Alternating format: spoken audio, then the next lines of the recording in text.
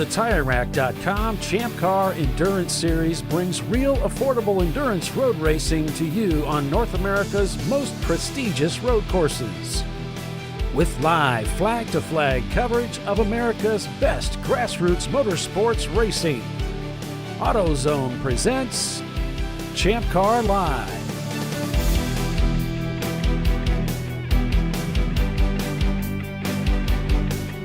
Hello, everyone, and welcome to ChampCar.Live, presented by AutoZone. It's the TireRack.com Champ Car Endurance Series. This weekend's race, it's the Senator 14-hour at Sebring International Raceway. I'm Paul Veltum, along with Bill Strong and Tiffany Alexander, bringing you full-length race coverage again this weekend. So let's take a lap here at Sebring International Raceway in Sebring, Florida, about 85 miles south of Orlando. We head out onto the front straightaway here. You can see the pits just off to the right. So we head down under the first of the two bridges on the front straightaway. It's into turn one, a very wide opening that gets very narrow at track out. And then it's into turn three, a very slow corner, but then it's back on the power momentarily as it hit through turn five. And then it's around Big Bend, one of the popular passing zones here at Sebring, all the way up into fourth gear into the slowest part of the racetrack. That's the hairpin. Once negotiated, it's back on the power without lifting, winding up through Fangio. And his teams will now arrive at turn 10 already. A turn that is banked slightly to give the cars a little bit more grip. And they're back on the power again without lifting through Collier as they negotiate down to the tower, which is turn 13. Once clear of turn 13, it's back on the power full to head down through Bishop and onto turn 15, an important corner to get the car set up properly for good speed. Heading into turn 16, it's through Le Mans, and then down to turn 16, corner all important to get great exit speed. You're going to want that because you're heading on to the longest straightaway here at Sebring, Allman Straight. Gathering speed now up through fourth gear as drivers begin to think about the most challenging corner on the road course. It's turn 17. It's very high entry speed, brake and a downshift as they head underneath that bridge. The pavement very rough, very bumpy, the car being thrown all about as they head towards the exit. And then it's back out onto the front straightaway for another lap, and that's what our teams will be facing for the next 14 hours here at Sebring International Raceway, 3.64 miles in length. And the track is pretty much at sea level. Welcome, everyone, to ChampCar.Live, presented by AutoZone. Yes, that's right. We're at Sebring again this year. Another 14 hours of endurance road racing on tap for us this weekend. And this race sponsored by or presented by UUC Motorworks. And so we appreciate those guys. Good morning. My name is Paulie. We got Bill here and Tiffany. Good morning, everybody. Good morning. Good morning. I am Bill, by the way, just so you're not confused. Yeah. He totally sounds like Tiffany.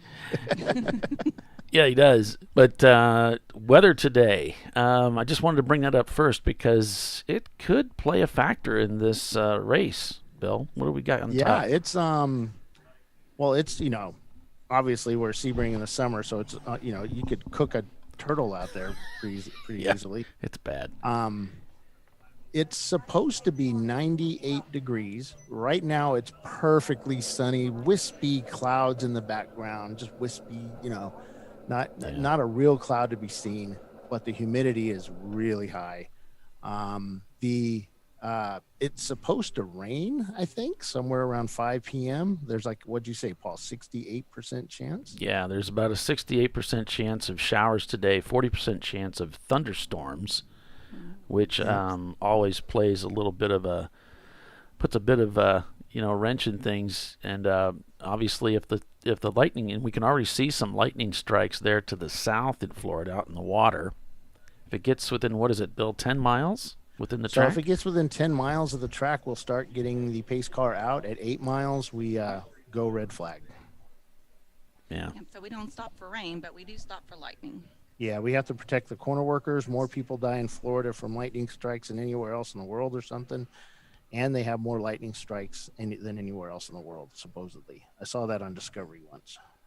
Well, there's that one place that gets lightning strikes all the time. Remember that? Yeah, can you in turn your Florida. mic up a little bit, Tiffany? We're having trouble hearing you. How about now? That's better. Yeah. Put the I mic up just, to your mouth. yeah, try to put the mic to my mouth. It helps. Okay, cars are rolling.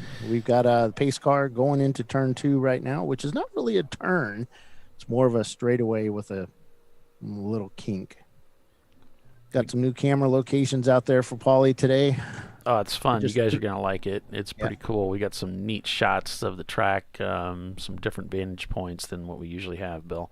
So I just threw them out and said, "Have at it, Paul. Make it look good." let's have some fun. Yeah.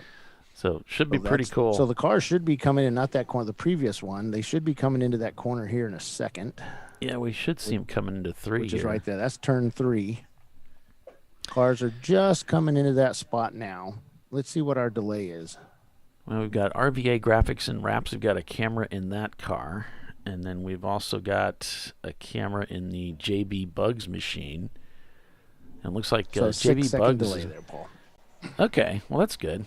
Yeah, better than last time, which was weird. Yeah, it looks like they're struggling with the window net on the JB Bugs. Of course, he can't roll out until they get that corrected.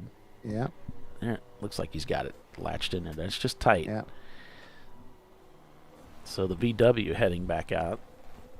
And we've got some pretty strong competitors here again this year. I got to tell you, Bill, I'm kind of looking at 3 different cars. You like Stranger Racing, Mm-hmm. and I'm liking Team Infinity and the Floridians guys.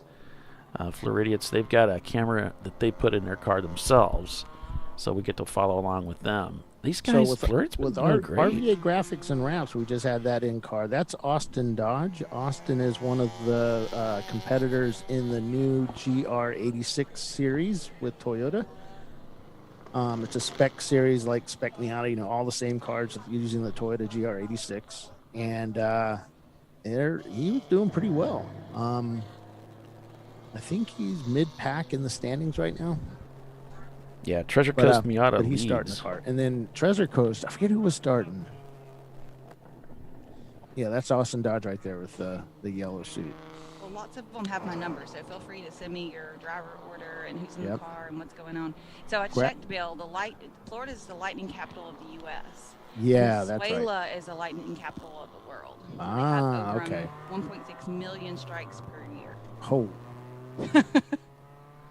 So with the grass holes there, they're old school champ car racers. They've raced with us for a long time. They took a little break for a couple of years, and this is their first race back in a while.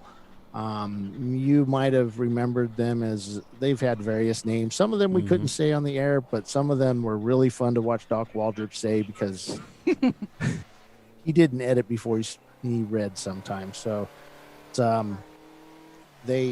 man, I am hot. There you go. All right. So, yeah, it was always fun watching them race. Good racers, but they haven't raced in a while. We'll check them out. Grass Holes, they have a company where they go out and make golf courses great again by, making them green, flat, and whatever it takes to make a golf course good. There's turn 17, or otherwise known, not 17, turn 7, otherwise known as the hairpin. Yeah, Great you can see video the- out there on the internet with an ex top race car driver. I forget his name. Ron Fellows, completely losing his brakes in a car and going straight through that section there. Made a left turn at high speeds and just busted through a gate. Ended up going back through the hotel and back around to get back on into the paddock. But Hilarious crazy video if you've seen that. Hilarious. Over the years. It's Yeah. so funny. The best part is when he arrives at the gate to come back in. Oh yeah. Let me see your Can I see your wristband, sir? It's like, dude, I'm racing. You're like, what the hell are you doing out here? It's like, I Yeah. don't, believe me, I don't want to be out here. That was not the plan. This is so funny. And we'll be looking at that hotel shot. You can see the hotel from that other view that we had up, and that's where my wife wants to be right now too. So you can see this is a new camera location that we have never used before. This is turn 13. One of my favorite turns of the track. It's pretty much flat out through there. Once you kind of set the car up on the outside of the turn and you just carry the speed right out to that dirt. We're going to see a lot of dirt flying right there throughout the day. If you get a little too wide, well, You can see the skid marks going through the grass there. So hopefully nobody takes out my camera. Which turn is this again? This is 13. 13. Okay. Yeah. Airport's off to your right. The landing strip is to the back there. You can see it. Flying Fortress Straight is where we're talking about. Okay. As they head into Bishop. Bishop's is a cool part of the track. Bishop's Bend. Yeah. It's fast and but it's a little fun. Scary. Yeah, it's a little scary too. You really have to get going hard, and that track map doesn't really do the turn justice, because there's a turn down there where you really have to get on the binders to slow the car, or you end up losing it. Yeah, it's kind of deceiving. Kind of straightened up to turn, or other you're stuck. Yep. And then, of course, you've got turn 16, which leads to the back straightaway, which ultimately leads to turn 17, which is a 180-degree turn underneath the bridge and then back onto the front straightaway. And this is always a scary place. Now, see that big wall right there? When I raced here a bunch of years ago, that wall did not extend out so far. And when I did a track day in December here, that absolutely scared the gee-weebies out of me, because I didn't know it was there. I knew it was there, but I didn't know it was what it would look like. And I came around that corner, and that big opening that you're going into just squeezes down into a tiny hole that you have to put the car in at a really high speed. Mm-hmm. And it was sketchy especially when you're so used to, your muscle memory says I can go wide and, I have a lot of room here. Well, you don't anymore. So I think that's because they had some really big wrecks there, didn't they, in the IMSA series? I'm sure they have. That turn is one of the most challenging turns in all motorsports, because you're just all over the place going through there. And you're bouncing, and it's, this is a concrete track.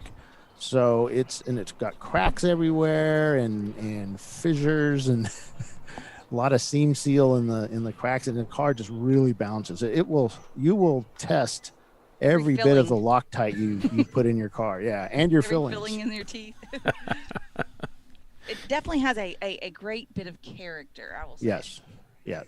People have talked about repaving it over the years, and it's just like, no, don't even think about that. Yeah, nobody wants it to happen. Well, some people do, but it just takes all the character out of the track. We used to joke that this is the track that had the greatest elevation change. It was just 3 inches at a time, because you're bouncing so much. You actually achieve the greatest elevation at this track than any other racetrack. Oh, I don't know. I don't do it up here. And good morning, HJBC. Good morning, everybody signing on with us. Chip, good morning. Great to have you along with us. Timothy, Freddie Mercury Racing is watching as well. Jay Woodfin. Hiller's here as well. So good morning, everybody. Thanks for signing on and saying good morning to us. It's Jay race Woodfin, weekend. That would be Jack, wouldn't it? Well, I don't know. Yeah. That's the owner of the RVA Graphics and Wraps cars. Oh, okay. Also one of the drivers, along with Austin Dodge, in the Toyota GR series. And the JB Bugs guys, they got their VW running, so that's good. Be a lot of fun. See how they do. Yeah, RVA is going to be a strong competitor here today, and they could take the win too. There's a lot of really tough competitors here this weekend. And have we had E30s do well here? So that's Let's a question, because we were talking about that question. internally. I think Thursday or Wednesday or something, whatever. And we're trying to think. There's certain makes and models that do well at certain types of tracks, and this track, I don't think an E30 has done super well. Though there's probably been 2 or 3 E30s that have won 10 races, and I just wouldn't know.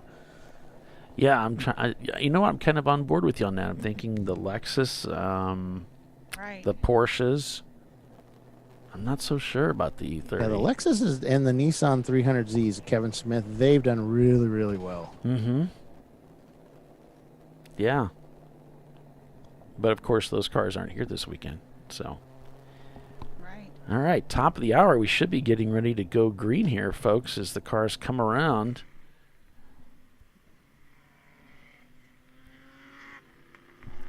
And getting ready to start 14 hours of endurance road racing here And just so you folks watching on our Facebook feed, Okay, lights welcome. out on the pace car. Okay, welcome, but make sure you understand that after 8 hours, that feed will drop away. And the best place to watch is at ChampCar. It is at ChampCar.Live, ChampCar.Live rather, on our YouTube feed. Pace car's at 17. Here we have the feed coming as they'll come through turn 17. Pace Good car's morning, pulled Adam. away. Yep. Pace morning, car's Adam. in. Green flag is up. Green flag is flying. There's the green flag waving high for the start of this race. Treasure Coast Miata leading the field as we begin, and it looks like Team Infinity jumps out into the lead to take the lead of the race here, and that's definitely one of the teams we want to have a close eye on because they have so much experience out here. So Ed jumps Yeah, if into the anybody lead. can win this race, it could be them for sure. Official start time is 9 a.m. on the dot per the boss. And that automatic transmission going to work. Might as well take the lead here, Ed. Might as well. Checks his rear view mirror. And lets that Infinity wind out, heading towards that turn 7, Bill. Yeah, we're seeing him hit about 101 miles an hour before he's hard on the brakes, about 38 miles an hour through the hairpin turn as he accelerates out really quick up to like 60, 70 miles an hour.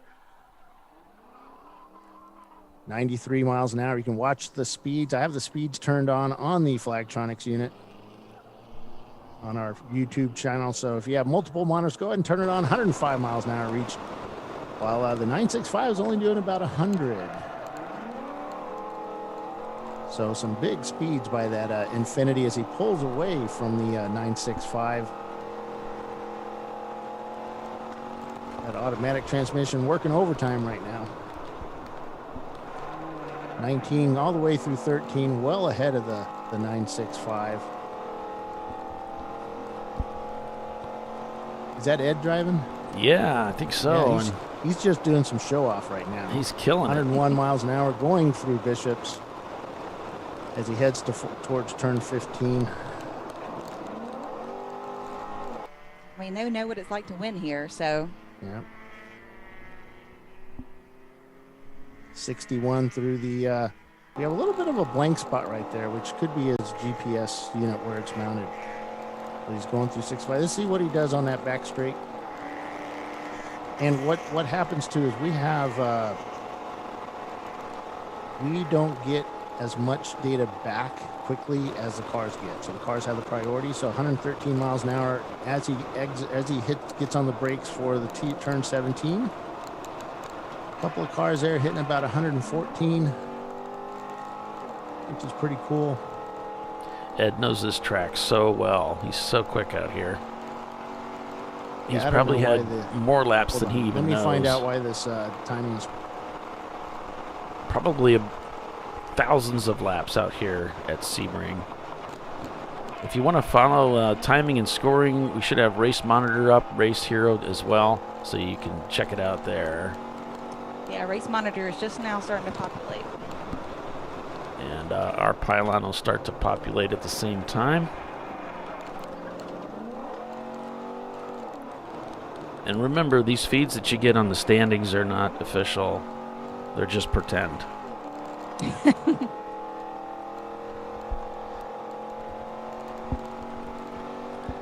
Just pretend. For entertainment purposes only. Yeah, that's like the catchphrase now in day trading. Everybody's stream is just for entertainment purposes. We're not telling you how to trade. We don't sue us. Right. All right, so the Race Monitor we hadn't started it yet because they've got a few uncorrelated cars, so they've turned it on. So we might it might take a minute or two before it comes up there, and then if it is, it may not be absolutely 100% correct because again, they're still correlating cars. So we'll just give them a minute to get that all Yeah. sorted out. And on Race Hero, there's 2 links, I guess. One, Oh, yeah? it's doubled up. Yep. Yeah, I don't just know if noticed it's one not. works and one doesn't, but Let me take a look here. neither of them work right now. Neither one of them work.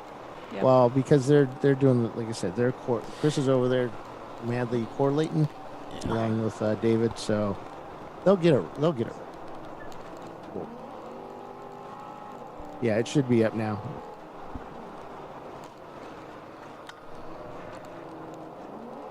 Is what he's telling me.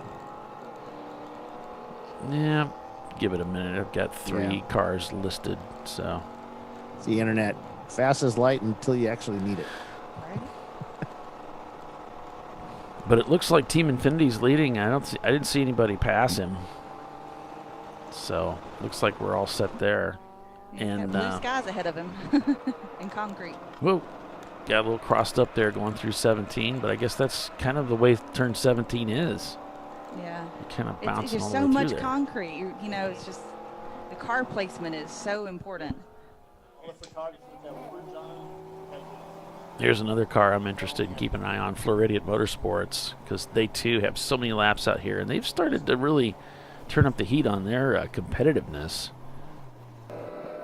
What's the Yep. rush? Their Ford Escort. I love that team name, Tiffany. It's so funny. I love it. What's the rush? What's the big deal? I thought we're just going to go out and have some fun. Here the cars go by for the second lap.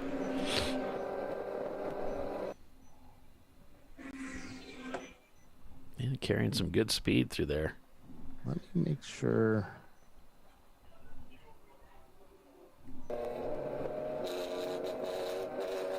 Just holding the outside through 17 here. Yeah, we're still waiting for data on a lot of that stuff. Make sure we don't have a second feed up.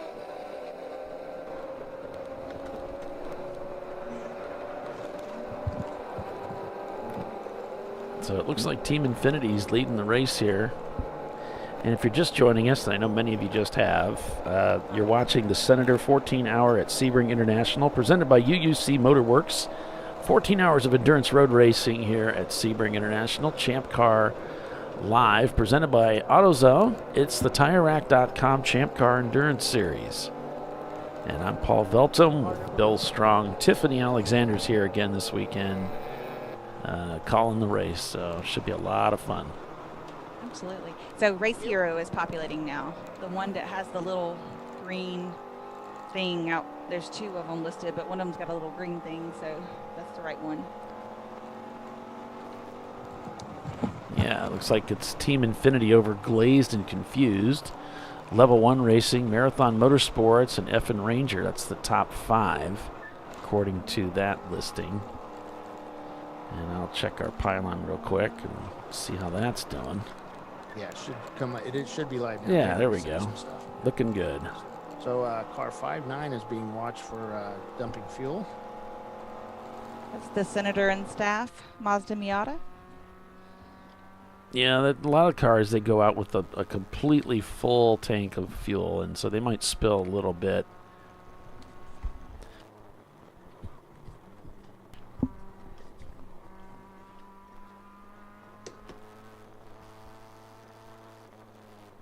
And Arjun's going to be racing with this team this weekend. You can see the NLA patch there. It's a company that Samuel owns, and I think he's involved with that.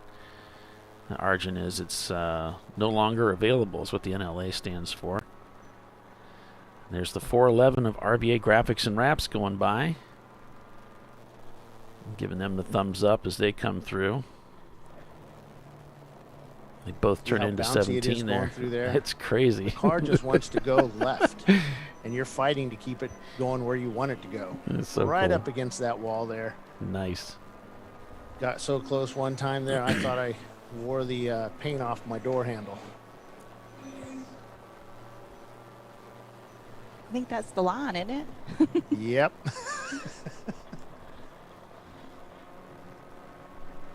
There used to be a sign right there up on the fence that showed you, or a little cone that hung on the fence that showed you your apex part of turn 1. I don't think it's up there anymore. I think it's an actual sign now.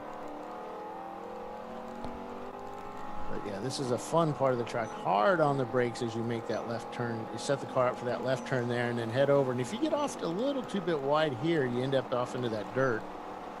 And of course, there's a bridge there. You'll see some dust kicked up throughout the day as guys get one wheel off through there. And there's a hotel off to the left as they position themselves over on the left, hard on the brakes, and you make the right turn there. And this is like a little S section that you want to keep as straight as possible. You kind of turn the wheel a little bit depending on who's there. And then it's a pretty much straight shot there. It looks like a big curve, and you kind of do, but when you're driving it, it's just basically a straight. Hard on the brakes, look in your right mirror, make sure Biohazard MR2 hasn't dive bombed you right there.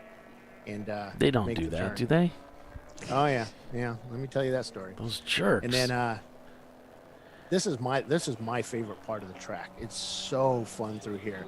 Try to line up left, tap the brakes, get the car to turn, and floor it right through here. Take the car right out to the dirt and straight on. Now this is really a technical part. A lot of people like this. I always have kind of trouble through here because there's a lack of things to look at. It's just flat.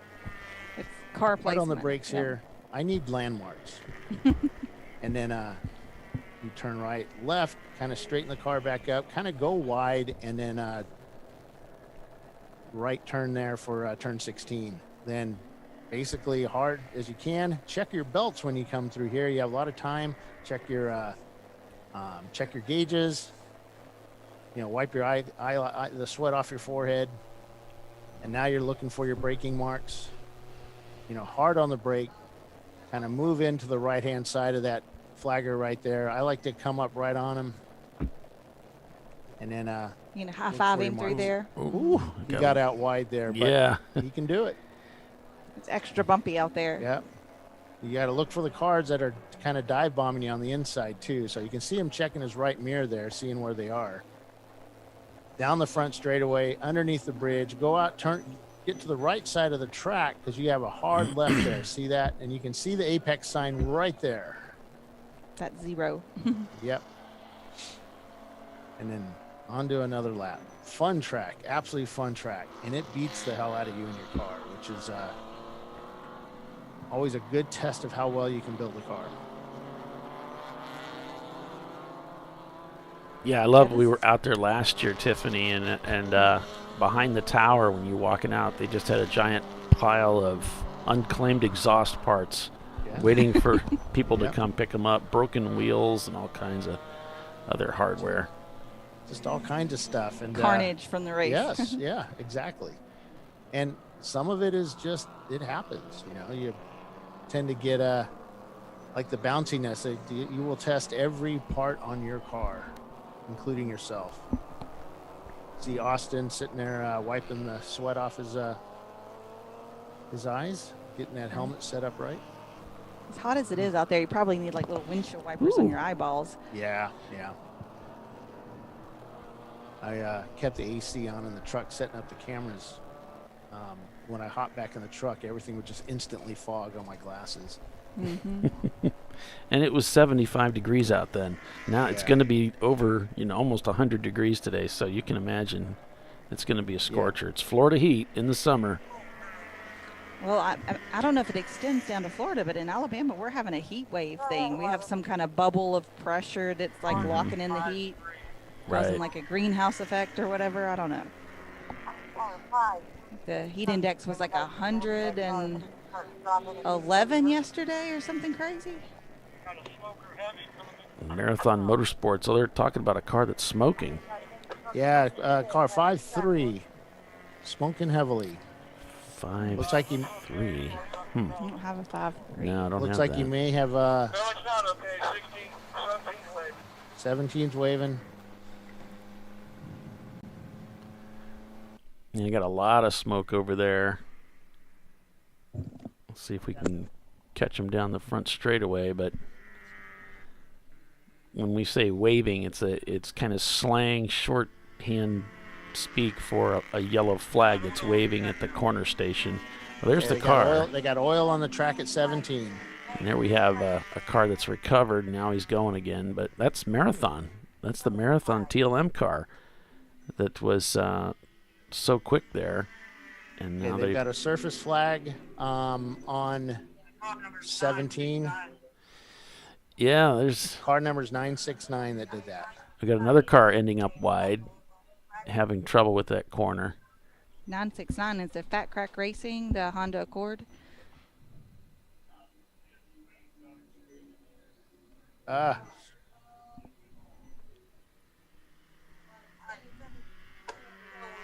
we'll keep an eye on that.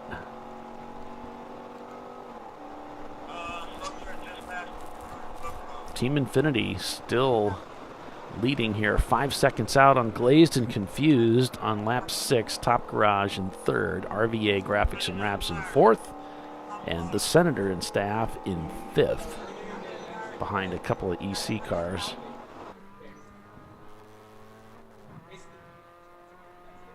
Winding out that Miata.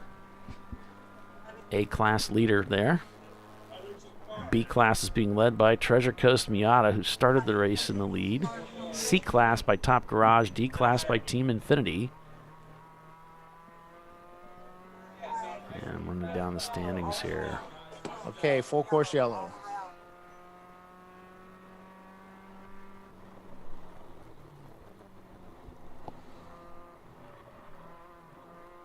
Full course caution, most likely for this debris down here in 17. Code 35. So all cars will slow down to 35. So it sounds like there's oil down from the 400-foot mark, braking marker at 17, all the way around till about 17A.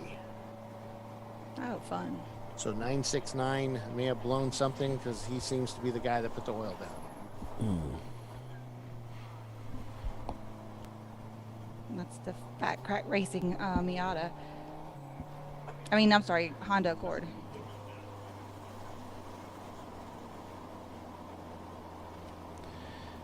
Yeah, It's Tiffany. not our camera car, is it?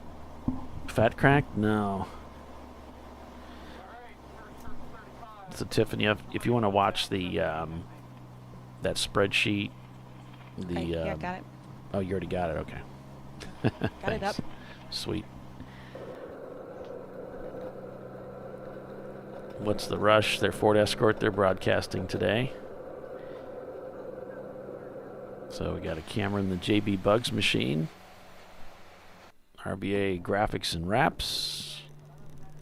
The Senator. And we got the Grass Holes 02 Acura. Team Infinity. What's the rush? And the Floridian Motorsports.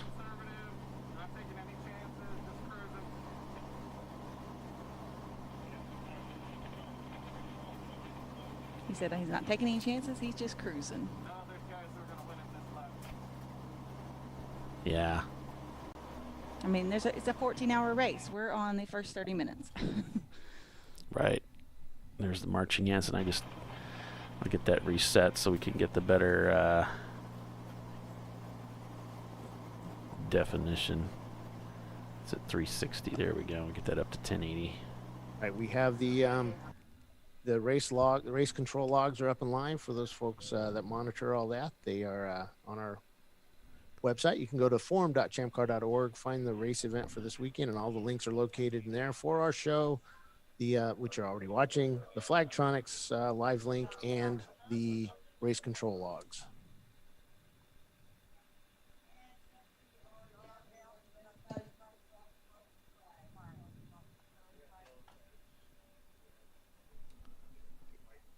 (16A), and that's purple.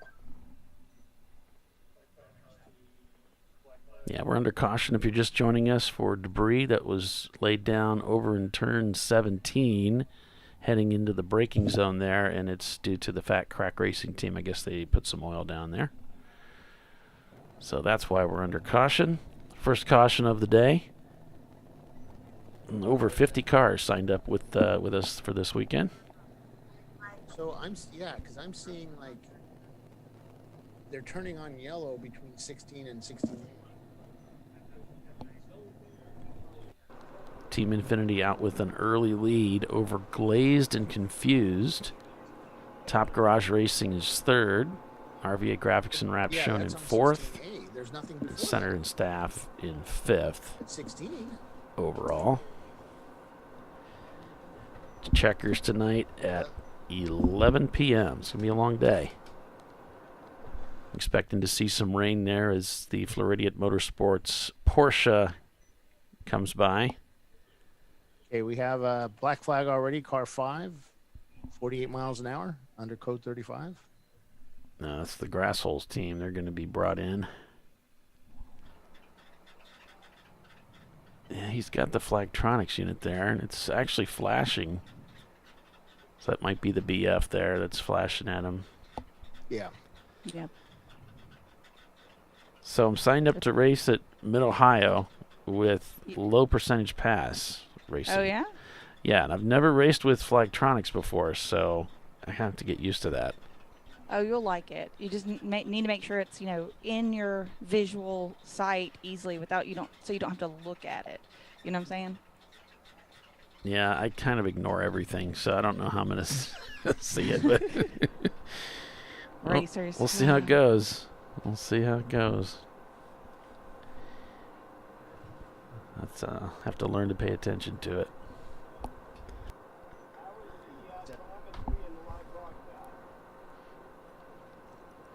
He's actually asking the team how the stream is in the live broadcast. It's excellent. He's talking about us, and we're talking about him.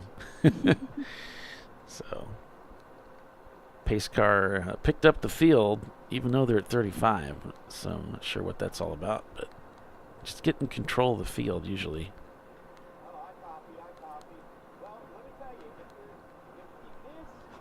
Is that the pace car up there, or did he just catch up with the back of the field? Can't really see. Pace car's not out, so. Oh, Okay. okay. Maybe it's a, truck or something. It looked like a truck. So, but we have a couple of trucks out there racing with us this weekend. So, Well, one's a E30 that's cut up like a truck, Yeah. and then there is I think 1 or 2 pickup trucks. there's Effin' Ranger and then Stranger. Yeah.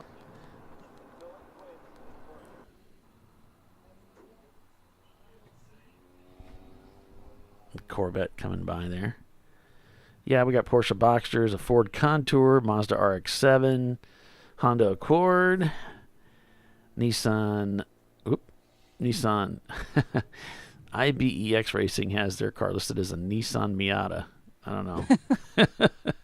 Mini Cooper, Toyota FRS, Infiniti J, Honda Prelude, Pontiac Firebird, Acura RSX, Super Beetle.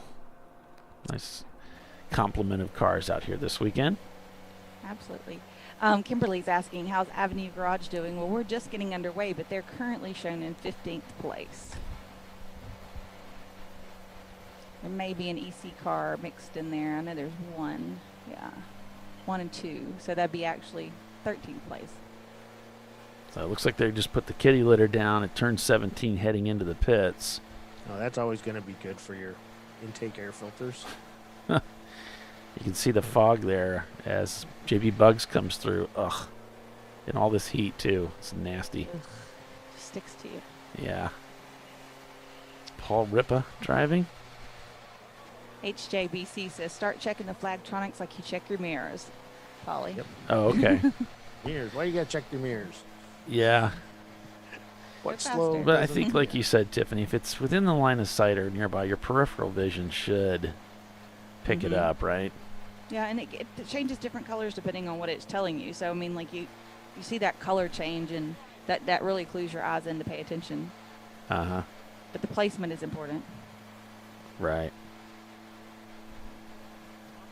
Kimberly's saying thank you, that it's hard to see the placement on the screen. It's so small. If you want to look on the timing and scoring, you can do that on Race Monitor or Race Hero. You can type them in your computer and go to the web version, or they are both available via app for your phone. That's a sign that you need to go out to Walmart and buy yourself one of those 96-inch televisions. Yep. Right? Because, you can never have too big of a TV in your house, Which is I probably like mean- $300. ever. Yeah, the ones at Walmart are pretty cheap. They cost next to nothing. Maybe 700. Remember, it would set you back like $30,000 for a 90-inch TV. Now you can pick them up for $150.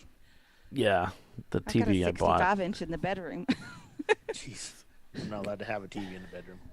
Well, it's on my I desk. do. I use it for work and for you guys. I put the broadcast up on it. I've got a 40-inch in the bedroom, hung up on the I wall. had to put my glasses on to see it. I was trying to get a screen big enough that I would be able to see it without using my glasses. It's my second monitor. They put a lot of kitty litter down there. Just dumped it.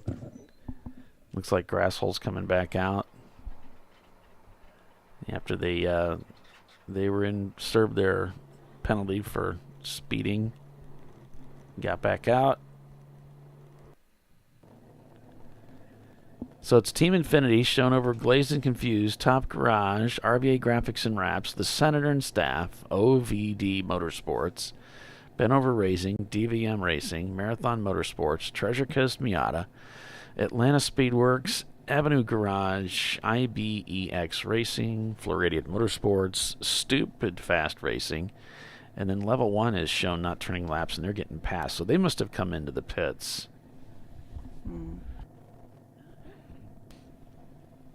I'm showing Stranger Racing in the pits and Open Throttle, too. They've both crossed the pit loop. Sebring Racing Lodging also. There's a team called Sebring Racing Lodging.com. They're shown in the pits, and so's Fat Crack. We know they had some engine trouble. Yeah, they left all their oil out on the track. Dude. Yeah, I was racing for Premium Dudes, and Troy Isidore was out there with his car, Hastings Tires Plus, and just dumping all kinds of fuel on the racetrack. I mean, and not just after a pit stop. I mean, it was continuous dumping fuel. And after the stint, I went up and talked to him. I said, "Hey, man, you're dumping some fuel." He's like, "Yeah, I wonder what was going on because our fuel mileage isn't any good." I said, "Yeah, it's all out there on the racetrack." Oh, goodness. Brainerd.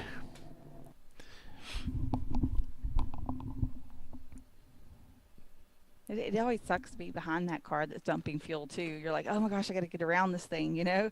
Yeah. Because it gets on your windshield and you keep smelling it and all that stuff. Yeah, I couldn't get by him because I think we were leading the race at that time, and I couldn't get by him because, for one thing, that's a fast race car, but for another, it was just so slick right behind him. And of course, the next time you come around, it's all dried out. It's gone, but yeah, I couldn't do anything with him. I think I don't know what happened. We had like 3, 4, 5 laps. I think it was right at the end of the race, and so no big deal. But so if you're just joining us, welcome. It's the Senator 14 Hour at Sebring International, presented by UUC Motorworks. Under caution, just getting finished up here. The car put oil down there in turn 17 in the braking zone. They've put down the kitty litter, and they're doing the scrubber thing, so they should have us back to racing here shortly. Oh, they got the jet dryer thing. Okay. Yeah, probably about the time we get a commercial. Yeah.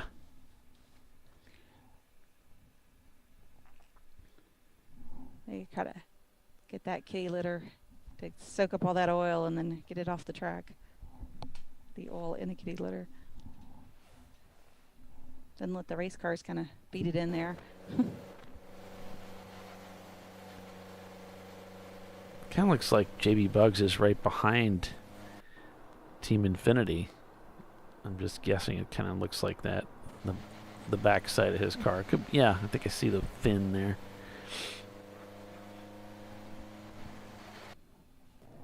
You got cars coming through that debris field there where the jet dryer pushed all the dust out onto the track. A view from the tower there where Bill's at. This is our camera we're going to use for the start-finish camera. So you can see there, purple 35, and also under caution. Should be getting back to racing here shortly. We will take that commercial break and be back in a few. Stay with us. You're watching Champ Car Live, presented by AutoZone. We're at Sebring. Stay with us. We'll be right back.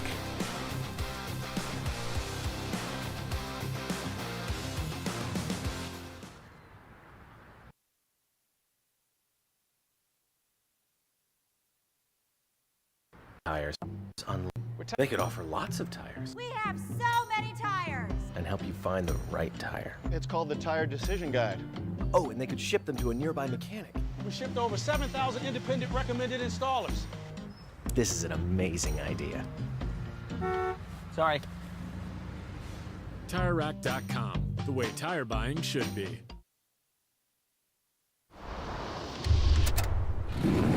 Bring on the frozen tundra, the grinding gravel, the cratered concrete, the rain-soaked streets.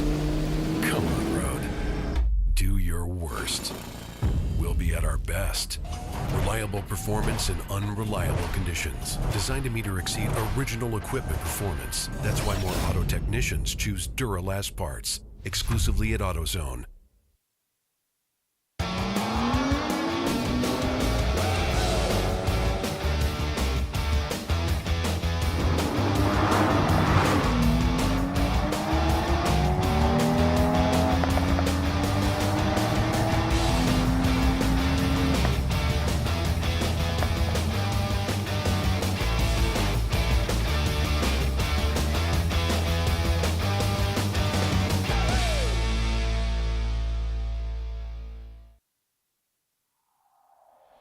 Discovery Parts is a veteran-owned racing and safety equipment company. While we're located inside Atlanta Motorsports Park in Dawsonville, Georgia, Discovery Parts can also be found at the tracks, supporting a number of Champ Car Series events. We take pride in being a reseller of the best of the industry to Champ Car teams and drivers. We know racing, love racing, and look forward to tomorrow to even more racing. Visit us at discoveryparts.com.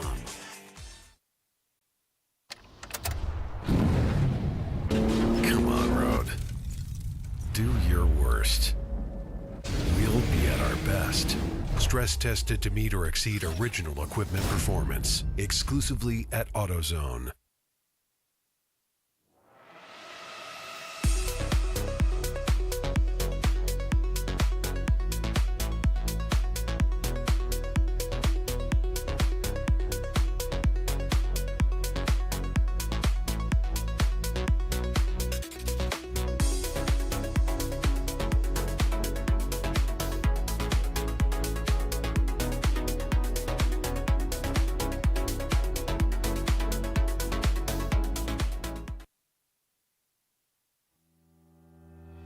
Lifeline USA is a leading manufacturer of onboard fire suppression systems. Lifeline's continuous commitment to research and development ensures that we supply the most innovative and cutting-edge products available. Used by the majority of the world's motorsport championship-winning teams and constructors, Lifeline has a proven history of success. Lifeline offers a complete range of fire suppression systems for all budgets and needs, and we continue to push development and limits on both extinguishment materials and our patented delivery systems to make the race car environment almost as safe as sitting on your sofa at home. Every kit has been designed for a professional and simple installation. For more information and to purchase your Champ Car fire suppression system, go to www.lifeline-fire.com. Located in Northeast Ohio, with 40 years of combined experience, Money Shift Racing knows how to deliver performance and safety, offering everything you need to get your vehicle and drivers ready for race day. From safety equipment to full engine assembly and repair, in-house fabrication, 3D design, and rapid prototyping. Money Shift Racing. Performance done right. Frozen rotors from Diversified Cryogenics deliver increased performance and a higher level of safety, while significantly reducing braking system costs. So to tell you a little bit about the durability of this product. So we have seen an incredible extension of the life of our brake rotors using frozen rotors. We've gone from brake rotors every other weekend to 6 weekends on one set of brake rotors, and I think they can go farther. The durability has been amazing. And it's been a fantastic season, and man, a lot of that is due to the way our car can brake on those frozen rotors. For more information, go to frozenrotors.com. I did it. You see how it's... That's it. We did it. You did it. You can do it. The path to I did it starts at AutoZone. Get in the zone.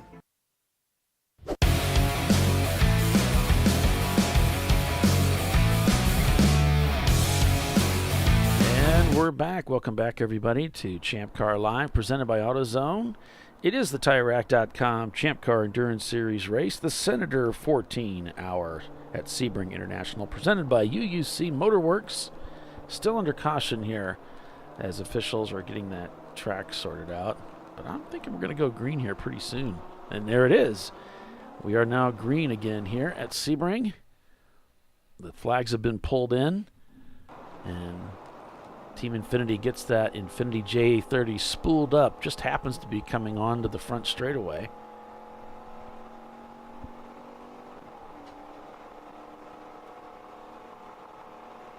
Just a little wave there. Sorry I blew your doors off going into one, pal. JB Bugs right there.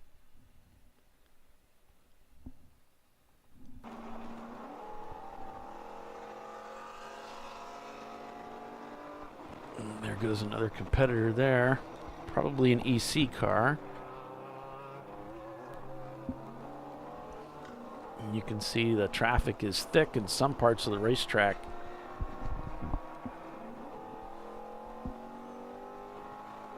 Lap times around those 240s, 241s. The fastest car on the track, a 234.5 just pitted. It's the TBI team in their EC car.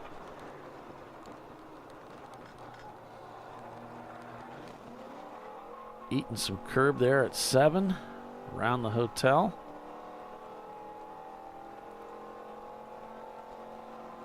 So if you were on Facebook yesterday and you saw Bill publish a picture of him at the hotel with his looking across his feet at the pool, that's where he was at. Miata heading down the inside there. That hotel is definitely the most convenient place to stay.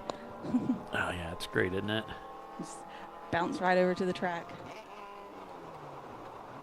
It's perfect. Perfect. And perfect for my wife too. She likes that pool. Ah, I haven't checked out the pool yet. Yeah, I think they had it closed on. They had it closed when we were there, so she was kind of bummed out. She was really looking forward to just hanging out there with the cars going by and. Mm-hmm. But they have the rooms also have a little balcony, so she was sitting out there watching the cars come through 17 and around. Oh, that's nice. The balconies are really nice.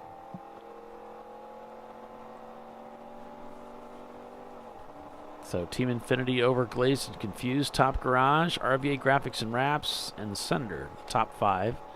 A class being led by Glazed and Confused.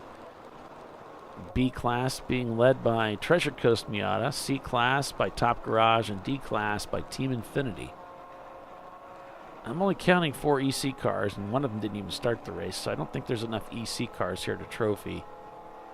No, because we require 5. So I probably won't talk too much about those today.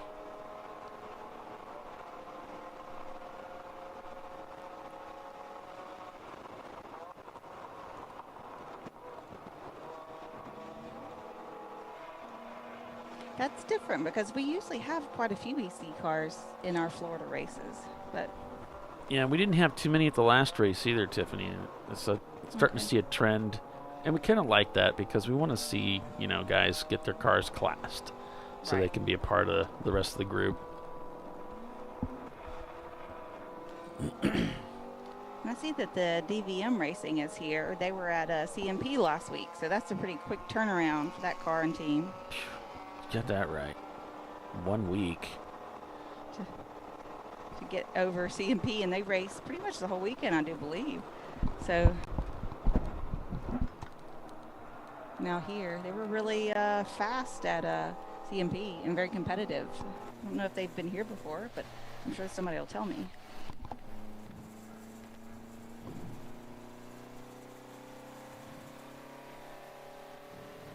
All right. So now I'm showing Top Garage has moved into the lead past Team Infinity. And Glazed and Confused has also gotten by Team Infinity. It looks like as the Infinity team has dropped one position, the others have climbed up and passed him. So I'm sure those numbers will get sorted out. But now RVA back 5 seconds from Team Infinity, looking for the pass. And just a skosh faster is RVA over Team Infinity. Let's see, we got the Senator actually running 2 seconds faster on that last lap. But their overall fastest lap times are very, very close. Very, very close. Grasshole's having trouble with the transmission. And he is off the pace here on the backstretch. Looks like he's trying to get that car up to speed here now. Just had trouble finding the gear there. Not on the backstretch, actually. He's in the back section.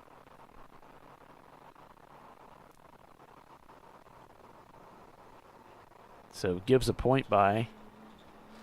He's not downshifting for this corner.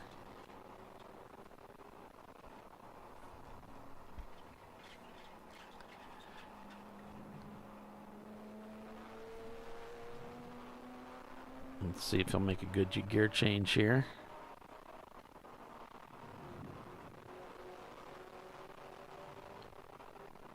He's just giving point buys here. Might be coming in, the Grassholes Acura, with some transmission trouble. Had a lot of trouble getting it into gear there. Looks like he might be in 5th gear.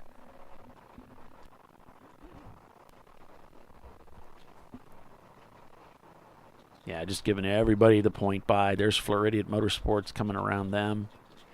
And he's just kind of pulled the speed down. JB Bugs goes by. He's hugging the inside. This is the entry to pit lane.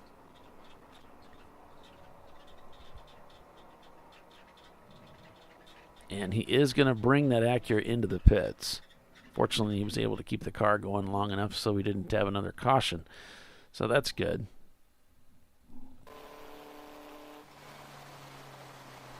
JB Bugs bending into turn 1 here. Floridian Motorsports is in 15th.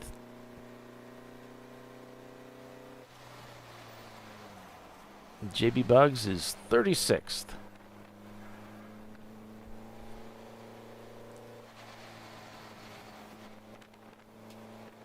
Still showing Stranger Racing in the pits.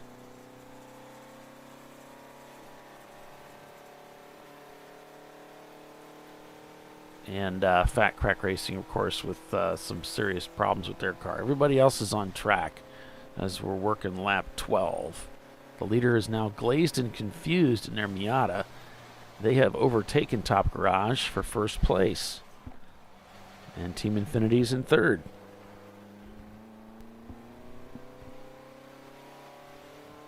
So I've got an update in the Treasure Coast Miata. We have Shelby Smith behind the wheel. Driving right now. Thanks, guys, for the update. I guess we got a car that was stopped at Pit Inn, Family Tradition Racing, in the Corvette. But there's no action taken, so I'm not sure if they're trying to get them brought in the rest of the way or what exactly is the deal there. Kind of looks like 17 is caution, though, doesn't it? Yeah. Maybe stopped on track. The 570 is stopped on track. Yeah, you can see how he stopped there at Pit Inn still. And yeah. I think those yellows might be just Bill hasn't gotten around to clearing that yellow because that was the caution we just got away from. Okay. Well, so this one it stopped at Pit Inn. So Yeah. maybe they got kind of to Pit Inn and then ran out of juice. Right.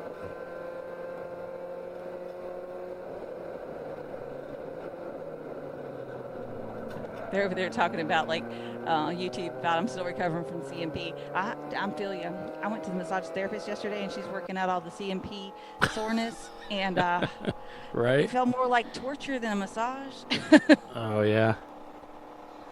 She's like, "What have you been doing to your body?" I was like, "Oh well, I drove 6 hours, raced, drove 6 hours back. Yeah, that's probably it." A lot of tension. Yeah.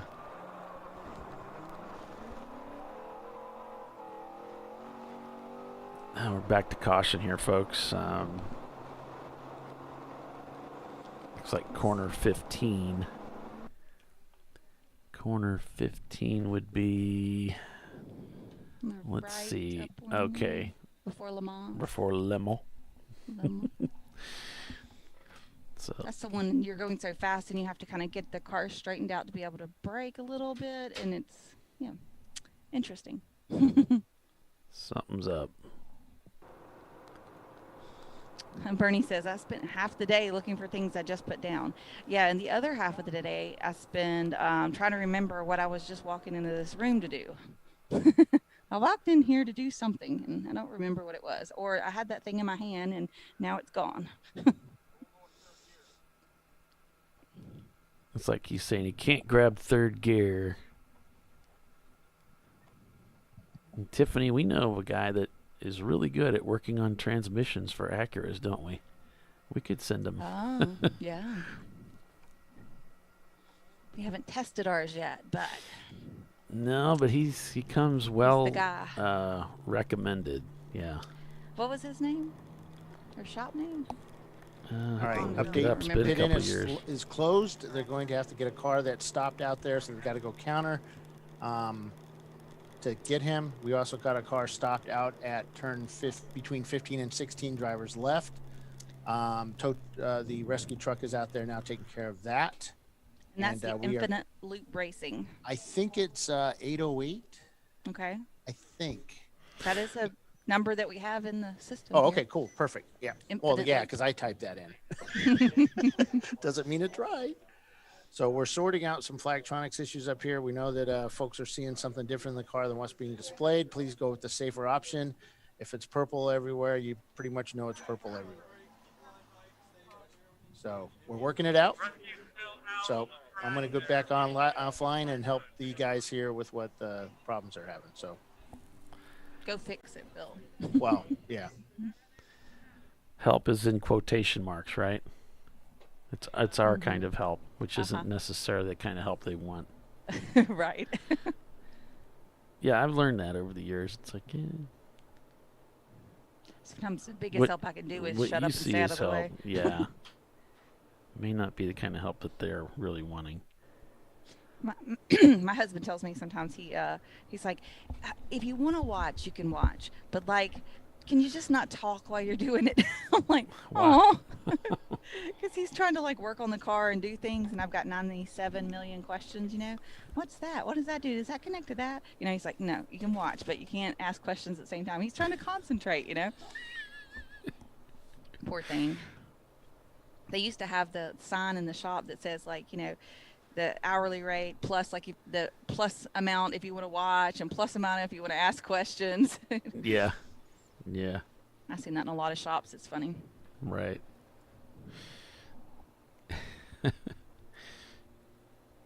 Dirty looks are free. I think that's also on that sheet.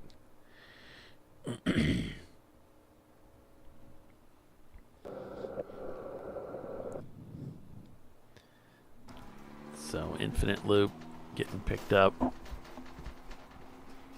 I forgot I had these cars. Yeah, so confirmed it was Infinite Loop. Looks like they're getting a flat toe back. Yeah. This is a very difficult thing to do. I mean, for some of us. I was looking at the fees there they have for the toe strap is $50 at Sebring if you break it. I need to make sure I bring $50 in cash just in case. Just in case, yeah.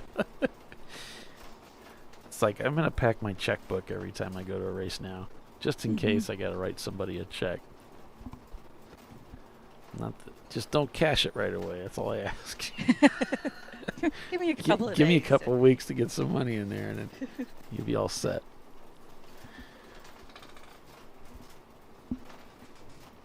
So flat towing, also known as being pulled on a hook and with a rope and all the other things. No, he's not keeping it taut. It's a good Supposed thing to Bill kind isn't here, or Doc isn't Doc? here. Supposed to kind of ride the brakes and keep the line taut so that you don't run over it, or it's not yanking you back and forth. I'm not as good at it as a lot of people. He's on the brakes. He's not on it as hard as he should be. I always say, if you got to come get me, just in the big tow truck, you know, just load me up on the flatbed. Don't make me come back on the rope.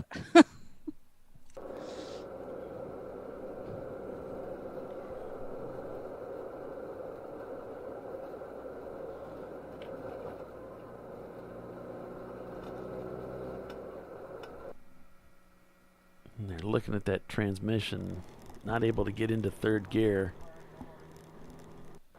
And Team Infinity just not able to keep pace with these two or three cars up front. RVA has also gotten by them, so Team Infinity slipped to 4th place.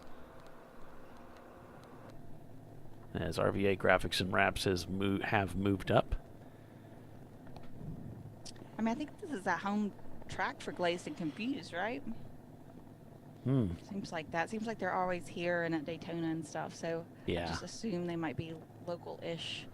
Right. I always think of Daytona because they bring the donuts. Exactly.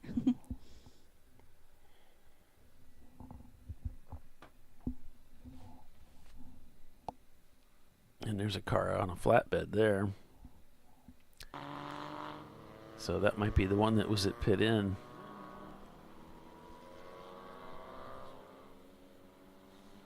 Yeah, chance of showers today as we go back to green. Cars are released. They're back to racing here at Sebring International Raceway.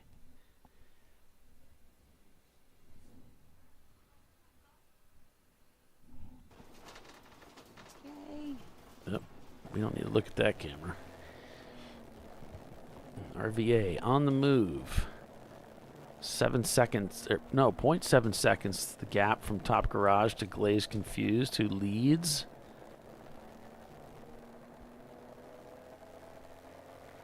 And just 17 seconds back to RVA. So fairly tight racing up here in the front. How many cars in class, and who is the first in B class? Well, I haven't gotten a count on the cars, the number of cars in each class, but Treasure Coast Miata is leading B class. So it's 1, 2, 3, 4, 5, 6, 7.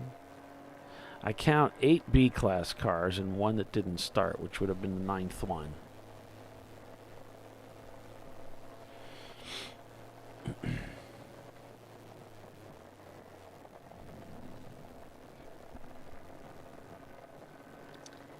Okay, so I'm getting some updates in the 981 Atlanta Speedworks car, that Porsche Boxster. I think we have Steve Mnuchin? That's how you say his last name, Mnuchin? Maybe you don't say the M, I don't know. And they also are running the 56 Glazed and Confused is leading, yes, leading. And that is Todd Burris behind the wheel. Okay. And you're a little quiet again, Tiffany, just so you know. Okay. Get everything back organized. That's better. On my face. Gotcha.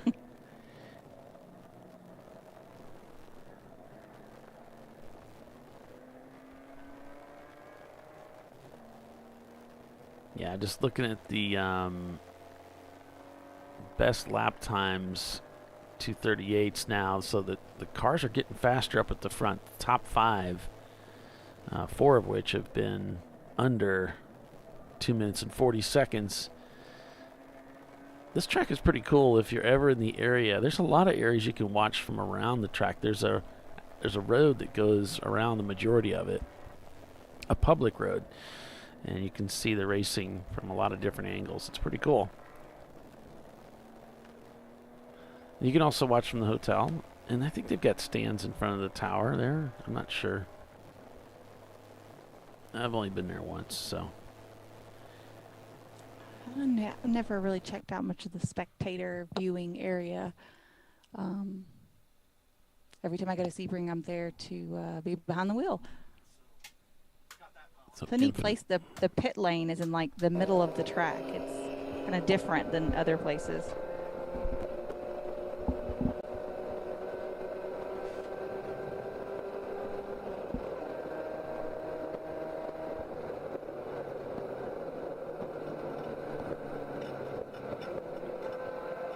So with What's the Rush, and we do have at least one F-Class car here, open throttle.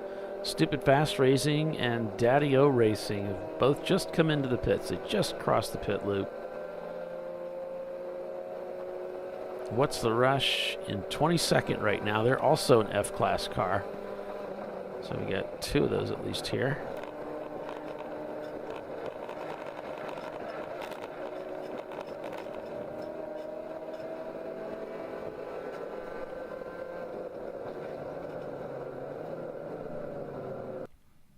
Go barreling into turn number 3 there.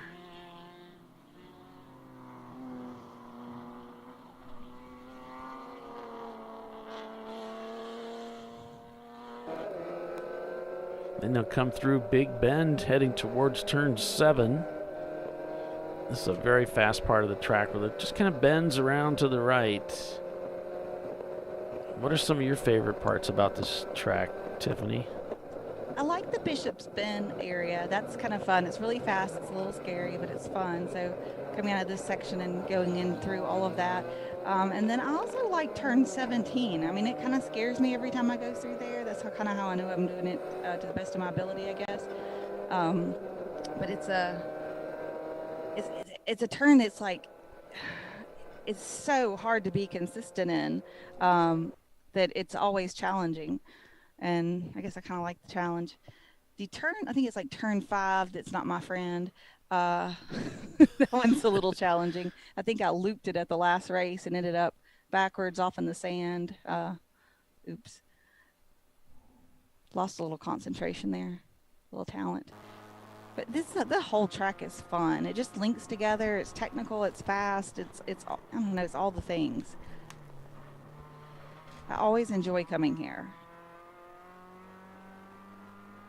I always look forward to coming here. I'm planning to go back in December. I'm going to do the New Year's Eve race with ChampCar, and then my plan is to go out early in December, and Chin has a 3-day weekend there. And take my Boxster down there and go refresh my memory and hang out with friends. Nice. Then come back for ChampCar. Yeah, nice. Try to go down there once. I've been trying to go down there like once a year at least. It's a long tow, but it's fun. The team we're on board with now, the Senator and staff, they are 6th overall, 2nd in class. And they just set their fastest lap time of the day, 2:39.5. So that's on pace with the front runners, and that's probably why they're up at the front. Treasure Coast just turned in a 2:48, down in 17th. They led the field to the green flag, but Team Infinity just jumped out to the early lead there and led for several laps, and they just set their fastest lap time, 2:38.9. And they are the lead D-Class car there in 4th place overall. Looks like Top Garage just moved into 1st place. Yeah, there's those guys are back and forth. Top Garage now leading in a BMW 328i. We were talking about that at the beginning of the races. Have we ever seen an E30 win? This isn't an E30, it's an 03. But it is a BMW. Win this race. You know, not that we can remember collectively, but I'm sure the databases would tell us the answers to that. If we had one of those, yeah. Yeah, Floridian Motorsports in 12th place there. There's an EC car up ahead. So they've moved up 10 spots. Treasure Coast has moved up 12. according to this, but I think they led the race actually, so that may not be accurate. What else we got? Maybe that's because of the way they were sorted. So, Daddy-O Racing still showing the pits along with Infinite Loop and Grass Holes. Stranger Racing and Fat Crack also in the pits. The others are out on the racetrack right now. And we're at the... Are you prepared to lead us out to the commercial break? Or did I catch you off guard? I'm just texting teams. We are at the Senator 14 Hour at Sebring, presented by UUC Motorworks. You're watching ChampCar.Live, presented by AutoZone. We're going to take a few minutes, take a break, and be right back. See you in a few.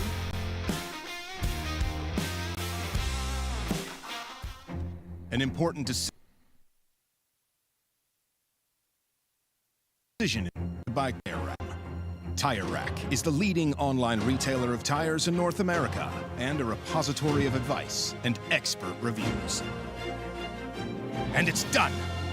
All that's left is to arrange for safe, easy installation at one of our independent recommended installers. Well, I guess he did that too. TireRack.com, the way tire buying should be. Come on, Road. Do your worst. We'll be at our best. Engineered to meet or exceed original equipment performance exclusively at AutoZone.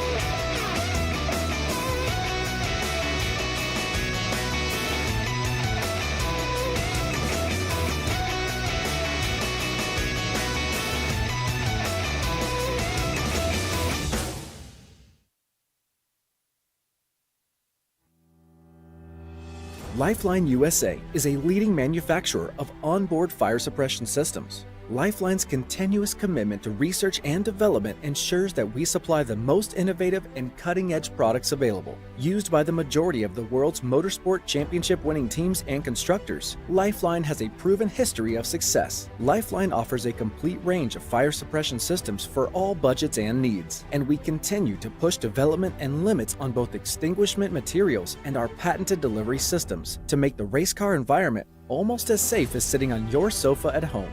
Every kit has been designed for a professional and simple installation. For more information and to purchase your Champ Car fire suppression system, go to www.lifeline-fire.com.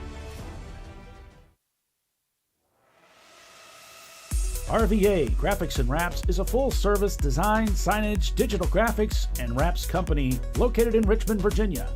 With over 20 years of experience, RVA Graphics and Wraps offers premium signage options for your business. We are dedicated to offering our clients best-in-class service in all aspects of graphic design and application. For more information, visit us on the web at rvagfx.com.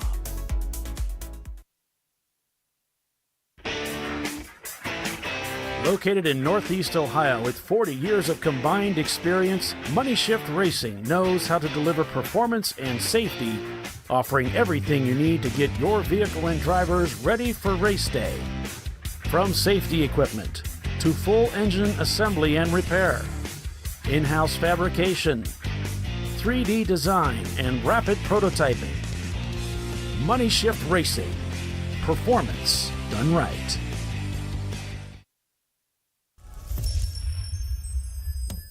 Frozen rotors from Diversified Cryogenics deliver increased performance and a higher level of safety, while significantly reducing braking system costs. So to tell you a little bit about the durability of this product.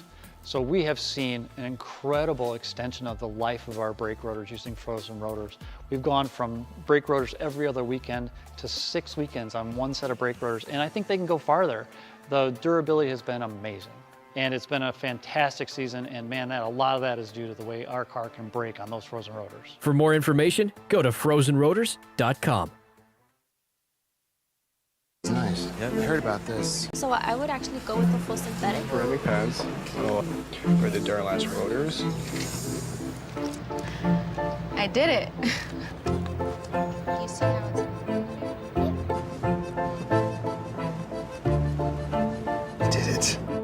built it. We did it. You did it. You can do it. The path to I did it starts at AutoZone. Get in the zone.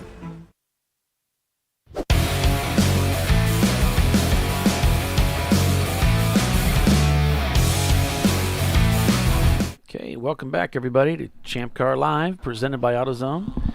And we're still green here at Sebring International Raceway with RVA Graphics and Wraps on the charge. They've moved up yet another spot, surpassing Glazed and Confused.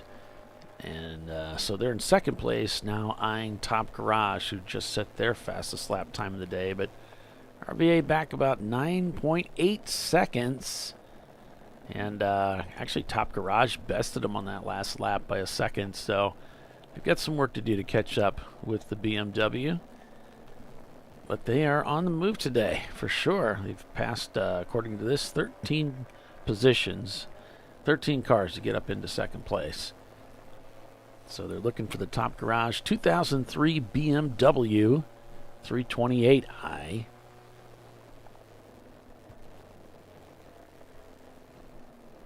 Trying to work their way around this other competitor there. They got themselves a little deep. Might have broke a little late.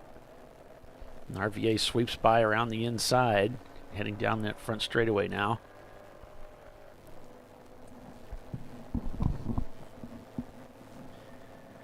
Good morning, everybody. It's the Senator 14 Hour at Sebring International Raceway, presented by UUC Motor Works. They are the sponsor this weekend. I can't say sponsor. I guess there's like a technical thing there. So they're not actually the sponsor. This is just presented by them. They're a supporter, I guess, is the better word for it. It's all very technical.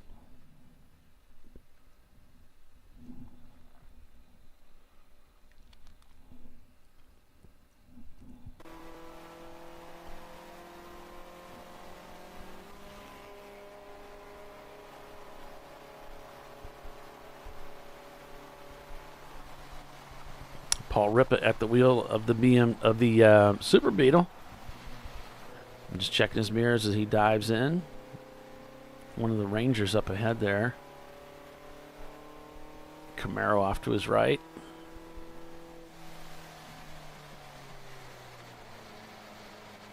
And JB Bugs, I believe it's a local service garage. They've been racing this BMW, you want to call it a BMW, this Super Beetle for many years now.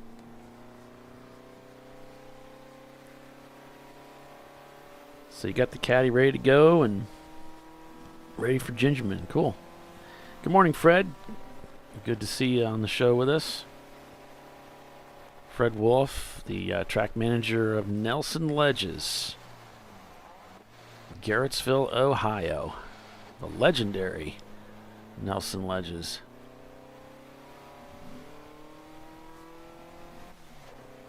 Legendary. Morning, Polly. Good morning. Is this the part where we begin to wake up? Yep. It's like, okay, I'm awake and I'm working, and it's not just a dream, it's actually happening. Yeah. We're doing this. Okay. Right. I'm on my second cup of coffee now. Oh, okay.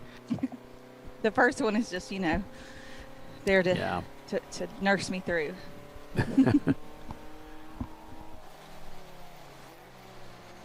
Now I can actually say good morning and mean it. It's my wife's birthday today. I know she's not watching because she's got too much class to watch this thing.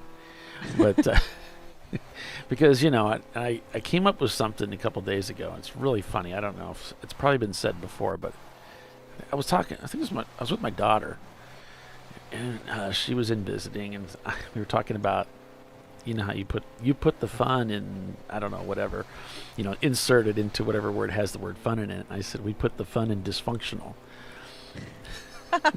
Love it. So I'm going to be using that. The fun and dysfunctional. I like it.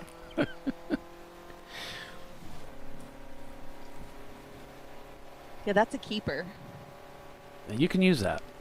Okay. Go for it. Well, big happy birthday to your wife, even though she's probably not listening. But no, she's not. But she's she's out on the couch thumbing through Facebook, looking at all the happy birthday messages, and it seems like every year it's either her birthday that gets stepped on, or I'm always working, right? So it's either her birthday, or it's the anniversary, or it's Mother's Day, or it's it's always something. Yeah, us working on the weekends does get in the way of things. It's an unfortunate hazard of the job. At least she's a good sport about it. She's great about it. Yeah, she's very understanding.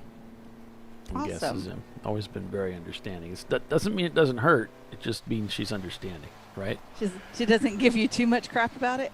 No, but I can tell she's disappointed. I mean, it is And a that's fair. 14-hour race, so that's like for you, it's like a 24-hour broadcast. For me, it's like a 15-hour broadcast. Yeah, it's the whole. It's thing. all day. Right. I don't get to spend much time with her Friday because I'm getting ready and. So they RVA has set their fastest lap time of the day, and they've taken a little chunk out of that gap between Top Garage and themselves. Now the gap is 6.2 seconds, and RVA has turned a 2:35. Man, that is really getting with it.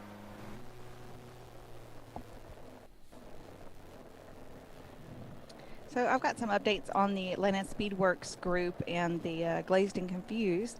So the Atlanta Speedworks Boxster is the 981, and they have a driver lineup of just 3 drivers per car on each of these. And I was like, really? Is that just the first 3 drivers out, or are you really going 3 drivers all race? And I was like, beast mode, right? So these are not inexperienced drivers by any means.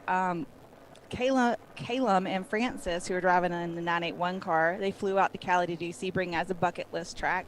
Steve raced here at New Year's Eve with the Speedworks team.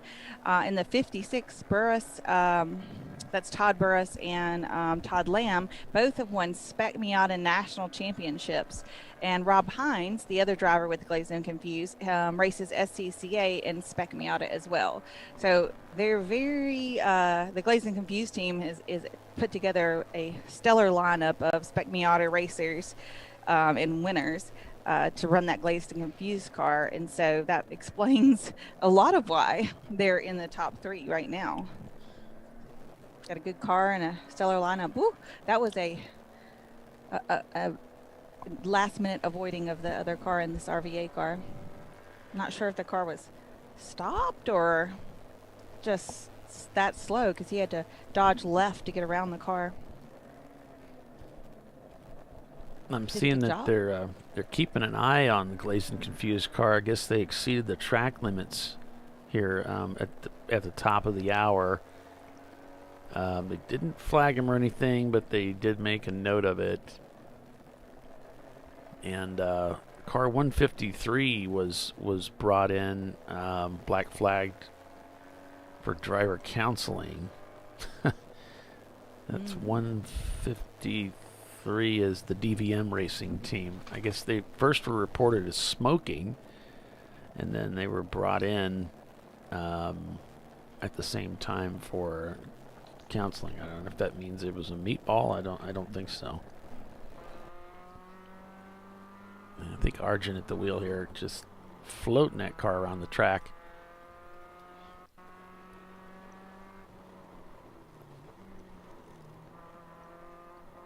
Is that their driver lineup there on the right? I was trying to. I wonder. Looks like it says Coleman. Yeah, it says Coleman. Anastasio, Artman. Let's see when it clears up again. Yeah. Halsey or Kelsey. Maybe. Yeah.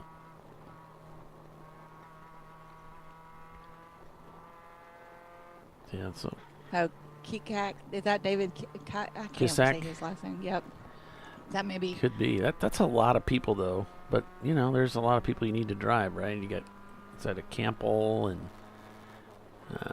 can't tell what the last one is there. So that might be. Oh, that's probably Arjun, because his last name is 17 letters long, or 42 letters long. Yeah. Yeah.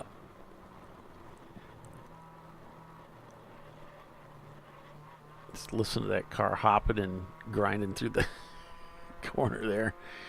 Maybe some tire rub. It's very bouncy. I mean, it's kind of a different way of driving a little bit here, because you really have to, you don't just drive the course as you see it. You've got to factor in that, that the car is bouncing around, and, wait to put that steering input to the car is a little bit more planted. You got to use the bumps to your advantage versus kind of fighting them. And I'm seeing that Top Garage has pitted from 6th place now. I remember they were up at the front, but they have pitted here early on. So some issues there for the 973 car.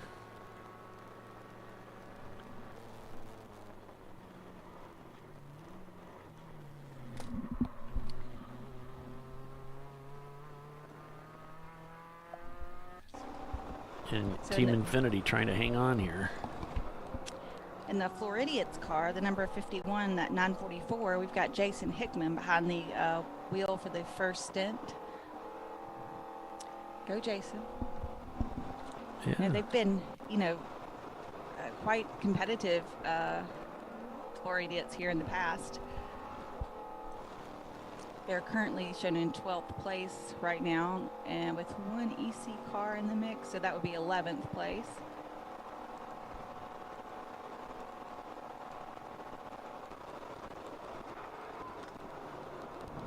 Yeah, they brought their own in-car camera, but it's not working anymore. But we had them for a short period of time. Aww. And that's kind of one of the cars I think could win this race, but they got some work to do. Florida down in 11th place right now if you pull the EC car out. RVA has now moved into the lead over Glaze and Confused. As we're looking for that gap between the two. And there it is, 15 seconds. So Glaze and Confused really dropped back. Maybe they were the slower car. Maybe they got a corner wrong or something. Marathon is in 3rd now. Team Infinity is in 4th. The Senators 5th. Top Garage still scored in 6th place, but we know they went into the pits. OVD Motorsports is behind them, followed by Treasure Coast, Avenue Garage, Benover Racing, and Floridian Motorsports in their Porsche.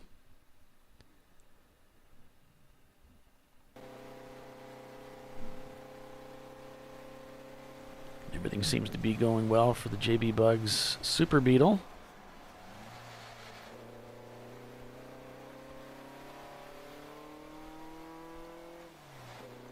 The car seems to be running just fine.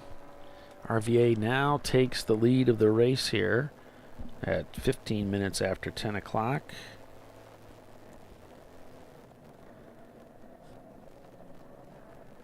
And this is just through brute force. They just work their way up through the field to take the lead. They've turned in a best lap time of a 2:35. They just kind of gradually got faster and faster as the driver became more and more acclimated with the track. And IBX Racing is another competitor. They're way down in 15th, but they've turned very similar lap times. So we might see them moving up in their A-Class car to challenge RVA Graphics and Wraps. And Treasure Coast also very fast lap times at 2:46.6. Fing Dog Racing and their Porsche Boxster, very similar lap times, as well as Speed Farm. So there's a lot of teams down here behind the top 10, like down in 15, 16, 17, 18th. And all those cars are really quick. We could see them work their way up the field. Mm-hmm. I mean, because we got a long race today. I mean, it's a 14-hour race, all together, all 14 hours in a row. So, I mean, anything can happen. It's going to get all mixed up, and it's sort of 2 7-hour races. It's can you do 2 7-hour races back to back? That's the question. That's a lot to ask out of a car and a team. It really is. But I guess we're all going to ask it today out of these guys, so we'll see how it works out. It is an even-hour race, so they're going to really benefit to be able to stick to a 2-hour window for fuel and driver changes. So anything that throws that off, we got some wheels off, a little dust and sand. Yeah. Any team that's able to stick with that 2-hour window will probably benefit from that, and the teams that can't go quite 2 hours will, end up with an extra pit stop at least. There goes the bugs machine. Yeah, I meant to switch to bugs. Here we go. I'm kind of new at this. I'm still learning the ropes. Me and Bill were trying to figure out, like, how long have we been doing this together? We're trying to think about, like, when y'all started and then when I joined you guys. We're trying to put years together. I know the first race I helped with was AMP one year. Okay. Then we were trying to figure out what year that was. Like 17 or 18, something like that. Mm-hmm. Yeah, that was around the time that we switched. In 18 is when we switched to ChampCar, I believe. So we were doing it for a couple years under ChampCar. So Yeah. I think it's been about 7, something like that. So let's see. Yeah, well, I 7, remember having to call it 18, Champ 19, instead of 20. Chomp. Remember me and Doc had a thing. I was like, you have to buy me. We had to buy each other a beer if you said Chomp. Yeah. Every time you said Chomp instead of Champ, it was another beer you were owed. So it's been more than 7. It's been like 8 or 9 years now. Wow. Yeah, I can't believe these guys kept me around all this time. I'm sure they're... Likewise. I'm sure they forget, They got bigger things to deal with. I just think they can't talk anybody else into sitting here watching and talking about the race for 14 hours. Everybody's like, oh, that sounds cool until you do it. And they're like, never mind, I'll leave it to need to these do that guys. next time. Yeah. You want to do it again? Not really. It was fun to do it once, and then that's about it. I'll check in with you guys little ways, but yeah. Right. That's the most popular question I've heard about the broadcast versus the race. And they're like, y'all race for how long? And then it's like, wait, you broadcast for how long? How do you find something to talk about? And I was like, I don't know. Probably we usually don't. We usually don't. Just make stuff up. The moments when we're quiet is the time when they most appreciate the broadcast. You might be right. Just shut up for a couple minutes, please. Just want to hear the cars. Oh. And then Bill will be yelling at us for like, oh, it's dead air. And I'm like, no, there's car sounds. It's fine. Yeah. Car music. Okay, so reports of some smoke from the Daddy-O Racing Chevy Camaro. A little bit of smoke there as they've gone back out onto the racetrack. Top Garage continuing to tumble through the standings, now down to 29th. They're saying smoke out of the Four Paws Racing as well. And the Effin' Ranger is shown stuck in the pits or behind the wall. So they've tumbled in the standings.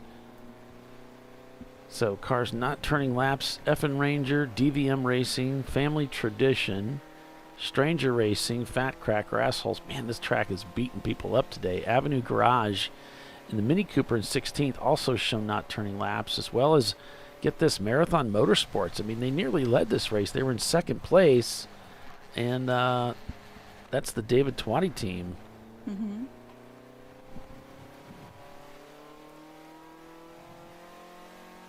And that's too early for a pit stop, so yeah, I don't know, maybe 9 years or so. And I started doing it like a year or so before that. I think we're going to go to caution now. You were doing like the race push or something? Yeah, I was doing like every once in a while I'd do something. It was sort of experimenting with toying with the whole thing. Mm-hmm. I remember you interviewed my husband's team very early on. Okay. And we had tuned in a time or two and listened to some things you were doing. So I think that was that the race before the horrible Birmingham and biohazard collision at the end? I can't remember. Well, I remember that race vividly, but we were a full-fledged production then. I had Doc and everything by that time. Right. We were there at the race calling it when that happened. Yeah. Yeah, that would have been sometime later. It was at least a couple years later. Yeah, so I did it for like a year, and then I brought Bill on. And then Bill and I did it for about a year and a half. And then I brought Doc on. And then I think we did it for maybe a year or so. And then you came in. Something like that. Yeah, Doc recruited me. Yeah. Okay. He recruited me for a lot of things, I notice now when I look back. Don't you love when people volunteer you? Yeah. I love that. He helped recruit me for the board, and then very with all kinds of concern gave me the secretary position as well. Was perfectly fine with me taking that over. In this, it was I was like, man, Doc gets me into all kinds of stuff, and still. Oh, they're pushing a car. What car is it? That's the Camaro. Yeah.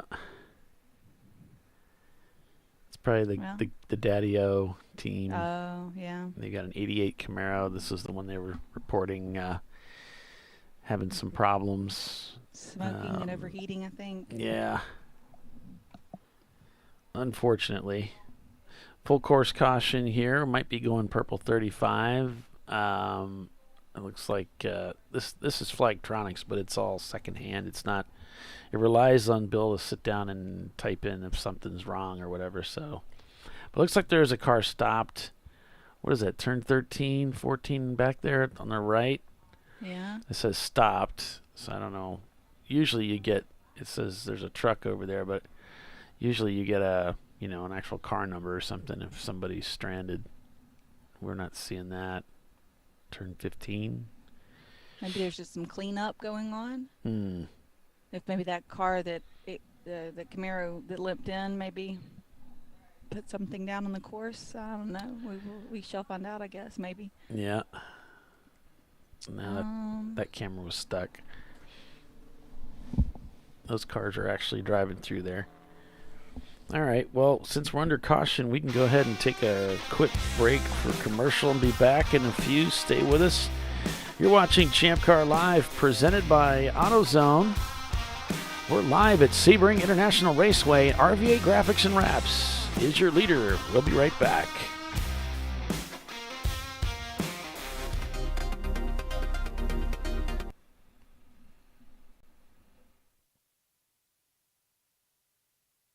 Tire revolutionized a selection of branded products. Finding what fits your vehicle and is right for you and how and where you drive has never been easier.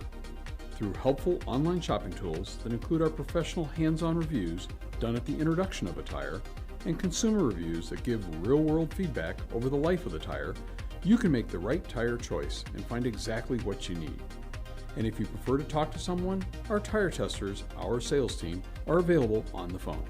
And that's how we get you the right tire for you and your vehicle for where and how you drive.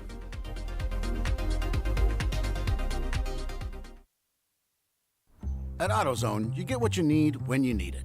Got a today job? Pick it up free same day at your local AutoZone. More of a tomorrow project? Order as late as 10 p.m. with free next day delivery. Getting the job done just got easier.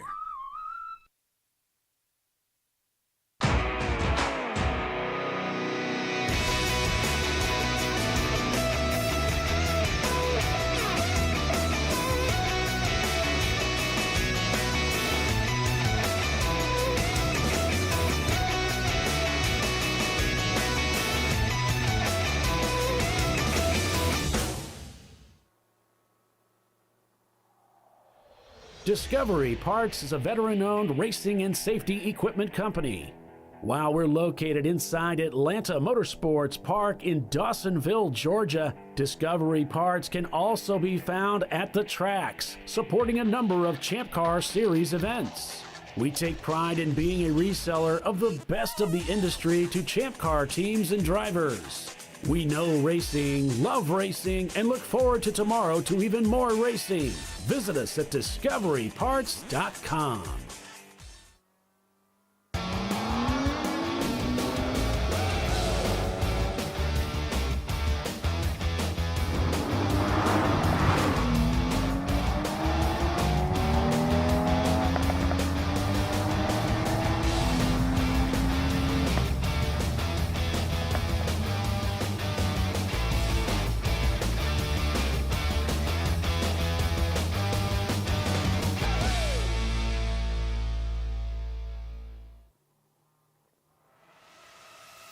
RVA Graphics and Wraps is a full-service design, signage, digital graphics, and wraps company located in Richmond, Virginia. With over 20 years of experience, RVA Graphics and Wraps offers premium signage options for your business. We are dedicated to offering our clients best-in-class service in all aspects of graphic design and application. For more information, visit us on the web at rvagfx.com. Lifeline USA is a leading manufacturer of onboard fire suppression systems. Lifeline's continuous commitment to research and development ensures that we supply the most innovative and cutting-edge products available. Used by the majority of the world's motorsport championship-winning teams and constructors, Lifeline has a proven history of success. Lifeline offers a complete range of fire suppression systems for all budgets and needs, and we continue to push development and limits on both extinguishment materials and our patented delivery systems to make the race car environment almost as safe as sitting on your sofa at home. Every kit has been designed for a professional and simple installation. For more information and to purchase your ChampCar fire suppression system, go to www.lifeline-fire.com. Located in Northeast Ohio, with 40 years of combined experience, Money Shift Racing knows how to deliver performance and safety, offering everything you need to get your vehicle and drivers ready for race day. From safety equipment to full engine assembly and repair, in-house fabrication, 3D design, and rapid prototyping. Money Shift Racing. Performance done right. Frozen rotors from Diversified Cryogenics deliver increased performance and a higher level of safety, while significantly reducing braking system costs. So to tell you a little bit about the durability of this product. So we have seen an incredible extension of the life of our brake rotors using frozen rotors. We've gone from brake rotors every other weekend to 6 weekends on one set of brake rotors, and I think they can go farther. The durability has been amazing. And it's been a fantastic season, and man, a lot of that is due to the way our car can brake on those frozen rotors. For more information, go to frozenrotors.com. Come on, road. Do your worst. We'll be at our best. Engineered to meet or exceed original equipment performance, exclusively at AutoZone. All right. Back to green racing here at Sebring International Raceway with Tiffany Alexander, Paul Veltum, and Bill Strong. Calling the race for you this weekend again. Whoa, got a little crossed up there, RVA. But hung on to it. They now lead the field by 19.5 seconds over Glazed and Confused. They are really pulling it out here. These 238s.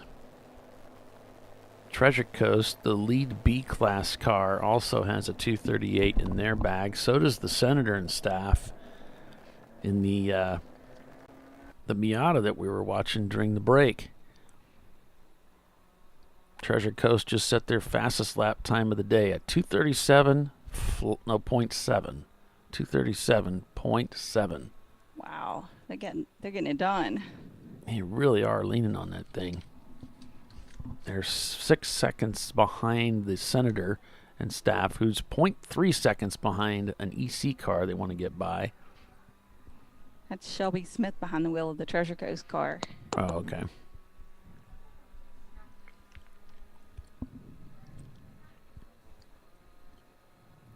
Yeah, it looks like the Senator and staff, they were black flagged for speeding under the code 35. So if they haven't been flagged yet, they will be.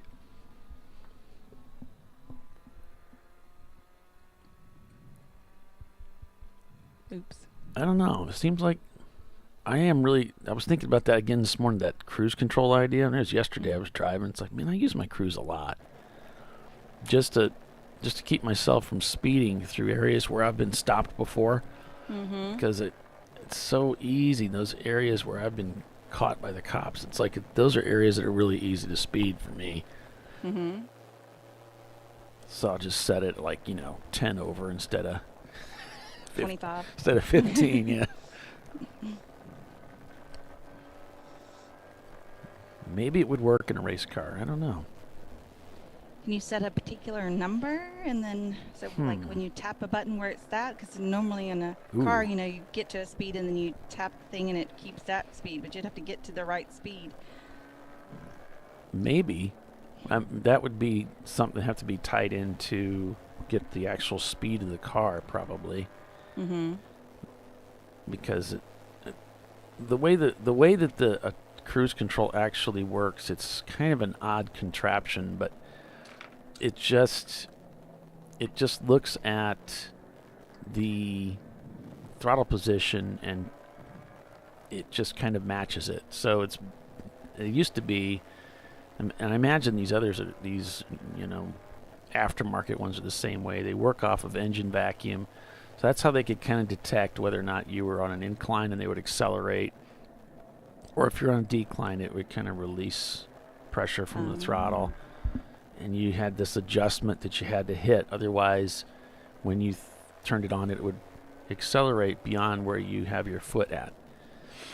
Or decelerate. So you had to get this thing tuned to get the adjustment just right. But it operated largely off of vacuum, so you had to have a good vacuum signal. I think we could do it.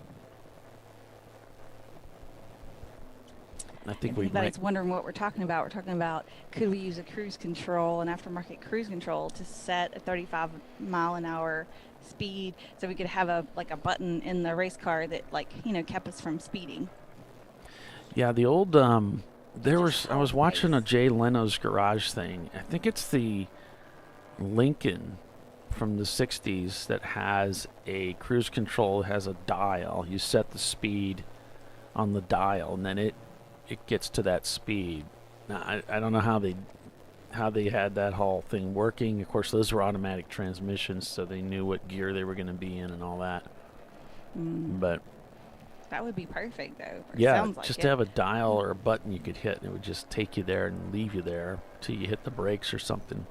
Right. So you have to have a switch for the brakes and all of that. It just there's a couple different ways you can disengage it. One's with a button, one's with the brake pedal.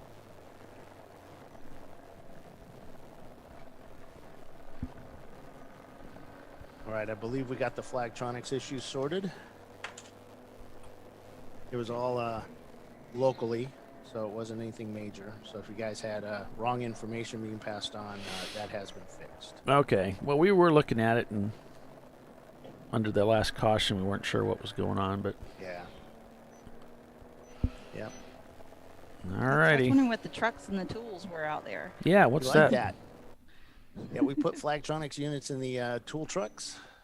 Okay. They call them Tool 1, Tool 3, and Truck, or Tool 1, Tool 2, and Truck 3. And what are those being used for? Those are the safety vehicles. So Okay. they'll respond to the safety. The only ones we do not put Flagtronics into will be the ambulances. We'll never do that because obviously, people freak out a bit. So, Bill, sometimes, they automatically send the ambulance to stuff, even though it's really not needed. They may use it to block or just to review what's going on, but we don't really want to show that. So, Well, Bill, I got a question. Now, it's like right now on the Flagtronics thing, it's showing 411 is the leader of the race right. on 411's a blue dot. Okay, so then what's the blue box for that's following The blue box is second place. And so what I'm doing is I'm mirroring this monitor to a TV that Dana and Sebring Race Control are watching as well. So let's just say if for some reason we go full course yellow or red flag or something to that effect. Or they need to find the leader. They need to find the leader so they can quickly look, okay, blue box, and the leader dives in. Where's second place? So we already have second place marked, so it makes it easier to find for them. Okay. And as that's happening, I'll also be highlighting second, third, and fourth just in case. So, but it just helps them, race control, assess what's going, where the leaders are. Right. So is this fairly automated? Is it, or do you have to actually go in and change it when the leaders change and all that? The AI named Bill Strong. No, right now it's fully manual. It's not automated, but I think it will be in the future. But right now it's all manual. Okay. Yeah, that makes sense. That would be nice. And I think we're going to have multiple colors at one point instead of the box. You know, we'll be able to do different dot colors. Because I can actually color them blue. I only have the color blue. Or make them a, fire truck or something. My Infinite Loop's back out there. And that is a loud race car. Whew. Glad I'm not driving that today. You have your earplugs in for sure, huh? Well, I've got that fancy helmet now. It isolates you. That one, huh? Yeah. Right, 331. They're asking for a push down pit lane. That's the Daddy-O Racing again? Yeah, they need to be pulled somewhere, so they're asking for help. Come help us suddenly push. Got hot in here. Come help us push. Does he need to push it into the paddock? Maybe, or onto the racetrack, Tiffany? Which one do you think? I think probably the paddock or the garage. All right. Yeah, we have some uncorrelateds here, which are the big long numbers that you're going to see. So I'm going to work on getting those fixed in our Flagtronics so we know who's who. Okie dokie. Uncorrelated. That sounds like us too. You uncorrelated. I'm offended by that. Kind of. Mildly offended, mildly like resembling.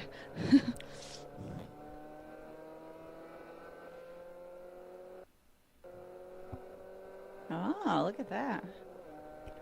You guys saw how I did that, right? So if you're looking at the standings, if you're looking at the show on your TV, it's like, gosh, this is really grainy. You can check and see what did your system default to, because it may be looking at the lower resolution, and you can turn it up a little bit. Because I broadcast at 1080 at 60 frames.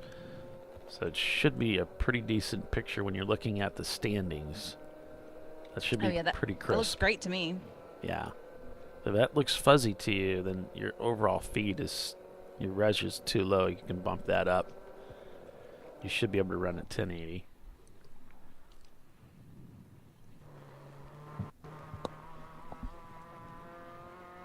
So yeah, 14 hours on tap here today. Expecting rain showers.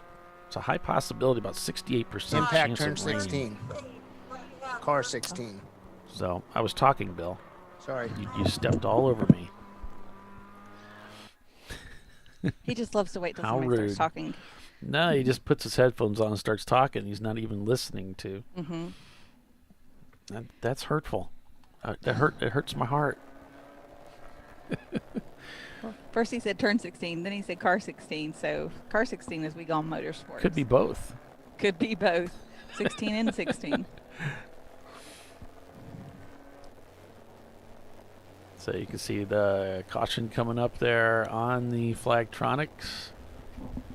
The RVA driver letting other drivers know, hey, you're under caution, don't try to pass. Yeah. It could be the fourth place. It's a team actually called fourth place, 866. It's an EC car. They showed in the pits though, so let's see. It wouldn't be Bent Over Racing because they are being pushed back. Let's see here. It's so nice having Race Hero running. Oh yeah. Well, he did say it's car 16 in corner 16, so that's okay. We Gone Motorsports, right? We Gone, yep. So they're We Gone. shown in 29th. No problems yet.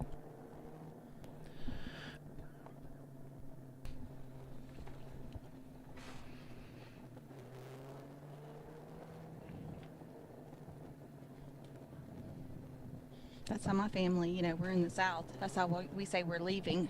Or that's how my aunt always says she's leaving. She's like, we gone. My nephew was raised up north, so he's always finds it hilarious every time she says it. We gone. He always has to like parrot her, "We go," and he tries to do the southern accent. It's quite hilarious. Yeah. Should be getting near 16 here.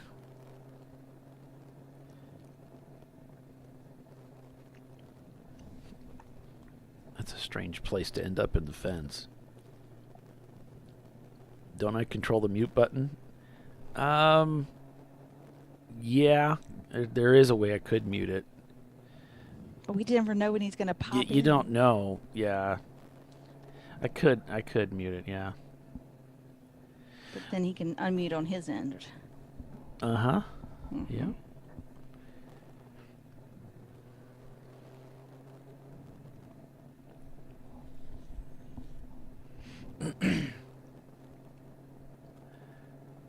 Trying to teach Bill some broadcasting etiquette.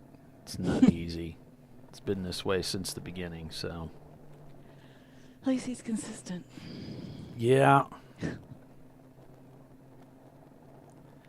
Like a toe fungus, it just never goes away.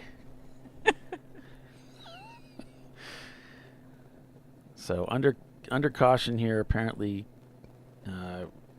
car got it. You see, he just said contact, which doesn't really tell us anything. Okay, it looks like it's impact with the wall. It turns 16, car number 16. So that's the word. And there's the, what's that thing that Doc called that? It's like it's not a skid loader, but it's some heavy equipment that goes out to fix the wall, to reset the tires. A lull? Oh, yeah. That's what he called it.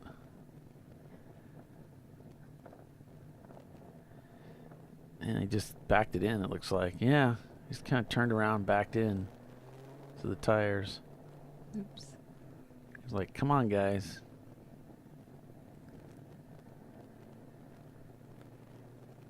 Maybe he just got mixed up with another car or had some kind of mechanical and got all discombobulated.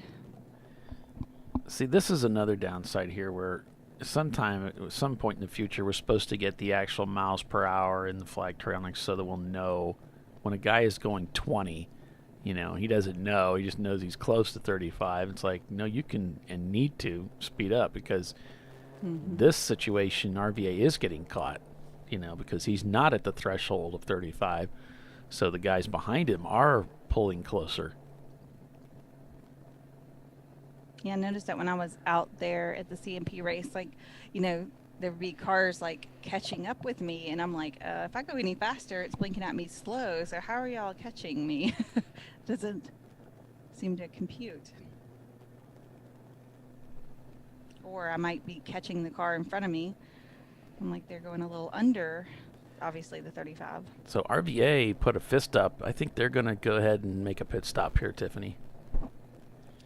I mean, we're really close to the 2-hour mark, but it still looks like a little early. I think so, too. I think they should take another lap, but he put his fist up, which is the international signal for, I'm going in, guys. So, which he didn't really need to because he's under caution. Could be just reflex, just natural. This is what I'm doing.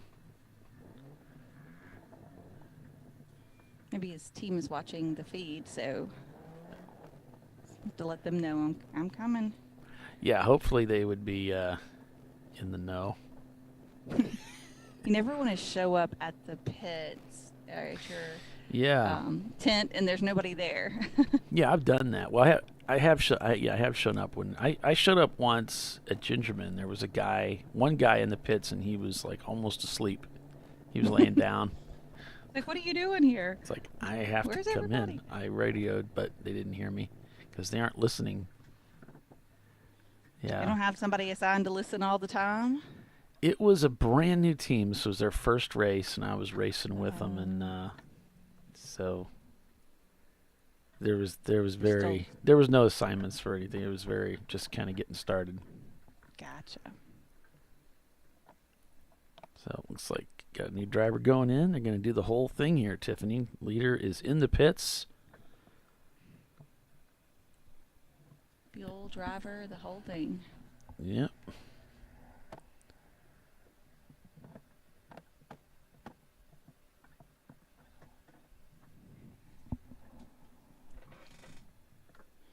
that's going to be a full 5-minute stop.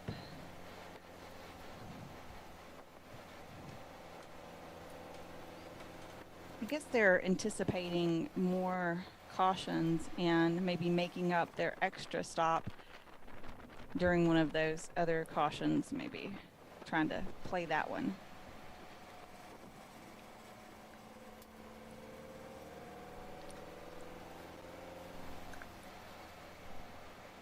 Oh boy, I'm trying to type and my fingers aren't working. It's like, that's the wrong letters. What are you doing, fingers? I just recently figured out, and you're going to laugh because it's probably something you've known since you were a toddler, but that there's these little, what do you call it, like a little lines on the keyboard, 2 little dots you can feel. That's where your first fingers are supposed to go. So if you're like not looking at the keyboard, as long as you can feel those little spots, it lets you know you're lined up in the right spot. Yeah. Yeah, it's called home row. I didn't know it had the little physical things I could feel with my fingers. Yeah. I was like, that's a cool little hack I just found out about. Yeah. All this time.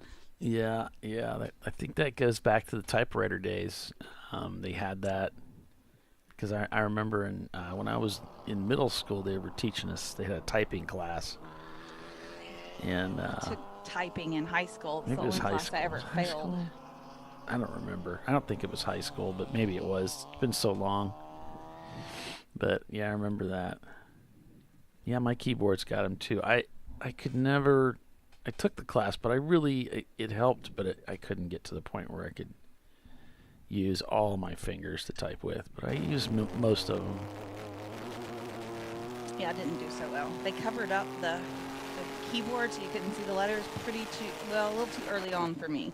And so then I'd have to like look at the picture up on the wall and be like, okay, that letter is 2 up and 3 over. So then I could hit it. Really Right. slowed down my typing. Yeah. Yeah, that was torture. I seem to remember it was not a fun class. It's not something you're looking forward to, you know. No, and it was my 7th period of the day. I always remember that. I was like, this is a good time to take a nap. That's all. You guys are really encroaching on my nap time. I want you to know that. Yep. Mm-hmm. Yeah, I didn't like that class. Nope. I wanted to take, for my elective, I was really wanting to take, I think it was Greek mythology. And my dad thought it would be much more useful for me to learn typing. I think Greek mythology would have been better. You do? I mean, what do you do with it? You know, I mean, it's like my brother's really good with Greek mythology. It's like, what do you do with it? I mean, okay, you're really awesome for Jeopardy, you know? Mm-hmm. I don't know. I don't do very well with anything I'm not interested in. So. Well, yeah. If I'm interested in something, I do better in those kind of classes. So JB Bugs is going to go ahead and pit. Now this is closer to the pit window, you know? Within 7 minutes-ish? Yeah, because the clock I have is unofficial. I don't know what time it really is, but yeah, it's about 6 or 7, you know? But I mean, a 5-minute, our pit stop has to last at least 5 minutes, right? But there actually is a little bit longer when you add in, pit in and pit out. But you're really trying to get to pit out with the 4 minutes and probably as close as he is, maybe 40 seconds or something. But it does seem like he might be back out on the track a little early if they don't keep an eye on that time and, just make sure he didn't head out too early. Now you're talking about RVA? I'm talking about Bugs. Well, definitely RVA. I think they're going to have to add a stop. Bugs is close. Well, see, they've already pitted once, so I don't think they have the fuel to make 2 hours. So this is. Gotcha. They're kind of just doing their thing. Of course, the gas tank's in the front, so they fuel at the front.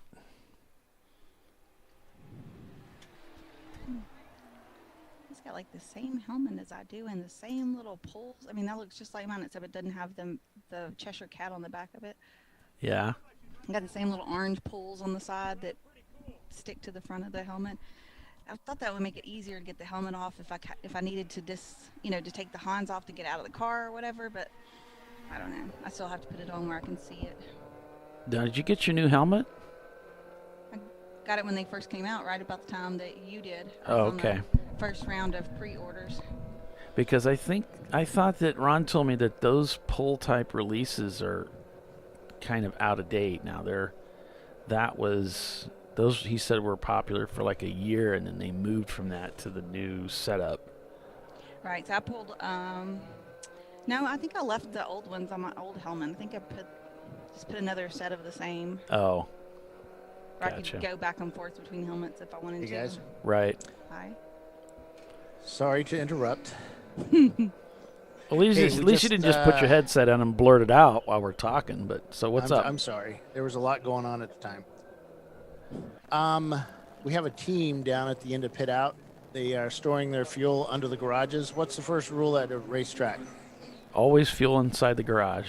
Yes. No, they can't store their fuel in the garage. They were told that they could. We would never say that. So if you have fuel stored in the garages underneath where we're at, please remove that and put that up by the pit wall. You're only allowed to have about two stops worth of fuel along the pit wall as well. So they'll be going around searching and making sure folks are in compliance with Champ Car rules and also the event facilities rules. Just remember Hotel Transylvania, folks. Fire bad. Yes. Fire bad. Well, the thing is, you don't want to put fuel under anything that has a roof, because then those fumes go up and will pool under the roof or the top or whatever, and then you have a really bad situation if something sparks. Yeah. Because it's the fumes that catch, not the actual liquid fuel. Liquid. Yeah, Floridia's moving up front with Team Infinity right on their tail. Well, not on their tail, about a half a lap back. Well, yeah, and see, they haven't pitted yet, and Yeah. so Team Infinity has pitted. So what's funny is I just said that, and of course Chris set me straight there as you were setting me straight. Oh, okay. Chris is talking about pit stops and everything. So I got it from everywhere. Yeah. Fort Wayne, Indiana, and Sebring, Florida. Yeah. If you join us on the show once in a while, Bill, you learn all this stuff. Yeah, sorry, there was a lot of technical issues that needed to be sorted here, which we did, and I'm back, buddy. Okay. All right, Thanks man. for warning us. No. We had a couple of drivers black flag for speeding under the code 35, which we've taken care of today. Right now we're just making them serve a counseling session with Jimmy. One of the teams, car 40 or car 100, I think it was. Yeah, car 100, doing 46 miles an hour. Said that he was looking at the wrong gauge. He was looking at the tachometer. The RPM? So Jimmy reported it. He was looking at the RPM gauge and not the speedometer. And I can't say it in Jimmy's accent, but the inflection was pretty awesome. But yeah, he's looking at the tachometer instead of the speedometer. But not the Flagtronics unit that was blinking at him slow. Nope. I guess. Okay. Of course not. Come on.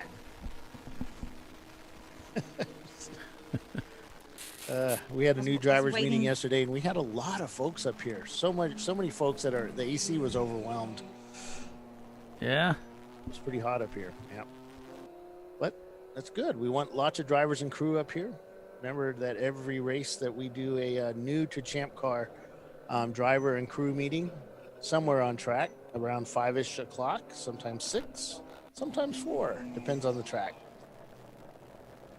And that's always great for the crew to go because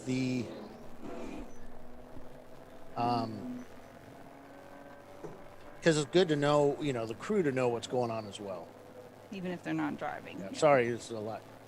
It's hard to multitask today. That's not one of your strong suits, Bill. So what's that? What are you doing? Okay, hold on. You chewing gum? Okay. Well, I suppose we could head over to lunch. No. Commercial break. It's a little early for lunch. But it's an idea. You've been up since 5:30 in the morning. You're thinking about lunch. I mean, Anyway, we'll take a quick break for commercial. We'll be back in a few. Stay with us. You're watching Champ Car Live, presented by AutoZone. We're at Sebring International Raceway this weekend. We'll be right back. You know, I'd buy tires online. But then what? We've thought about it. We're TireRack.com. They should let you ship directly to a mechanic. Actually, we call them independent recommended installers. They should have like 1,000 mechanics. Try over 7,000 installers. Then you just make an appointment. At a time that's convenient for you. This could change tire buying forever. TireRack.com, the way tire buying should be. Come on, road. Do your worst. We'll be at our best. Engineered to meet or exceed original equipment performance, exclusively at AutoZone. Lifeline USA is a leading manufacturer of onboard fire suppression systems. Lifeline's continuous commitment to research and development ensures that we supply the most innovative and cutting-edge products available. Used by the majority of the world's motorsport championship-winning teams and constructors, Lifeline has a proven history of success. Lifeline offers a complete range of fire suppression systems for all budgets and needs, and we continue to push development and limits on both extinguishant materials and our patented delivery systems to make the race car environment almost as safe as sitting on your sofa at home. Every kit has been designed for a professional and simple installation. For more information and to purchase your Champ Car fire suppression system, go to www.lifeline-fire.com.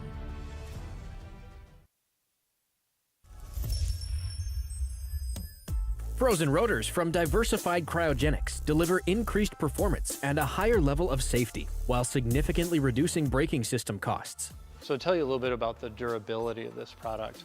So we have seen an incredible extension of the life of our brake rotors using frozen rotors. We've gone from brake rotors every other weekend to 6 weekends on one set of brake rotors, and I think they can go farther. The durability has been amazing. And it's been a fantastic season, and man, a lot of that is due to the way our car can brake on those frozen rotors. For more information, go to frozenrotors.com. Located in Northeast Ohio with 40 years of combined experience, Money Shift Racing knows how to deliver performance and safety, offering everything you need to get your vehicle and drivers ready for race day. From safety equipment to full engine assembly and repair, in-house fabrication, 3D design, and rapid prototyping. Money Shift Racing. Performance done right. Discovery Parts is a veteran-owned racing and safety equipment company. While we're located inside Atlanta Motorsports Park in Dawsonville, Georgia, Discovery Parts can also be found at the tracks, supporting a number of Champ Car Series events. We take pride in being a reseller of the best of the industry to Champ Car teams and drivers. We know racing, love racing, and look forward to tomorrow to even more racing. Visit us at discoveryparts.com.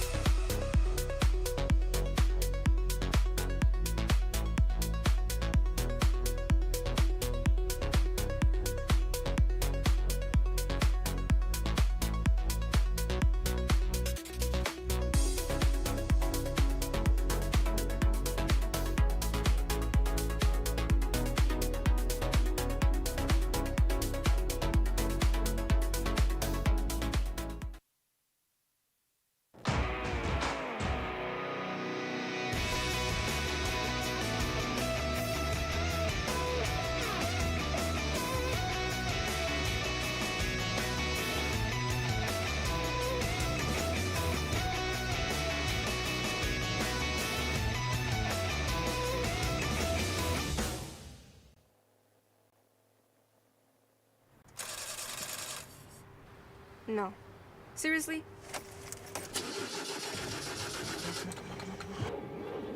Come on. No. You for real? Dale. Really? Wow. So maybe just a cable? We can help you. Welcome to America's #1 battery destination, AutoZone, your battery solution.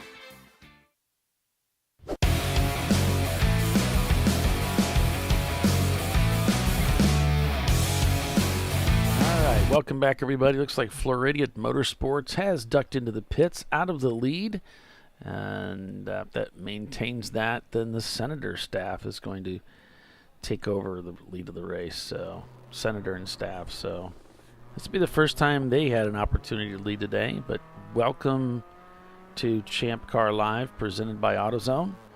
It's the TireRack.com Champ Car Endurance Series race, the Senator 14-hour. At Sebring International, presented by UUC Motorworks. And we had RVA Graphics and Wraps leading early on. Top Garage pitted from the top 3. So it shows that the Senator and staff have pitted twice already. Once on lap 26 and then once on lap 32. Yeah, it's strange. It is. I mean, they are one of the quicker cars out there. You know, they 238s. That's pretty stout.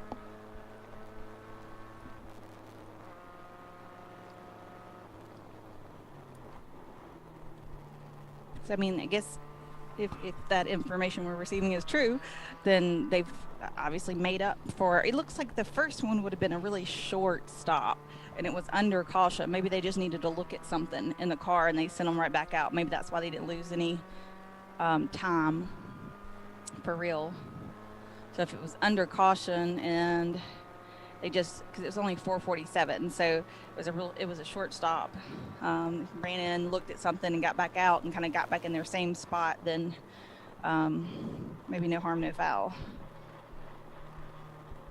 Yeah, I'm a little confused why RVA is all the way down in 5th when they made their pit stop under caution. They had a 6-minute stop and then a 6-minute lap and a 7-minute lap.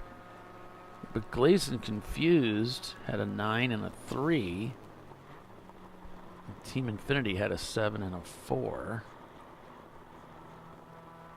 I don't know. That's a little odd how this is shaking out. And of course, this is unofficial information, but I don't really see why they're back so far. But whatever the case may be, apparently they spend a little more time in the pits, I guess, than the others. So maybe so. Car 74, the Treasure Coast Miata, just did their driver change in fuel, and they've got Jimmy Ellis in the car now doing the second stint.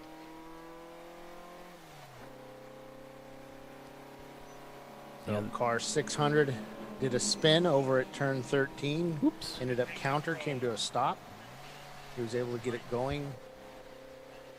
So when you say counter, you've said that a couple times on the show, Bill. What's that mean when you say counter? The nose of his car is pointed the incorrect way, the wrong way. So he's looking at traffic coming at him. Which is always exciting. Yes, let me tell you. I mean, we do pay for excitement. We come for excitement, but not that kind of excitement. It's scary as hell. Team Infinity just pulled up into second place. So that was Aggressive Eagle Endurance that you were talking about that spun and continued. And another car 519, which is the F&N Ranger, also spun and continued at the top of the hour. And we just got hit with a deluge of rain here up in Indiana, so we'll be sending that your way. Satellite TV, man. Yeah, that's right. All right, got a new leader. Our sponsor today, UUC, is Arjun was in the car here a little bit ago, and the senator and staff, and the senator being Mike Coleman, our new board of director, the treasurer of ChampCar Incorporated. Fine, upstanding gentleman. He stands up all the time. Yes, unlike us, that Bill, Timing and Scoring may have already noticed this, but Floridians has a 30-second lap, so they must be pitted on the loop there, so he picked up an extra lap. Yeah, they're sitting there watching it. Gotcha. Oh, once he's last weekend. Once he's done, they'll put it back. Well, last weekend we had a car that was sitting on the timing loop, and they were clicking off laps, and suddenly they were leading by 15 laps, and that was Yeah. great. But then, of course, timing and scoring walked all that back. No sense of humor, these guys.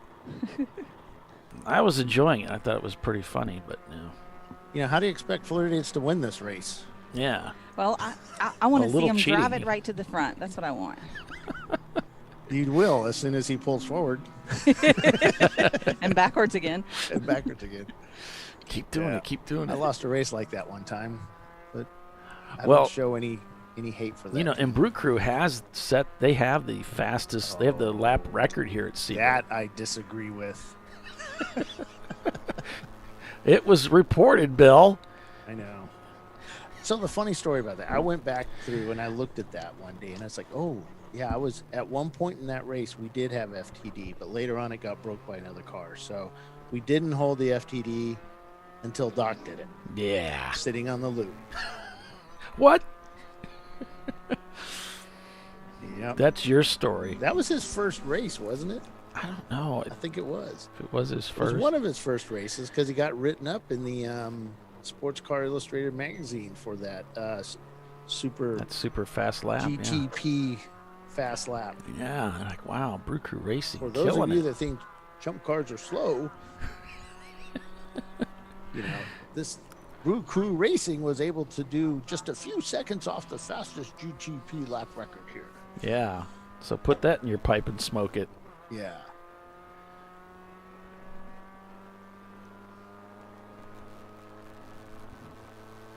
So the Senators leading the race now. Team Infinity's back in second place. Gleason Confuses in third. RVA Graphics and Wraps fourth. Marathon Motorsports is fifth. So, Glazed and Confused. Todd, there's two Todds in that car. One of them was a national champion Spec Miata racer a whole bunch of years in a row. And the other one is the owner of Atlanta Speedworks. Is he married to Margot? No, not Atlanta Speedworks. Is it Atlanta Speedworks? I forget now. Why is everything wet, Todd? I don't know Margot. Christmas Hello? vacation? No? Nothing? Nothing. Crickets? Me and my son go back Todd and forth Burris, on it every that's year. His name. Todd Burris. Okay. Is in Glazed and Confused. And, of course, I'm watching the VIR runoffs with Spec Miata a couple days ago, and it's like I hadn't watched it. I had it recorded. And I'm like, I keep hearing Todd Burris, and I know Todd Burris, because he's one of our Krispy Kreme sponsors.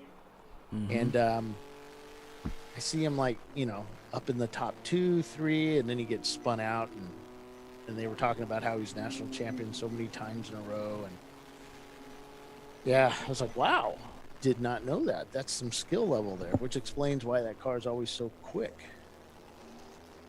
Because it's not just the car, it's the driver too. So I've got a fean updates in the Marathon Coach TLM car. That is Steve Schrollhorn behind the wheel for the second. He's the second driver today. David Twatty, our friend, he started the car this morning. So then he sent me the updates afterwards. So that's Steve in the car now with that car. And I think I have one other update too. Oh, Charlie Brown is in the car for the second stint for the Floridians team. That's funny. If that's his real name, Charlie Brown, that's extra. That's good. Yeah, I think I went to school with a guy named Charlie Brown. Let's see. Which is kinda the Atlanta cool, really. Speedworks 981. That's Steve Manukin going in. And Rob Hines is going in the Glazed and Confused number 56 Miata. And I've got RVA's updates. Austin Dodge was a starter this morning in the RVA car. Charles Reed is in now for the second stint. Nice.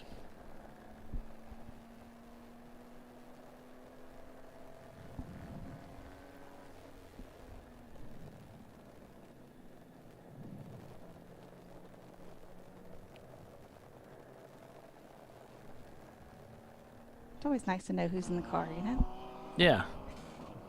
It's kind of nice. Someday we'll have the tech to where we'll always know who's in the car, and they'll scan you when you get in.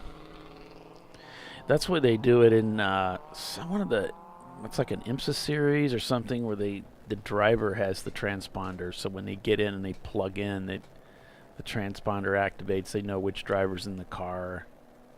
That's kind of cool. And then I think WRL was doing something where they had barcode stickers on the helmet. They'd scan you when you get in the car, and then I know they used to have like a spreadsheet you could follow online, so you could see who was in the car. It was kind of cool. They probably still do. I don't know.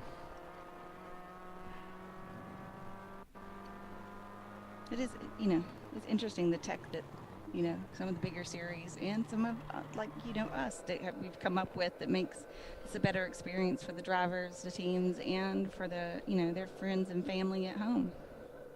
And of course, for all the fans. Roger Cohen is telling me that the WRL uses RFID tags on the helmets. Oh, okay. Okay. Thanks, Roger.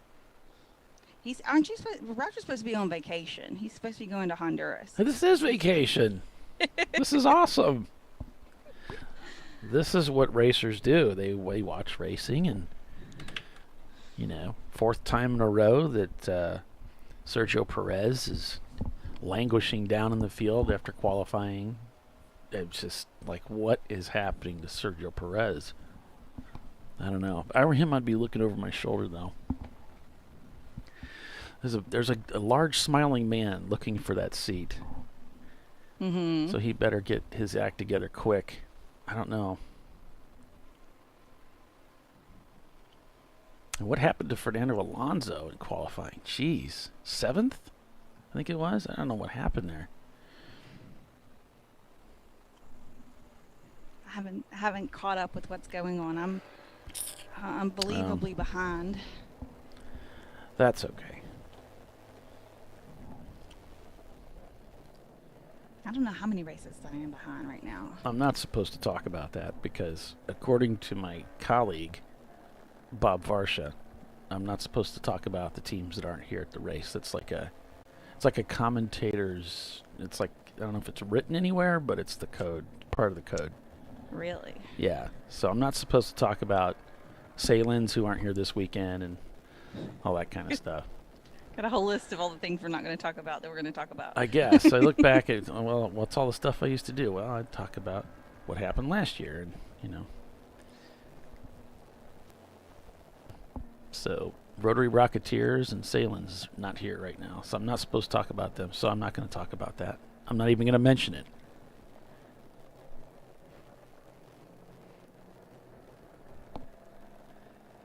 All right, so we're working with lap 43. The Senator and staff leads over Team Infinity. Clayson Confused is 3rd. RVA Graphics and Wraps 4th. Marathon Motorsports 5th.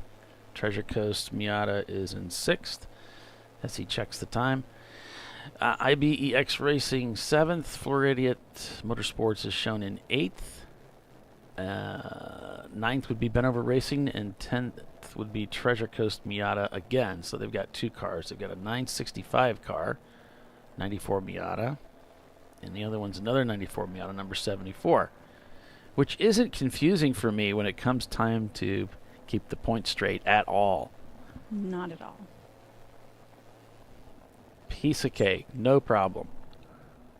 So early in the race, we saw DVM Racing, who we also saw at CMP do so well, up there at in our top 10. And we were talking about, you know, can an E30 pull it off here, etc. And I was wondering if they'd been here before. And this is, they have run Sebring several times. They used to have a Pontiac Solstice, but this is their 2nd attempt at Sebring in their blue E30.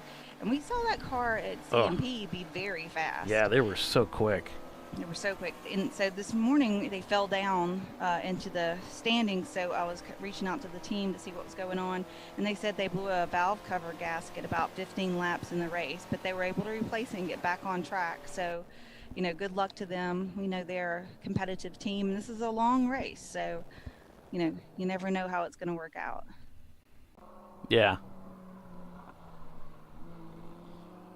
blue little E30 is quick, and they've got some quick drivers, so maybe they can make up some of that. Maybe some of the racing luck will fall their way. We shall see. And in the last show, we'd heard from somebody who knew the team and said there's like these are like short track racers, and there's like championship winning short track racers. I mean, these guys really know how to drive, so that would explain it. Yeah.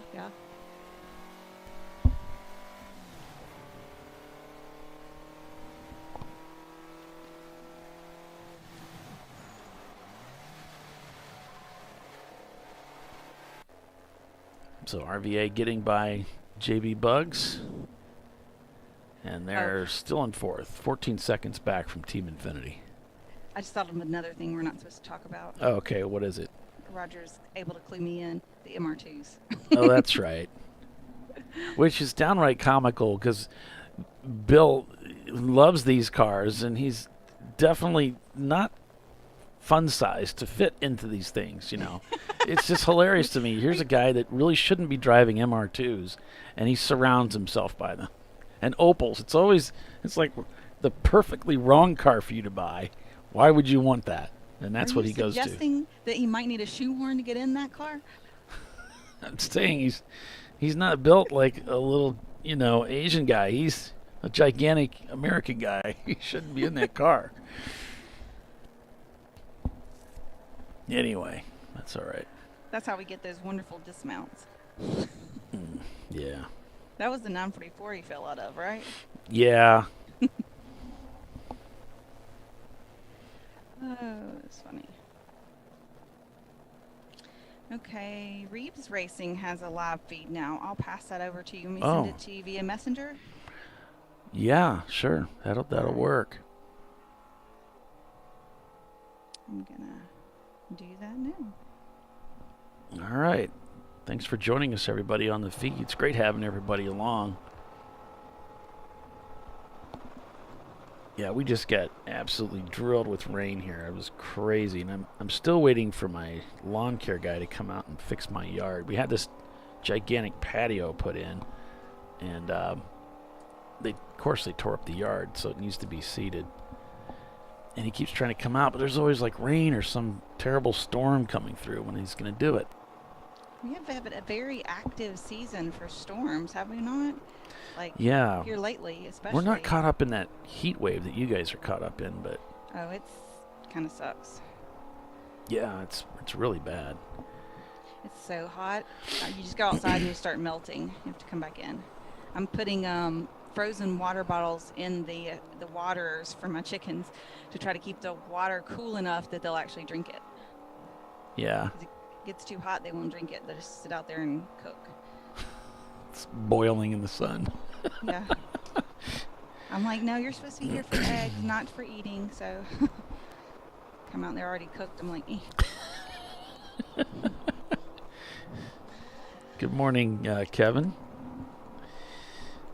Hope you're having a good day today. I saw your message, so it's good. Oh, got a little wide there, Team Infinity. Maybe next time around we'll get that apex. So in the DBM racing car, we have this morning Dr. Shannon Kennedy, the car owner, started the car, and Cameron Ray is behind the wheel now for the second stint.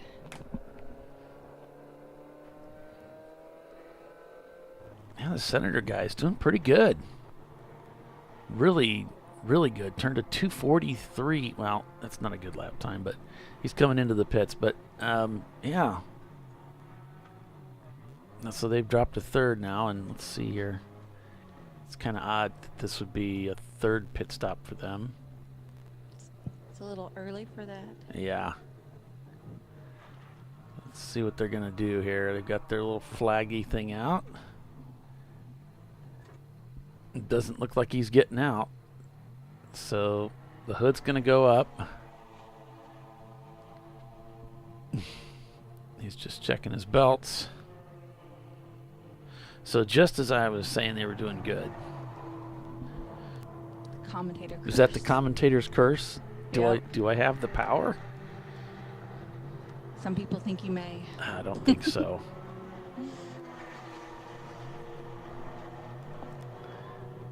if I could bottle that and sell it.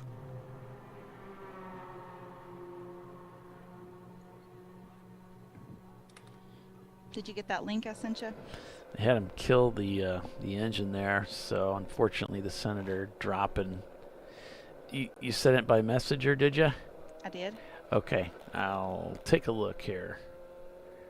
I shall Thank you. journey that direction for good old Reeves Racing. Yeah, if you're watching on a if you're watching on our Facebook feed, you're just watching basically a rebroadcast of the YouTube feed. So you can head over to ChampCar.Live, watch it over there, and you've got an 8-hour limit there, and so the stream's going to end. And we actually have a limit even on the YouTube feed.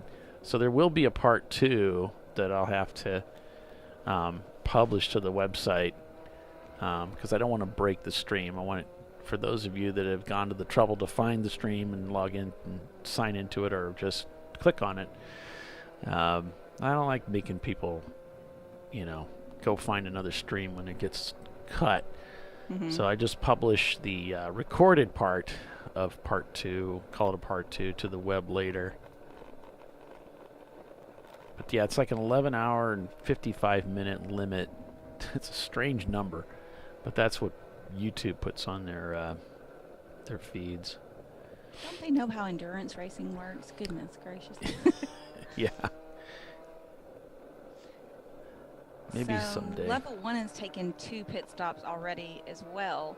I'm not sure if I think it was their first stop very early on in the race. That'd be lap 7, I believe. That they had a alternator go bad and they had to replace that and get back out. It looks like it cost them about a little under 20 minutes. That was level 1, you said? Uh-huh. Ah. Yeah, they've dropped back to the it's showing 24th, but I believe they have a couple of EC cars in the mix. So let's see, 1, 2, so 22nd maybe, 21st. Because there's another AC car, EC. So level 1 had to replace an alternator, but they're back out and seems to be doing good now.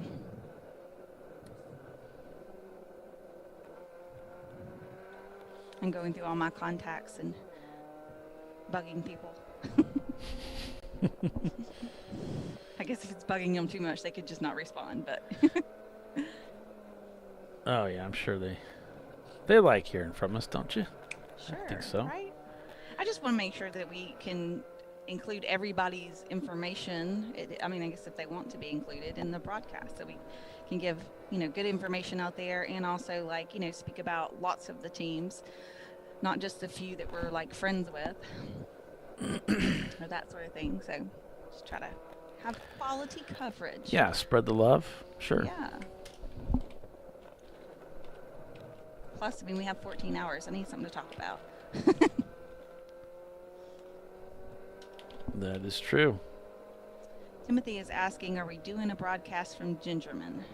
Don't believe we usually broadcast that one. Yeah, that one we won't be doing. Sorry, Timothy.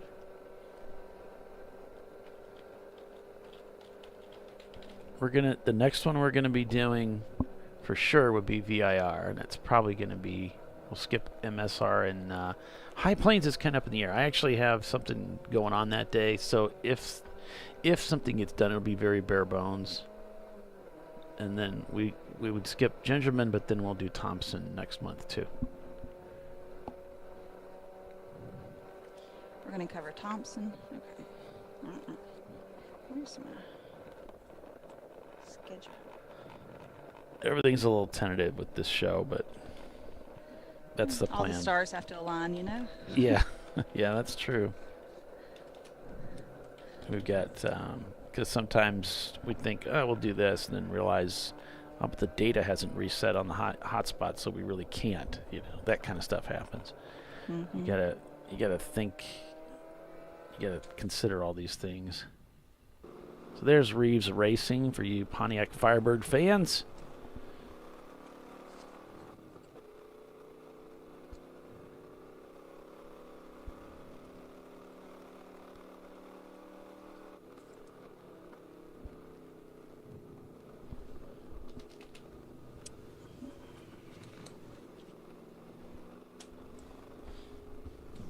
Reeves Racing. Let me see where they're located here.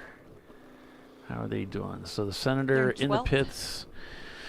They're in 12th. Okay. That was quick.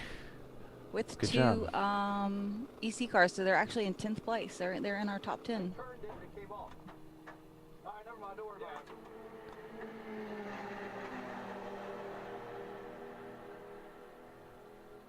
So, I think it's. Do a couple of laps and come back in. We'll see if it's going down any. Oh, they might be having some temperature issues. I think we heard from the Senator. Yeah, his decree was to go out, do a couple laps, and we'll see if it goes down a little, which I would assume he's talking about temperature, because there's nothing else in the car you want to drop but temperature. So it's probably thermal problems that they're having. So see how it's flashing slow up above there, Tiffany? So is he going too fast? Pit lane? Yeah. I didn't know that we even had that programmed in there. Oh, pit okay. lane. So you don't really know. You're guessing at the 20. Yeah. Okay. See, I haven't been in a car in a couple of years. I got to learn this stuff. Oh, yeah.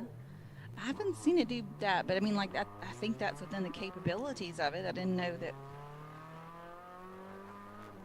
That'd be kind of cool if it did. Hey, the one of the Chevy trucks, heavy smoke on that guy as he's going into 7 right now. Oh, yeah? Hey, Bill, did we have it programmed to do slow for pit lane speed? The electronics unit? Yes. Okay, Oh. so we just saw it kind of working. I didn't know that was working these days. So if it's flashing, Bill, do you know? Does that mean you're going too fast? Possibly. Well, something's going on here. Yeah. He's like, yeah, whatever. I'm He's not trying to listening listen to the radio. No, I'm sorry. Oh, we got a car off track in front of the Firebird, but he gets back on there. It's a nice save. Okay, we got track on or oil on the track. Oh boy. Full course. We're going to go to full course caution here, folks. We got some Earl that's been dropped, and we're going to take a quick commercial break, but we'll be back in a few. We'll get this sorted out and get back to racing. You're watching Champ Car Live, presented by AutoZone. There's so much racing to be had yet. It's going to be a fun day. Glazed and Confused leads the race. We'll be right back.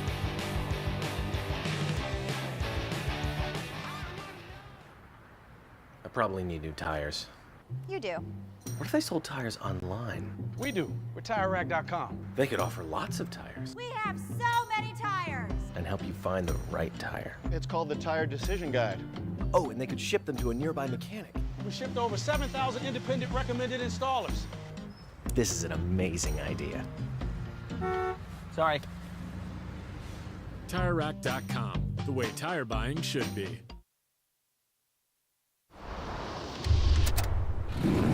Bring on the frozen tundra, the grinding gravel, the cratered concrete, the rain-soaked streets. Come on, road. Do your worst. We'll be at our best. Reliable performance in unreliable conditions. Designed to meet or exceed original equipment performance. That's why more auto technicians choose Duralast parts. Exclusively at AutoZone.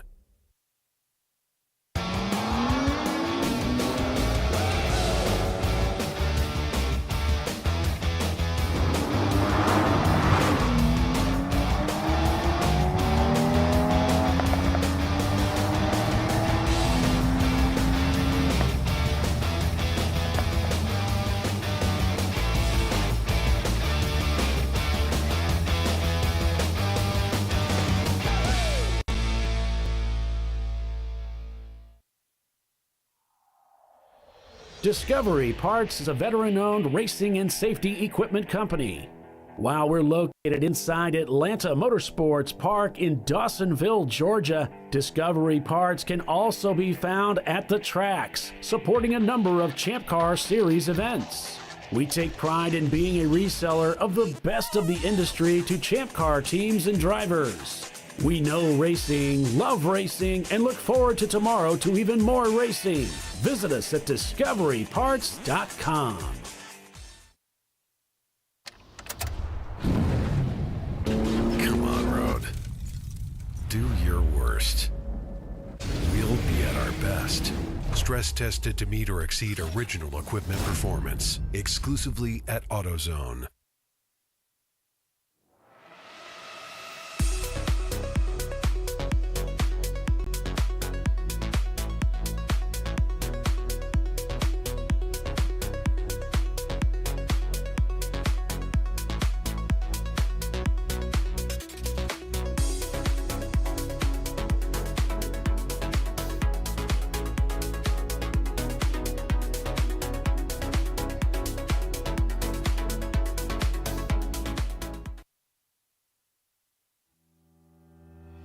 Lifeline USA is a leading manufacturer of onboard fire suppression systems. Lifeline's continuous commitment to research and development ensures that we supply the most innovative and cutting-edge products available. Used by the majority of the world's motorsport championship-winning teams and constructors, Lifeline has a proven history of success. Lifeline offers a complete range of fire suppression systems for all budgets and needs, and we continue to push development and limits on both extinguishment materials and our patented delivery systems to make the race car environment almost as safe as sitting on your sofa at home.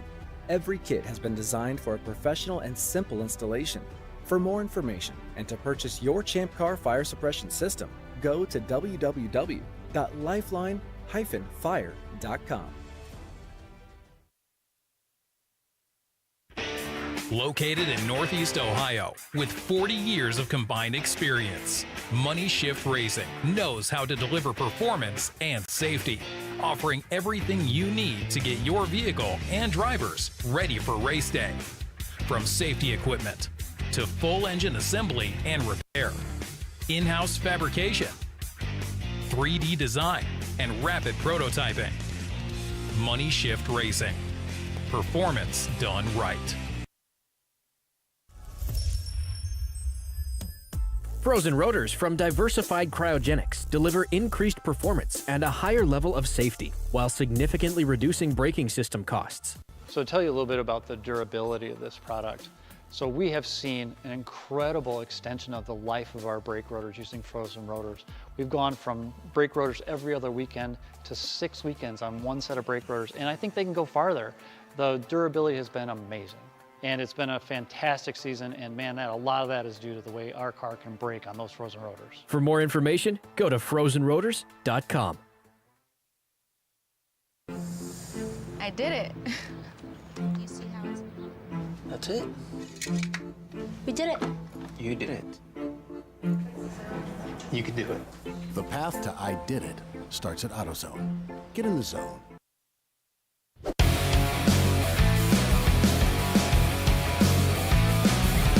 Yes, it did. Welcome back to ChampCar.Live, presented by AutoZone, the TireRack.com Champ Car Endurance Series. We're still under caution here at Sebring International. It is the Senator 14-hour Sebring. It's the Senator 14-hour at Sebring International Raceway, presented by UUC Motorworks. And I'm Paul Velton with Tiffany Alexander and Bill Strong. We're calling the race for you. And yeah, this thing with the, obviously AutoZone is a supporter of this show, as we have crews moving out to assess the situation at turn number 9. Car 519 is the car involved, the Effin' Ranger. It stopped off the track, so they're going out to do a recovery, I guess, on that. Car 600 flagged aggressive Eagle Endurance for speeding under the code 35, so they'll be brought in and spoken to. But as I was going to say, with AutoZone, you can, not only if you can go down to the store and get what you want, but if you're in a situation I was in recently, I'm doing a lot of work on a car here, and they had something I wanted, but I didn't need it today. I just wanted to get it quickly. And so I found they had it at a store nearby and just had them ship it to me. It didn't cost any different. And I was going to get it the next day anyway. So I just had them ship it to me. So just do that from their website. You can also set things up to where you can just go ahead and buy something and they'll pull it for you. So when you walk in, you can just grab it. You don't have to stand there in line and wait for somebody to look it up and go through all of that. All that you can do all that from their website. You can probably do. Makes it very much more convenient, doesn't it? Yeah, it is. You can do tool reservations. You can use their tool loan program. So you just pay them some money, and then it's just a deposit. You get it back when you bring the tool back. And they'll ship all that stuff to you, too. So, and if you decide to keep the tool, you can keep the tool. So you don't even have to be anywhere near an AutoZone. They'll ship it to you. They really make it easy to do business with them, don't they? Yeah. Yeah, they do. And there's a number of teams that race with us. I know a number of guys that race for that work at AutoZones that also race with us. Oh, that's cool. Having a little trouble with some of our track cams. I think the heat is going to be playing havoc with us because it's so stinking hot and humid out there with that sun coming in. Expecting to get some of the wet stuff later today. So we'll keep an eye on that. It's later in the afternoon. It might be as late as 5 o'clock before we start seeing that stuff coming in. There you can see some of the lightning strikes down below on the right. As they're moving inland there a little bit. I'll be keeping an eye on that as well. If it gets within 10 miles of the racetrack, they will red flag the race and bring everybody in, bring their corner workers in to protect them. Yeah, we can race with rain, but we can't race with lightning. We even race with snow. It's crazy. Yeah. We've done that. Doesn't mean we enjoy it. True. It does make for some funny videos later, though. Yeah. Seeing Barbara that time covered in snow just was awe-inspiring. I've been there a million times and never seen it quite look like that. Yeah, and RJ's beautiful video that he put together when his car went off into the grass and into the snow, and he had sleigh bells going like it was he played sleigh bells in the background like it was Christmas, or so yeah, there is some oil down. Looks like they're I think it was scrubbing the Dashing Through the Snow song. Oh yeah, that's what it was. That's right. One horse open sleigh. Oh, yeah, that was so funny. Oh, funny. It was funny. So I was looking back on the results from the last race that we ran here at Sebring. That was New Year's Eve. And we did have a delay during that one, but so I think we only ran 9.25 hours out of the 10.5 that we were supposed to. But it was GBU, Clark Motorsports, Burris Motor, MBM, Running Bulls, and Level 1 Racing. And out of those, only Level 1 is here today that I saw. Yeah. I don't think I've seen. And I was like, the last 7 plus was a 7 plus 7. 22. I was going to see if I wrote down the. Who knows? I guess Okay, Saturday's winner was Rotary Rocketeers, Level 1. See, we hear that name again. Valerian Steel, Floridiots, and Madwag were our Saturday winners. So Floridiots is here. Of course, Level 1 is here. And then on Sunday, Valerian Steel won the race, but they're not here either. So some of our past winners are not here, except Level 1 and Floridiots. Just their most recent ones were kind of what I was looking through. Sometimes by the end of Sunday, I don't always write everything down. Just lost that feed.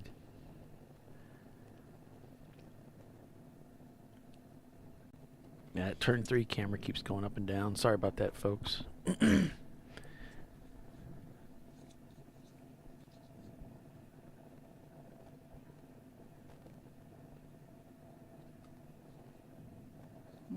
don't have the 21 winners, just 22 and 22.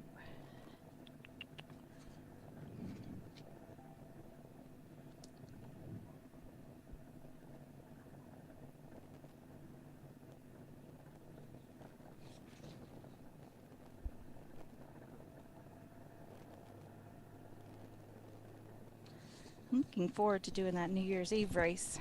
I don't know what the ding dong is, but Now, the Senator, they've brought the car behind the wall, it looks like, or they're in the garage area. oh goodness. This looks like the garage area. So now they've got the car up in the air, and they're working on that left front. And we've got the cleanup crew moving through 7 there. So unfortunately, someone spilled. Must have spilled on the racetrack. The national standings, I think the link is broken on the website. I've already complained about it to somebody, the guy that handles the website, but he isn't paying any attention to me. So here's a look at the standings right now. They haven't changed a great deal up at the top. You got 901 Motorsports up at the front leading the national standings. You got Lone Star Rallycross, NLS Racing, Pinky's Out, Arrow, Salen's, the 2 Salen's cars, Danger Racing Group, Touchstone Racing, 45th Parallel, Running Bulls, Perez Motorsports, Pinky's Out, Swap. And then, of course, these will be updated again after today's event. And hopefully this coming week we can get them published to the website for you so that you've got them.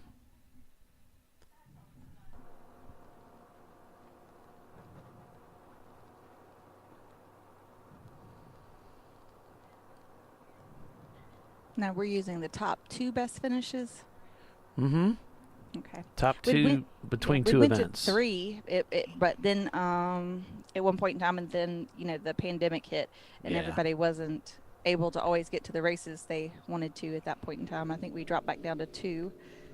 Your top 2 finishes, your best finishes between 2 events, at least 2 events. So of the 2 of your 2 best finishes of 2 events, then you would hit the prerequisite, as it's called. I call it prerequisite because if I say qualified, then you begin to think, oh, well, then I'm in the race. And so I used prerequisite instead because qualification comes after the last points race of the year, which would be Sebring at the end of the year. And then you'll see whether or not you've qualified or not. You have to be within the top 75 seed in order to make the show. So, and I would recommend that you're somewhere north of 14 points. That's usually about the cutoff Less to make than it. 14 points. Yeah. Okay. Yep. You want to be somewhere short of the 15 points. You're going to be right on the bubble most likely if you're right in that 13, 14 point area. Because that could be a first place finish and 13th or 14th place finish, and that puts you right there on the bubble. So you'd need one more probably. It was a little lower than that.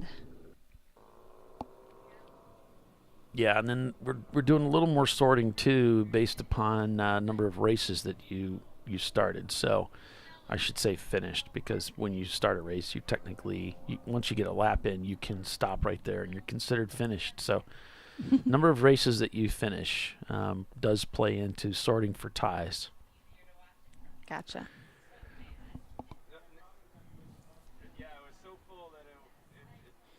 And we don't do points for the national championship anymore as far as who's crowned the Victorian. That is the seed for the beginning of the race. So where you start the race, if you're there for the championship, if you're qualified or. Yep.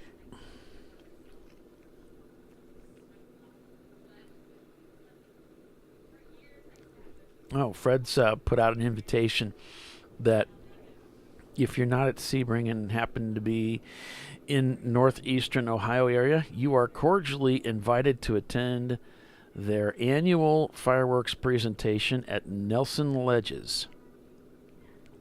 So if you're in the Garrettsville, Ohio area, somewhere up in the northeast there, you're welcome to stop by and enjoy their fireworks presentation. And Fred, let us know, are you talking about on the 4th, or are you doing something this weekend? Let us know. Because if you're saying Sebring, I'm assuming you mean this weekend. You're doing it today or tomorrow. Well, that's pretty cool. Bring a grill, maybe feed some people, you know. Have some fun with it.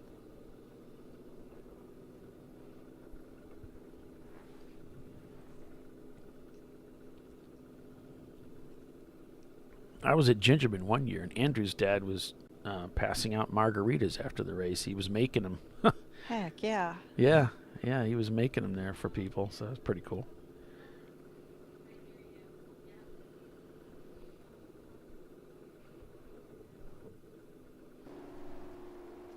So, still under caution here, as apparently crews are working to clean up the track. We don't have an update on our log sheet yet. What's going on? What is Bill doing? He's probably having lunch, because it's 11:50. You know. It's about that time. Yeah. It's about under time for him to caution, get so. distracted. Hey, it's showing we're back to green here, folks. All right. Yep, he's pulled the flags in. We should see RVA spool up here. Yep, here we go. There's the marathon car, TLM. Going into 17 here.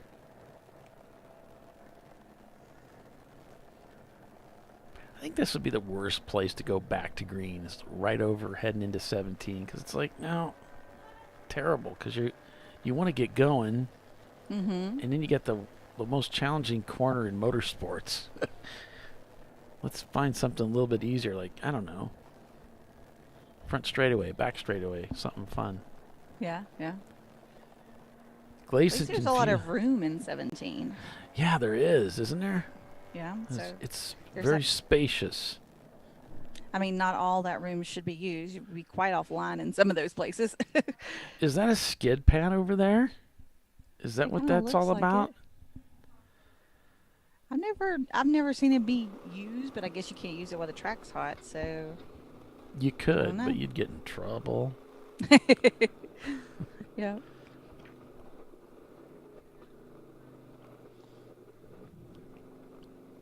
Good bandwidth, yeah. Yeah, it's a little bit better today than it was last week, wasn't it? This last weekend.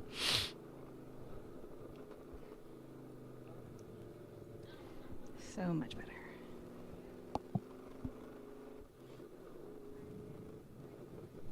better.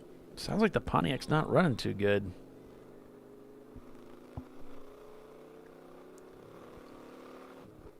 There, he's got it opened up a little bit. So maybe he's doing all right. Team Infinity in second place over Glazed Confuses ahead of them. So A-Class leads the field. Still, he's a little bit into the dirt there. Got a little wide, maybe. Maybe he meant that. I don't know. Looks like the white BMW was past him on the inside there, so maybe. Yeah. That was just a negotiation of space. They got a little hairy. So working lap 52, it's Glazed and Confused, Team Infinity, RVA Graphics and Wraps, Marathon Motorsports, Treasure Coast Miata 5th, followed by IBEX Racing and a Nissan Miata. I don't know. That's just what it says. Benover Racing's behind them. Reeves Racing and a Firebird. That's the one we were just on board with. In 8th, because there's an EC car there. 9th would be OVD Motorsports and Atlanta Speedworks. And their Porsche, that's the top 10.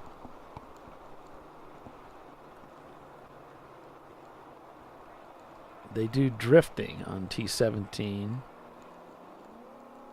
Okay. Drift circuit. Gotcha. Oh, so Fred's updating us on the fireworks. He says it's tonight, and he'll be serving painkiller cocktails. Heck yeah. I wish I was in Ohio. Well, that sounds like a fun time. So if I was not working tonight and somewhere in that area, I would definitely stop in.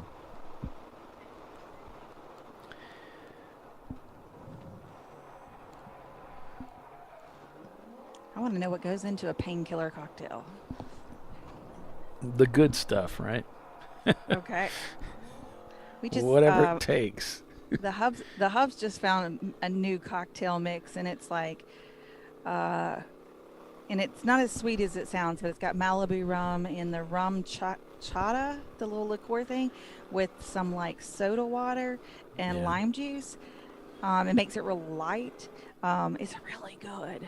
Great summer cocktail we've recently gotten the recipe for and tried out. Probably low on the alcohol level, which is fine for a summer cocktail. You want something kind of light and, not heavy.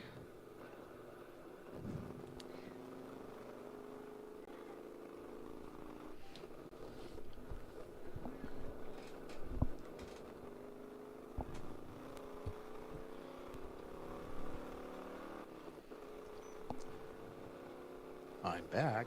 There he is. Now, Bill, why does it look on this camera like there's clouds? It looks very dark. Is it just the camera playing tricks? I think that's the heat. The heat's darkening the atmosphere? Yes, because the heat actually... It's a depressing heat. No, I'm looking down there right now, and there are clouds over us, so you're getting some shadows. Oh, okay. Let me find out what was that? There's the shark car up ahead of RVA. Now, getting reports of 153 smoking again. 153. That's the DVM racing car. Didn't they have to replace their head gasket this morning? That was the thing. My gosh. Double check. Really? That's awful. They valve cover gasket. Oh, valve cover gasket. They replaced this morning, and it's still smoking. That could be just residue smoke, possibly. Well, see, because the BMW that we had, sometimes those will warp, and then there's not enough gasket sealer on planet Earth to seal them. You got to have them machined. Are those like a steel valve cover? It's.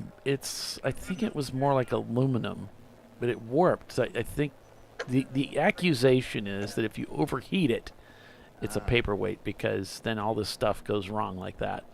I don't know if they overheated it or not, but I actually had to take it to a machine shop and have it decked. I had to have the valve cover flattened so it would seal. Interesting. Yeah, it was bizarre. I tried all kinds of stuff, and nothing was working, so I ended up doing that. And they got a really nice cushioned rubber gasket that they use. I mean, it's not like you're just using sealant. This is for position here. RVA trying to get by Team Infinity. Infinity just took off with it. It's a fast car, isn't it? And that is Lewis behind the wheel. Ed started this morning, then Lewis is behind the wheel for the second stint. I'm getting word from the team that it's just smooth sailing right now. Things are going good. Just want to keep it that way. I'll do a little picture-in-picture action here again. Love doing this stuff when we get the opportunity. And hats off to Bill for putting all these camera cars in, and a special thanks to all you other teams who are running in-car cameras. So Team Infinity said the only thing they're really trying to keep focused on is just this temperature management, since it's so hot out here, that they're just trying to keep the nose of the car in clean air when they're in traffic to just, manage that temperature. Yeah. Florida in July, But they're going through a lot of ice in Sebring right now. And those cool shirts. I need to set up like a meeting with you sometime where we can talk about the race car. And I feel like the only time we talk about it's on this show. It's like we probably need a better time to talk about it. I don't know how busy you are and what a good time is to do that. And so I just need to we need to have some time to talk about different things, goals, and how much money you want to spend on this and that. Okay. Let's do it. Yeah. All right. So Marathon moved up to second place. Oh, yeah. That's pretty cool. Blazing Confused still in first. Todd Burris, a little Miata. Yeah, we were watching a battle here between Infinity and RVA. Yeah, Yeah, RVA just crossing the start-finish line with Made the pass. Team Infinity hot on their tail. Yeah, that's the battle we were kind of watching here. Yep. And They're right. I mean, here they come. See RVA right there with Infinity as they go by. You can always spot Infinity with his shark fin on the roof. Kind of famous around the South Florida area. Drives it to work. Yeah. Too. Now that truck is not stopped. That camera's just getting a little tired of our shenanigans. It's getting hot out there. Yeah, the heat is So we're getting going some up stop a action. lot. Yeah. We get a little bit of stop action, so that's kind of cool. Get to see the cars. I like this. This is a new angle. We've put it up there before. I just did it at a different. I would have it looking more at the entrance instead of at the apex. I thought the apex would be kind of interesting. Yeah. So that is a little different angle. There goes the marathon car with one of our old board of directors right in front of him. There goes RV Graphics with Team Infinity taking the wide. A whole bunch of cars going through there too wide. Sailing, one guy goes wide, and then the five guys behind him, they're following him, so they end up going wide. Oh, he's braking at the one panel. By golly, I can do that. Sometimes you don't have any choice but to go wide when you do that. It's like, I can't get this car slowed down enough. What was I thinking? Maybe if I go sideways, it'll help slow it. The problem was I wasn't thinking. Hey, I got a present coming up here. Oh, yeah? Is it for my wife's birthday? No, it's something even better. It's Pizza? a Lifeline fire system. Ooh. With Decabond tubing. I don't know what that means, but it sounds foreign. So you know it's good. Yeah. Special. Fancy.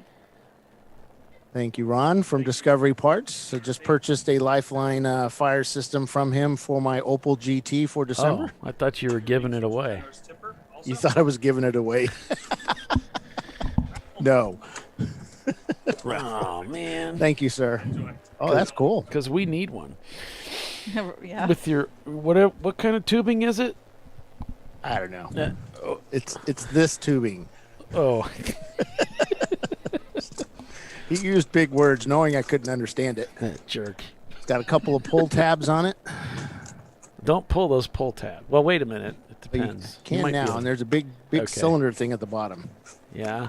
So that was the one thing that I had left to purchase for the Opel was the fire system, and got it from Ron. You can either get it from Lifeline with the link on our website, and with Ron you get the percentage off, for the membership discount. Nice. Yeah, I was on his website yesterday looking at racing uniforms. I might have to get one. The old Polster's picked up a few pounds. Oh, yeah? Some of that COVID weight just will not go away. Isn't it stubborn? And it's got nothing to do with the cookies I ate last night either. All right, we're going to break for commercial. Be back in a few. You're watching Champ Car Live, presented by AutoZone. Glazed and Confused leads the race. How about that? We'll be right back. An important decision is afoot. This man is about to buy tires on TireRack.com. Tire Rack is the leading online retailer of tires in North America and a repository of advice and expert reviews. And it's done! All that's left is to arrange for safe, easy installation at one of our independent recommended installers. Well, I guess he did that too.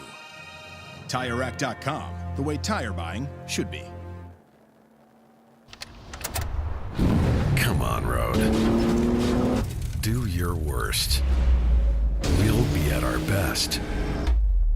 Engineered to meet or exceed original equipment performance exclusively at AutoZone.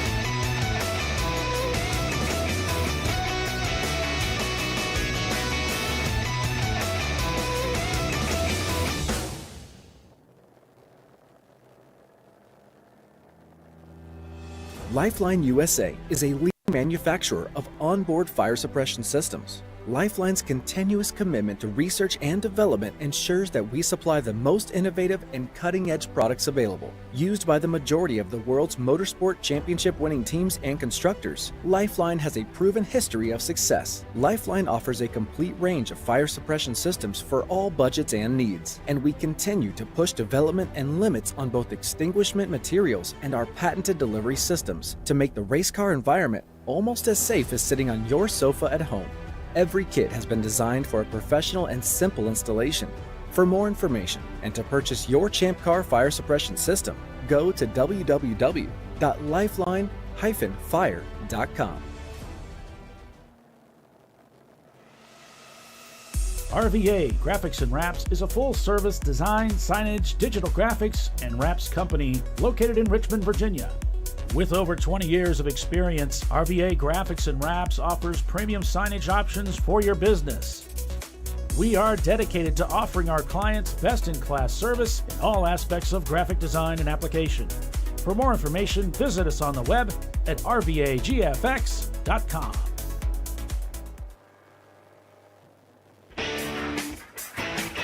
Located in Northeast Ohio with 40 years of combined experience, Money Shift Racing knows how to deliver performance and safety, offering everything you need to get your vehicle and drivers ready for race day.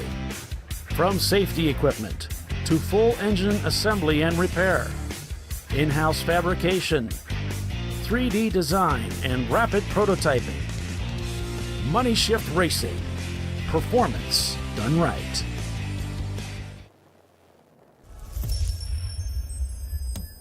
Frozen rotors from Diversified Cryogenics deliver increased performance and a higher level of safety, while significantly reducing braking system costs. So to tell you a little bit about the durability of this product. So we have seen an incredible extension of the life of our brake rotors using frozen rotors. We've gone from brake rotors every other weekend to 6 weekends on one set of brake rotors, and I think they can go farther. The durability has been amazing. And it's been a fantastic season, and man, a lot of that is due to the way our car can brake on those frozen rotors. For more information, go to frozenrotors.com. Nice. Yeah, I heard about this. So I would actually go with the full synthetic. Brake pads. Oh, for the Duralast rotors. I did it. You see how it's... You did it. That's it. We did it. You did it. You can do it. The path to I did it starts at AutoZone. Get in the zone.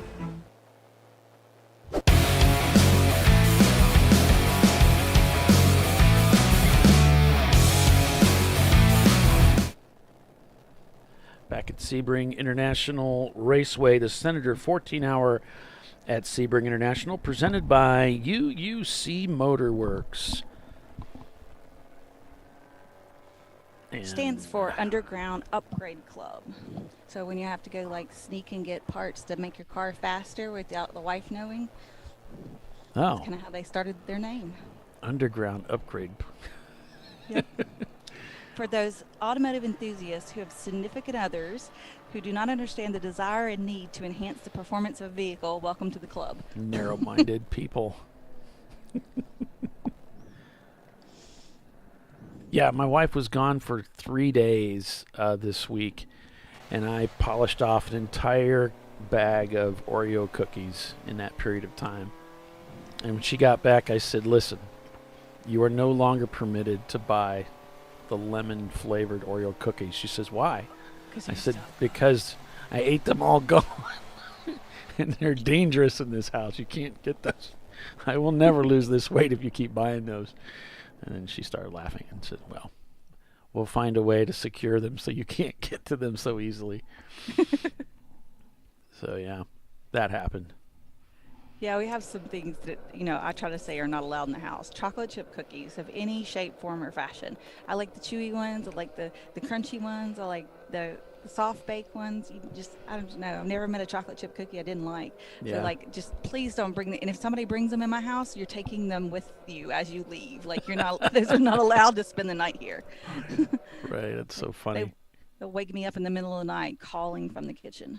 Hi, we're still here. So it looks like, just a second.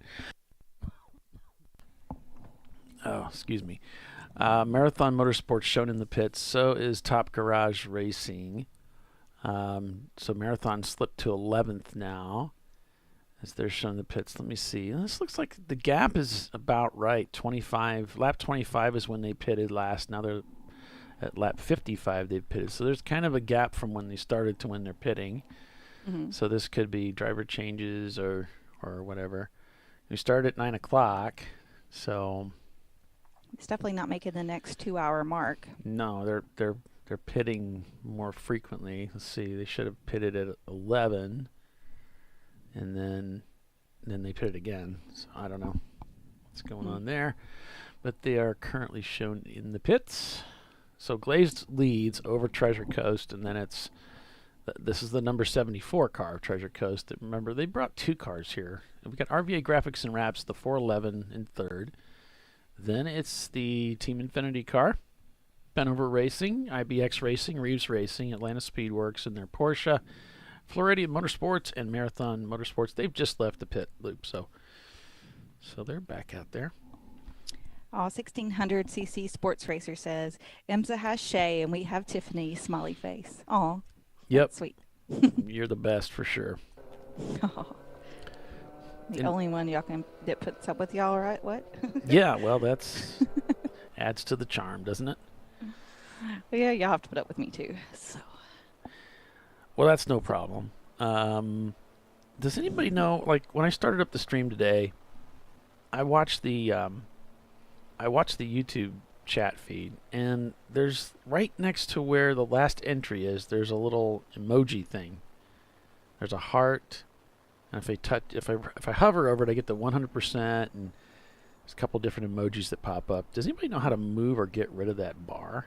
Because it's right in the way of some of the text. I can't see everything. I'm trying to think how I can move that.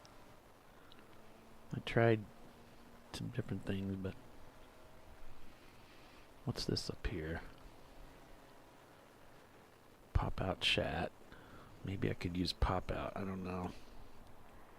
I shrink my screen until it's like half the size of the laptop, and so then I've got the broadcast is what's going out on YouTube. It's paused, but it's like up, and so it just makes the, it kind of condenses the chat, so it's just taking up all the room I have on the screen for it. I don't know if that makes any sense. Never mind. Yeah, I understand what you're saying. I've got, since I got all these screens and everything, I have it so that it's kind of stacked behind the switcher that I use, so I can see the live feed on the left and the number of people watching on the right. I can see the chat in the middle is the switcher that I use to produce the show. Gotcha. But when people type something, I miss the last word of the first sentence because there's this stupid little icon thingy there in the way.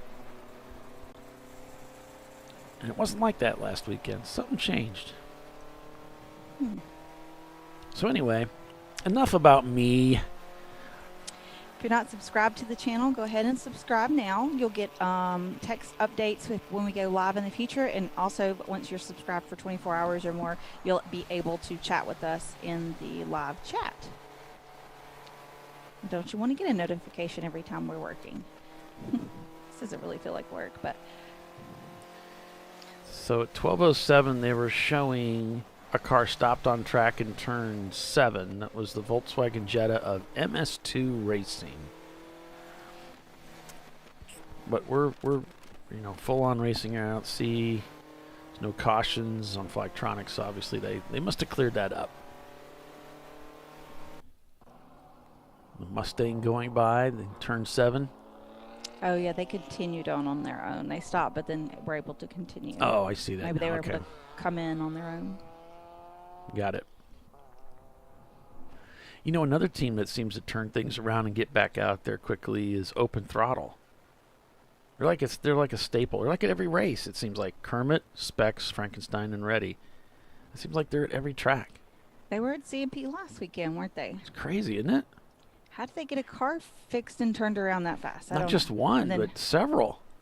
Yeah. I mean, somebody's busy. Somebody has got to be busy. So yeah, MS2 shown not turning laps down in 27th. Do you understand what the thing is on the 747? Bill just put no, no, no. The cause is no, no, no. No advantage. I don't know. That's all it says.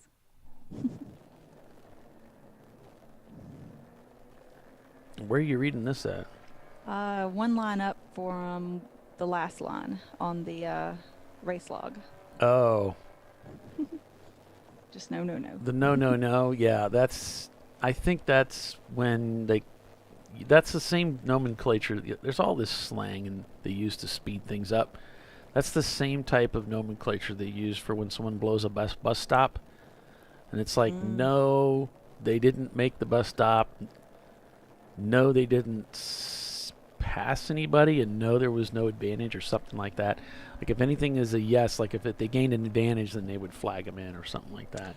Gotcha. Okay. So then there's no flag issued. Yeah, that's something like that. There's the breakdown of the no, no, no.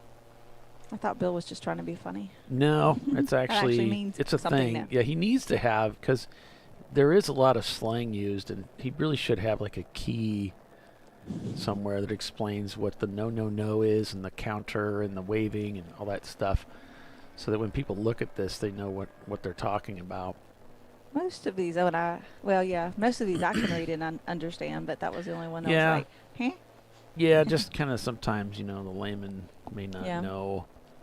And that's something that I try to be really cautious of in my profession as an IT professional is, if you start talking over somebody's head, you don't realize it. It's really not very helpful to the person you're talking to. So you really need to consider where they're at, your audience is.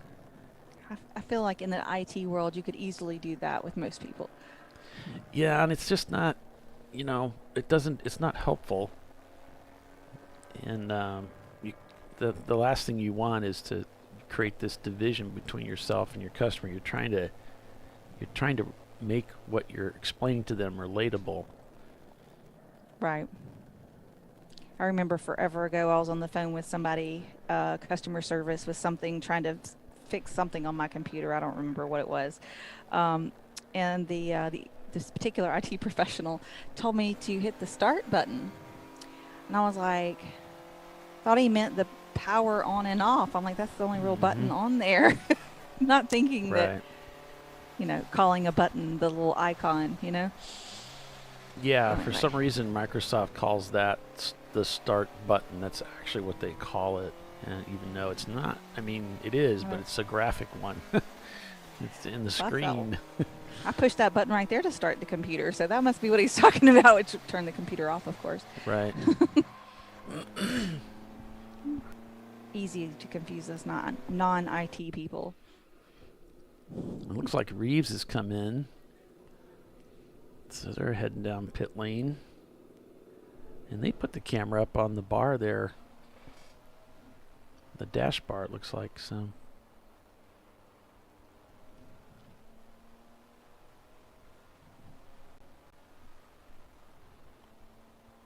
looks like he's heading down that back straightaway towards 17.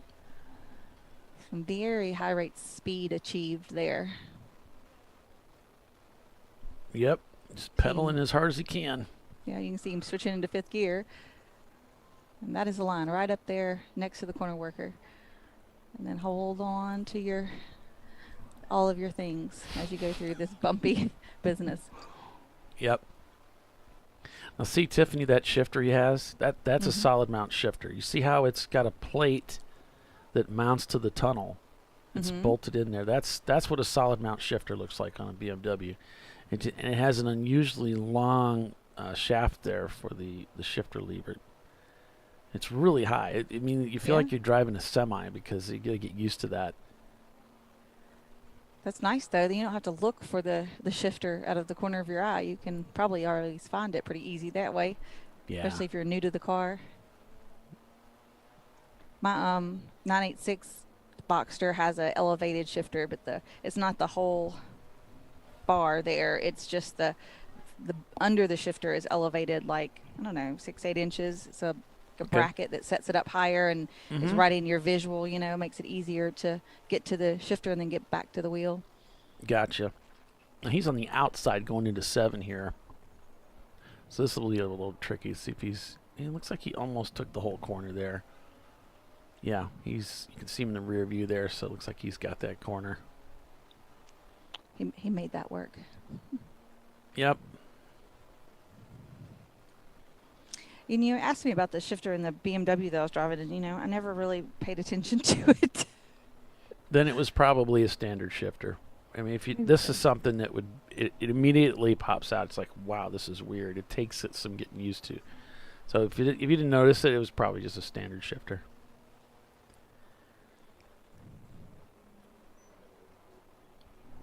I haven't had the issue out of the E36 that we had out of some of the other teams have had out of the cars, or when I've drove other cars, about it easily slipping into the wrong gear. Seems like, I don't know. We've got that. It's always a fear of mine. I don't want to blow up somebody's car. Some of the BMWs, it's easy to do if they haven't, made any kind of accommodations to keep that from happening. I mean, that just gives you more reason to try to stay calm in the car, because when you get excited and you start pulling the shifter hard, that's when you pull it down into second instead of fourth, and that sort of thing. That was my fear driving Doc's car, was tossing it money in the wrong shifting. gear. Because you hear so many people that money shift the BMW. It's so easy to do. Yeah. So I just wrecked into somebody instead. Oh, I'm sure he appreciated that. Yeah, we spoke with this morning about it. He goes, "Remember me?" And I'm like, "No, not really." And he goes, "Yeah, I was a guy in the RX-7." It's like, that you use for brakes? Well, we kind of bumped together, and I got spun around, and I thought I was going to roll it. Yeah, it wasn't. All we did was end up with I think a broken rim or whatever, and got it back out there right away. And it was actually faster. With the new rim? With the new alignment. Oh. I was like, holy crap, this thing turns now. Fixed. Well, we still had the fuel issue. One of the fuel lines was crimped.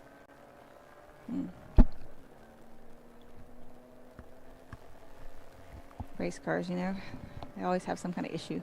Yep. Somebody's waving. 16 is waving. We're at 519 stopped. So turn 16 waving yellow is what that means. Ranger. Oh. Effing Ranger. Yep, they spun and continued. I thought the Queen was here. The King was waving. He stopped by from England across the pond to give us a nice wave.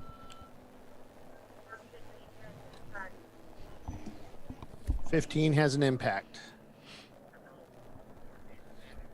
So when they say impact, do they mean with the wall, or they must mean with the wall? They must not mean contact with each other, two cars. Right. Usually contact with each other would be car to car. So 441 hit the wall, or spun, hit the wall, and then continued. Oh, wow. That's the Four Paws Racing Toyota. Toyota FRS. So they impacted the belted wall. Oh, yeah. I did that once. It just makes it so you don't dig in. Yeah. You bounce off. Yeah. That probably saved him, too. I don't see him on Flagtronics. 441.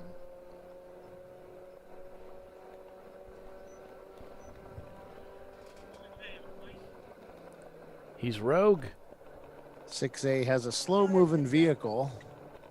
Okay. 6.4 grade. Do we have a 6.4? Yes. We have 646. We have And a we have a 6.4. Flankenstein, it's called. Flankenstein Porsche 944. 6.4, 646.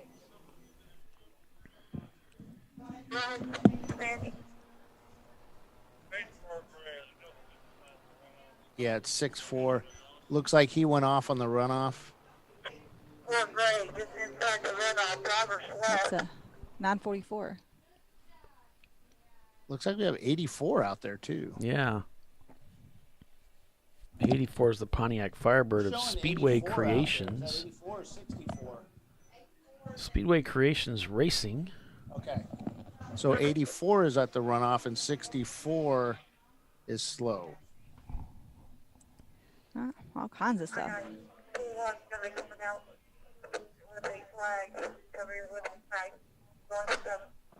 And then say 84 went off the runoff there, as you can see on Flagtronics if you're watching the Flagtronics.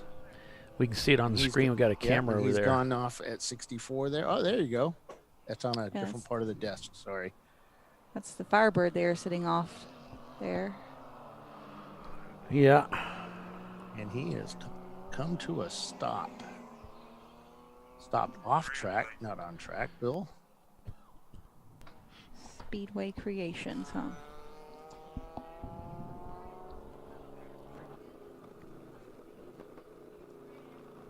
Looks like safety is on track now. They're headed towards turn 6.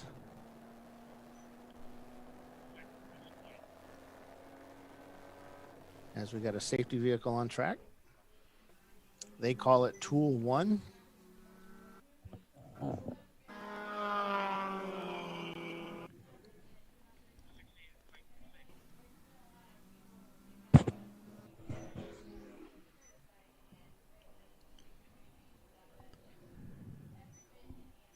All right, well, as they're going to pick that up, we'll maybe take a little bit earlier commercial break so that we can catch up the racing action here when we get done.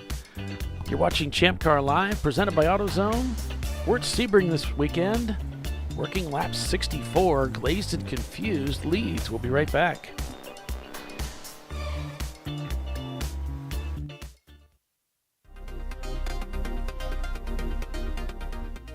Welcome to TireRack.com, revolutionizing tire buying since 1979. With our unmatched selection of branded products, finding what fits your vehicle and is right for you and how and where you drive has never been easier. Through helpful online shopping tools that include our professional hands-on reviews done at the introduction of a tire and consumer reviews that give real-world feedback over the life of the tire, you can make the right tire choice and find exactly what you need. And if you prefer to talk to someone, our tire testers, our sales team, are available on the phone. And that's how we get you the right tire for you and your vehicle for where and how you drive.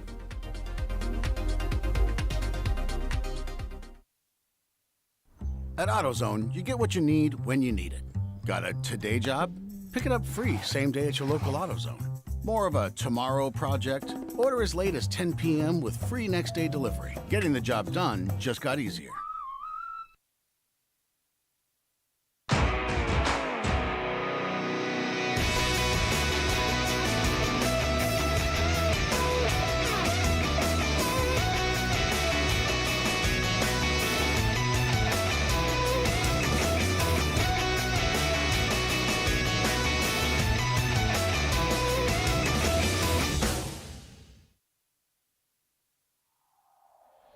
Discovery Parts is a veteran-owned racing and safety equipment company.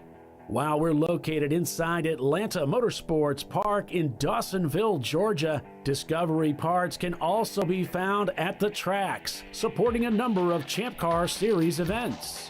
We take pride in being a reseller of the best of the industry to Champ Car teams and drivers. We know racing, love racing, and look forward to tomorrow to even more racing. Visit us at discoveryparts.com.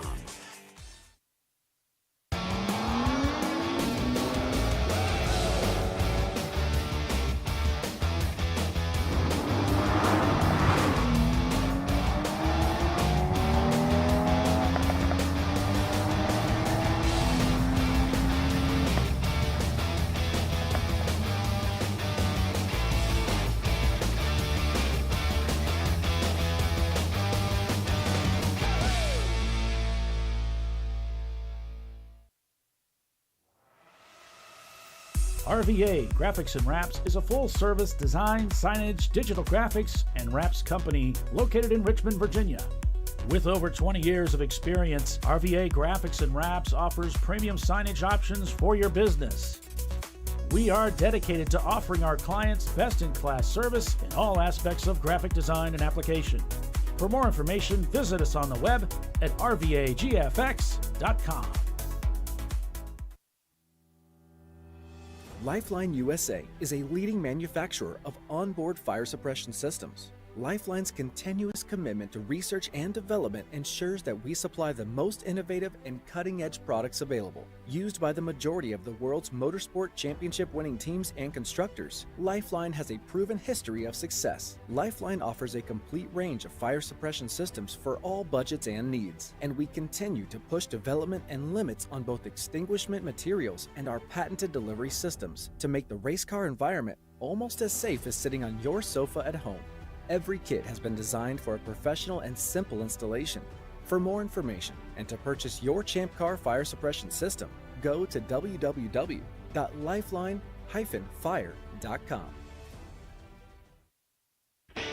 Located in Northeast Ohio, with 40 years of combined experience, Money Shift Racing knows how to deliver performance and safety, offering everything you need to get your vehicle and drivers ready for race day.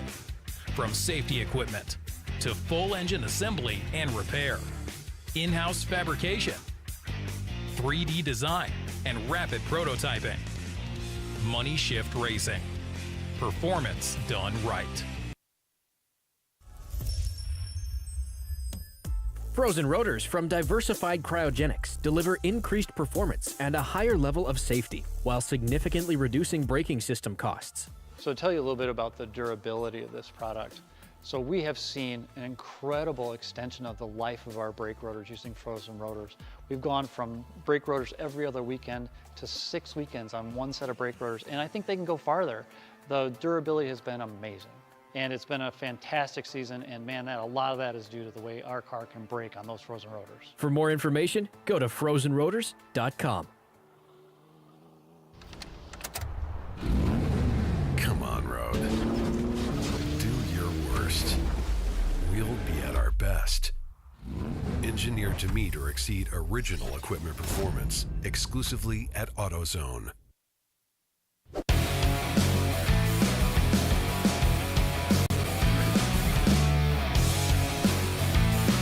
All right, we're back to racing here. We've got JB Bugs coming in the pits.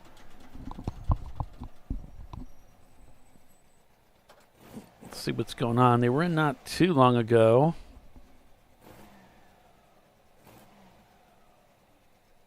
And I don't see anybody running to his side here. It's almost like he's waving him off.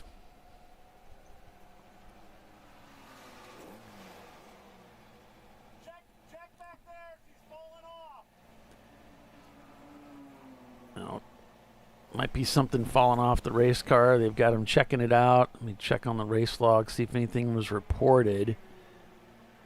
No.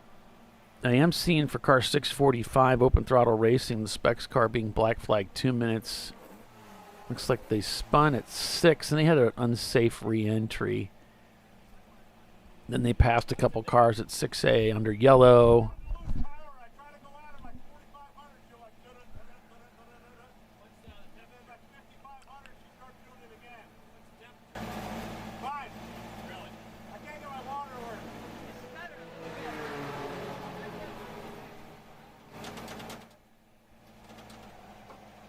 So something not right with the JB Bugs machine. They're looking at it.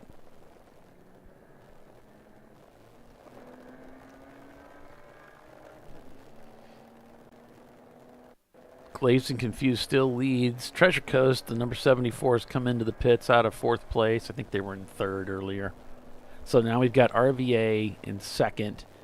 Team Infinity's 38 seconds behind RVA in 3rd place.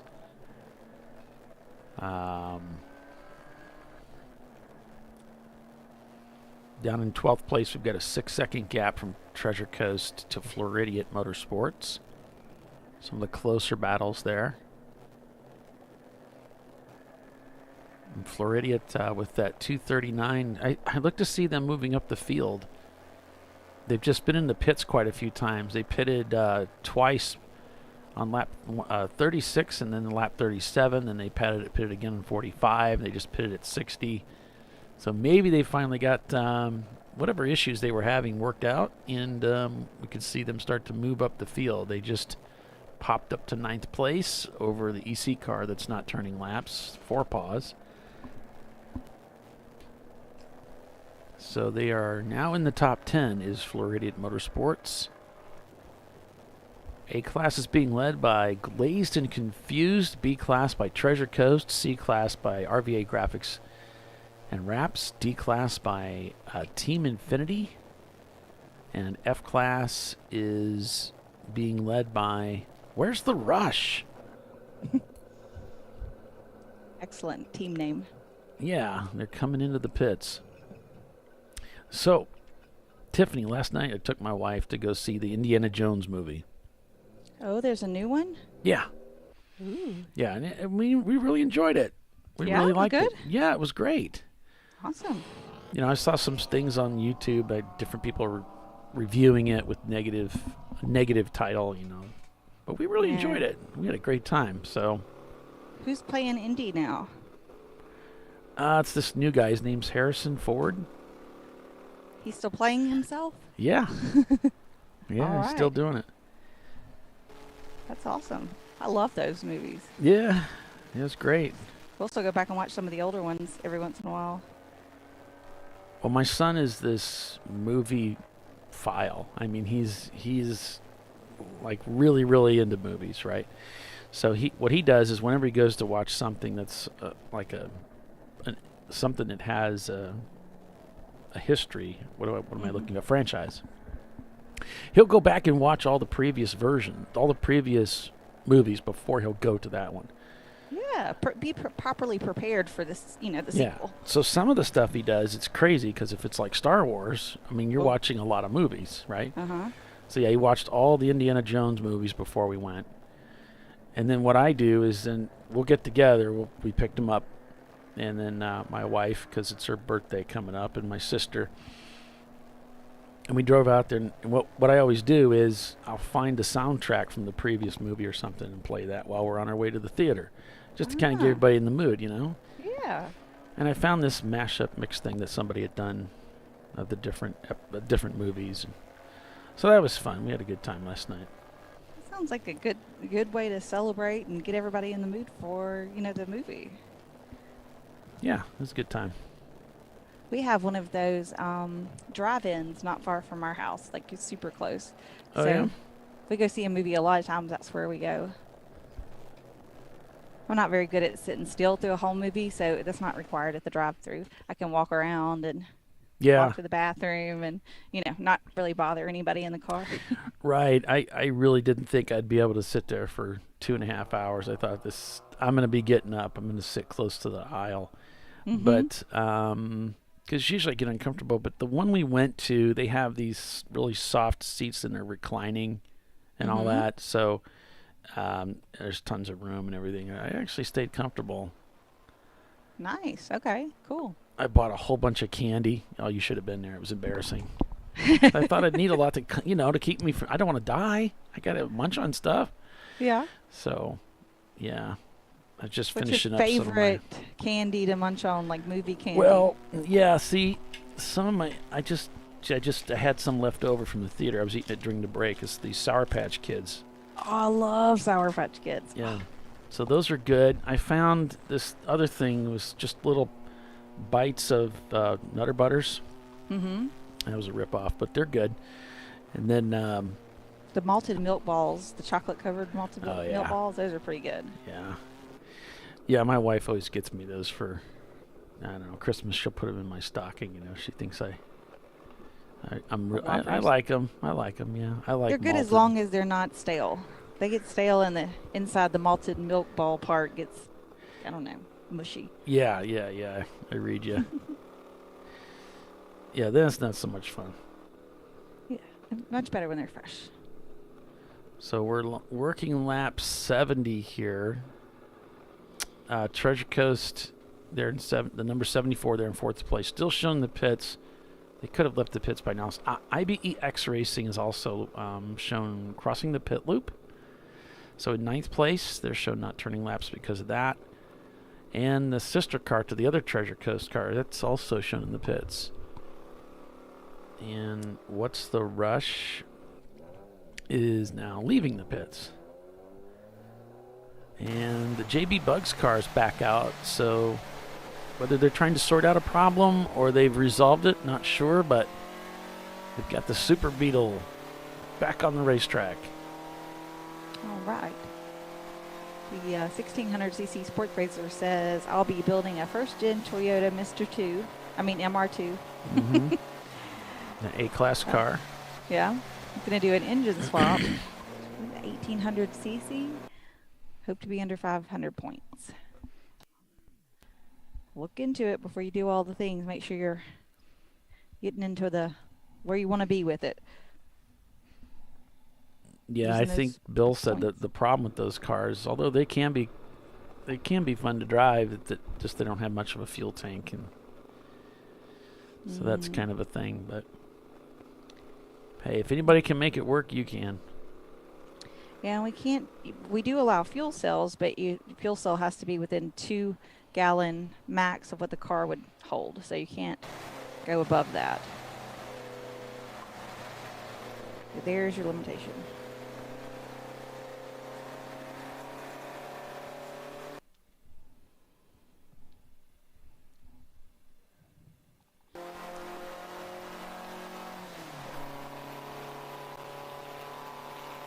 That's why some cars on the VPI or the value they're kind of valued pretty low because they do have smaller tanks. So they don't get a lot of points because it's hard to make them go 2 hours. Yep.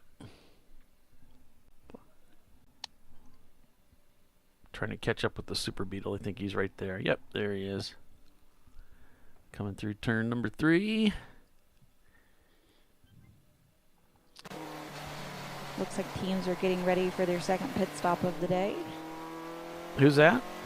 Several teams. We're coming up on that 1 o'clock hour. Gotcha. The 4 Idiots are getting ready for their next pit stop in a few minutes.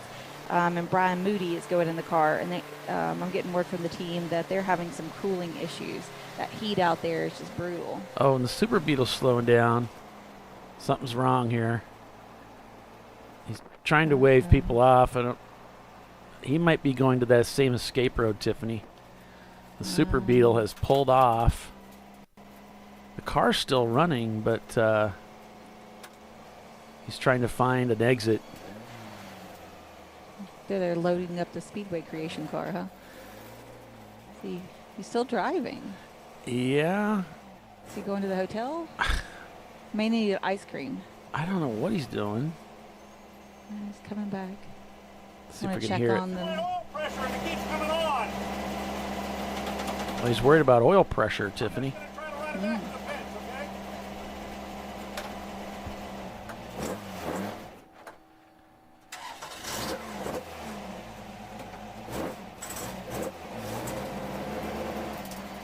So still having some issues with the Super Beetle there. Worried about oil pressure, apparently. And the 981 of Atlanta Speedworks, that Boxster is in the paddock for a possible transmission replacement. Wow. Oh, goodness. That stinks. That's not what you want to do during the race. Trust me. Definitely not on a day like today. We were doing that to our car last race. Well, it's just so stinking hot out there, too. Oh, God. I can't imagine. To get under a hot race car in the heat, I don't think you could pay me to do that. Yeah, let's get started. Oh, boy. Right. Maybe go drench your clothes in like freezing water first. Then it turns into a sauna under the car. What's the rush? Just giving a thumbs up. If anybody's looking, I'm okay. Everything's good. Of course, they rarely are. Looking? Yeah. I mean, let's face it. How often do they see you, right? Right. But they'll hear you if you call them on the radio. So Treasure Coast has done a pit stop and a driver change. So the Mike Owen is in the car for the Treasure Coast Miata now. They are shown in 17th. So that's their third stop of the day. And one a little early. Let's see. A few EC cars in there, so they're probably 15th.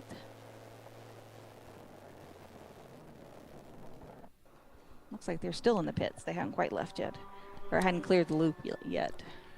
Oh, Team Infinity in for a pit stop.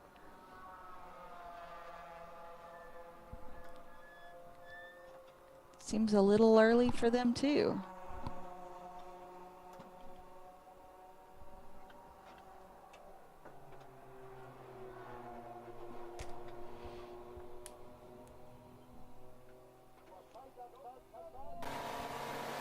And JB Bugs just kind of limping it back to the pits here, waving some people off as he's going. It's just oil pressure keeps bouncing back and forth, which if it's doing that, it's likely not an engine problem. It's most likely a gauge or sender problem. But this is good. To be careful with it. Bring it back. Let's make sure everything's okay.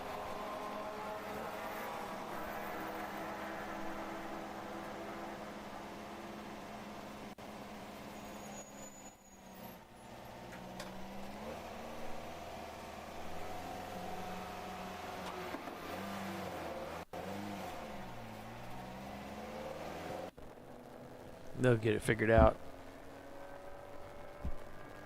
That was the team one year where they changed the engine in the pits and it only took them like 20 minutes or something. They had it changed out, so they can do it.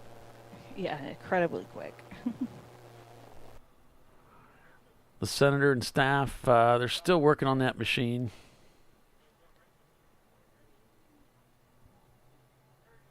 So obviously still working on brakes. Looks like brakes is the issue with the Miata.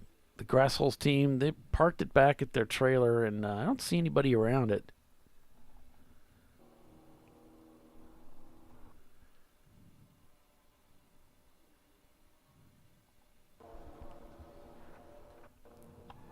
Team Infinity doing a driver change.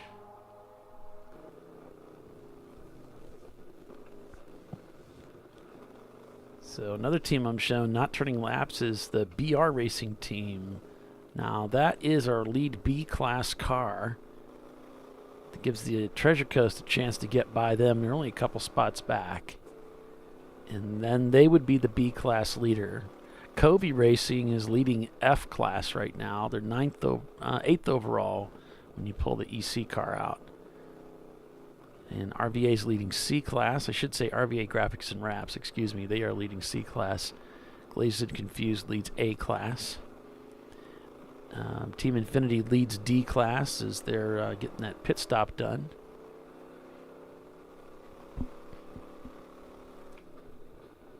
And as I said, Covey's leading the F-class.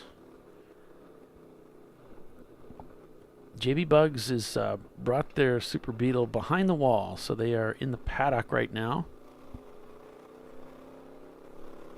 And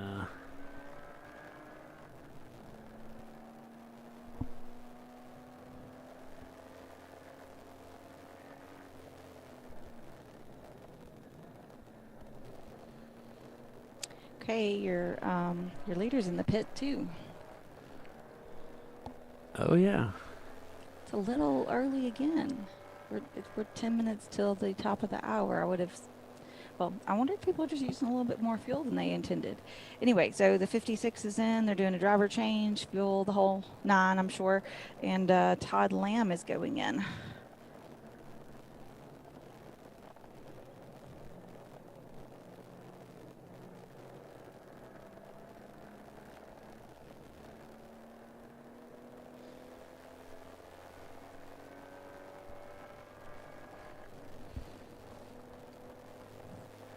He said Senator's in the paddock, but I think we already knew that.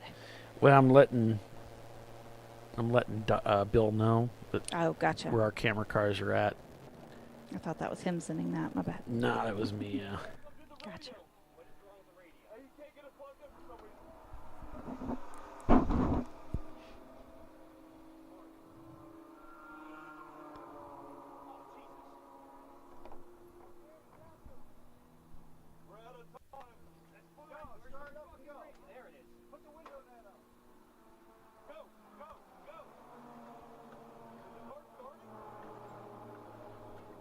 Team Infinity having trouble starting the car. It's like the kill switch was not turned on. They're sending him out. I think they're having trouble with the comms cable. He may not have one. So they may need to do a courtesy black flag to get him to come in. Maybe some communications issues there for Team Infinity. It's always difficult when that happens. Well, and a lot of these helmets that are, they use an adapter cable to hook into the harness. And if you don't have your adapter cable, then you're in trouble because you can't plug it in. And if you get the wrong adapter, it doesn't work. We've had that happen a couple of different times where someone got the adapter to be able to hook into whatever system we were using at the time. And, you know, usually what we get was we would be able to hear them, but they couldn't hear us, or the vice versa, which really doesn't help communication if both members are not able to communicate. Right.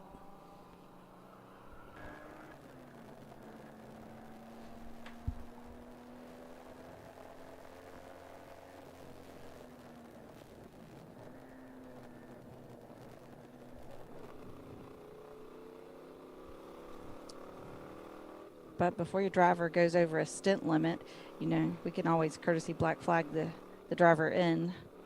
Just let a official know, and they'll radio up to the race control and make it happen.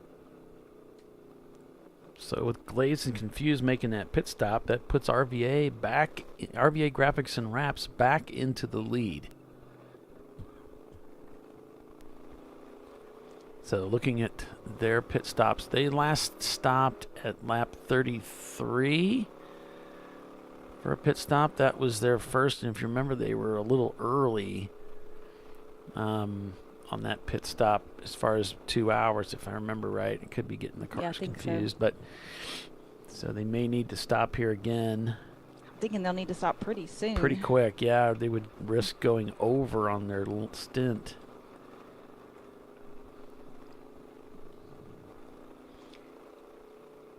I was kind of thinking if they stopped a few minutes early of the stint time, then maybe they were running out of fuel. Oh, here we go. I think that'd be, yeah. I was like, they should be about there now. Yeah, so what they can do, though, Tiffany, is they've got such a long race. What they can do is if they now are stopping right at 2 hours, they can start banking that 5 minutes and work their way right up, because now the next guy gets in 5 minutes later after he stops, right? Mm-hmm. And then the next guy gets in 5 minutes later, and before you know it, you're on the right side of the clock. So gotcha. By pushing it further towards the 2 hour mark, or right yeah, at it. If you could land 2 hours right, you're gonna bank 5 minutes every time. Mm-hmm. At least, because you got to get down pit road too. But 5 minutes getting out of the pits, your out lap's usually a little slow. You're trying to get him out of there. Actually helping pull his helmet to clear the bar. Oh, wait, they're pulling him out by the head? Kind of pushed on his head to help his head clear the bar. Which, I got to admit, there's been times I wish somebody would do that for me. Well, I've scratched my helmet. The top of my helmet's got a nice scratch on it from hitting the bar, either getting in or getting out. I don't remember which. Right. It looks like nice. They've got some of that high-density foam there up on the bar. And we're going full course caution. We are full course caution again. I don't have any information yet.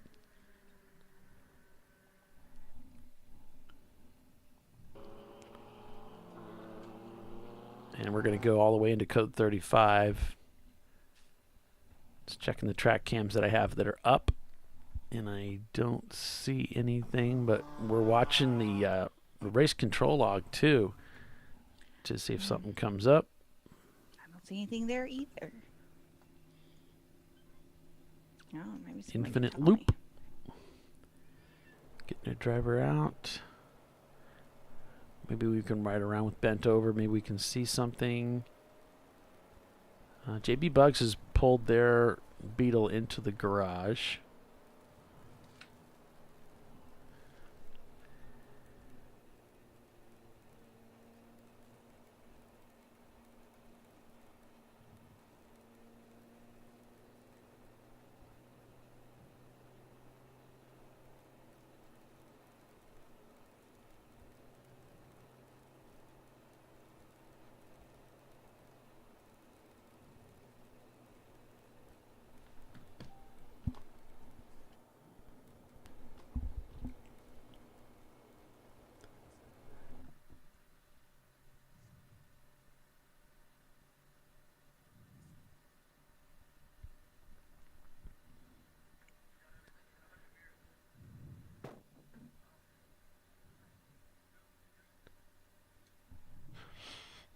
Still shown as the leader of the race in the pits right now, and they couldn't have timed it better as caution comes out just as they were coming into the pits.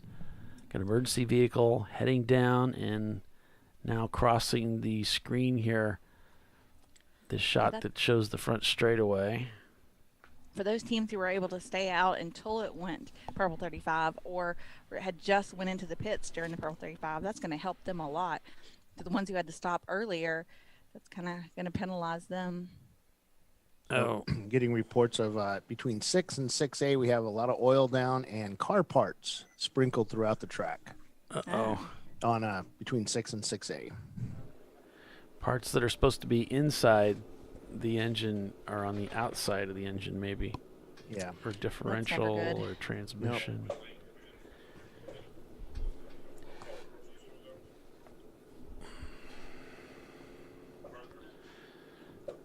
Got a car doing a pit stop right now, fueling, and they're also checking the tires, so they're going to get yelled at here in a second. No work to be done in the car when you're fueling. That includes checking air pressures. Driver in, driver out. That's it. So, Bill, I was talking to Tiffany, and I told you I was going to go see that that movie last night. Oh, yeah. How was that? Indiana Jones. Yeah, it's great. I recommend it. It was very entertaining. Good. Yeah, I haven't seen my wife in a while, so hopefully if she's home when I get back, we'll go see something like that. Yeah, I think her name is Amy. I think so. If I call her another name, she gets really angry. Really? Yes. Imagine that. Yeah, you wouldn't. Who knew? And whatever you do not ever call your current wife by your ex-wife's name. That's really bad, and I'll explain to you later why. We're on pins and needles. I'll tell you a funny thing that my husband pulled the other day. So, I do say pulled. So, I was coming up on Thursday to CMP to do the board of directors meeting live, and then I had car trouble, and I was not able to make it there live, and so I was going to do it remotely, and so I couldn't leave to go to the racetrack. I would have been in the car during the meeting, so I was like, I'm just going to stay home that night and leave out again the next morning. Try, a do-over, try again the next day. Because if I'd left after the board meeting, I'd be really late getting in there, and I was like, I'll be tired, whatever. So I told my husband, he was like, wait, you're going to be home tonight? And I was like, yeah. You got one more night with me, right? One less night that I'm away from home. And he goes, but I've got plans. And I was like, excuse you? He said, I'm going to have to call my girlfriend and let her know or something like that. And I was like, you stinker. Yeah, you haven't got those texts that say she's gone? Okay, she's Come gone. on over. Whoops. Never mind, honey. It's like, oops, wrong girl. No. I see. 'Cause I get those from my wife all the time. He's gone. Come on over. Funny. Said she comes with 2 kids and a mortgage. Well, not anymore. Y'all are kidless in the house now, right? Yeah, we are empty nesters. Isn't it nice? Yep. I think it's It nice. is She nice. misses the kids, but I think it's nice. I had it's kids nice, for too. 54 years at home, so I think it's nice because I got my own studio room now because, yep. I had more rooms in the house. I have asked for that, and Ian's taken over Ian's room and turned that into the podcast room, and yeah, I keep getting the dirty look. And then Ray says, "Where am I going to sleep when I come over?" It's like, Put a day bed in the studio yeah, for guests and not naps. yeah. So I don't know. We'll do something. Kate's room's gone, but Kate has an apartment not far from us, so she visits a lot. Ian's in Richmond, Virginia, which is 100 miles away. So So Bill, it looks she has a place if she needs to she didn't need to spend the night over like Ian would. Yeah. well, it looks like they took the camera out of the grass holes car, so maybe it's broke because it's looking at the sky. So it must be Well, that's sitting on always top of their good. car. That's good for the CCD or whatever it is, the sensor. Good All right, time let me as any finish to- my lunch, and then I'll head down and find some places to put cameras. It's too late now because they're all pitting. Right. Yep. Most people have done their second. When I went downstairs to get my lunch, and it is getting a lot warmer. I'll bet. Humidity is pretty high. Yeah. Just go outside and start cooking. Florida. Mm-hmm. I don't cook. Went and got a salad because, diet and all. Son's getting married, so my wife said everybody had to lose weight. Mm. Those pictures are supposed to last forever. So the Miata, the 645 that left their parts and oil all over the track, they are on the back of a flatbed being hauled around the track. So that's the open throttle racing car that is an F-Class car. Prior to that, we had a green car come down to the front straightaway, just winging that engine, trying to find a gear. But it was not that car. That was a green Honda. So, you have that instantaneous, green car coming to it, going real slow, smoke everywhere, and you're looking, no, that's a Miata, not the same car. Yeah, Honda drivers. Whew. They revved to 1,000,000 once. So the blowers out there blowing off the oil dry that to pick up that oil on track. They're doing that between the bridge, which is at turn 6, right? Yeah, turn 6 all the way to 6A, where he came to a stop just past the flag shack. You'd have to think that the excessive heat of July in Florida is really creating havoc on some of these cars as far as lasting through an entire enduro race, right? Like, it's got to be hard on the cars. You have the cars run naturally at what, 180? Right. I mean, it's, isn't that what your cooling system does? Bring the temps down? I mean, the harder you're pushing the car and the hotter it is outside, isn't that the harder it is on the car to keep those temps where it prefers? Well, sure, if you're going to throw that in our face. Looks like we may be going back green soon.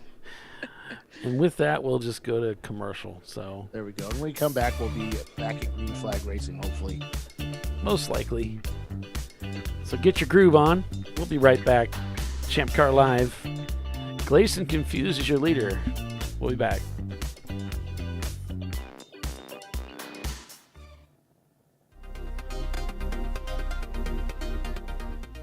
Welcome to TireRack.com, revolutionizing tire buying since 1979.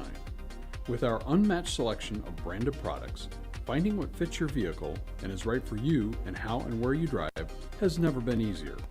Through helpful online shopping tools that include our professional hands-on reviews done at the introduction of a tire and consumer reviews that give real-world feedback over the life of the tire, you can make the right tire choice and find exactly what you need. And if you prefer to talk to someone, our tire testers, our sales team, are available on the phone. And that's how we get you the right tire for you and your vehicle for where and how you drive.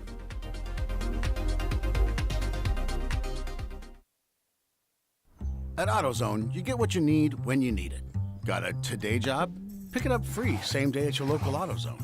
More of a tomorrow project? Order as late as 10 p.m. with free next day delivery. Getting the job done just got easier.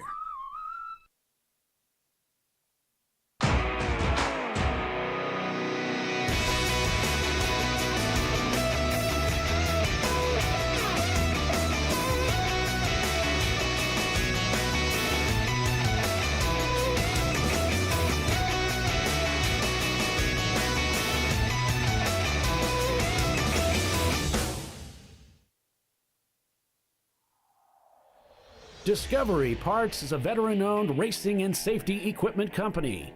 While we're located inside Atlanta Motorsports Park in Dawsonville, Georgia, Discovery Parts can also be found at the tracks, supporting a number of Champ Car Series events. We take pride in being a reseller of the best of the industry to Champ Car teams and drivers. We know racing, love racing, and look forward to tomorrow to even more racing. Visit us at discoveryparts.com.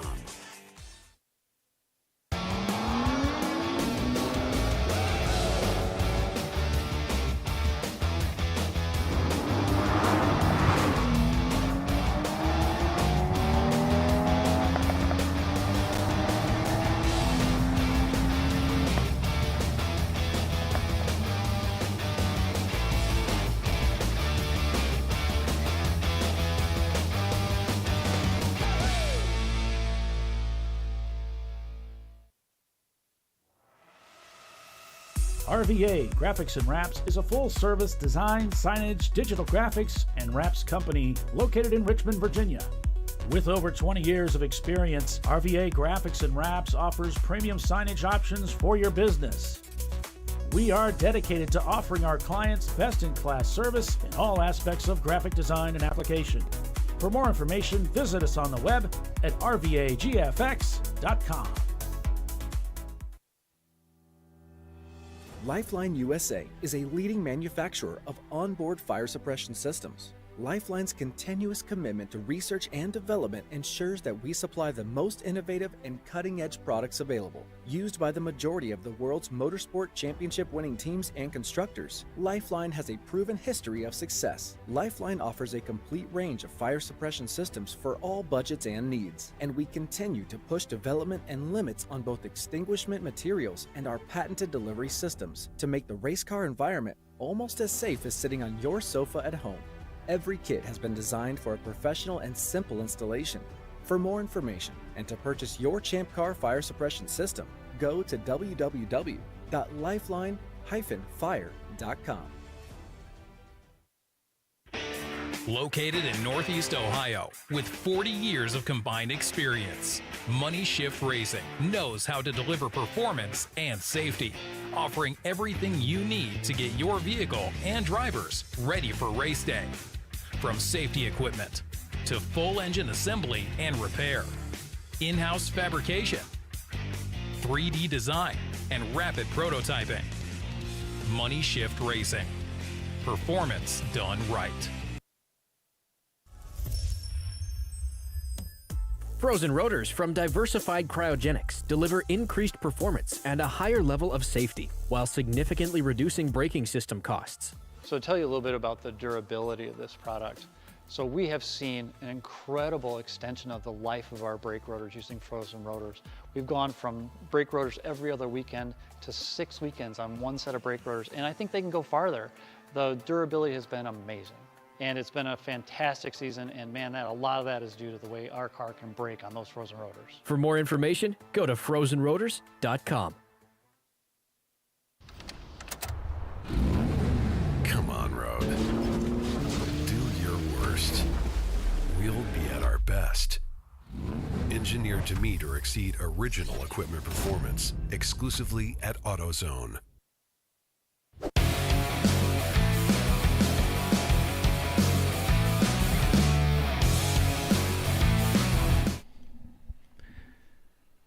All right, welcome back, everybody, to Champ Car Live, presented by AutoZone.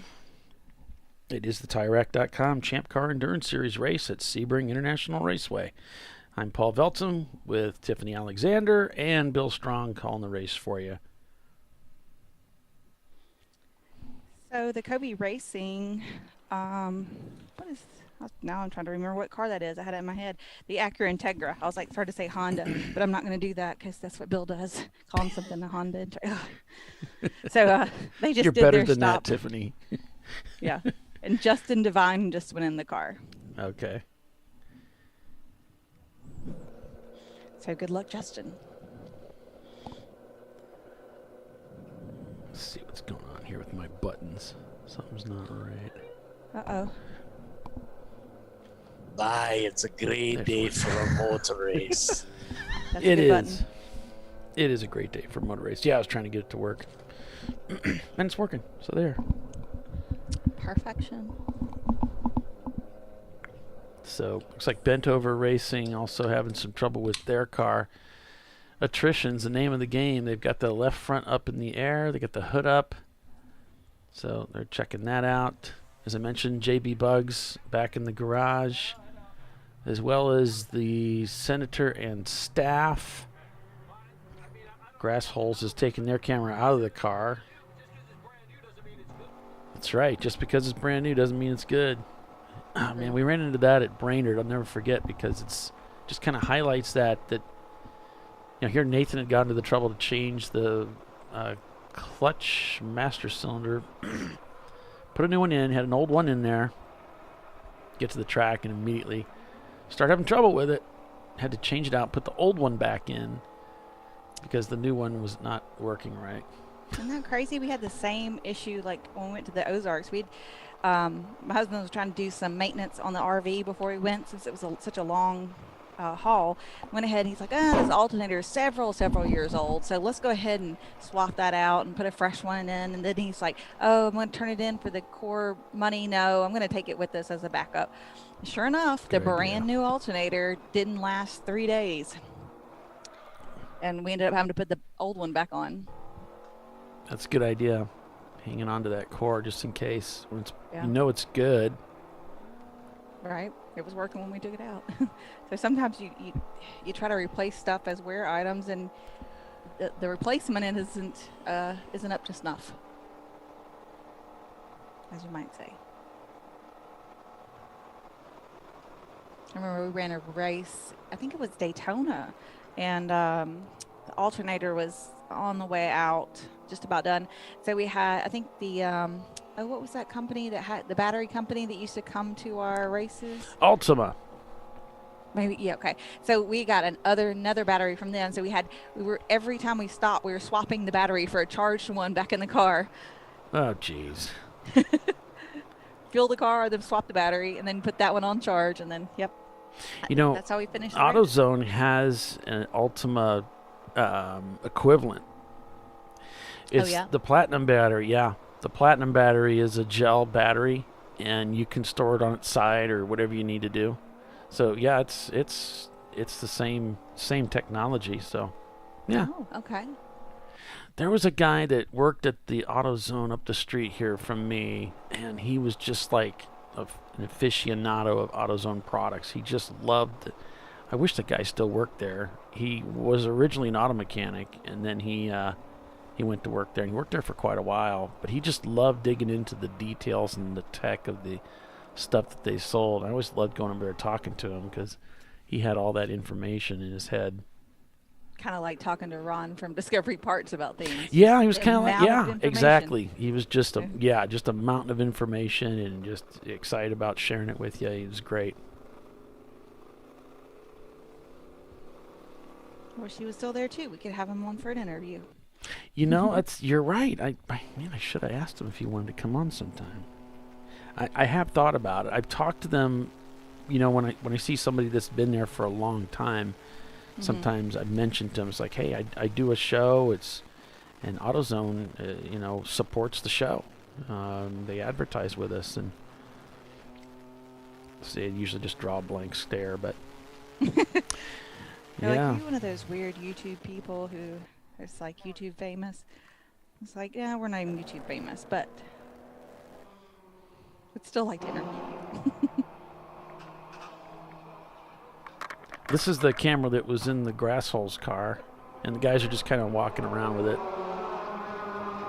Kind of like what we try to get Bill to do. You gotta get up there and put your leg up. Oh, I know. Under there. I know. Look, it's fucking low in the tailgate, bro. He's going too fast. Well, we'll skip the language and move on.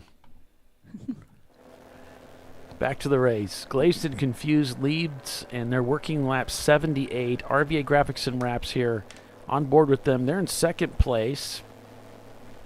I don't see a time gap. It just shows that they're back one lap. So that might be the case. It looks like they're coming through 17 here. Let's see if that gives us a time gap when they come across the start-finish line. Marathon is in third. Fing Dog fourth. Team Infinity is now in fifth place, as they just came out of the pits. So there's the gap, 59.208 seconds, the gap from first to second place. RVA turned in a 2:44 on that last lap. Glaze and Confused a 2:40. Let's see, Glaze has only been out for a couple green laps, 2:42, 2:43, 2:40. And RVA, their driver just went on track, 2:43, 2:45, 2:44. So just give him some time. They can get those lap times down a little bit. They might be able to start reeling in Glazed and Confused. We'll see. Marathon Motorsports, they're in third place. I think they won this. They won a race here with that car. I think it was last year or 2 years ago. It was one of the doubles that we had. Which car? The Marathon Motorsports car. I've got the winner, the top 5 for Saturday for the double sevens, but I only wrote the first place down for Sunday. I must have been running out of steam, and then I didn't have the 2021 one. I guess I could look on Speed Hive.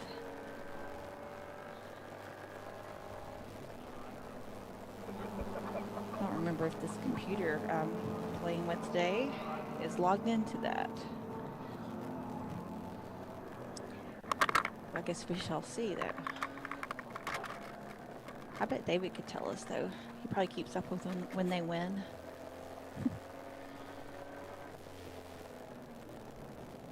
Yeah, I'm sure he does.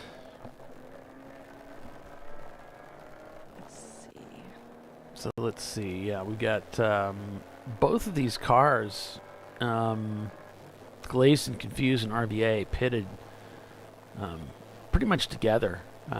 Glazed was in on lap 71. RVA was in lap 72.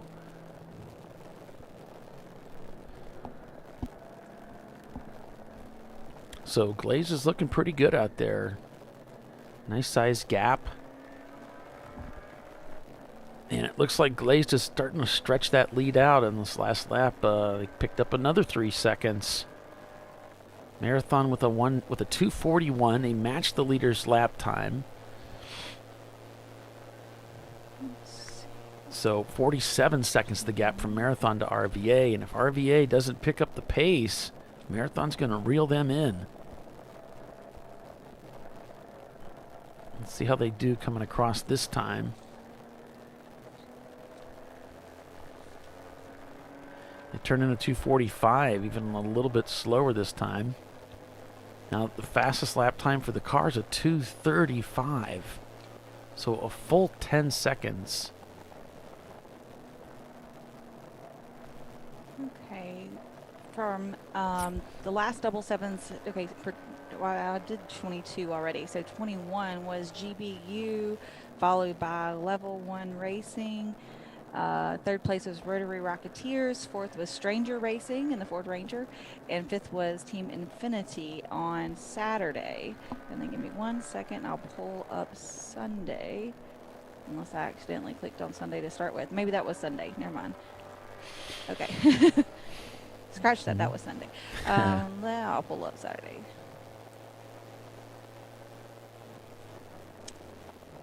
Oh, GBU won both days. Okay, so GBU also a Saturday winner with Team Jackie X in second. The Marathon Coach TLM car was third place on Saturday. Valerian Steel was fourth, and Caveman Contenders in their BMW was fifth place. That was the double sevens of 2021.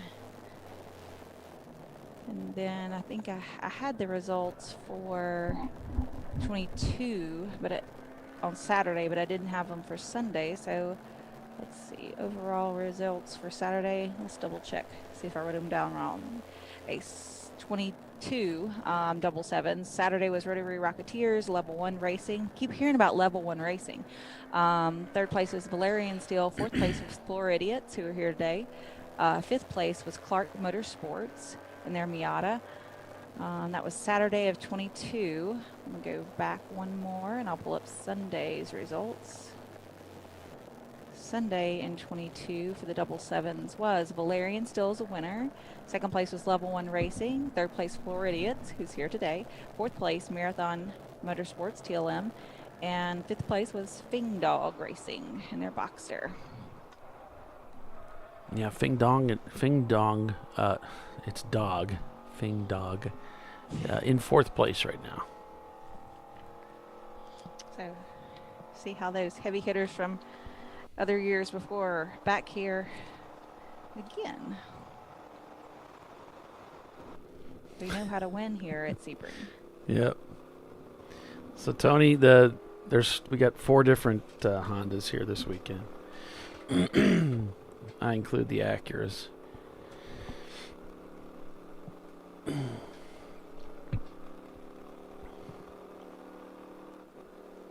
Seems like he's kind of pedaling it a little bit here on the straight.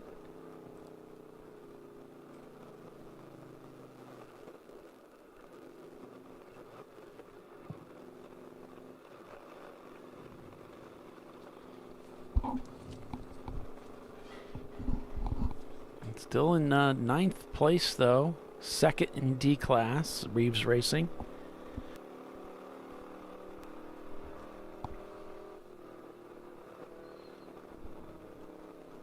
And there's a safety vehicle moving down pit road.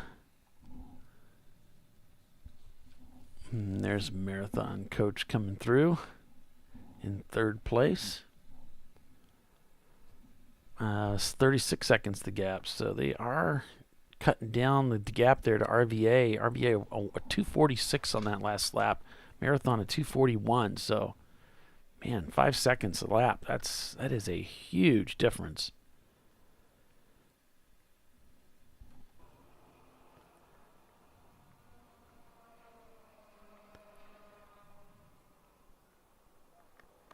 It's dangerous listening with audio with grass holes. You don't know what they're going to say. They gave you an indication of the danger by the name of their team. Yeah.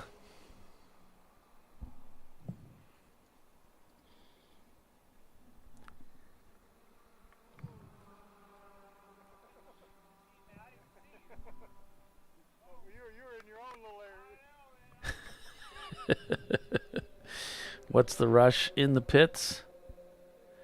Man, you must just feel like, yeah, like a slab of bacon just cooking in that heat, just sitting there with no air on you. Must be awful. Reeves Racing. You definitely want that cool shirt to be like working overtime, Yeah. right? Yeah. I've got this little get-up that I put together. It's a little cart, like a dolly with a battery, a car battery, so I can, in a cooler.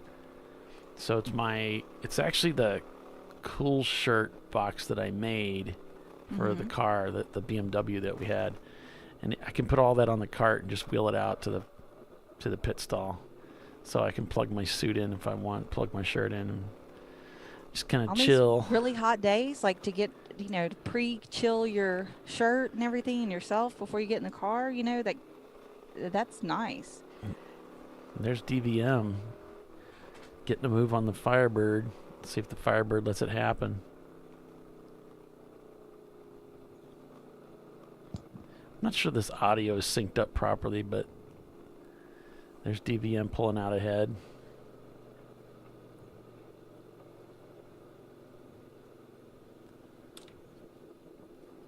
Yeah, this is a waving yellow. There's a caution there at turn 17. My 17 camera's not actually working, but I can hear the driver talking to the crew a little bit. And it looks like he's going to bring it into the pits anyway.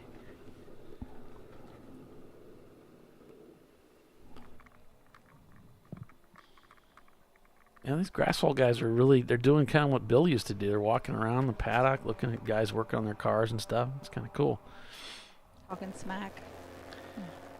Yeah, the Ripa car, JV Bugs, they've got something actually laying on top of the camera right now, so they must be still in the garage. So is the senator and staff. There are some guys around it talking, so they haven't given up yet.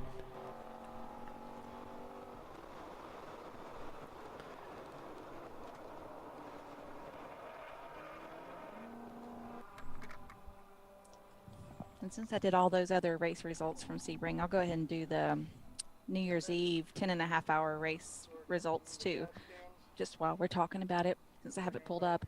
So that was this past New Year's Eve, last time we were at Sebring. GPU took the win. Second place was Clark Motorsports. Third was Burris Motorsports. Fourth was MBM Performance. And fifth was Running Bulls. Level 1 Racing was in 6th, Team Infinity in 7th, Floridian in 8th, Rotor Rocketeers in 9th, and the Sebring Racing Rentals in 10th. So you hear a lot of those familiar names. Did I say that too fast? No. Okay. Sometimes I forget I'm Southern. I'm supposed to speak slow. I've never had any trouble understanding you. I don't Good. think your accent is particularly heavy or anything. Good job. Or you're just used to hearing me talk after all this time? Well, my stepdad is from Kentucky, so I grew up with him, and but he never really carried the accent either. As soon as he started living here, you drop the accent, Tiffany, but you don't drop. You know what you don't drop is the sense of humor. Oh yeah, the same jokes apply to the southern. It's the same southern sense of jokes. My mama said ... Yeah. Yeah, you don't lose that. You can get rid of some of the accent, but you don't lose the sense of humor. That's just built into you. That's awesome. I didn't think about it quite like that.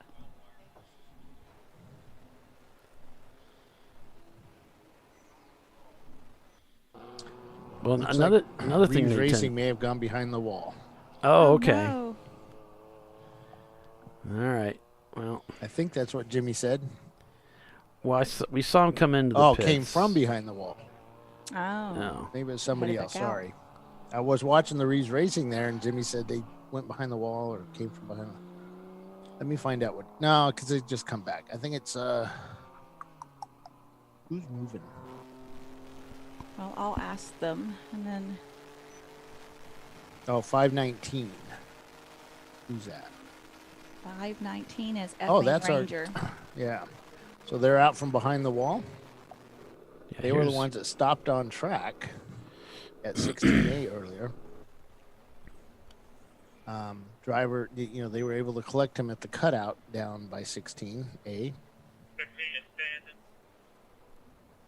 16 standing or 15. Looks like 570 may have gone off. 570 black Corvette. Running continue. Stand by. Okay. 507.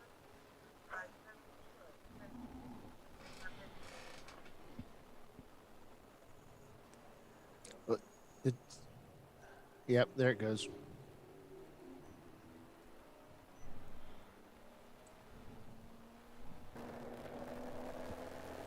Back with the RVA.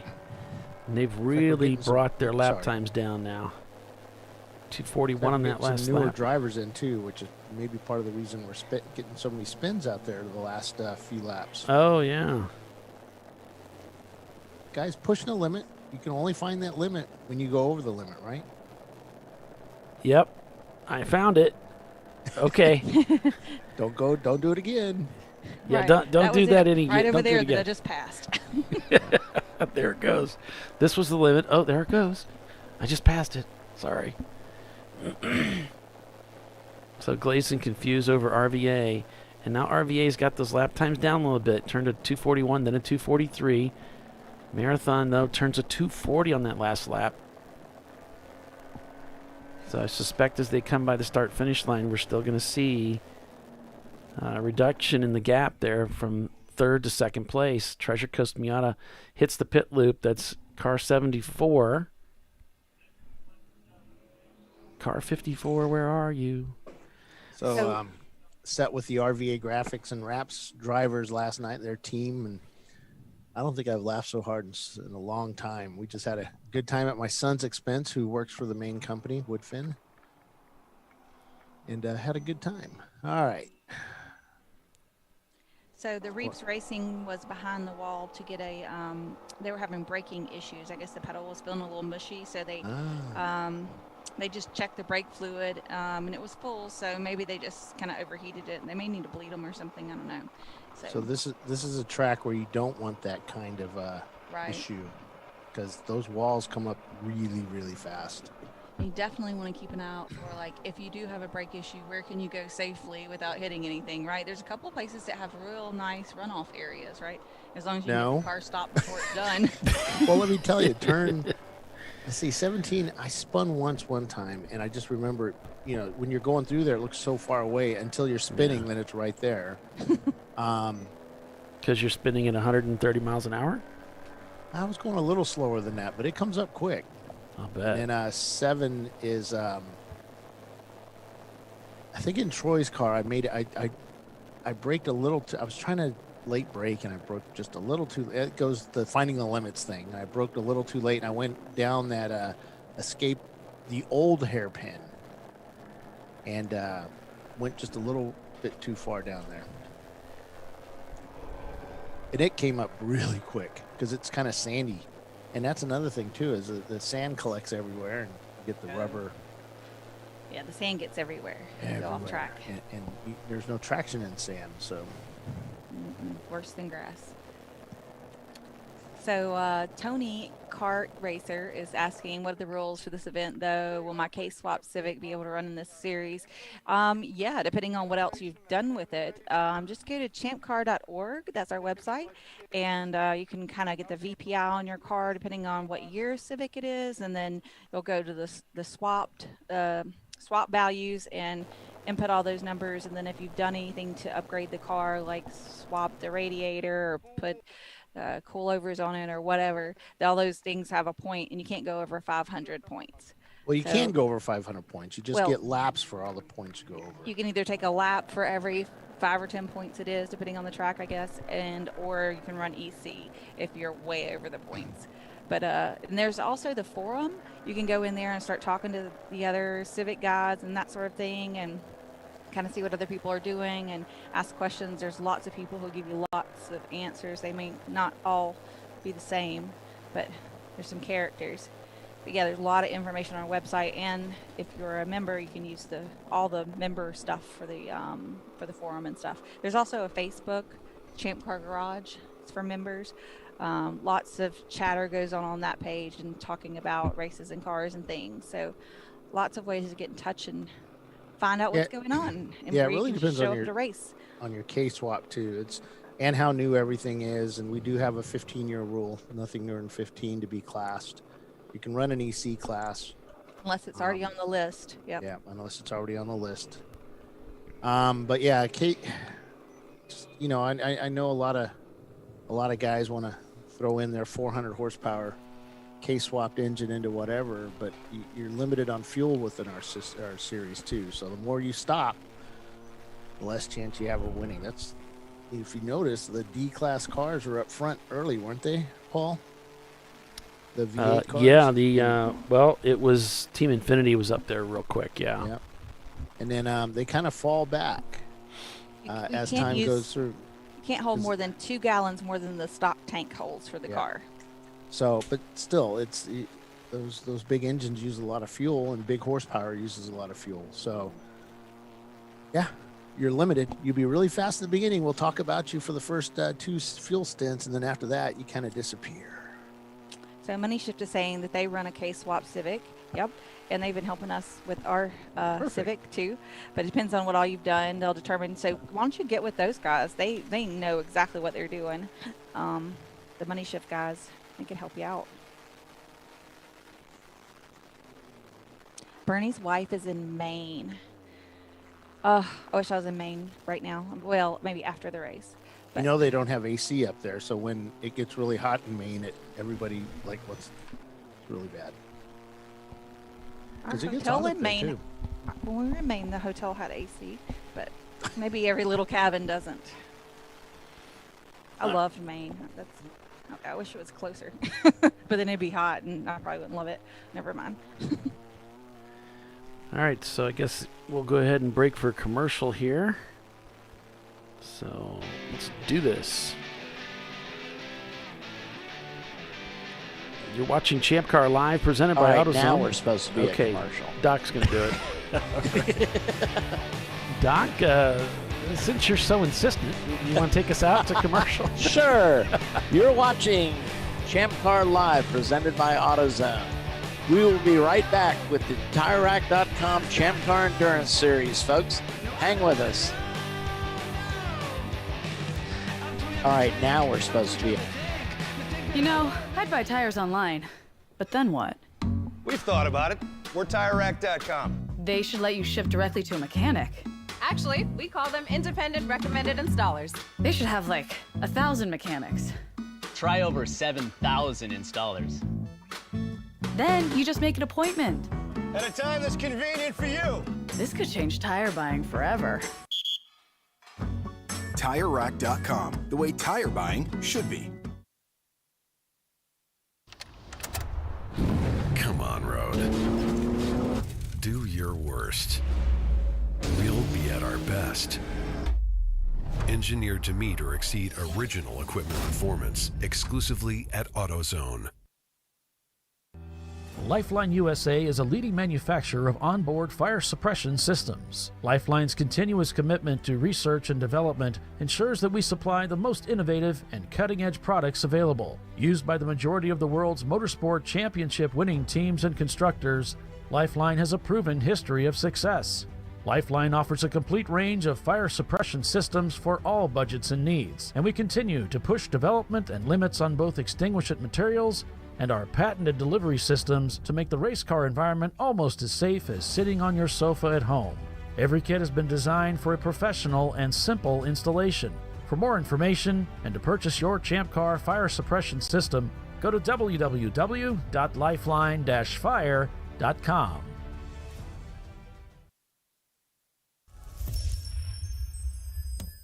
Frozen rotors from Diversified Cryogenics deliver increased performance and a higher level of safety, while significantly reducing braking system costs. So to tell you a little bit about the durability of this product. So we have seen an incredible extension of the life of our brake rotors using frozen rotors. We've gone from brake rotors every other weekend to 6 weekends on one set of brake rotors, and I think they can go farther. The durability has been amazing. And it's been a fantastic season, and man, a lot of that is due to the way our car can brake on those frozen rotors. For more information, go to frozenrotors.com. Located in Northeast Ohio with 40 years of combined experience, Money Shift Racing knows how to deliver performance and safety, offering everything you need to get your vehicle and drivers ready for race day.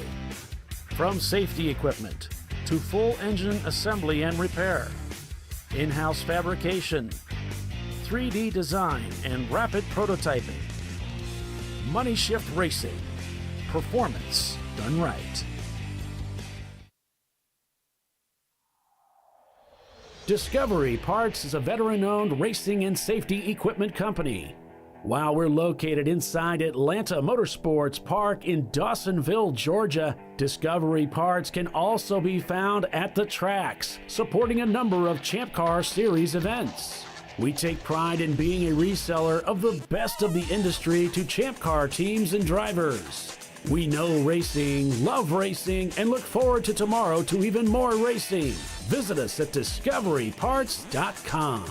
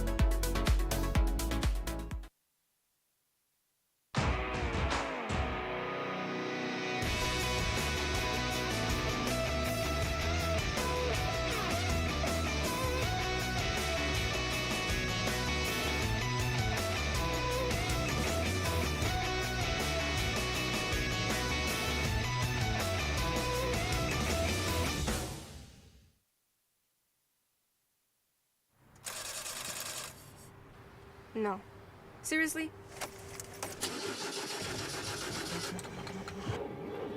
Come on. No. You for real? Dale. Really? Wow.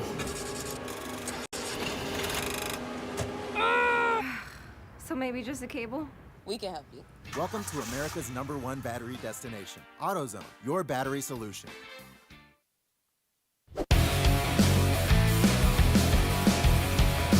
All right. We're back here at Sebring International Raceway. That's right, it's the Senator 14-hour at Sebring International, presented by UUC Motorworks, with yours truly, Paul Veltum, but you can just call me Paulie because that's what all my friends call me, both of them, and with Tiffany Alexander and Bill Strong. Welcome, everybody, to the show. Welcome to another weekend of racing. Happy July 4th, everybody. Right around the corner. Hope you'll be celebrating with friends and family.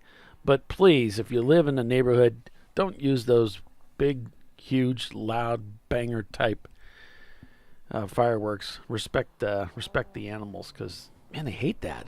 It really scares them. All right. So back to the race. Working lap 88. Glazed and Confused leads over RVA Graphics and Wraps. Marathon Motorsports in third. Shows in the pits. Team Infinity's fourth. Fing Dog is fifth. And I was just watching Marathon work on bringing themselves up to RVA Graphics and Wraps to pass. And, well, now they've jumped into the pits. So let's see what's going on with Marathon. They were just in the pits on lap 54, and here we are at lap 85, and they're in the pits. So it's going to stall their efforts, unfortunately. It's fine by RVA Graphics and Wraps. It's fine by their team. They just turned a 241 to the leader's 241. So he's turning a lot of 241s and 242s now. But over the last 5, 6, 7 laps, Glazed and Confused outpacing the BMW in their Mazda Miata, that A-Class car, really putting down the really good lap times. 240, 241, 238, 239, 238, 239, 239. Obviously, some pretty consistent lap times there, even though they're dealing with traffic.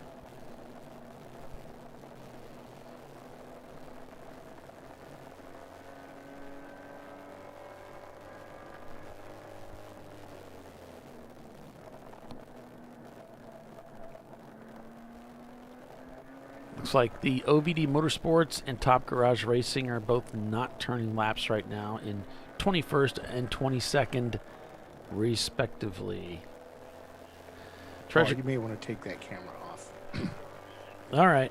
He tends to be inappropriate sometimes. Yep. There you go. I underemphasize sometimes.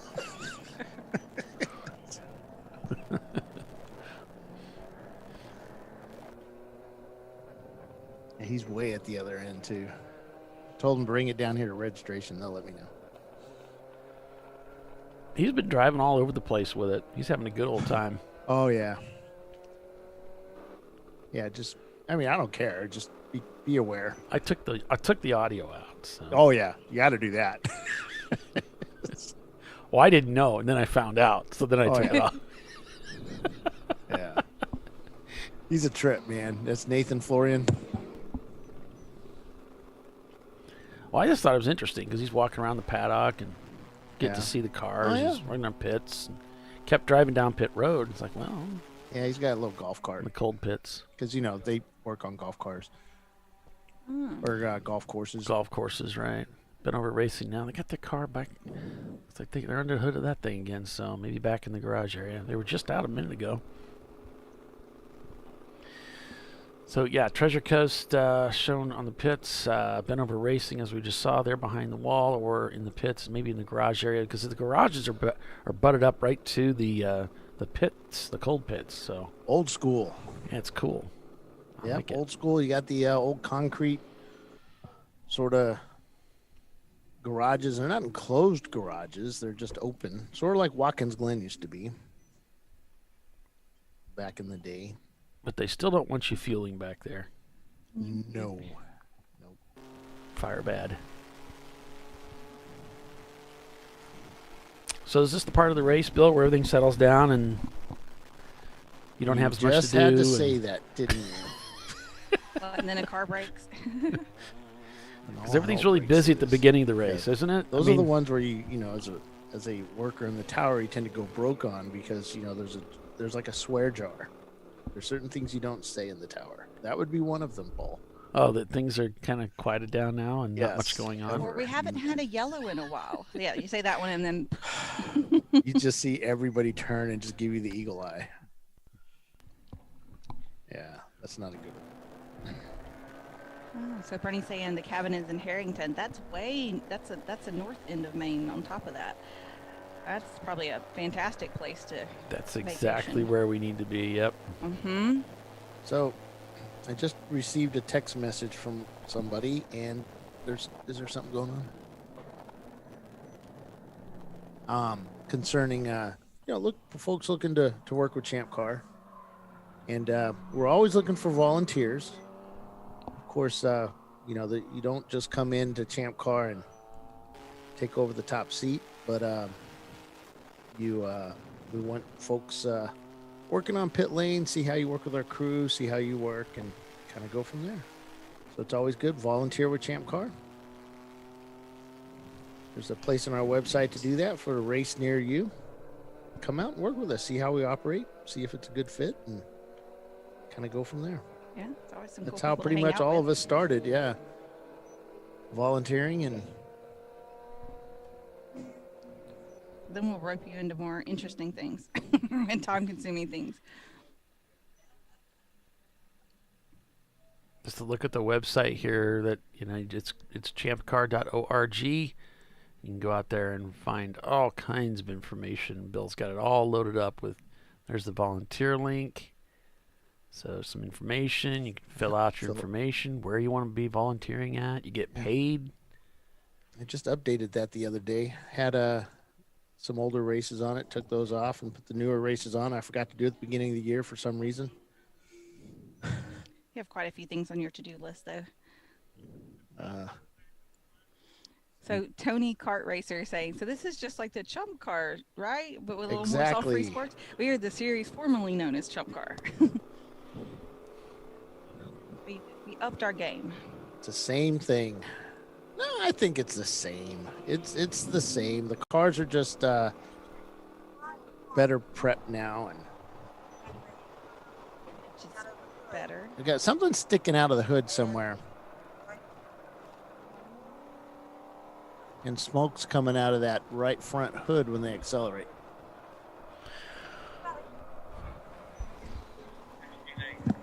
What car is that, dude? Oh, Floridians. Turbo spooling up and smoking. Oh, boy. No. I know they were having some overheating issues or just getting, the car was getting really warm earlier. They're really trying to keep an eye on. And if you're wondering about the Super Beetle, it's still in the garage. I'm keeping an eye on it. They just haven't. I don't see them doing anything, but I guess most of the Beetle is behind the seat, so they could be working furiously, and I wouldn't know it. Yeah, those are air cooled, aren't they? Yeah, No a lot water of them involved. are. Yeah, a lot of them are. Yeah. So I don't know what they're doing. What's the car number of the Floridians? 51. Man, if we only had like 51. an entrant list somewhere that showed all of that. It's Oh, well. easier just to ask you guys because you guys have the list. I've got 1, 2, 3, 4 computers sitting here working. 4 computers at one time. Oh, please. Ish. Smoke coming out of snail on hood. Oh, so Fat Crack is telling me that that oil down from them was the oil cooler hose decided to no longer want to do its job. So it disconnected itself. That was the oil down in the issue. One of the oil down. So we got a couple of them today. Yeah.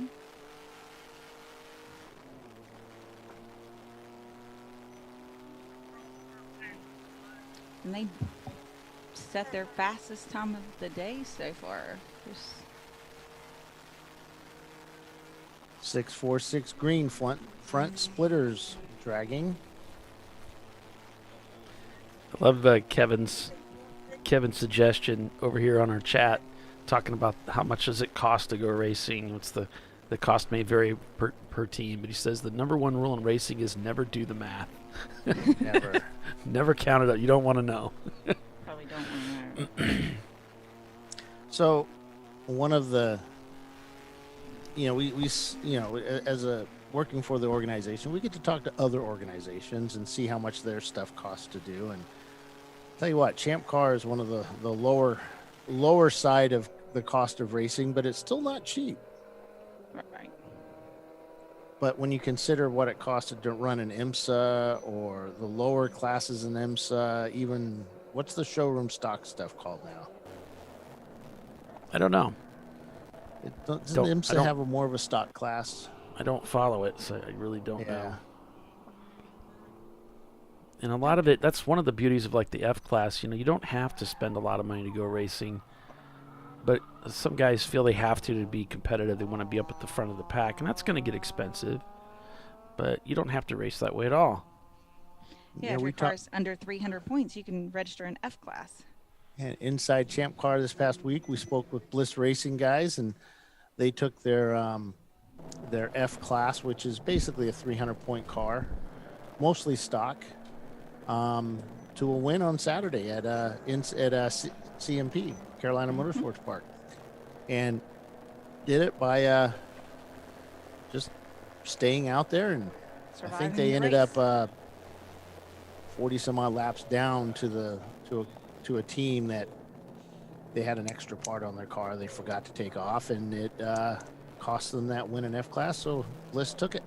But it's still one of those teams that doesn't really put a lot of money in the cars for performance. They just go for reliability. And looks like 7 has surface flag out.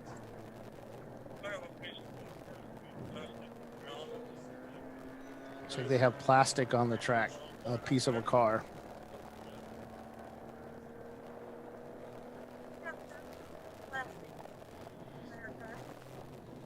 Yeah, Kevin's saying we are nuts. We have talked about building a second EG hatch as an F-class build, then rotate the race entries.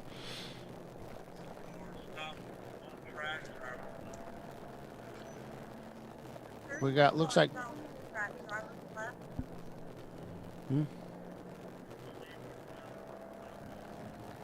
debris on the track, turn 7. Where's that car stop?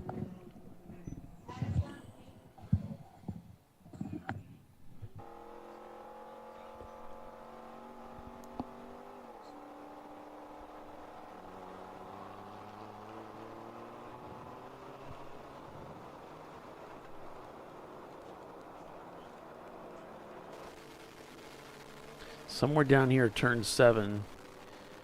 Debris on the racetrack is the concern. Something plastic. Oh yeah, there is something there as they roll through the corner. And it's kind of drivers, it's just right of center.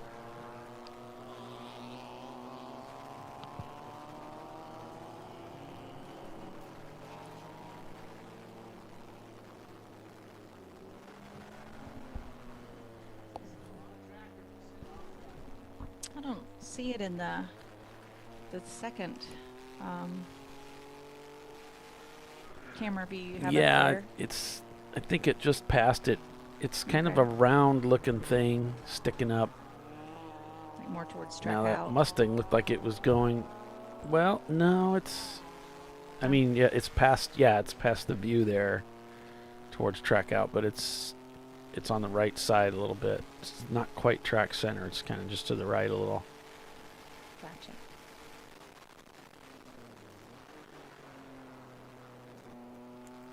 If I catch, we actually only have a couple cameras running. Here we go. We have 3 that have in-car cameras. The rest of them are in the garage working on their cars, trying to get them working again.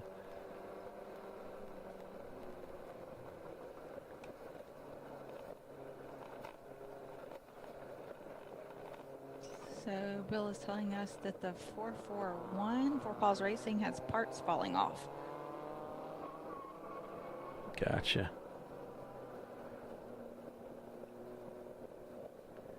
Yeah, that's the second time we talked about them. Hey, got a report, 411 wouldn't crank when they came into pit, and they had to push them down pit road. Oh no, that's RVA Graphics. Second place car. Oh yeah, now he's behind the wall. They've pulled it behind the wall. Yeah, the safety guy or the pit lane fire guys pulled them down to their pit stall. Wow. Well, man, the attrition. They're going to start falling down places really quickly then. The cost of the pounding and then the heat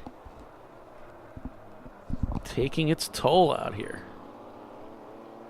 Absolutely.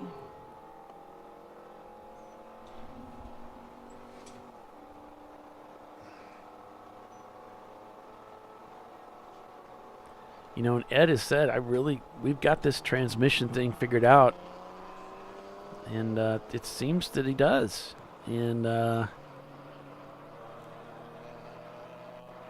you just got to wonder, with people having trouble with transmissions and clutches.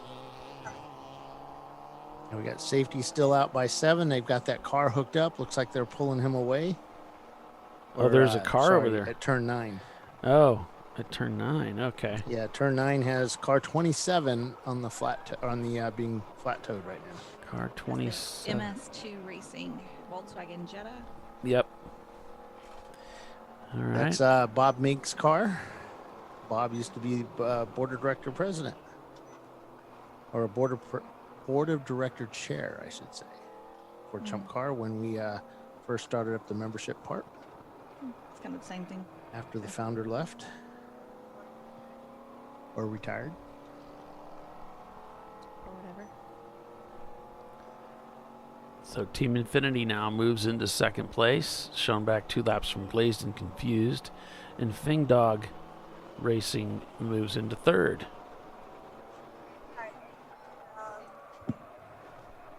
All right, let me go find a place to put this camera. See anybody on pit lane right now? Everybody's working on their cars, like cars jacked up type working on them. Well, you can walk down pit lane and show us some stuff if you want. Could. Show some pit stops like the old days. Interviews? What? No, I don't have all that rig set up anymore. No, you don't need all that. You know, just show us. Show you guys. Just kidding. Well, part of the other issue is, no. You don't want to? No, it's not that. There's that's other not stuff part of the going on, issue? too. Okay. No, there's other stuff going on, too. We heard they were bringing ice cream. No, I wish, but no. Oh, those jerks. What do you mean they're I not have bringing ice assumed cream? many jobs.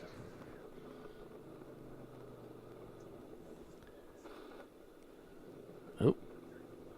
Missed the downshift there.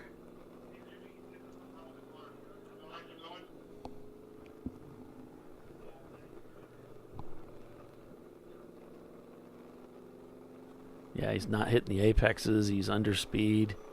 So having some trouble with that part of the track. Maybe the car. Hard to tell. Okay, so we'll go ahead and take a quick break and be back in a few. You're watching ChampCar.Live, presented by AutoZone. Glazed and Confused leads this race. We'll be right back.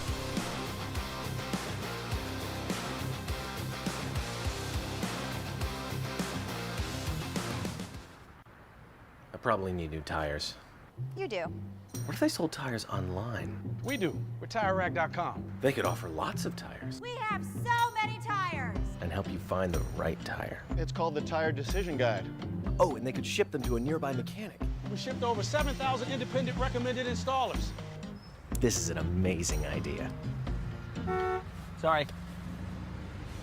TireRack.com, the way tire buying should be.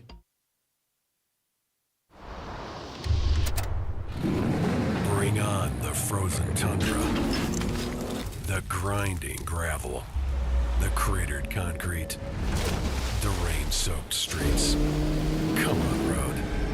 Do your worst. We'll be at our best. Reliable performance in unreliable conditions. Designed to meet or exceed original equipment performance. That's why more auto technicians choose Duralast parts. Exclusively at AutoZone.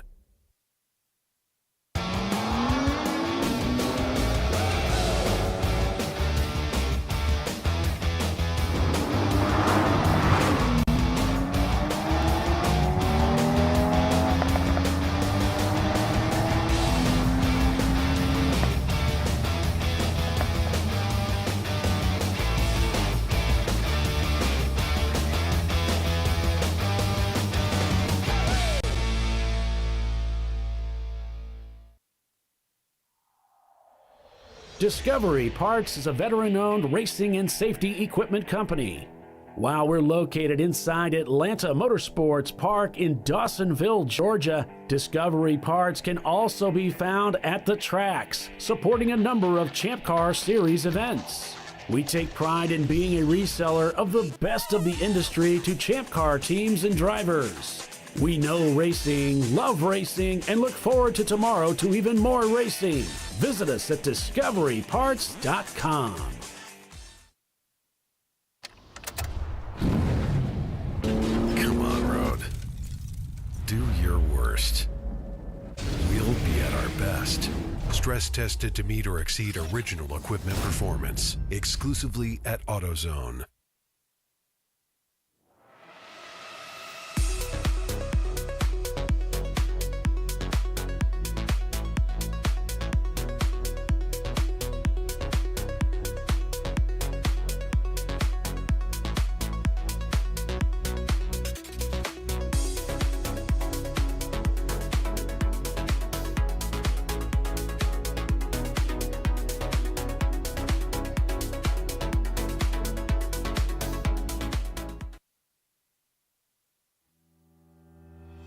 Lifeline USA is a leading manufacturer of onboard fire suppression systems. Lifeline's continuous commitment to research and development ensures that we supply the most innovative and cutting-edge products available. Used by the majority of the world's motorsport championship-winning teams and constructors, Lifeline has a proven history of success. Lifeline offers a complete range of fire suppression systems for all budgets and needs. And we continue to push development and limits on both extinguishment materials and our patented delivery systems to make the race car environment almost as safe as sitting on your sofa at home. Every kit has been designed for a professional and simple installation. For more information and to purchase your Champ Car fire suppression system, go to www.lifeline-fire.com. Located in Northeast Ohio with 40 years of combined experience, Money Shift Racing knows how to deliver performance and safety, offering everything you need to get your vehicle and drivers ready for race day. From safety equipment to full engine assembly and repair, in-house fabrication, 3D design, and rapid prototyping. Money Shift Racing. Performance done right. Frozen rotors from Diversified Cryogenics deliver increased performance and a higher level of safety, while significantly reducing braking system costs. So to tell you a little bit about the durability of this product. So we have seen an incredible extension of the life of our brake rotors using frozen rotors. We've gone from brake rotors every other weekend to 6 weekends on one set of brake rotors, and I think they can go farther. The durability has been amazing. And it's been a fantastic season, and man, a lot of that is due to the way our car can brake on those frozen rotors. For more information, go to frozenrotors.com. I did it. You see how it's... That's it. We did it. You did it. You can do it. The path to I did it starts at AutoZone. Get in the zone.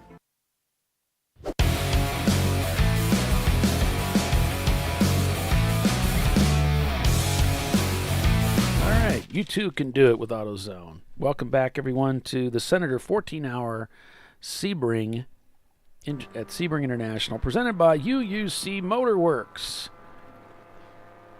Senator and staff, look at this, back on track in their 99 Miata after being behind the wall for a while, working on the brake system. Looks like they're up to speed. Yep. So, working lap 97. Glazed and Confused leads over Team Infinity. Then it's Fing Dog Racing, Marathon Motorsports, IBX Racing, the top 5. Team Infinity still got their work cut out for them. Shown down 2 laps. It's probably a little bit less than that, but yeah, it's a lot of work to get caught back up to the lead of this race over that Miata. And Team Infinity hit the pit loop twice once on lap 769 and once on 71. So they've been pitting a couple of times. They may have some problems with that Infinity. But so far, Glazed and Confused, they've only pitted twice today.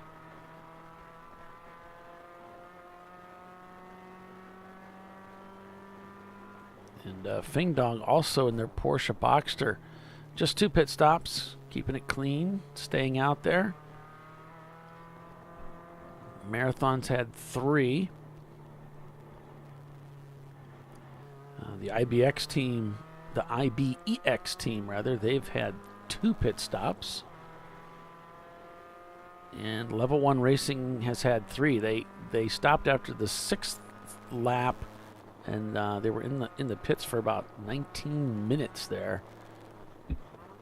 And then they've been out ever since, and they've still managed to get back up to 6th place. This, according to, Race Hero. Looking back through our finishes of this race, we've done double sevens here for a while, but in the New Year's Eve race was a 10.5 hour. I was trying to see when was the last time we did a 14 hour, because that used to be the standard here, and then we've kind of moved away from it for a while. So the last time was in November of 2020. We did a 14-hour race, and MK Motorsports won that race. The Team Salem Muster car and Ketchup car were 2nd and 3rd, and Birmingham Racing was 4th, and Level 1 Racing was 5th place. That was the race that I was supposed to go to, and my husband, both of us were supposed to go to, and we tested positive the day before we were leaving for COVID. And got stuck being at home. Oh, man. No, it's too bad. We were leaving the next morning. It's like, okay, well, I guess we're sitting in the house for the weekend.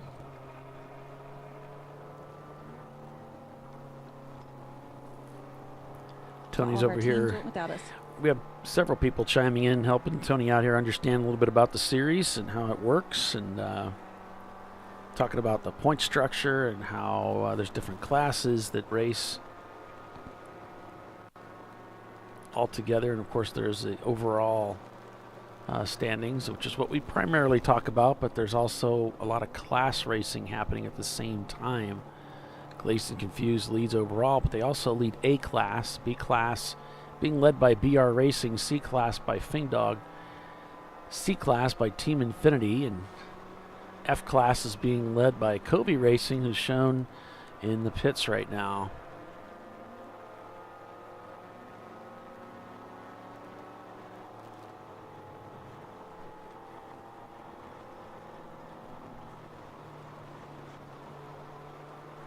Let the Senator back out there.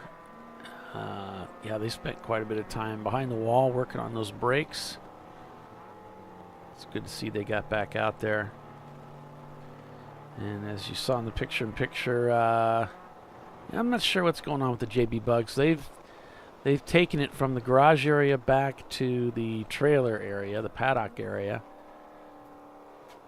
So don't know how serious this is, but there looks like he's getting ready to take the hood off.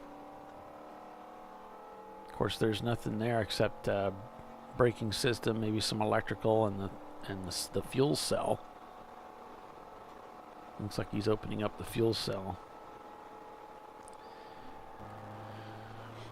Oh, the cool shirt box has come loose inside the cabin. Oh no. That is always really irritating. You got that heavy thing moving around while you're trying to drive. Dumping out all the cold water, so your body's trying to cook. And it could damage something. You know, they got all that electronic stuff up there. They got as soon as you try to brake, the thing is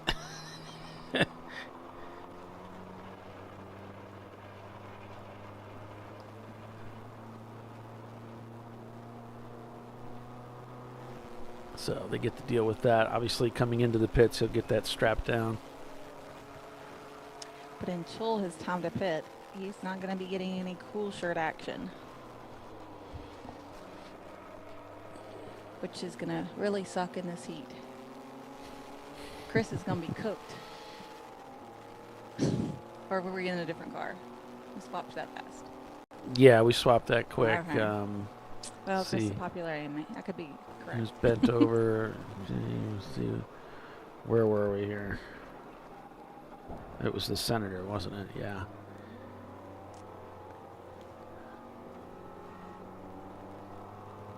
The senator and staff. Well, let's see. We're probably on about the 4th driver, maybe. I've stopped a couple times. That might be Kelsey.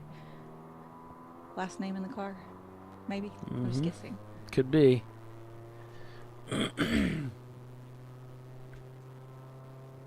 They've got quite a few over there to choose from. And that's another way, if you're thinking about getting in a Champ car to make it a little cheaper, is to have a bigger team.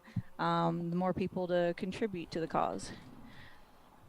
The less team members you have, the more, maybe the more drive time you get, but then it's less people to break up the cost. Yeah, you spread out the sickness between multiple people. Doesn't seem to be so bad when you're in the company of misery. Right.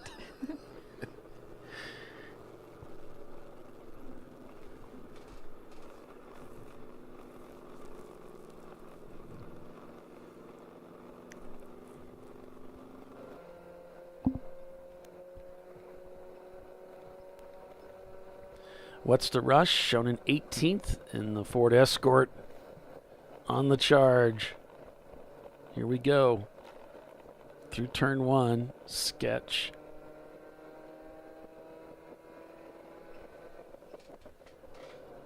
Braking for 2 and 3.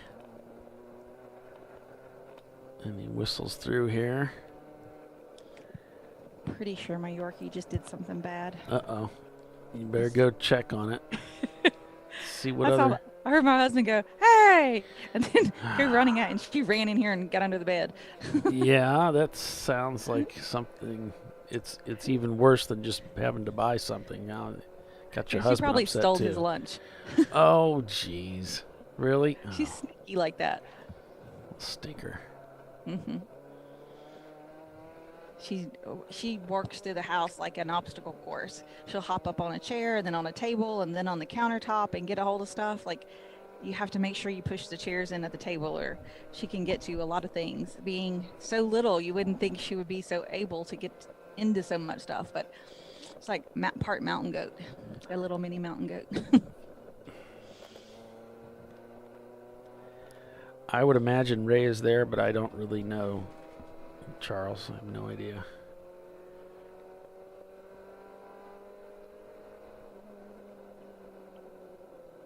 The brakes are good? Yeah, the brakes are good. So they're happy with the brakes. After the brake fix, they just got to get this cool box mounted down somehow. Yeah, you can't really survive out there with this heat without cool shirt working. All good though? What's that? Lap was good. Had fun. Just checking with the driver while he's in there. He's like, "Are you sure everything was okay? No other issues?" I made my own cool shirt system, and for the mounting, I actually used these. They're toolbox clasps.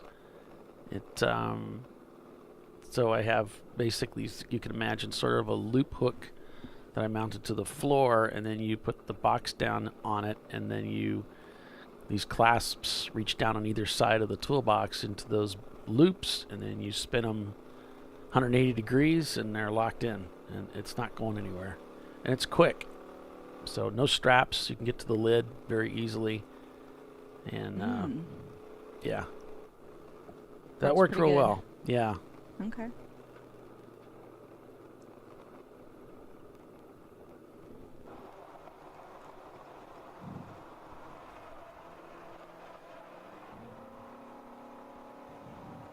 Infinity getting right down there on the wall to get a good run coming on to turn 1. Coming out of the final turn, rather, onto the front straightaway.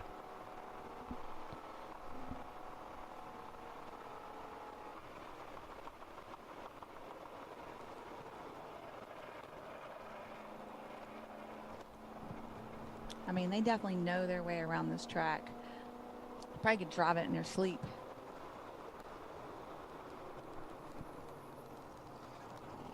Is that a Camaro or Firebird or something that he just passed?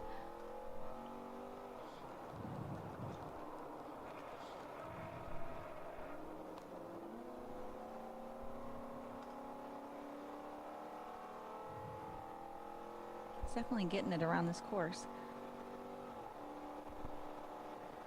And they're in second place, but they're 2 laps, probably a lap and plus behind Glazed and Confused. That's a lot of time to make up. I'm just trying to see. Glazed and Confused have had 2 stops only. So I've noticed that Bill took the camera out of the RVA and graphics and wraps car, so it might be terminal. Might be pretty serious. Uh-oh.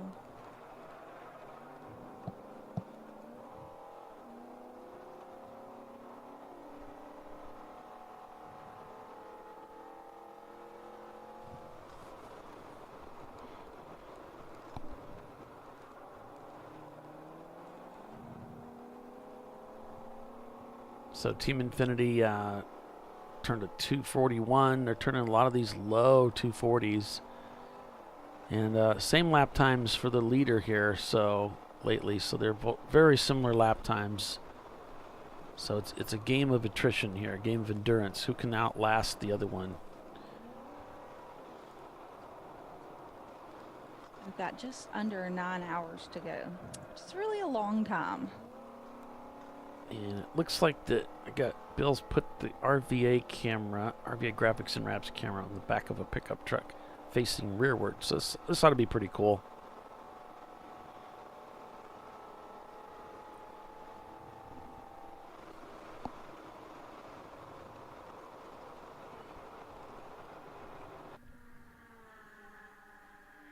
Yeah, I mean that's cool. He's just checking it to see if it's squared up, but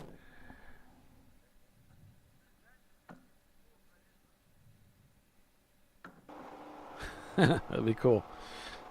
It's pointed out the back, huh? Uh-huh. All right.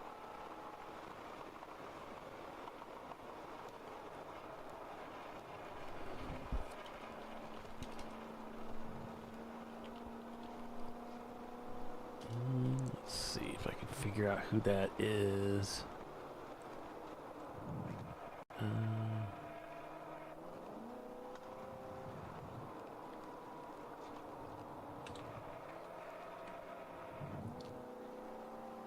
Have to be a black car, I'm guessing. I think it's yeah, it could be F and Ranger, but there was also an E30 that was cut down and kind of like a truck shape. So oh yeah, right.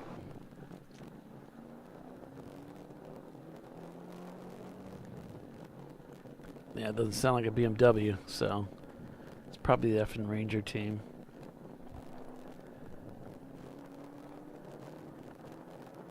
And they've done well here in the past, so should be an interesting feed to watch. Just trying to see where they're at right now. They're currently shown in 38th with a couple of EC cars ahead of them. If it's the Ranger, we'll see if it when they cross the pit loop, it shows them back on course. Right now, it's showing them not turning laps, but it may just be because they need to clear the pit loop.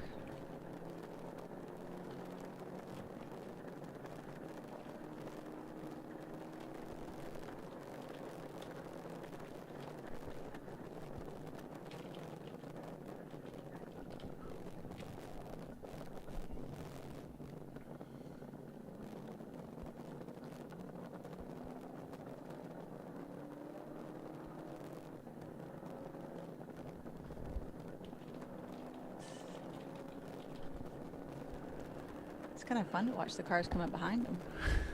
Yeah. Yeah, I'm just getting the overlays and everything put together here while One of those Boxsters going by. That's the Fing Dog Racing going by.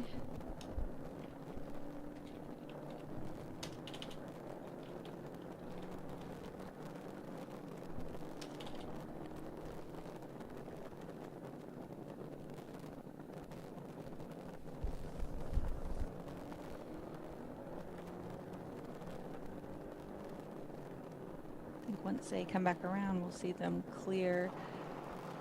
Maybe.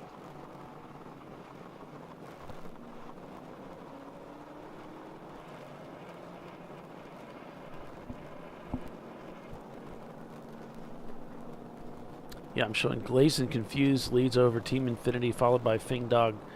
Then it's Marathon Motorsports, Level 1 Racing, IBEX Racing, Kobe Racing, your lead F-Class car, VR Racing, Floridian Motorsports, and RPM AutoWorks. That's your top 10 there because we've got an EC car in the mix. And we don't score the EC cars the same way. They're not eligible for a podium position, so the EC cars are pulled from the standings at the end of the race and placed into a separate category.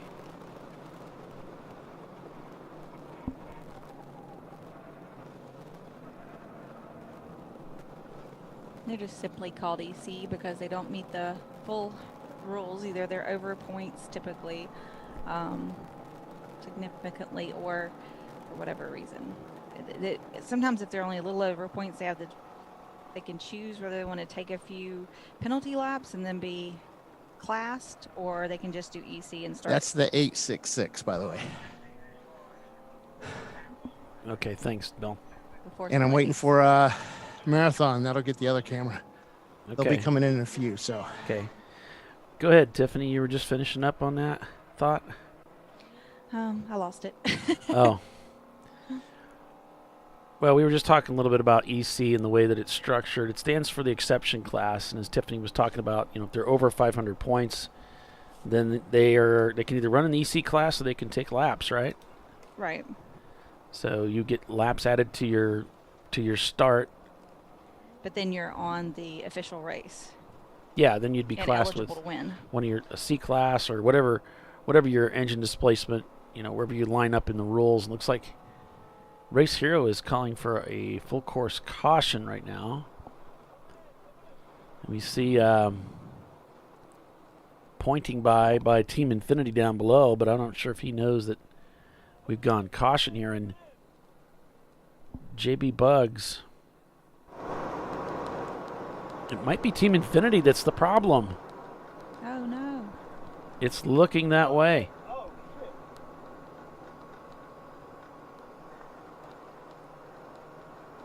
He's trying to reach something. So he's coming in. There's a car stopped on the left side of the racetrack there too as they enter into turn 17. And the pit in is here on the inside of 17. We'll see it. Coming in! Something's definitely wrong with the car, I guess.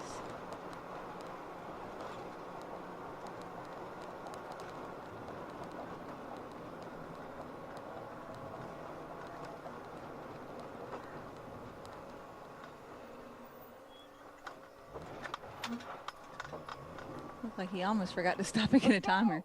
Ready? Let's go! Come on! What's up? We're at hour 40. Let's go! What are we doing? He's trying to get the team coordinated to do their pit stop. Obviously, they've got a strategy. Looks like they're not ready. Oh, no. He's going to roll out and do a lap. So remember, when he got in the car, they didn't have communications. They couldn't talk to each other, so he was coming in, and they weren't ready. They were not ready at all. Oh, and they're in second place. That'll cost them time to come through the pit lane. Yeah, at least it happened under caution. True. But it would have been much more advantageous for them to be able to take their stop under caution. So he's going to have to go do a lap under caution and then come back in. Yep, so it's not Team Infinity that's the problem. There is a car stopped on the racetrack over there around 17, and it looks like, did you already call this out? 412, Level 1 Racing. Oh, no. They're in 8th place. Actually, 7th place. Or were.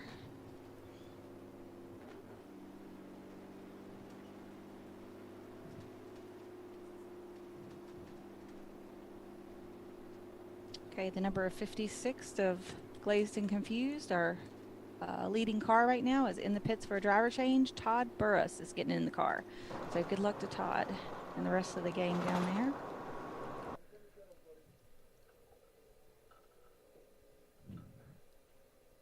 So what's the rush? Doing a driver change. Benover Racing just doing laps. They've got the Floridian car ahead of them. So I don't know. There was a report from Bill that they were smoking from the turbo, but looks like they're still out there.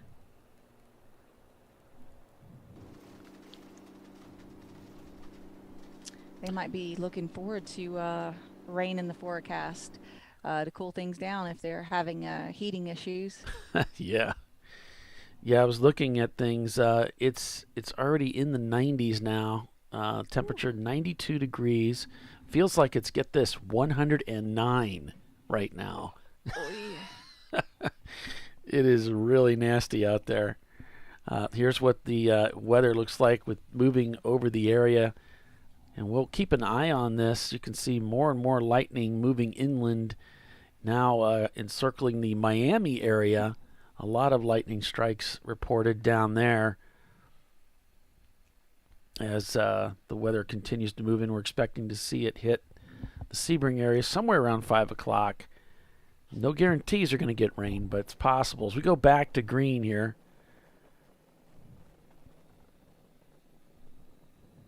Big dog moving around the inside there.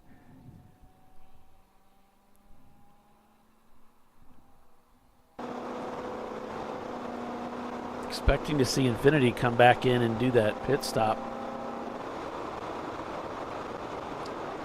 And that's, you know, much less than ideal. They're going to have to do it under green now.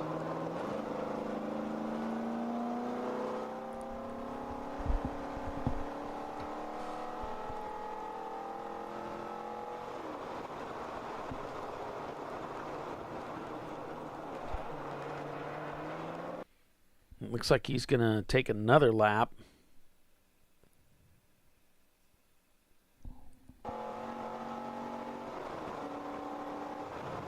Let's see here. God, he just goes around that car so quickly. Yeah, it was like nothing. They were standing still.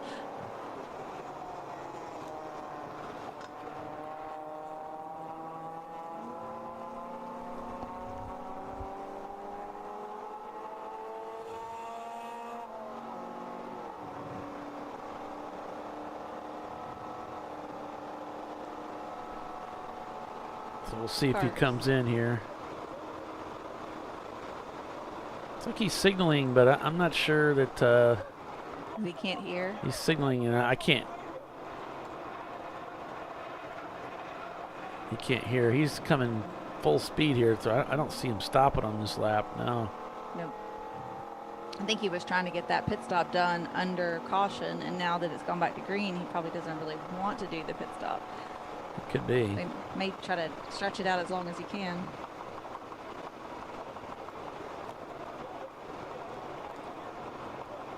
So now he's signaling that they can be heard. They've got. This might be Justin in the car. They've got a private live stream that they're shooting. They've got their own live stream, and then they've got ours. So there's actually 2 in-car cameras in that machine. And so he's using that as a means of communication. To signal to them. Oh.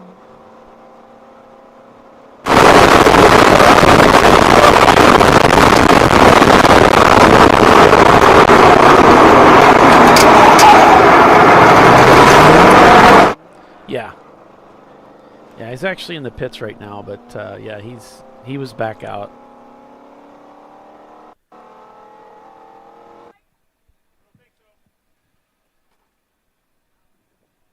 So they may have, they're not doing fuel because the fuel goes under the hood, but they are behind the car. We can see in the rearview mirror looking at that car.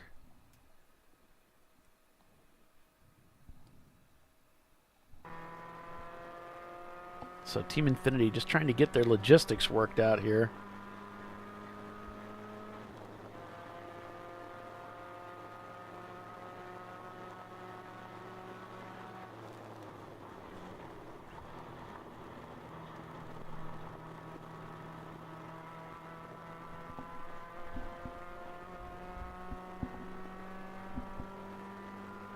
We'll take another quick break here and be back in a few. You're watching Champ Car Live, presented by AutoZone.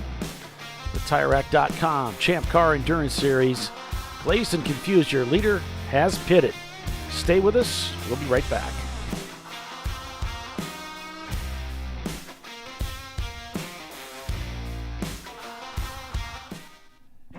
An important decision is afoot. This man is about to buy tires on TireRack.com. Tire Rack is the leading online retailer of tires in North America and a repository of advice and expert reviews. And it's done! All that's left is to arrange for safe, easy installation at one of our independent recommended installers. Well, I guess he did that too. TireRack.com, the way tire buying should be. Come on, Road. Do your worst. We'll be at our best. Engineered to meet or exceed original equipment performance exclusively at AutoZone.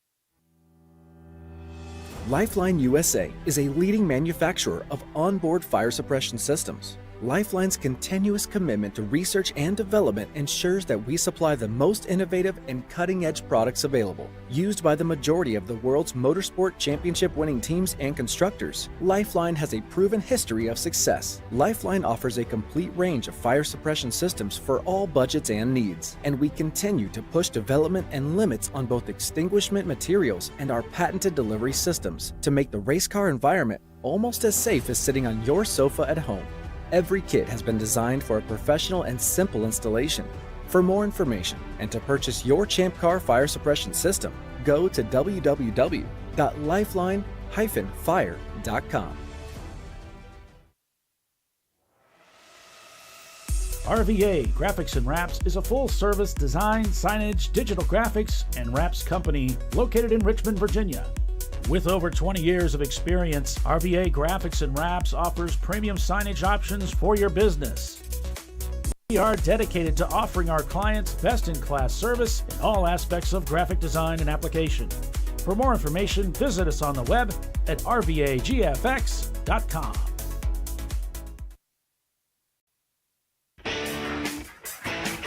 Located in Northeast Ohio with 40 years of combined experience, Money Shift Racing knows how to deliver performance and safety, offering everything you need to get your vehicle and drivers ready for race day. From safety equipment to full engine assembly and repair, in-house fabrication, 3D design, and rapid prototyping. Money Shift Racing. Performance done right.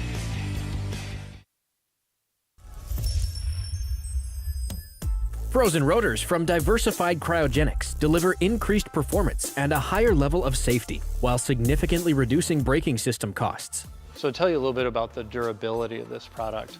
So we have seen an incredible extension of the life of our brake rotors using frozen rotors. We've gone from brake rotors every other weekend to 6 weekends on one set of brake rotors, and I think they can go farther. The durability has been amazing.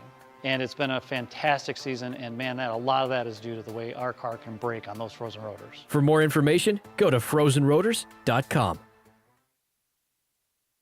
Nice. Yeah, I heard about this. So I would actually go with the full synthetic. Brake pads.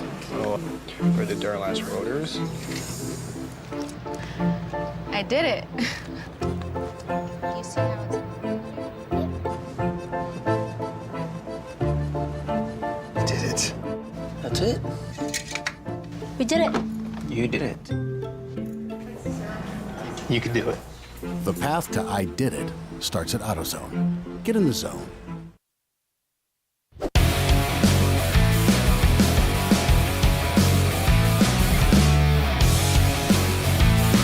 Welcome back to Champ Car Live, presented by AutoZone. It is the TireRack.com Champ Car Endurance Series, the Senator 14 hour at Sebring International, presented by UUC Motorworks. As we go back on board with their car, a team that is supporting the race this weekend. Back out on track after some brake issues and a Rogue cool shirt box. I got that dude back out there, been over racing, also back out on track.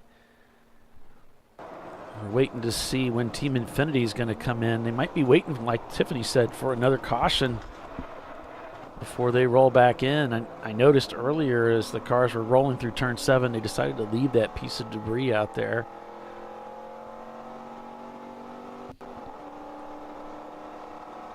Got some cars that were black flagged for speeding. Code 35. Car number 570. The Family Tradition Racing Corvette was caught doing 46 miles an hour in a 35. And so they black flagged them. And then also the 747 car, REI Motorsports, was caught also speeding. Lots of speeders, huh? Yeah, those crazy guys. That's over 10 mile an hour over. Can't do that.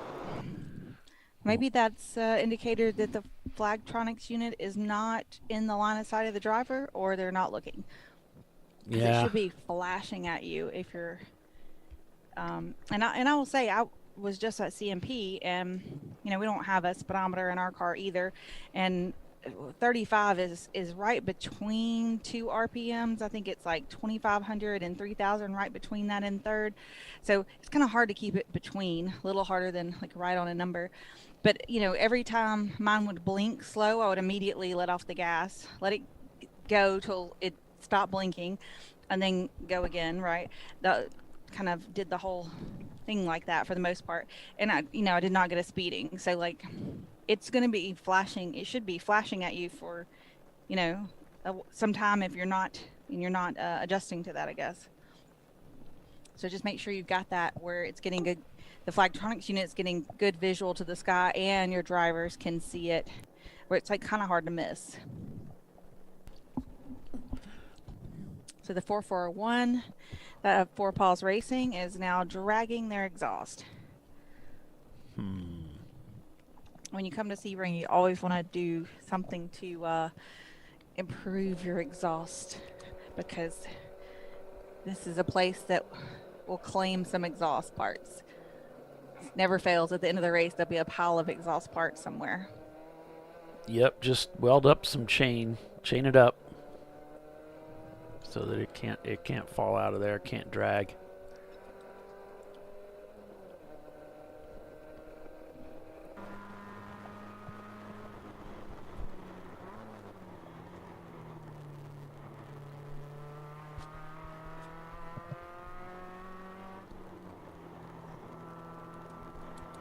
Just great advice. Look how much lean is in that mirror. Yeah, it's kind of interesting the way they got it tilted like that, but must be the way they like it. Yeah, maybe there's something in the way, a cage or something. They need it at an odd kind of an angle like that, but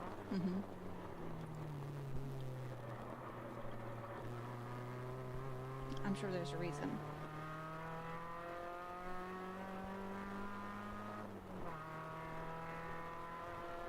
Let's see, car number 3. That's the Marathon Motorsports TLM car, and they're saying the hood, the door, or the trunk is maybe open. They inform the team. That's an interesting way to put it.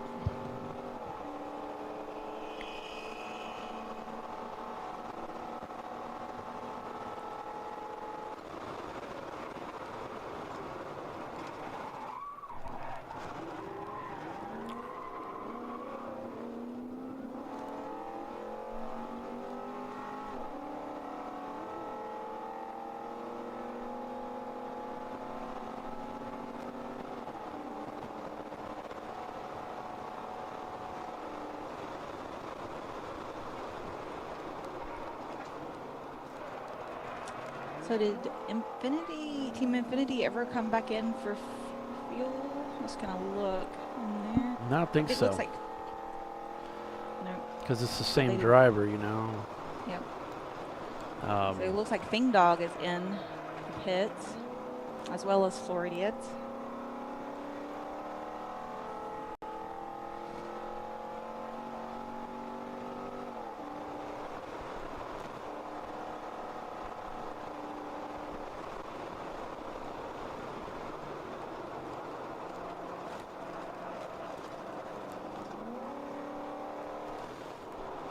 And that thing just sounds like a beast when it gets going. Yeah. V8. Mm-hmm.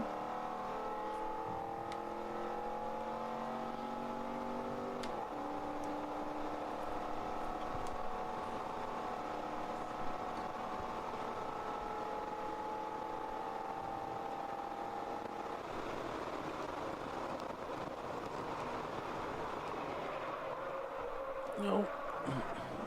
Crossed up a little bit.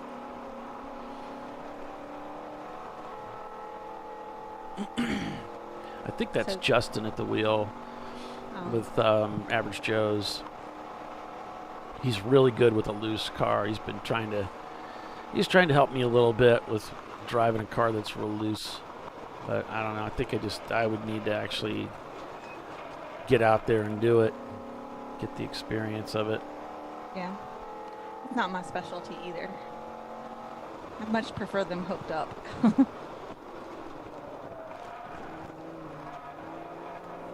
So Covey Racing is our lead F-Class car, which means they're under 300 points. They're currently in sixth place overall. Yeah. That's pretty impressive.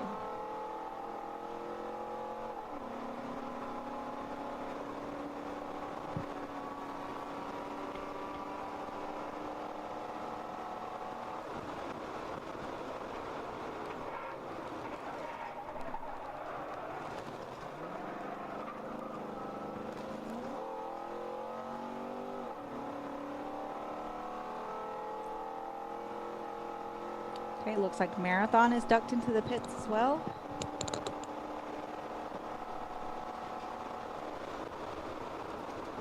They're our third place car. All right, yep. So third and fourth, eighth I think we're going to end up inside that car here with after this fuel stop, but Bill, that was the plan, right? Maybe. Bill's actually in the pits, holding a camera like he did in the old days. Mm-hmm. I think I guilted him into it. And it's 100. It feels like 109 outside, so it couldn't be worse. He's gonna hate me when he gets back up there. His tennis shoes are melting to the pavement. Yeah, exactly. It's like gum on your shoes? No, the bottom of my tennis shoes are actually melting. So when he gets up there and he says it's hot, we'll tell him, really? Because where I'm at, it feels like it's like 65. There's nice AC. It feels great. He'll hate me forever. He probably already does. He's probably cursing my name. My ears are burning.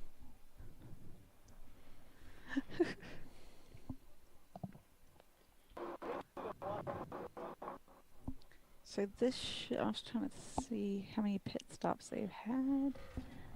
1, 2, 3, 4. 1, 2, 3, 4. They actually didn't stop that long ago. They stopped on lap 85, and now we're at 106 for them. Yeah, we kind of noticed they were stopping pretty early. Each stop was a little on the early side, and maybe they have a lot of people that want some track time. You know, he's done that before, where he just had a lot of people racing with him that weekend. It wasn't about going to win the race; it was, driving. Just get out there and get the track time. Get everybody in the car, that sort of thing. Yeah. Let's see, they've got 1, 2, 3, 4, 5 drivers. So this should be what, one? Let's see, just counted that up and then forgot. Second, third, fourth, fifth. So maybe John Thompson? Maybe? Going in the car? Okay. They've got David Twatty, Steve Skolhorn, David Lira, Ty Skolhorn, and then John Thompson are their drivers. And I'm in that order. So it's kind of trying to count up their stops and see kind of where they might be as far as driver changes. A little guessing on my part, but it's nice when they make it easy for me and just send me a text of like who's going in the car. But you know, I can guesstimate sometimes too. Yeah, if you're just joining us, welcome everybody to Champ Car Live, presented by AutoZone. It's the TireRack.com Champ Car Endurance Series race at Sebring International Raceway. It's the Senator 14-hour Sebring International presented by UUC Motor Works. I'm Paul Veltum with Tiffany Alexander here. We're calling the race for you today. Checkers at 11 o'clock tonight, Eastern Standard Time. They went green at 9 a.m., 14 hours of endurance road racing. We are expecting some weather a little bit later, so that might mix things up with some rain, possibly thunder showers, 40% chance. It's 96 degrees out there at the track. Feels like 109, according to AccuWeather. Whoa. And it's even hotter than that in these cars. It's a great day to have an ice cream business. Yes. Over there. Anything frozen. Yeah. Snow cones, you name it.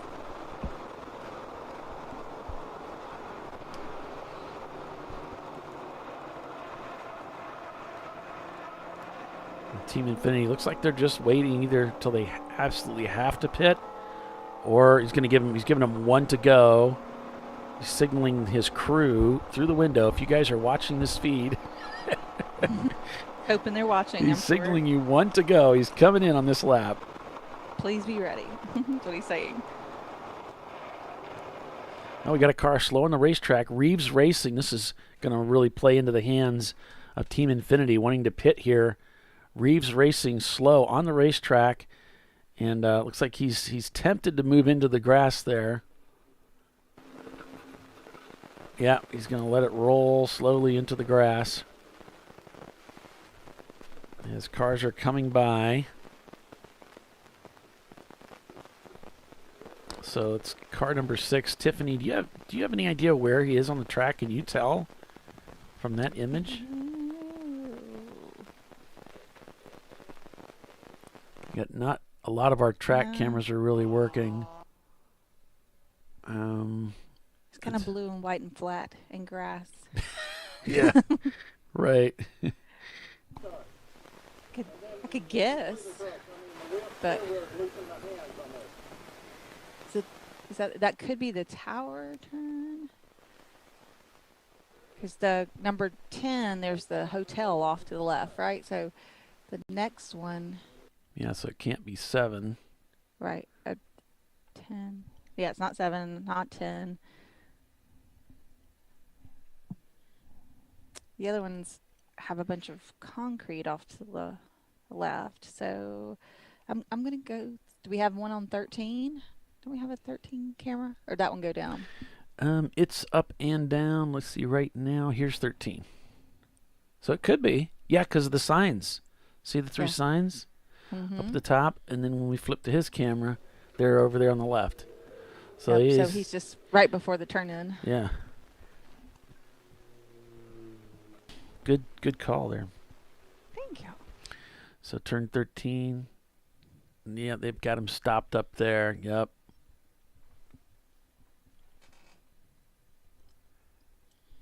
And it's also showing that 617 stopped over at turn 11, it looks like. Oh. 617. That's stupid fast racing. Stupid fast, yeah. Stupid fast. Oh, is it on its way now? Something is moving now. Okay. Well, there's trucks now involved. Trucks are rolling. No, 617 is moving. It it's kept like moving. Maybe it just glitched on the system. Yeah, a glitch in the matrix. Mm-hmm.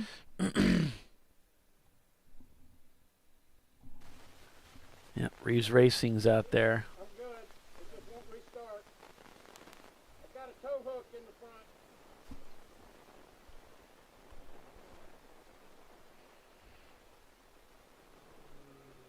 I guess he was checking underneath the car to make sure it wasn't dropping fluids before pulling it. Yeah, looks like they're going to do a hot pull here. They're leaving it green, according to Race Hero and Flagtronics, and they're just going to pull them. Team Infinity has pitted under this, what they thought was going to be a caution.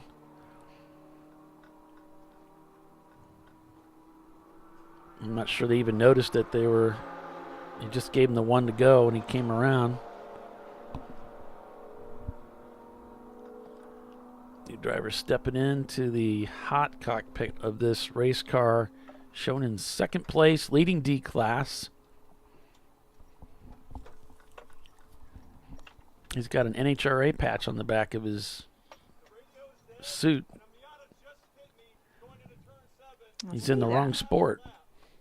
They're saying that the radio's dead. So they've lost communications.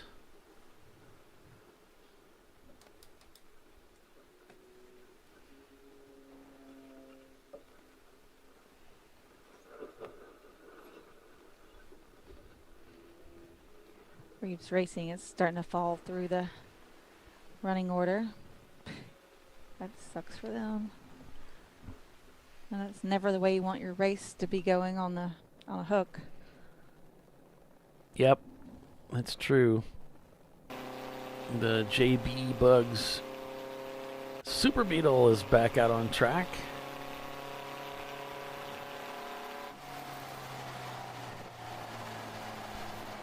That car's got to be entertaining to drive. Yeah. I think it'd be fun. I mean, doesn't everybody just want to get in there and take a few laps just for fun? Yeah, you have cool. to, right? Yeah, I think it'd be cool.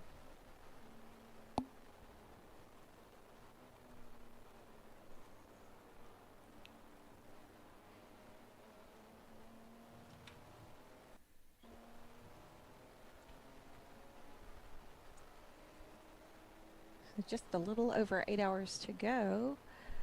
This is 14-hour enduro, so we're not to the halfway point yet.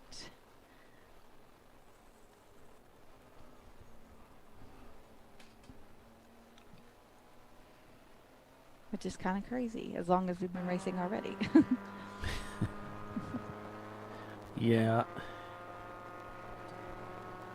11 hours is a long time. 7 hours is the halfway point, so it's just 2 commercial breaks away. Oh, that's a good way to think about it. Gleason Confused holds the lead over Team Infinity. Fingdog in 3rd. Marathon Motorsports in 4th. IBEX Racing is 5th. Yeah, we don't have much for audio. That's not very good, so I'll just leave it on the video alone. Isn't that ibex like an animal? Oh, it could be. I don't know. Yeah, it's like a deer with horns kind of thing. Or they're really long horns. Like they curl back on the critter. Several species of wild goat. Distinguished by the male's large, recurved horns. I wonder if that's what they were going for. Sounds Did like capitalize it though? Was that the heavy sigh of Bill? Yeah. Just ran up the stairs like 20 times. Okay, 4. So Bill, I was checking the forecast while you were outside, and it said that it was 96 degrees, but it feels like it's 109. I thought they were probably exaggerating. They're exaggerating because I've been in 109. That does not feel like 109. It's hot. It doesn't feel that hot. Because you're not a sissy boy. I'm not a sissy boy. All right. This is what I found out. I don't know if I told you because, loss of memory, that kind of stuff, short term. RVA Graphics blew a head gasket. They're packing up, going back to Richmond. They'll fix it there. The 646, the green Miata, I think it's 646. They Open blew an throttle. engine earlier. Yep. They have an engine, they have the old engine out and a new one being prepped. And as I walk by again, it's on a stand getting ready to go in the car. They will get that car back out with a new engine. Then All right. the Corvette, which we have, I think we have one Corvette, right? Family Traditions Racing. Yeah, Family Tradition. That's it. They came in pit in. Left front brake caught on fire from grass being stuck into the front left brake. As they left pit lane, the fire went out. They ended up going to their pit stall. I happened to be down there with Ray and everybody else, and there was no fire in that. But they did find that one of the brake hoses or the brake cooling lines had come off, and so they were zip tying that back in place after they fueled it. All right. And TLM has a camera. Yep, I got that. And the bad thing about TLM, driver got in, other driver got out, was complaining about the cool shirt not working, one of those electric ones, the non-water ones. Okay. And so they did something, they turned the switch on, and smoke started pouring out of it. Oh, no. So the driver had to leave without a cool shirt, and he has water in his cool shirt, which is going to start boiling at one point. Easy. That kind of happened to me at Utah? That was the worst. You don't want any extra layers on if you don't have any cooling going on. Well, it's that water in there. It just retains the heat.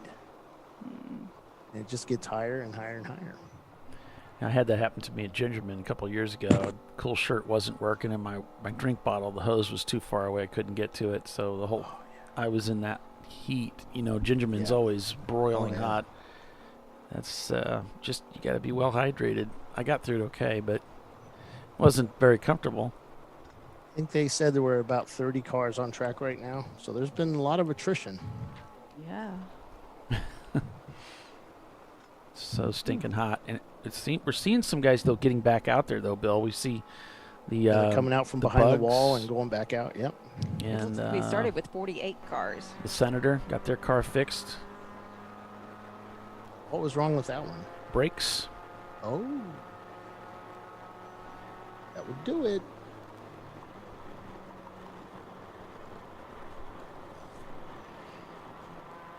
Seen a lot of guys going off.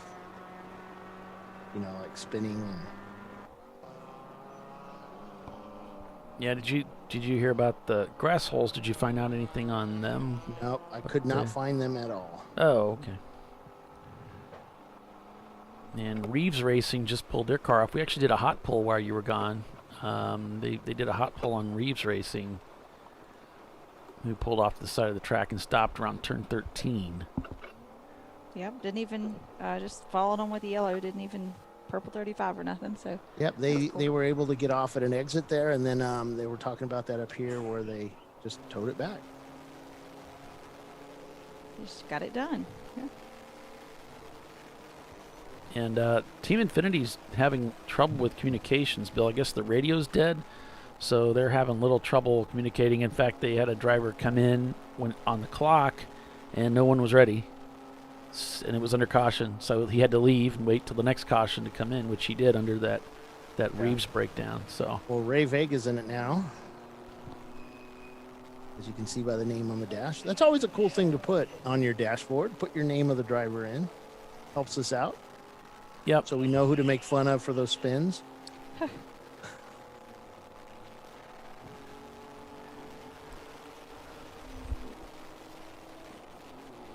Well, I guess this is as good time as any for us to take a commercial break. Bill, you probably should hydrate. You were out there for a while.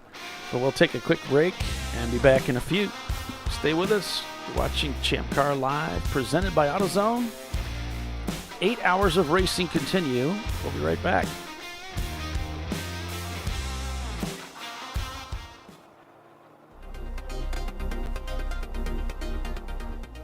Welcome to TireRack.com, revolutionizing tire buying since 1979.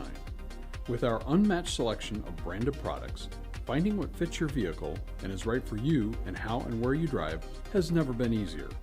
Through helpful online shopping tools that include our professional hands-on reviews done at the introduction of a tire and consumer reviews that give real-world feedback over the life of the tire, You can make the right tire choice and find exactly what you need. And if you prefer to talk to someone, our tire testers, our sales team, are available on the phone. And that's how we get you the right tire for you and your vehicle for where and how you drive.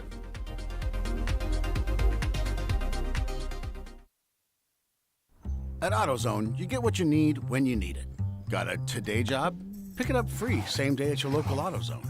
More of a tomorrow project? Order as late as 10 p.m. with free next day delivery. Getting the job done just got easier.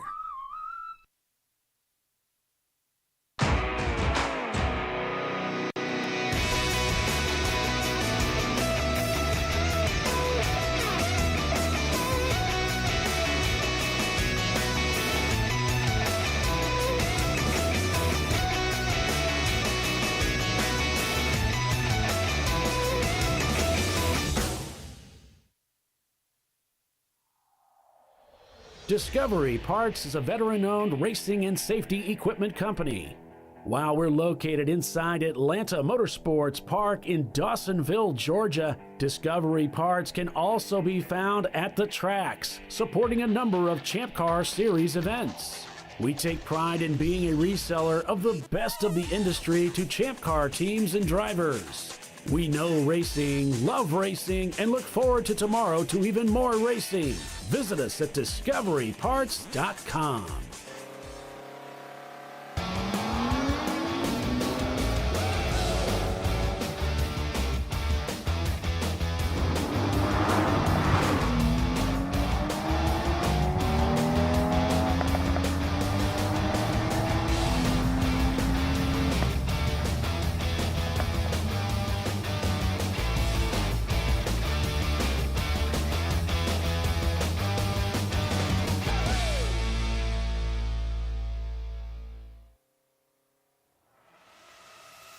RVA Graphics and Wraps is a full-service design, signage, digital graphics, and wraps company located in Richmond, Virginia.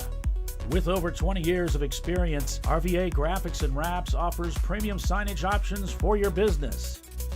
We are dedicated to offering our clients best-in-class service in all aspects of graphic design and application. For more information, visit us on the web at rvagfx.com. Lifeline USA is a leading manufacturer of onboard fire suppression systems. Lifeline's continuous commitment to research and development ensures that we supply the most innovative and cutting-edge products available. Used by the majority of the world's motorsport championship-winning teams and constructors, Lifeline has a proven history of success. Lifeline offers a complete range of fire suppression systems for all budgets and needs, and we continue to push development and limits on both extinguishment materials and our patented delivery systems to make the race car environment almost as safe as sitting on your sofa at home. Every kit has been designed for a professional and simple installation. For more information and to purchase your Champ Car fire suppression system, go to www.lifeline-fire.com. Located in Northeast Ohio, with 40 years of combined experience, Money Shift Racing knows how to deliver performance and safety, offering everything you need to get your vehicle and drivers ready for race day. From safety equipment to full engine assembly and repair, in-house fabrication, 3D design, and rapid prototyping. Money Shift Racing. Performance done right. Frozen rotors from Diversified Cryogenics deliver increased performance and a higher level of safety, while significantly reducing braking system costs. So to tell you a little bit about the durability of this product. So we have seen an incredible extension of the life of our brake rotors using frozen rotors. We've gone from brake rotors every other weekend to 6 weekends on one set of brake rotors, and I think they can go farther. The durability has been amazing. And it's been a fantastic season, and man, a lot of that is due to the way our car can brake on those frozen rotors. For more information, go to frozenrotors.com. Come on, Road. Do your worst. We'll be at our best. Engineered to meet or exceed original equipment performance, exclusively at AutoZone.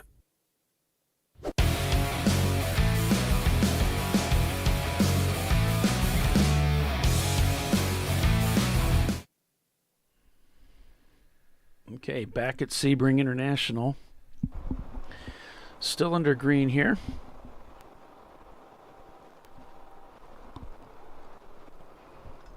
Did see a message just before we went to break. Car 51 smoking.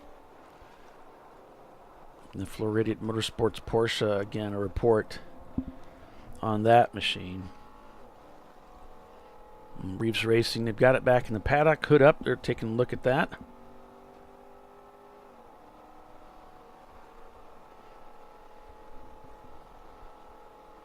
Got a nice discussion going on here on the YouTube chat. It's good to see.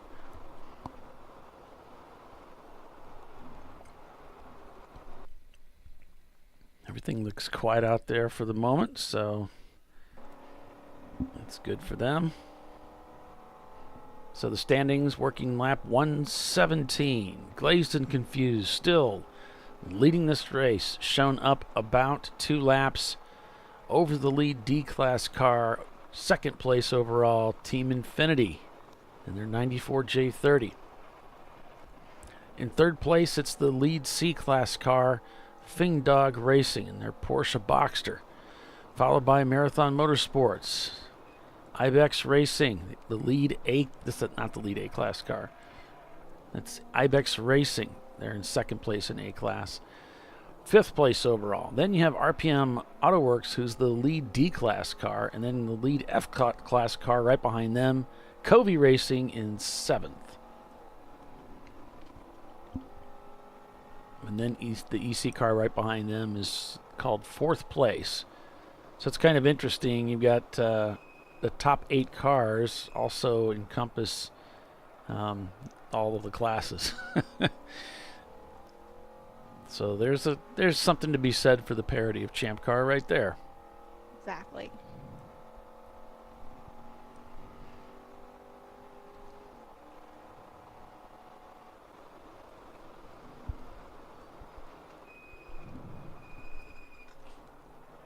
Nice squeaky brakes. Yeah. So Tiffany, where are you going to be racing next? Did we talk about that? We haven't talked about it on this broadcast. Let's see. My next race is going to be the VRR 24. Nice. Yep, I'll be there with Trophy Wife, and a couple of guys from A2 Racing are joining us. I think it's the same crew we had last year. So fingers crossed on that.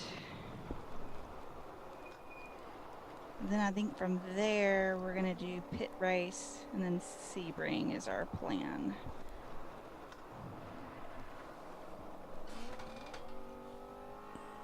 I'll be out at Barber next weekend with Chin. Yeah. Sweat. I don't even know if I'm going to drive much. Yeah, if it's going to be like this, yeah. Yeah. Do some ride-alongs. I've got to do, I'm doing check rides for advancement, and I'll do that and then hang out in the trailer where it's air conditioning in between.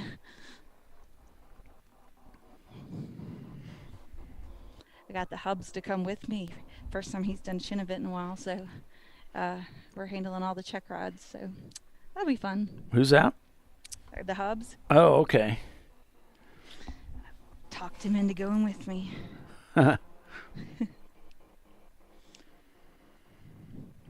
So what is the check ride? Is that when you just take a student out? So it's after they've been working with an instructor, and the instructor recommends them either to go solo or to move up a group to a faster group. And so once they get recommended, one of the check ride instructors get in and evaluate and see if they're ready to go to advance to a faster group, or if they're ready to go solo, depending on what the recommendation is. So we got one session to check them out. And it's kind of either pass or fail. It's you're good, or this is the things you need to work on, and we'll check you again later.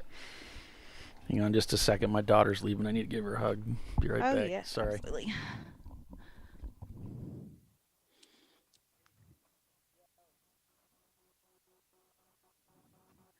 Let's see. Glazed and Confused has been leading this race for quite the majority of the race so far. Team Infinity led early on, then Glazed and Confused has taken over.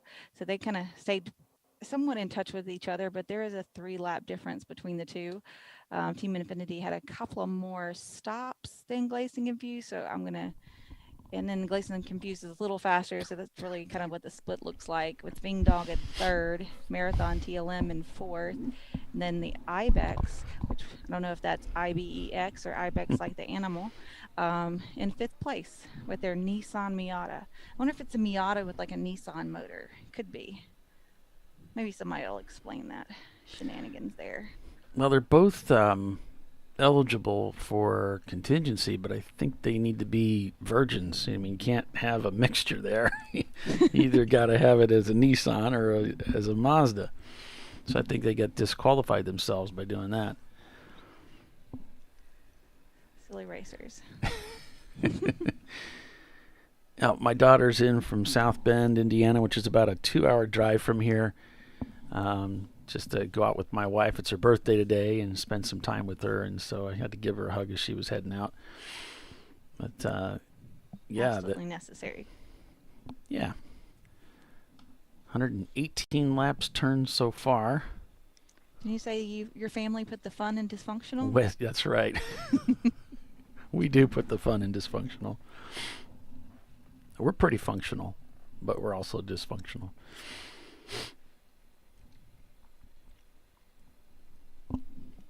So Glazed and Confused out about 2 laps over Team Infinity. They got that pit stop done.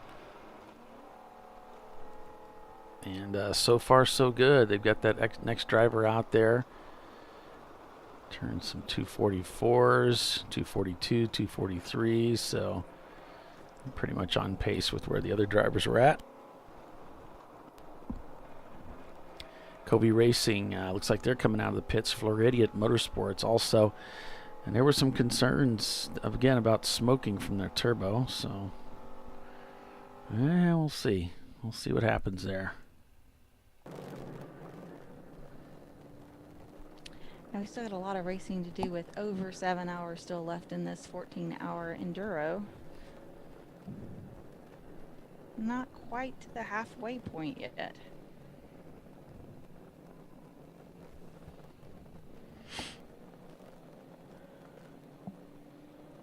But we're moving closer to it. One commercial break at a time. Yep.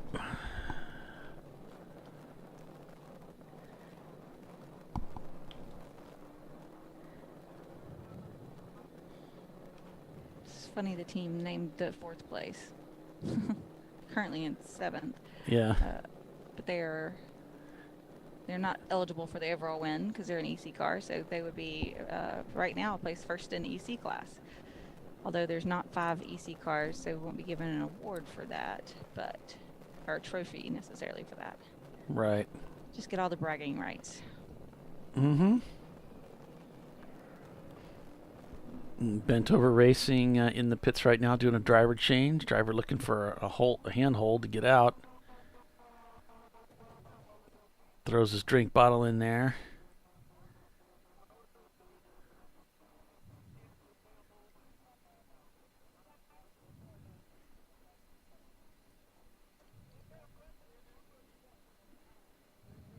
Driver getting out. Looks like he's going to help him move the seat up. And Ken Shipley going to help him get buckled in there.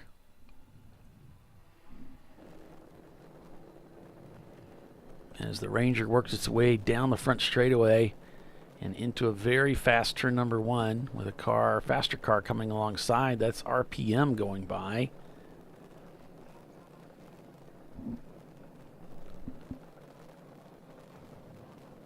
Let's see if we catch them here on the camera as they come through.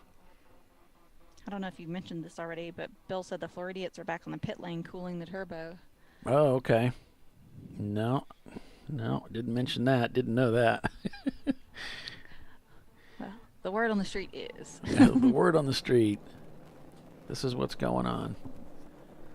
Trying to see. I must have passed them in the standings.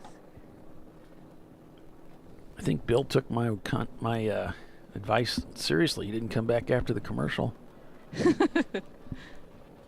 He was out there for a while, and he is getting old, you know. Mm-hmm. Got to watch these old guys. Florida is shown currently in 14th place, but it is definitely showing them in the pits. So having some definite heating issues. When I looked at the radar last, you know, we were talking about rain coming in, but that would probably help these guys out a little bit.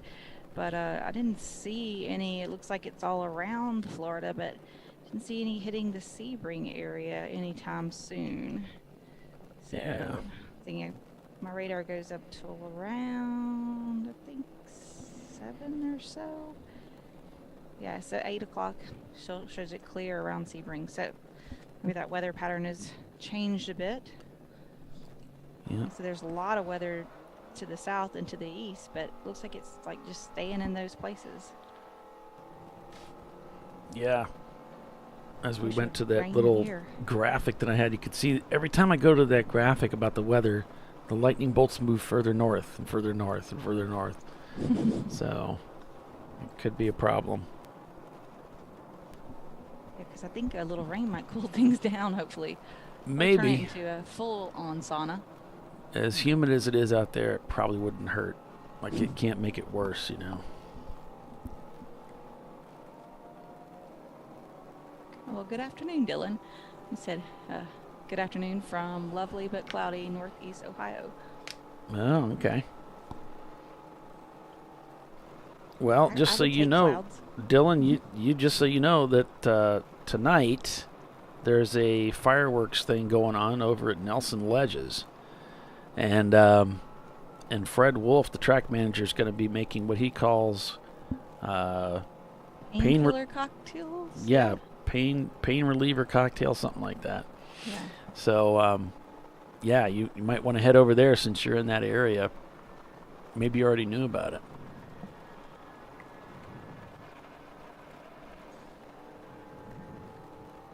Painkiller cocktails is the word. Sounds worth a try.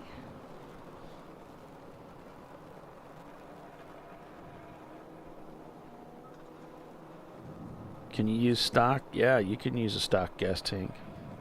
Oh, Dylan's already answered that question. Yeah, in fact, in Tiffany's car here, we're running a stock fuel tank with just a fuel mat in the bottom, and you don't even need to do that, but that just helps pick up those last few drops if you need it. Yeah, we were having some issues that kind of felt and sounded like fuel starvation, so we put that in there, thinking that maybe the gas was like sloshing up and not getting a good pickup, but turns out after we made a few modifications that it was in fact like some kind of vehicle speed sensor was making the car run funny sometimes, so after we fixed that problem was resolved. Okay.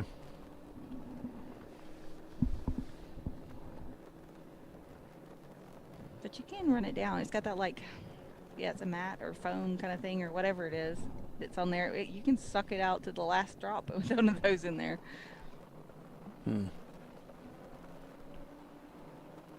Which I was trying to remember. Did we? I don't think we struggled to get 2 hours, but might with a different engine. I think I've run a different engine every race we've run because we keep tearing them up. Let's hope not this one.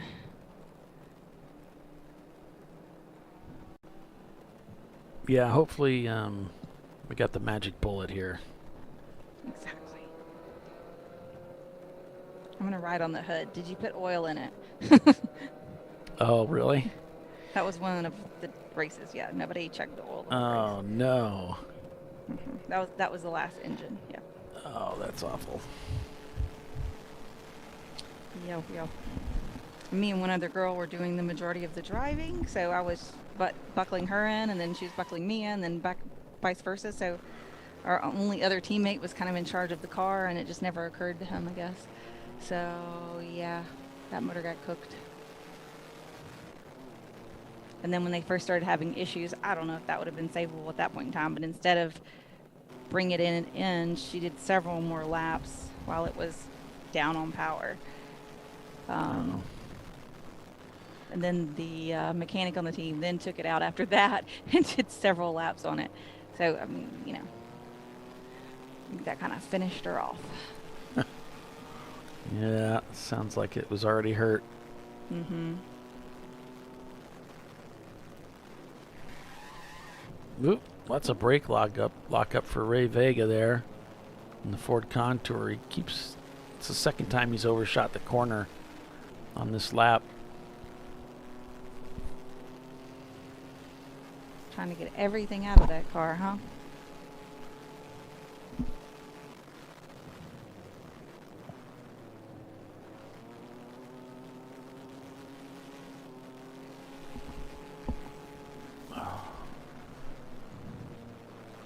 Looks like there's a lot of dust kicked up back there. Must have dropped On the the wheel off or preview. I wonder if we can get that on the replay to see who that was or what that was. Let's try it. Let's see. Now watch the effing Ranger feed down in the lower left-hand corner, and we'll see. He goes by an area where there was a lot of dust that was kicked up.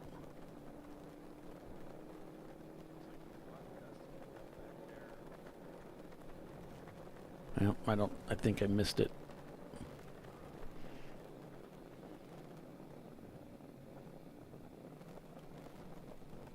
Oh, I know what's going on. I'm covering it. There, we get it. Was there a car off over there? It sure did look like it. See, that's what I was wondering. Here it comes back around.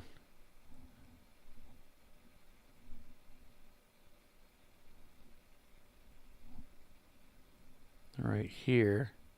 There's a lot of dust there. I don't see he's a car. not over there. No. Let's So go a little further out. But it's not past that area. So Right. you would think it would be a car that stopped there, but I don't see a car. It's a ghost car. Maybe it was that car he just passed and it's already gotten back on track. Who knows? Arjun said he's listening to us, and he's out at turn 7, taking in the sun and the sunshine. He started the car this morning. He said he's driving the Coleman 59. Yep. And I want to give a shout out to John and Kathy, Kate's uncle and aunt. They came out to Sebring to watch them. Isn't that awesome? So big shout out to John and Kathy.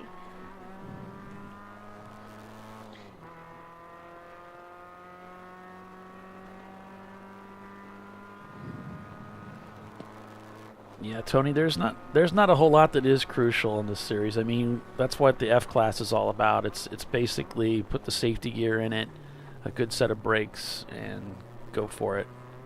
You really don't have to have all that fancy stuff. But kind of the point of the series, right? To try to be as least fancy as, or least expensive as possible. We're grassroots entry-level system series, rather. So you really don't have to overthink it. You can keep it simple and just go out and go racing. But you can put all that stuff on there if you want to.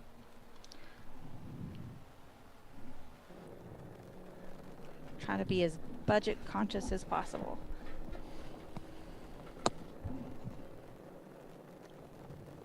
I mean, racing's not a cheap sport regardless, but we do try to be as budget conscious as possible.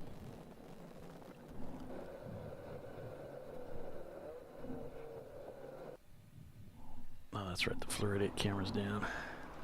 Oh, I was gonna see if they are still shown in the pits, or if they're still shown in the pits. Fing Dog shown in the pits as well, in 4th place there. And they pitted not that far back. They just on lap 105, so something's up. This is definitely not, I wouldn't think, on their schedule. One of those wasn't, because every other pit stop they've had has been pretty much seemed like on schedule, but they've had they had in lap 105 they pitted, and then now at lap 118 they're pitting again, so that doesn't sound right for that Boxster.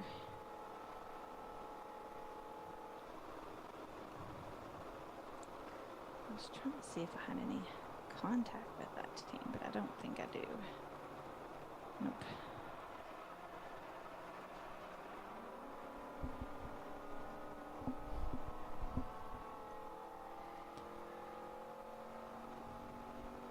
Reeves Racing has lined their race car up with the trailer, so looks like they're done. They're loading things up, so. Oh, goodness. Take them off the view there. Appreciate being able to follow along with them today. Yeah, it's been great being in the car with them. Thanks for sending me the link there, Tiffany. Yeah. I asked Arjun, is he like cooking out there? It's pretty warm. He said it's 100 billion degrees. Yeah. I bet it feels like it for sure.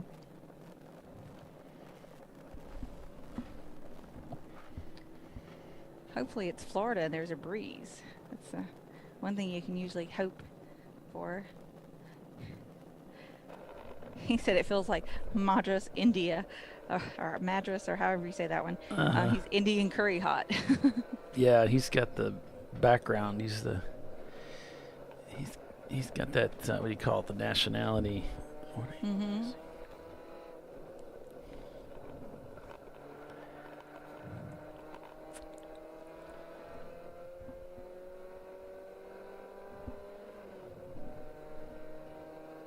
So about 7.5 hours to go on this enduro of 14 hours in the heat. So, you know, half an hour away from the halfway point. Already saw a lot of attrition. Yeah. This race has been hard on everybody, and it's not over yet. We're just halfway there, like you said. Working lap 125. Team Infinity, second place. Glazed and Confused is leading over Marathon Motorsports, Fing Dog, Ibex Racing, Treasure Coast. It's your top 6 there. Lots of racing left, though, so stay with us. We'll be back here at Sebring in just a moment.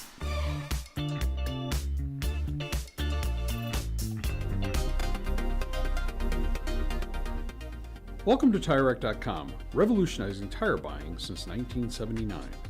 With our unmatched selection of branded products, finding what fits your vehicle and is right for you and how and where you drive has never been easier. Through helpful online shopping tools that include our professional hands-on reviews done at the introduction of a tire and consumer reviews that give real-world feedback over the life of the tire, you can make the right tire choice and find exactly what you need. And if you prefer to talk to someone, our tire testers, our sales team, are available on the phone. And that's how we get you the right tire for you and your vehicle for where and how you drive.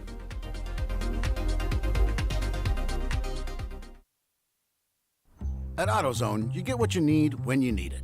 Got a today job? Pick it up free same day at your local AutoZone. More of a tomorrow project? Order as late as 10 p.m. with free next day delivery. Getting the job done just got easier.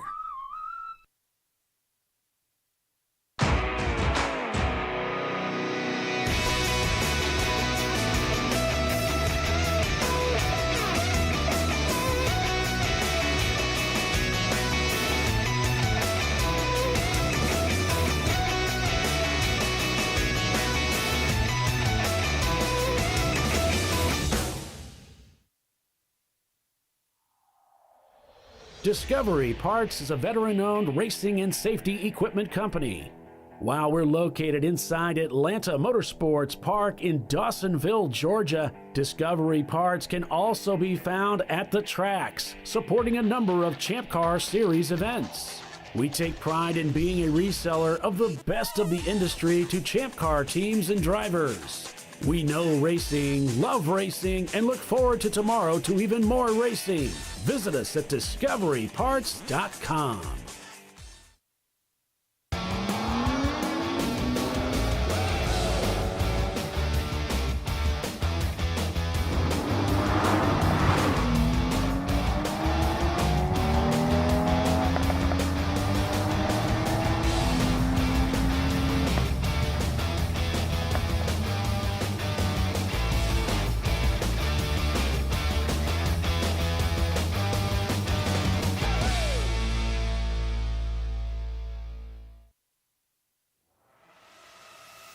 RVA Graphics and Wraps is a full-service design, signage, digital graphics, and wraps company located in Richmond, Virginia.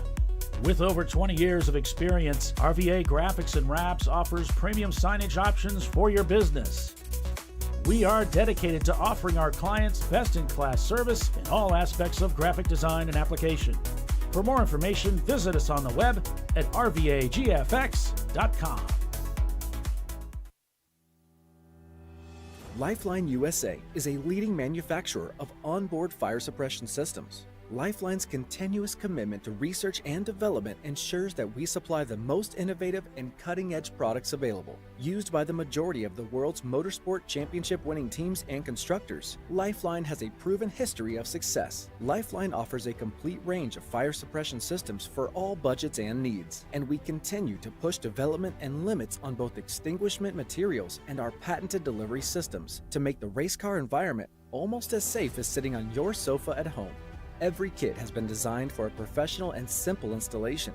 For more information and to purchase your ChampCar fire suppression system, go to www.lifeline-fire.com.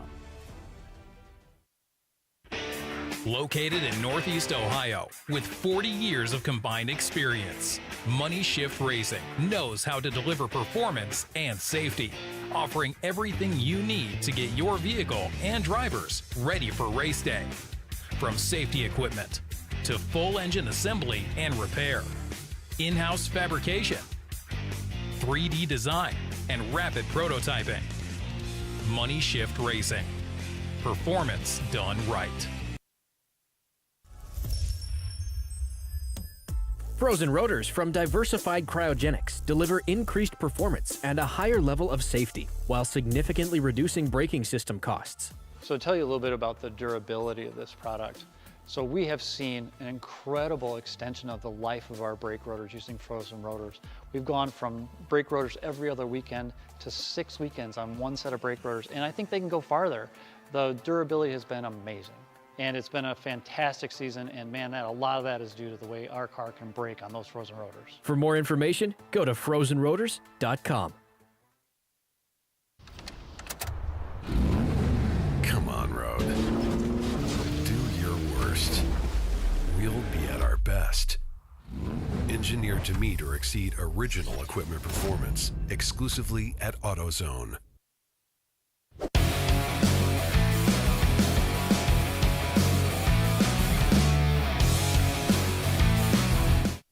All right, welcome back to Sebring International. It's a 14-hour race this weekend. For some reason, I can't seem to remember what time it is. I said we were halfway done when we went to the break, and we're not. It's 7 hours and 24 minutes unofficially. So top of the hour, we'll be halfway there. Close to halfway. Yeah. So there you go. Well, what's the rush? Floriets, they're saying they had a routine turbo swap. Nothing to see here. Ha ha. Now, what's the rush has brought their car in? Driver's exhausted, and they've got some kind of mechanical issue there. Again, this track is taking no prisoners.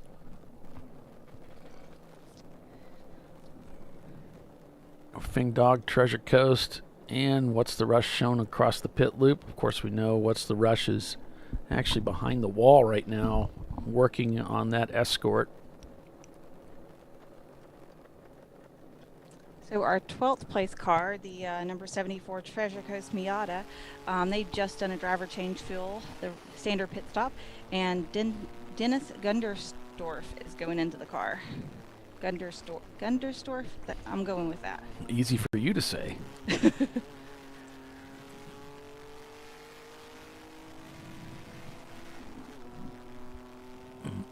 Now the Super Beetle's back in the garage area again. Driver's out.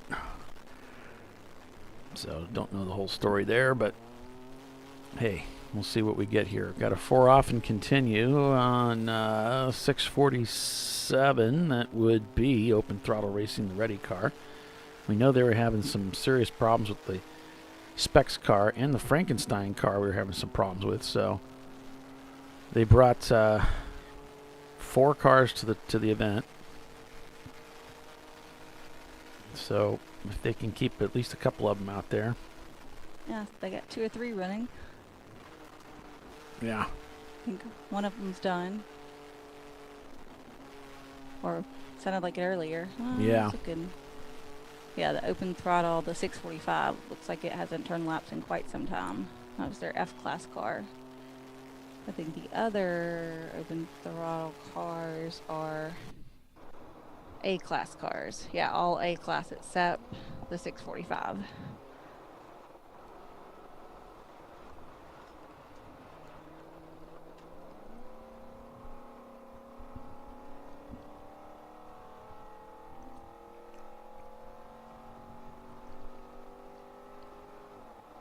So we started with 48 cars. A couple of the cars didn't actually take the green. We had 51 cars registered for the race, but 48 actually turned laps. A couple of these didn't make it to any lap turning. Yeah, see that. A little unusual for Champ Car these days to have several cars that never took the green flag. It kind of reminds me of the old days. You'd have, 5 cars that didn't start. Or never made a whole lap. Yeah, that's what I mean. They Yeah. couldn't even seem to get it on the racetrack. And we had some practice time here yesterday, and that's always a bit of a risk. That you damage the car in practice.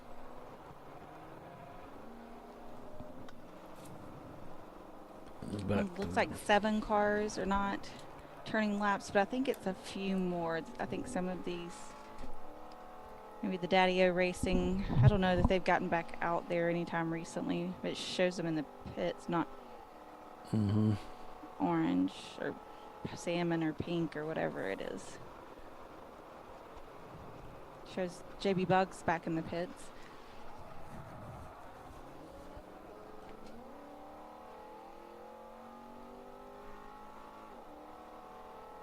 We know the RVA car is out.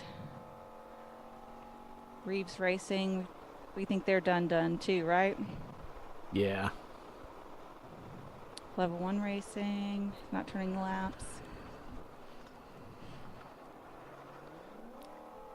And then surprisingly enough, most of the rest of the field is, to some extent. Hi, Timothy. Welcome back, man.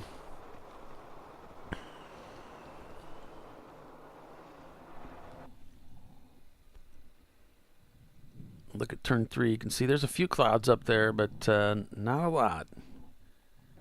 I'm trying to kind of keep an eye on the weather here, as they're expecting some rain showers later this afternoon. So far, it doesn't look too bad out there.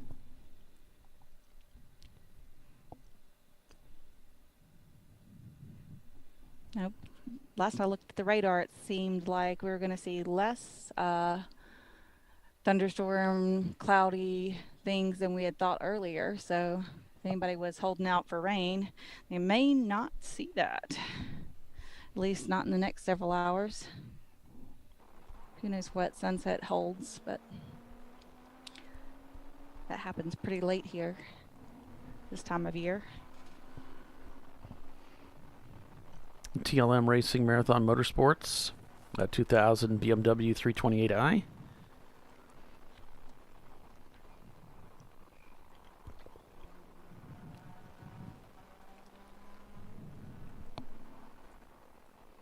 Currently running in 3rd place.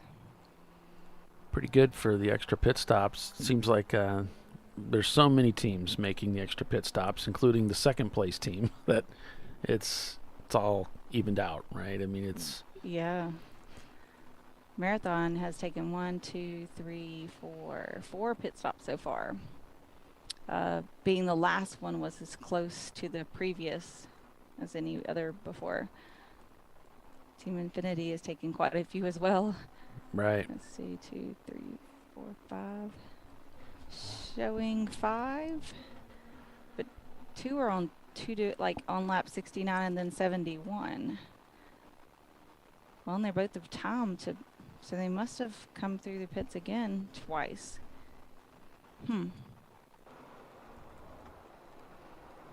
but they're holding on to second place. So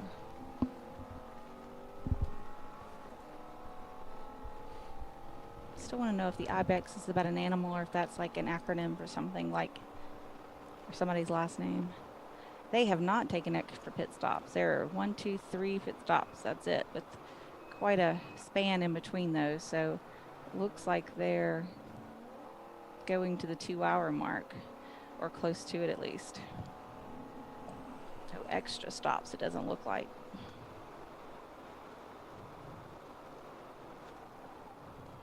The RPM Auto Works, our 5th place car, they've had 4 stops so far. They still seem pretty decently far apart, so maybe they're just not making 2 hours, and they stopped last just about 10 laps ago, it looks like. Not quite.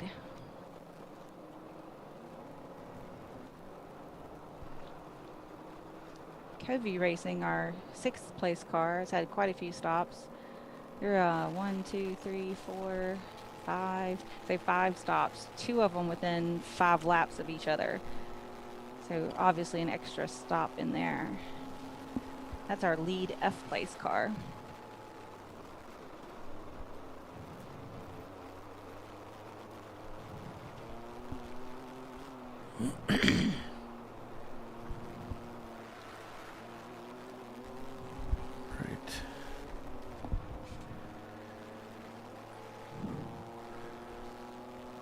The TireRack.com Champ Car Endurance Series is North America's home to real competitive endurance road racing. This is real, wheel-to-wheel endurance road racing on America's bucket list tracks, including Sebring, Watkins Glen, Daytona, Road Atlanta, and WeatherTech Raceway, Laguna Seca, just to name a few. Champ Car is a budget-minded endurance road racing series. Champ Car is for people like you who have always wanted to go road racing without all the hassles, huge rulebook, or obscene expense. All you need is a valid driver's license, some safety gear, and a race car, which you can rent from Arrive and Drive teams or build your own car. Champ Car is the simplest path in North America's largest endurance road racing series. While we often see racers from outside the world of motorsports, our series is a diverse mix of automotive enthusiasts, weekend warriors, and race series veterans. But at the drop of the green flag, they're all racers participating in the challenge and thrill of real wheel-to-wheel endurance road racing. To find out more information, visit the Champ Car website at ChampCar.org. Couldn't have said it better myself. Exactly. But we're not racing at Laguna Seca this year. But, you know, you get the idea. Yeah. Everything else, though. Yeah.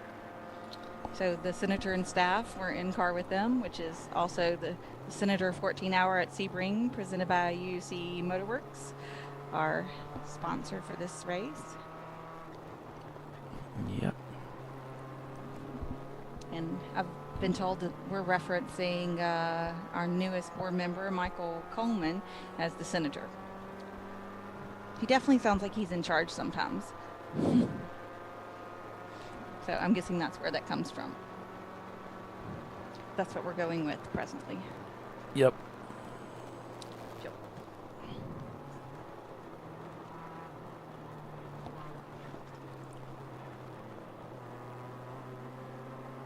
You got big 4th of July plans, Polly? I'm going to help cook out. Yeah, we had some brats and burgers. Well, just ground beef sitting up, and I mix a few things together for the burgers that kind of liven them up a little bit, and Yeah. I like cooking out on the grill, so Fashion yourself a grill master?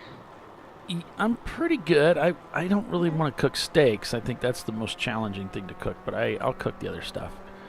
Okay. So, yeah.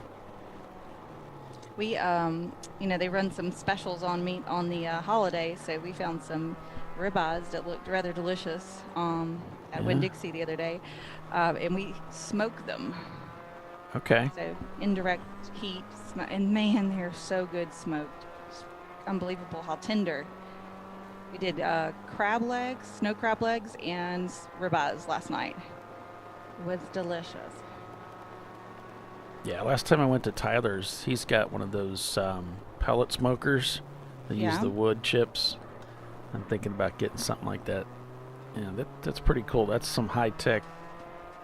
It takes some talent. One of the guys on his team, Alan, is, more of a real cook. He really likes to get into all that stuff with the slow cooking and all that kind of stuff. So, yeah. A barbecue aficionado. If I was gonna, get something like that, I'd definitely be getting a hold of Tyler and Alan and find out what I should get.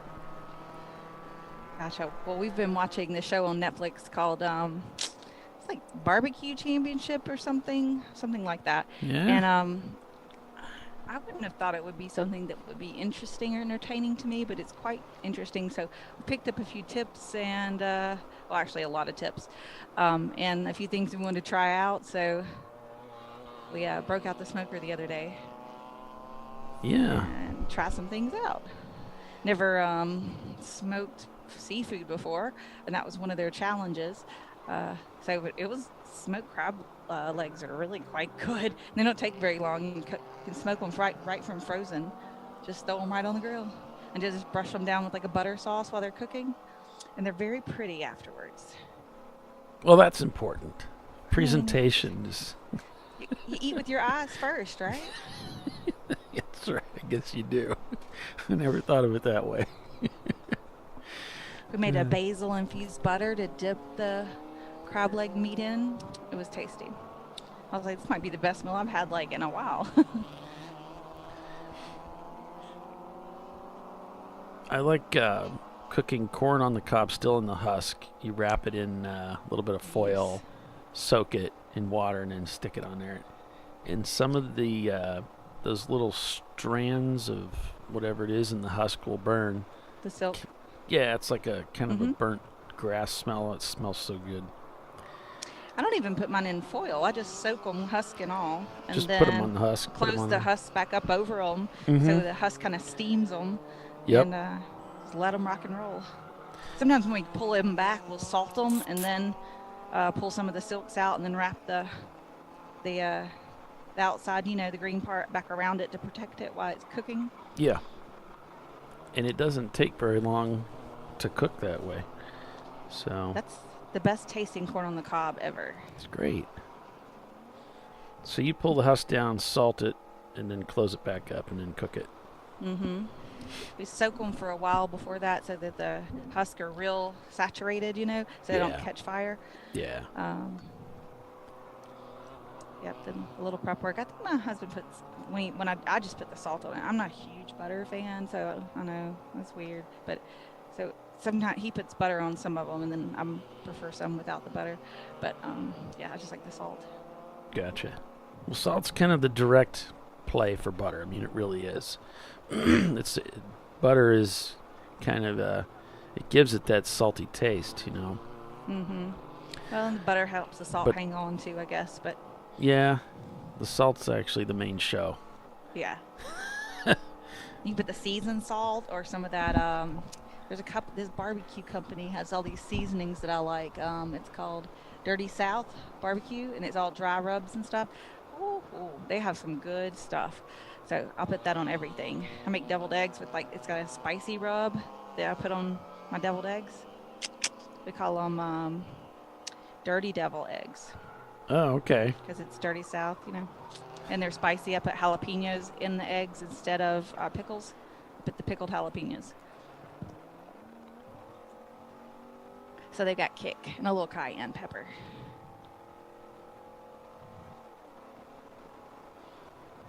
They're not for someone who doesn't like spicy.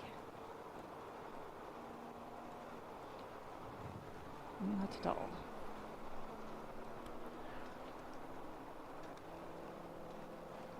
Yeah, I was in between the commercial breaks. I've got some stuff on my table out here in the kitchen that got left from a gathering yesterday my son had done with his wife.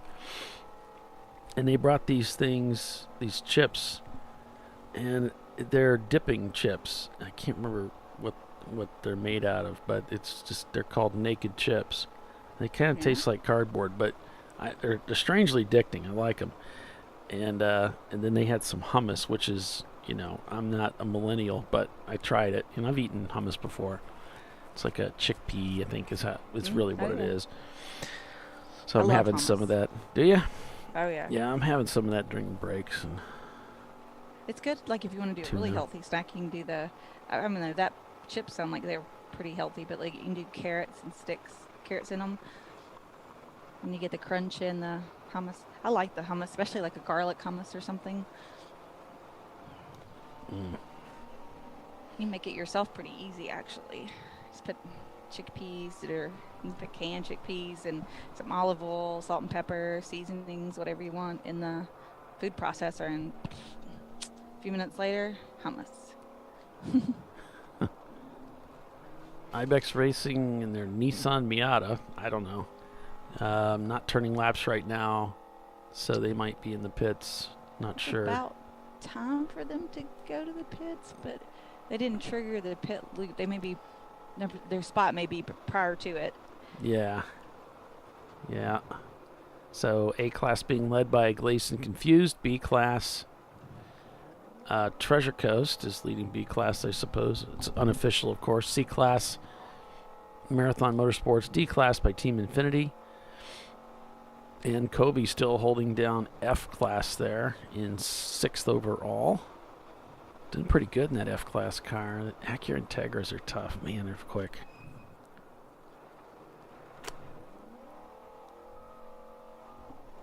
On board with Team Infinity there in 2nd place. Now shown down about 3 laps from the Glazed and Confused Miata. It's not only fast, but they're just pitting at 2 hours and keeping it clean out there, I guess. Mm-hmm. There's been a couple of people saying that they think they could, do an F-class car and then place very well, if not win. And but we haven't seen it happen quite yet. But this, like overall, in 6th place, yeah. That'd be tough, right? But they're in 6th place, so I mean, one wrong step by somebody else, and they could easily be in our top 5. Yeah. I don't know about winning an overall, but they can do well. That's kind of the whole point is, entry level. Getting in, not having to spend as much, and feel like you're still a part of this thing, Mm-hmm.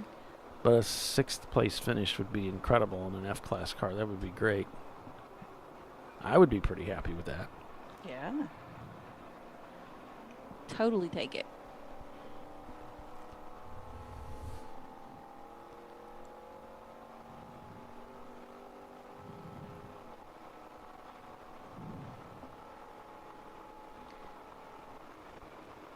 The Floridians say they're behind the wall, engine turbo issue.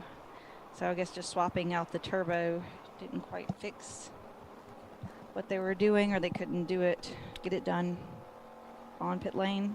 So behind the wall, they're attempting to fix it, though, it sounds like. Okay. Oh, and the 981 of Atlanta Speedworks is back out after they changed the transmission. Wow.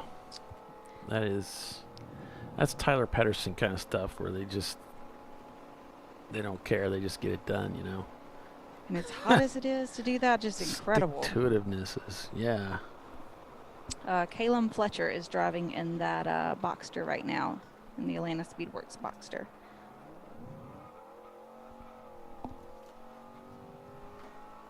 Infinity Loop. Getting buckled in.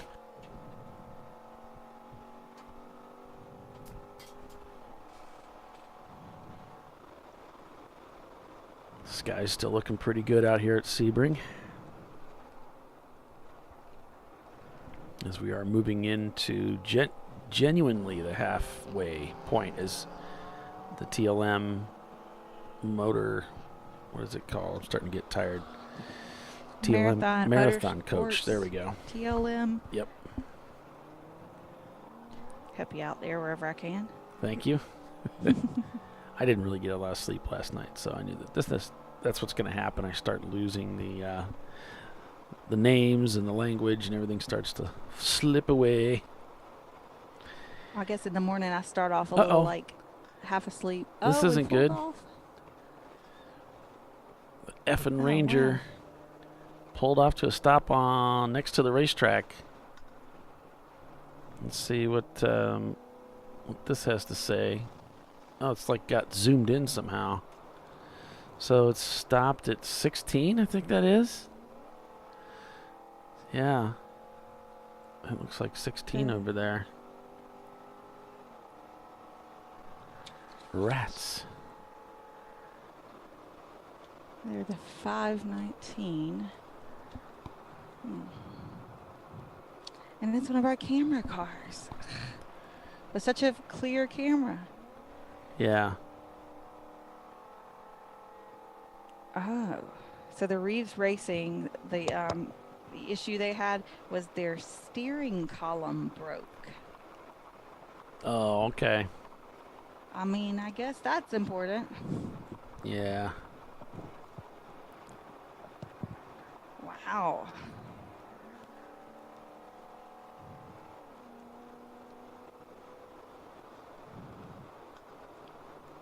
I'm sure they totally brought an extra one of those.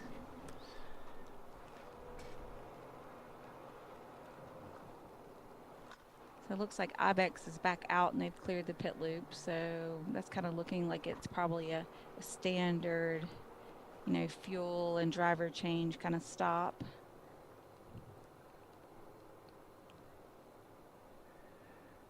Safety coming to talk to him, find out.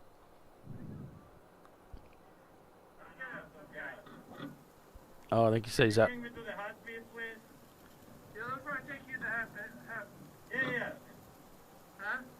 Yeah, you can check me out just at the hot piece. We're just gonna put it, and I'm supposed to switch right now. Yeah. Last lap for me, and you know, I'm out of fuel.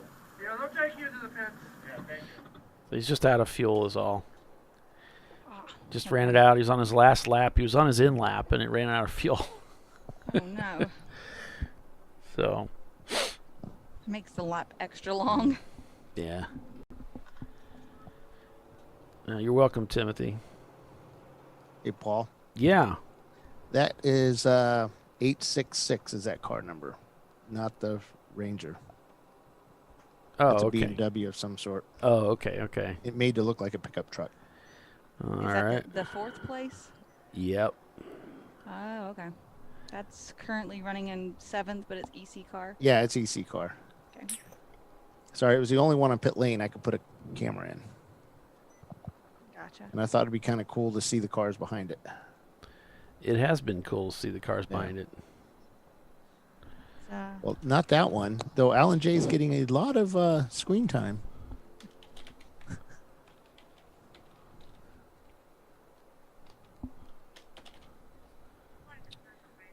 That's over turn 16. Bing Dong was doing really well, and we're up at the front end of this field, and then they've had 2 pit stops kind of close together, which put them back in like 8th. Who was that? Bing Dog, that Boxster. Oh, 775? Yeah. Mm-hmm.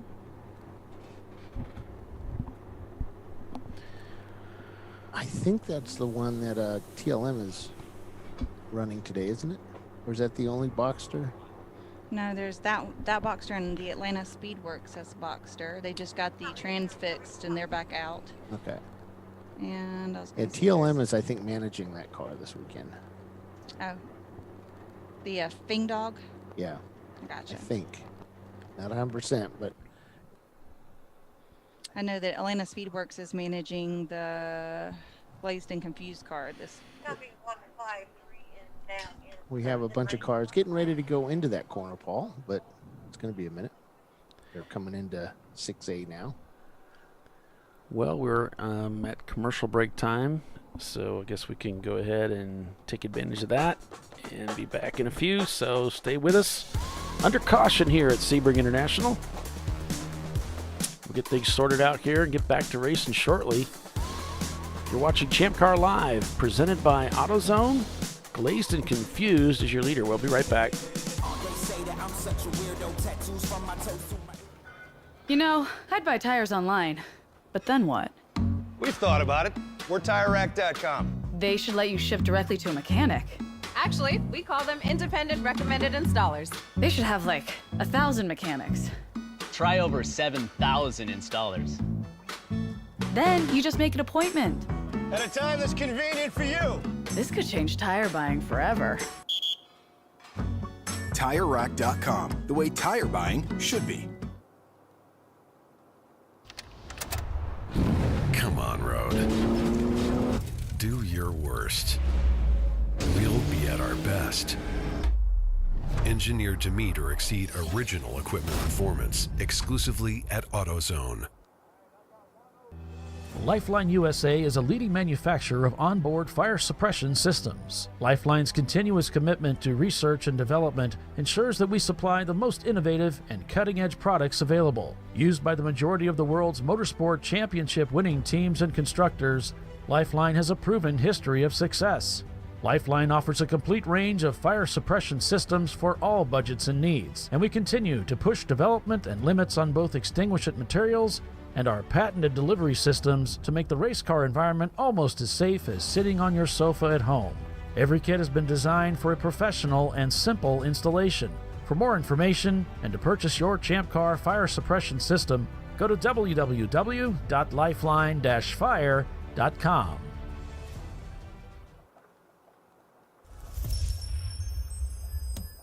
Frozen rotors from Diversified Cryogenics deliver increased performance and a higher level of safety, while significantly reducing braking system costs. So to tell you a little bit about the durability of this product. So we have seen an incredible extension of the life of our brake rotors using frozen rotors. We've gone from brake rotors every other weekend to 6 weekends on one set of brake rotors, and I think they can go farther.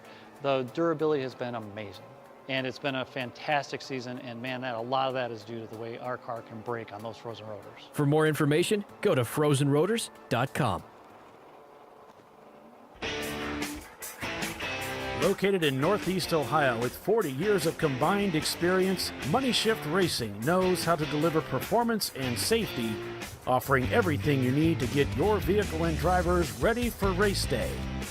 From safety equipment to full engine assembly and repair, in-house fabrication, 3D design, and rapid prototyping. Money Shift Racing. Performance done right. Discovery Parts is a veteran-owned racing and safety equipment company. While we're located inside Atlanta Motorsports Park in Dawsonville, Georgia, Discovery Parts can also be found at the tracks, supporting a number of Champ Car Series events.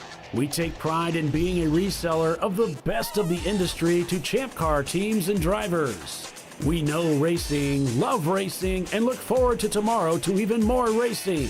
Visit us at discoveryparts.com.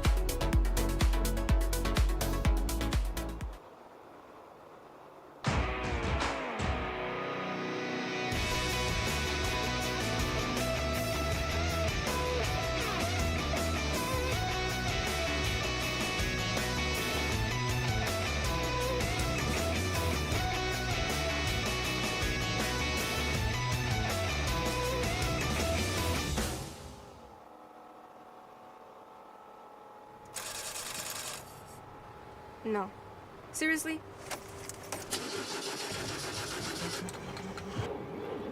Come on. No. You for real? Dale. Really? Wow. So maybe just a cable? We can help you. Welcome to America's #1 battery destination. AutoZone, your battery solution.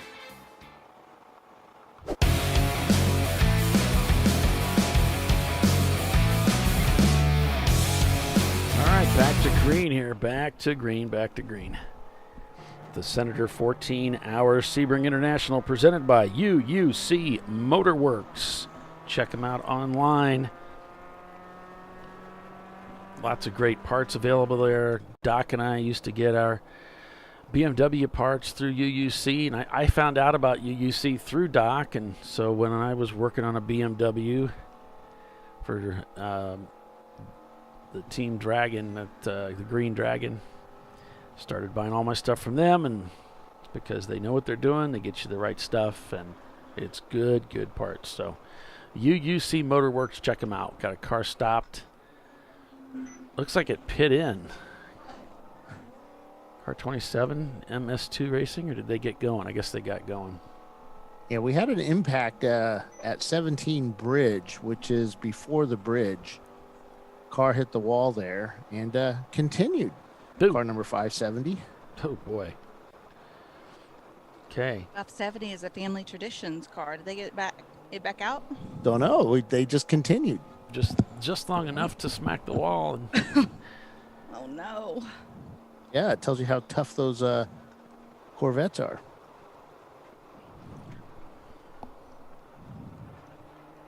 Let me see if it showed them turning laps or not turning laps. Or Yeah, the corner worker announced, impact wall 17 Bridge, and then, where everybody getting ready, and he goes, oh, he drove away. Wow. How when they still make cars out of like metal?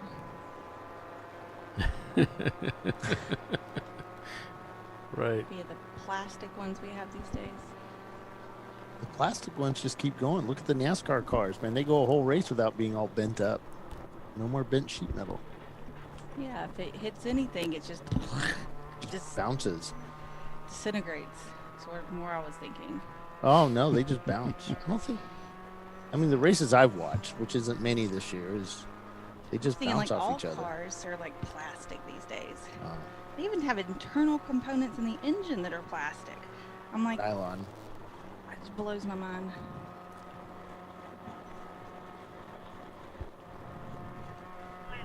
Okay, 14 showing a white flag. 8-4. 8-4 is the Speedway Creations Racing Pontiac Firebird. So 8-4 made a complete stop before 15 or 14, and came to a complete stop and then started back up. And he's doing about 16 miles an hour. Well, now he just stopped at 15.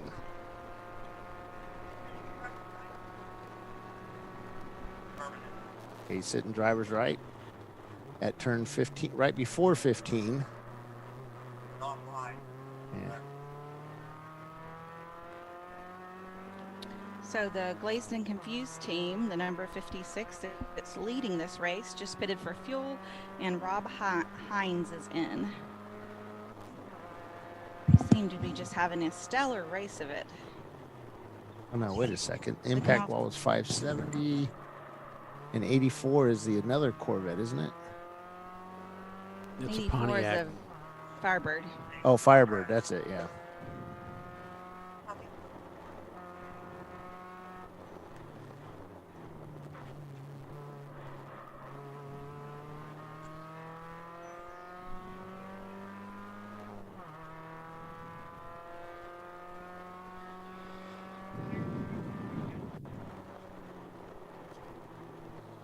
Fourteen is yellow and white. Emergency vehicle. Tony Kart Racer says, what do you say? The commentator lady in here raced too, right? Question mark. Yes, I raced too. My name's Tiffany. Nice to meet you. She races and she even instructs. Yeah. So, although most drivers are ready to instruct from inside their car, she actually takes people around and shows them how to drive and that kind of stuff. The rest of us just use hand signals from inside the car. Like get in the car with... Actually helpful instruction.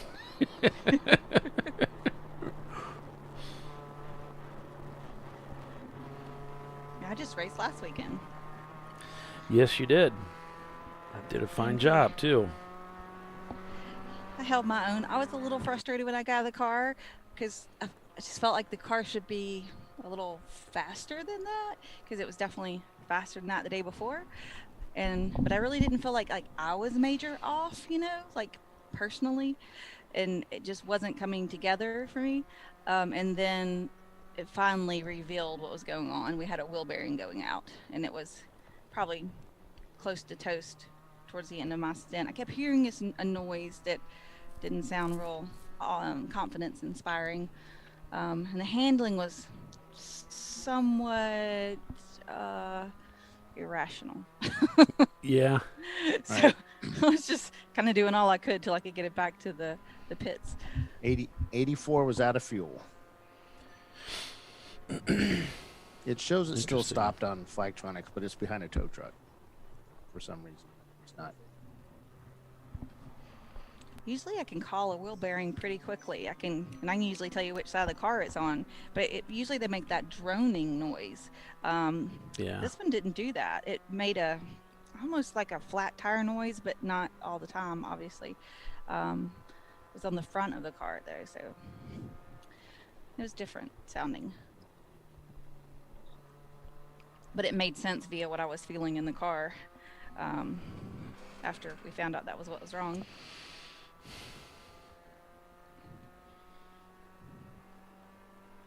And then I'll be driving at the VIR 24, so I'll see you soon, Bill. It's not that far away, only about a month, what 5 weeks or so? Isn't it? It's fairly early in August, isn't it? Yeah, it's the 12th. Yep. 12th and 13th. Second weekend. Yep.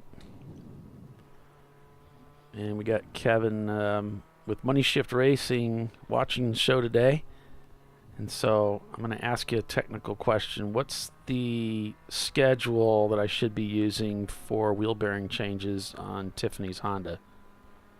Ooh, good Throw that one question. out there. Let's see how often I should be replacing them.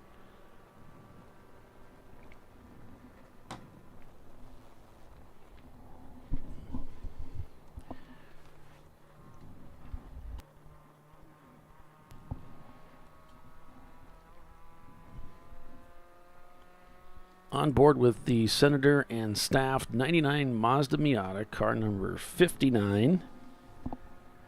Got a whole host of drivers there, as you can see. It looks like, as best as we can tell. We're going to kick Dylan out. He's done. He is. Yeah, I just read. He said, need to do another summer of 24s. That was a great season. No, it was not. No. 3 24-hour races Wait a in minute. like 2 months. I can kick him out. It'll only take me a minute. Terrible idea. That's a terrible idea. When are we doing it? When do we start? Yeah, that was brutal. That was, I mean, there was 2 of them that were just a week or 2 weeks apart. I don't remember. It seemed like brain didn't even get like fully functional again from being up all night, and we were doing it again. Yeah. Completely punch drunk. It's awful.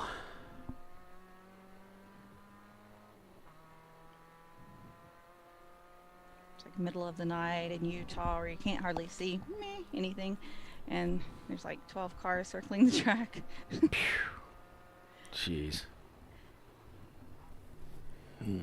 And we're all ready to fall asleep. Kevin says they're in the middle of timing their setup. We have about 40 hours on ours at the moment and no play. Wow. 40. Let's see. So That's 1, several 2, races. 3. That's like 3 races. 1, 2, 3. 16. Okay. Yeah. Because I think that's with the BMWs. With the BMW, it was, I think, 4 races or 1 year, whichever came first, would be the most we would do, the most I would do. And That sounds about right.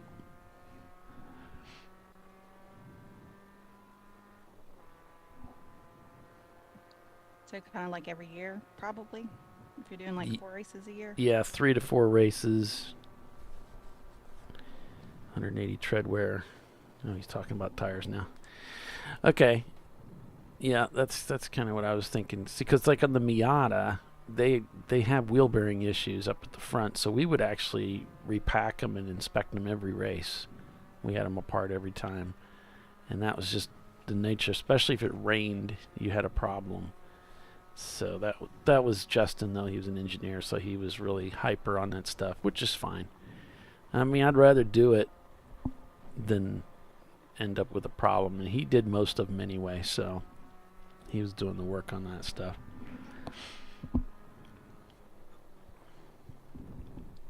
I mean, it's not fun to do them during a race. It's not fun to be out of the race for a considerable amount of time.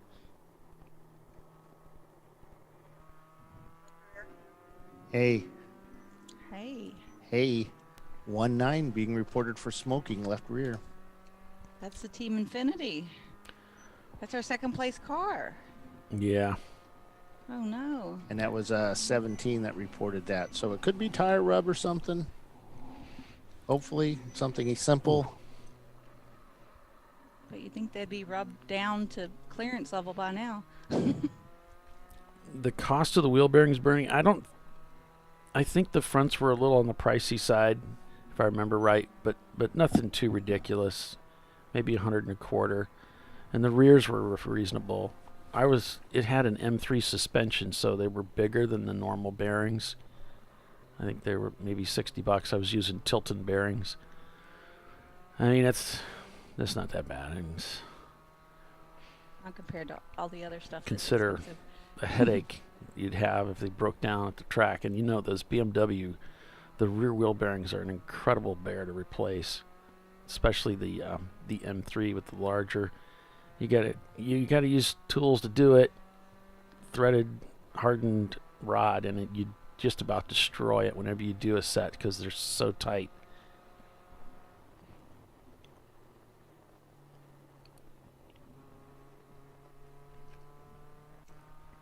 I want to say when I was with e-racing, if they had a wheel bearing go out in the race, they would just pull the whole hub and replace the whole hub. Yeah. Do that faster. Right, have the hub loaded and ready to go. So you swap it at the track. Yeah, that's the way to do it. Yep. I think one time we had to do that during the race, and we were back on track within 15 minutes. Yeah. Crazy. That's nice.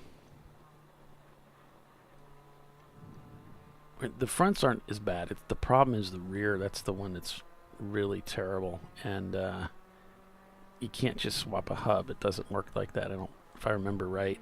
I could be wrong. It's been a few years. Team Infinity on pit lane. Yeah, that's too bad. I mean, they've got the hood up. We were just talking about that up here. It's like it was reported at 17, where all your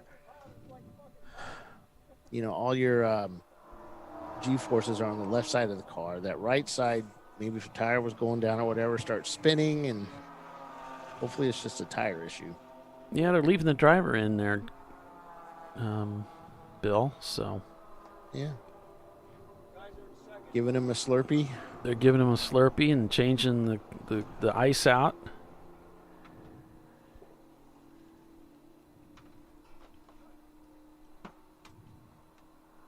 It's a nice little sippy cup he's got going on there. Yeah.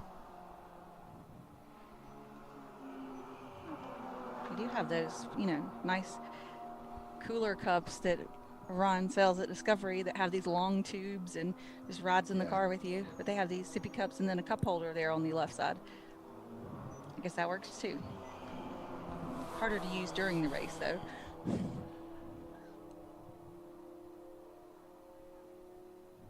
Yeah, Bernie says because they're running that Focus, they do those bearings after every race just to be safe, and so because they're kind of sketchy, they don't want to have to deal with trouble. And then Kevin's saying, yeah, they carry for the Civic. They've got knuckles ready to go, so they can just swap them out. Nice. That's the way to go. I hear a lot of yelling. Yeah, that's the Infinity camera I still have up there. Yeah. I think I heard him hit the fuel. I think I heard a fuel pump go. 866 spun across turn 5. Yeah. Spin and continue.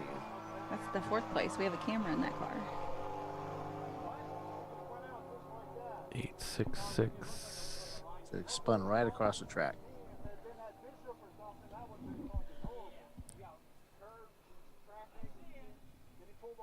Does it look like they're jacking it up any, or?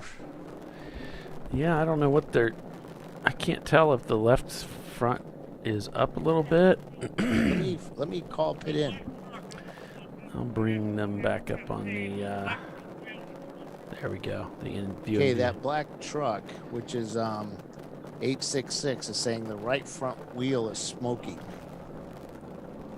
866 is the 4th place. That's a BMW that I guess cut to look like a truck, you said? Yeah. You can turn up your mic a little bit, Tiffany. You're kind of getting lost in the... Okay, and then background noise? Yeah. Bettas? Oh, yeah. Good deal.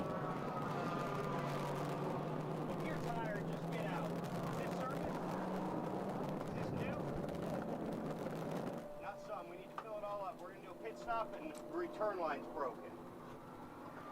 Just get out. Are you done? It's repairable. We were in yeah. Well, you're doing that because you're driving when you did. I was the next driver. So Ed's saying there's a return line that's damaged or something, and they're going to fix it next time he comes in. He said go ahead and get out, but now, yeah, so he's going to get out of the car, it looks like, and they're going to work on this car.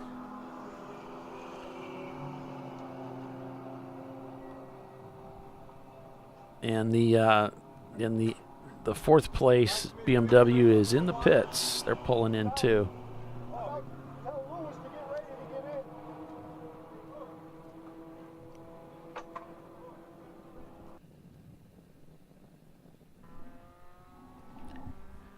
So Glazed and Confused looking better and better here as their number 1 competitor has fallen by the wayside with mechanical issues. Marathon Motorsports now slips into 2nd place, shown 4 laps down. And looking across the field here at the gaps, you know, I'm not really seeing anybody particularly close there until you get down to 14th place, and that's the open throttle racing ready car chasing REI Motorsports. Their C-Class car, just 3.7 seconds is the gap there. But the rest of the cars out there, they've stretched out themselves a little bit of a gap. So again, this is going to be more and more about longevity and how they can keep the cars on the racetrack. So how well did you prepare the car in the garage for the endurance part?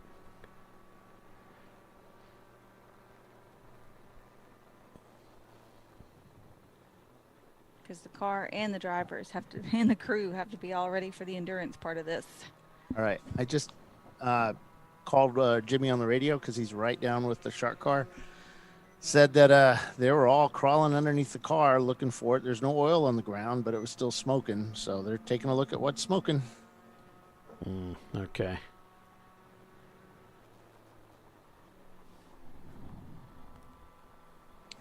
Yeah, Tony, the Camelbacks are okay. And we use, typically, a lot of drivers use a Longacre thermos. So it's just there's a basket you can buy for it and mount in the car. And since so many people use it, it's like, you know, I can take mine to the next team, because I race. I'm kind of a tramp. I go from team to team, and they've all got the same stuff. So I can bring my bottle, and I know it's going to fit in the basket, and they've got bite valves and everything for them. On mine, my helmet's actually plumbed for it, so I don't even use a bite valve from them. It clicks into my helmet, plumbing, and then the bite valve is actually built into the plumbing that's inside the helmet. So those work pretty good, those Longacre coolers, little thermos cooler thingies, tumblers. What I haven't figured out is how do you clean the hydration part of the helmet? Yeah. There's definitely a tube that's running through there in your helmet, and Well, I've used mine quite a few times, and then I'm like, okay, Yeah. this is probably going to be gross the first suck or two, but just suck it and spit it out. yeah, are you using water, or are you putting like Gatorade in there or something? I usually do half and half water and sugar-free Gatorade, so it doesn't have sugar at least in it. Uh-huh. But, Well, that'd be a even good the water will question grow for mold. Yeah, that'd I've be a had good it question happen. for Ron. I'm sure we can blow it out. You know, you can blow it backwards through there with some compressed air. That's probably a good idea. The regular tubing I use, he said to put the whole tubing down in mouthwash and let it soak. Okay. Cool. But I usually have to cut off the little valve where it clicks into the helmet to be able to get it all in there. But the thing is stupid long, so I mean I can do that several times before there's an issue. You cut the valve off because it's one of the valves that are shut. Mm-hmm. So you can get one that's not like that. Oh, really? Yeah, you can get different valves. The ones that don't have the little valve in it, it's just a straight pass through. And then the piece that is on the bottle, you can have that one have the valve in it. So when the whole purpose of the valve is to keep the fluid from going back down into the little tumbler. So that way you don't have to draw mouthful after mouthful of air waiting to get it. So it holds it there. So if your valve is actually on the drink bottle side, you get the same action, but when you disconnect it, the helmet tubing is clear. That makes sense? To look into that, yeah. And I also bought one of those really long, like bottle cleaners, so I could shove it all the way down there and clean it out. Because I didn't soak it one time, and then when I went to go get it the next time, the inside of the tubing had, like, I don't know, mold or mildew or something gross in there. Yeah. I was like, no. Yeah, I think that happened to me once. I just bought a whole new caboodle. Yeah, you're like, I'm not going to mess with cleaning that. This thing is like long, and it's like it's very, I don't know if limber is the right word, but it's like, you know, like a rope almost and I think it's 5 feet long, so it more than easily goes down in there, and just scrubbed it all out and then soaked it. But yeah, still it was kind of gross.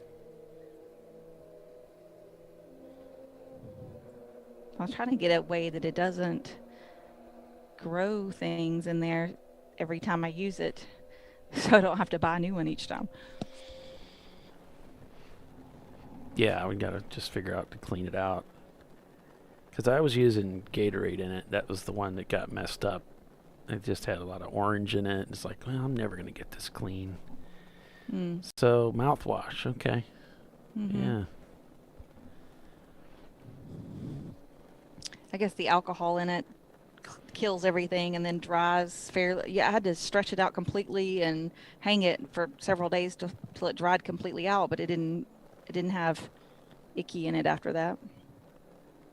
Just put it in like a bowl or whatever and then filled it up with mouthwash. Then just, you know, you play with it until you get the air out of it till the mouthwash is all inside the tube. That's what Ron had told me to do. But I still cut the valve off because it was icky around the threads. Okay. Yeah. I think you're supposed to be able to pull it out, but like my little T-Rex arms couldn't get it to come out, so I just ended up cutting it off. The barbs. Yeah, those are, man, once those get in there, they can be really hard to pull back out. To the point where I couldn't get it back in there into the fresh one either. I'm like, honey, will you fix the thing I broke? It's a common conversation. JB Bugs. They've got that Volkswagen back out there again. There's no quitting this team, you know? Yeah.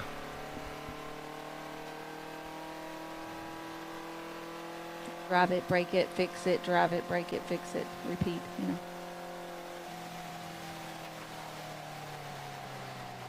This is why I got the hook up on the helmet. This whole thing of trying to, I don't know how these guys do it. They're fumbling with a drink tube while they're driving, and that's not for me.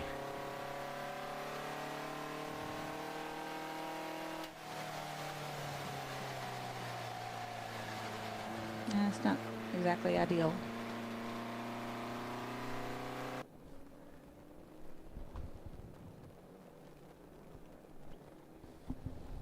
But as hot as it is out there, you definitely want to stay hydrated. It'd be nice to have something, yeah. I mean, at CMP wasn't as hot as this weekend, and our cool suit ran ice cold the whole time I was in the car, and I still came out, and I had water and Gatorade mix, and still came out of the car completely soaked with sweat. Yeah. Well, that's okay. It's when you stop sweating, you're in trouble, right?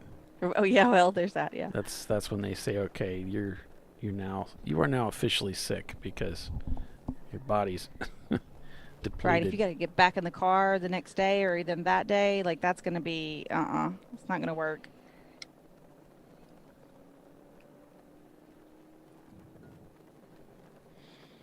You want to survive your stint, but also leave some energy in the tank for the rest of the race.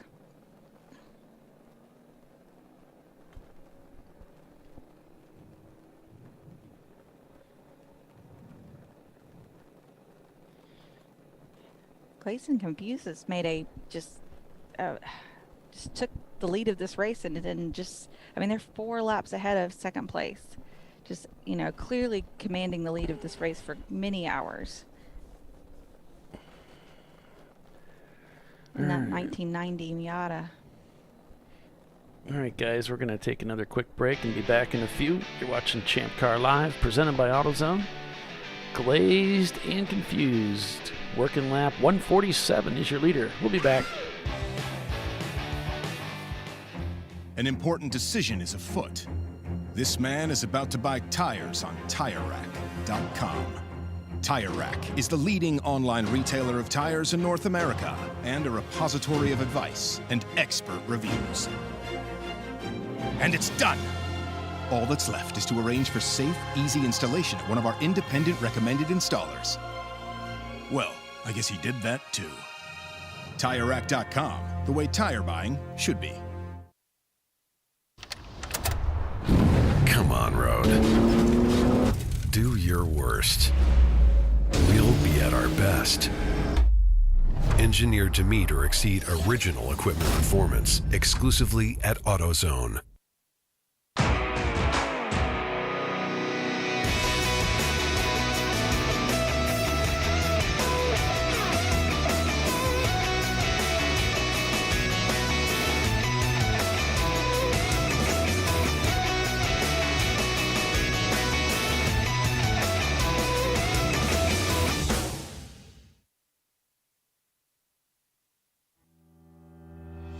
Lifeline USA is a leading manufacturer of onboard fire suppression systems. Lifeline's continuous commitment to research and development ensures that we supply the most innovative and cutting-edge products available. Used by the majority of the world's motorsport championship-winning teams and constructors, Lifeline has a proven history of success. Lifeline offers a complete range of fire suppression systems for all budgets and needs, and we continue to push development and limits on both extinguishment materials and our patented delivery systems to make the race car environment almost as safe as sitting on your sofa at home. Every kit has been designed for a professional and simple installation. For more information and to purchase your Champ Car fire suppression system, go to www.lifeline-fire.com. RVA Graphics and Wraps is a full-service design, signage, digital graphics, and wraps company located in Richmond, Virginia. With over 20 years of experience, RVA Graphics and Wraps offers premium signage options for your business. We are dedicated to offering our clients best-in-class service in all aspects of graphic design and application. For more information, visit us on the web at rvagfx.com.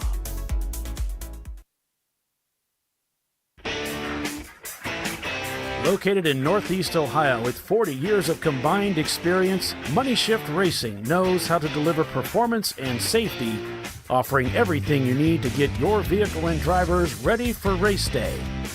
From safety equipment to full engine assembly and repair, in-house fabrication, 3D design, and rapid prototyping. Money Shift Racing. Performance done right.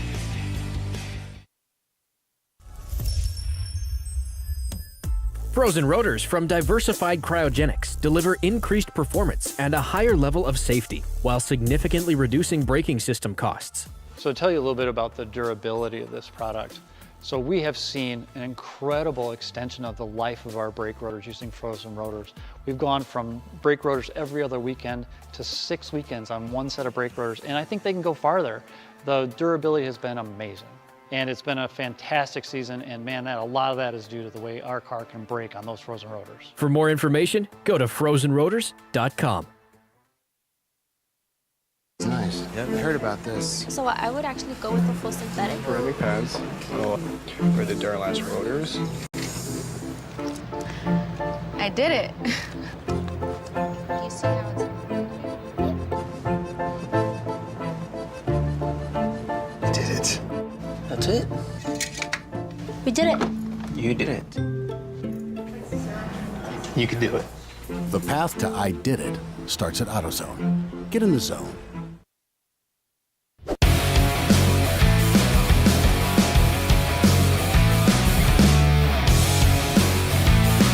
All right, we're back at Sebring International here. On board with the Senator and staff. Miata still green. Team Infinity still falling through the standings. Looks like they've got their driver in the car. I think Ed's in the car. No, maybe not. I thought he was in next, but doesn't look like his outfit there. So still working on that car as the driver's getting suited up. We've got a thunderstorm rolling in to central Alabama. Let's hope we don't lose power.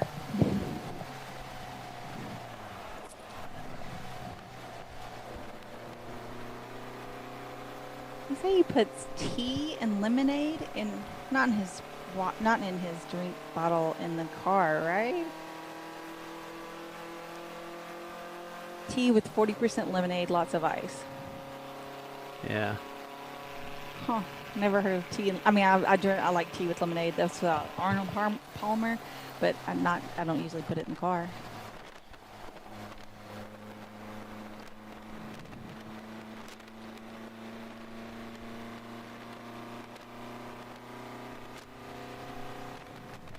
Oh, and Bernie's saying you should start drinking fluids 3 to 4 days ahead of the race. Absolutely. Especially these really hot weekends, you want to start extra hydrating several days ahead of time. And I always do like the water and Gatorade mix sometimes, and I tried some other things like Pedialyte and different things like that. But you know, I kept hearing about coconut water and how good it is for hydration, but a lot of them I didn't think taste very good. Well, I finally found a brand that I totally don't mind the taste of it at all. And I drink one at night before the race. Especially if we've had a few beverages, you know, after the race and it's been hot, make sure and drink a whole one of those in the evening or either in the morning, and let that. And I've noticed that I don't know, you can taste like, I don't know, no, taste not the right word. It just feels like it's hydrating you. Like it just you take a few sips and it just like your body like feels like it's craving it almost. It's pretty neat. Yeah. And you don't get all the salt. Yeah. So that's been my go-to the last, I don't know, just this last year I've started buying, you know, kind of like the 16-ounce coconut water packs, and then I do 1 per day on top of my water and everything. Can't discount just regular old water with ice in it, but. Yeah, like I've been racing a long time, and this thing of bringing stuff into the car, I do it. Nothing replaces the just being well prepared yourself physically with hydration, because you can get. I mean, I've gone through like I said, just last year, 2 years ago, I'm an older guy, and I went through, it was 95 or 96 outside and humid.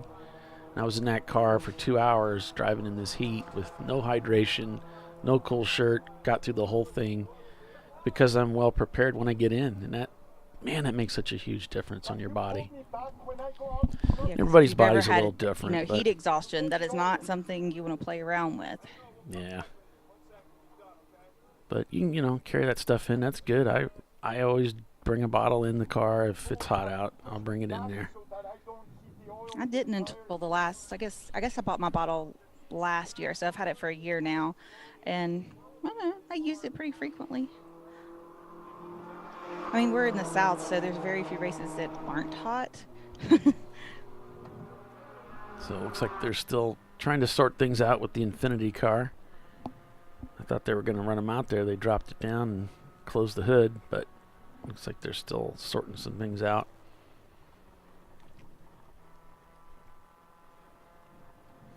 Timothy's, you're a youngster. Oh, he's a coconut water for sure. Yeah, I really just I'm a I little can, like, older than feel you my think body I am, soaking it up. Timothy. I'm a little older than you think I am. But anyway, He's got the face of a baby. That's it. Takes such good care of himself. Gaga. With Oreos. Oreos will do it. You plump it up. That's funny. Those. I mean, I gotta agree with you. Those lemon Oreos are addictive. Oh man, I don't know. I try not to what let those in the came house. over me. I think I don't know. Maybe I was Around depressed Christmas or time, something. they have the red velvet ones that are pretty dangerous too. Red velvet, yeah. Mm-hmm. My friend Debbie. Oh, something happened, and some people. There was a bunch of people at her work just went crazy, and everybody bought her these different. They found out she likes Oreos, and they bought her all these different flavors. And there's like oh my gosh, there's so many different flavors you can get of Oreos and gingerbread, and you name it, it's out there. I think they have a birthday cake even. Yeah, on when I'm you sure get they it. do. I'm sure they do. I'm sure you're right. It's crazy. Looks like looks like they're kind of getting past a lot. I don't know if they're still having trouble or. Ooh. Got a little crossed up there. See. That's the bent over racing BMW there. I think he thought he was going to get hit or something. It's that weird feeling when you got to step on the brakes when you got so much side load on the car. You're turning in. You know that back end's going to want to swap ends on you.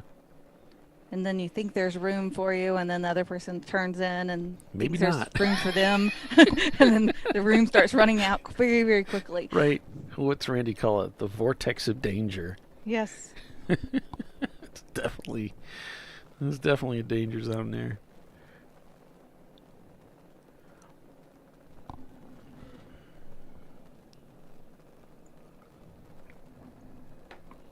It's definitely catching them. My formula for staying hydrated is just people say fluids, but there's some fluids you don't really want. Never ever drink alcohol on a weekend. I know that's sacrilegious, but I never do that. I drink water. I drink Gatorade a lot on the way down. I just buy a whole, 6-pack, 8-pack, whatever Gatorade, and some of the really big ones. And I drink all of that, and I always have bananas every day at the track. So Friday, Saturday, Sunday morning, always have a banana. And that's obviously a potassium boost there. I don't always really works care for me. Bananas. I don't really like them either. So I always do like a race, a hot race. I always try to do a salad, like a dinner salad, because I feel like all that greenery has lots of fluids in it too. Yeah. I don't know. Yep. I actually reduce my food intake quite a bit, and what I eat is very bland. So my GI tract isn't really doing very much. And look at this. This is cool. This is really a cool shot to see how that BMW is really. I think it's a BMW. Is really leaning as he comes through some of those corners. This is cool. They're having a good little battle. Let's see, where is the bent over racing? I was trying to see where they're at in the grand scheme of things. They're currently in 16th place, minus the EC cars. There's one or two of those. And then this BMW is in 11th place, but they're an EC car, so they don't really matter as far as overall. So I know that bent over racing really probably wants to get on past him, but it's not looking like that's going to happen, at least on the straightaways. Yeah, he's got the legs, doesn't he? Mm-hmm. So if he can get him in the twisty parts here, he just really catches up to him, doesn't he, coming through this area? Yep. And let's see, this seems to be where he's a little weak. Oh, what can he do with this now? This is a different car. Yeah, that's a Miata back there, it looks like now. And I wonder if this is the leader. Did they get hung up with that last car? Wow, he like checked out there for a second. Then we get to the twisties and the Miatas. Oh my goodness! Did he let him go? Did he pull over and let him through? Looks like he did. Yeah. It might have been the leader. Is the glazed and confused car red? I don't know. I don't remember what color that. I should know this. There's the shark car there behind him. Let me take a look. I'm gonna ask him. Let's see. You're gonna ask? Okay. I could look it up, but I'll let you just ask him.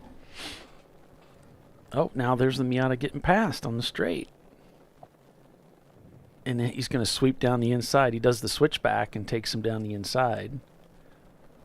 Nice. The over-under.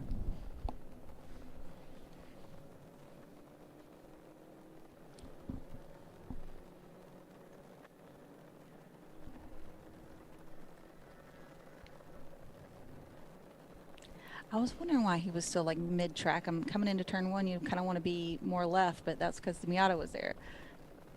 And he passed him back. Yep. Now, the Miata's relatively close here going into the twisties. Let's see what he can do here.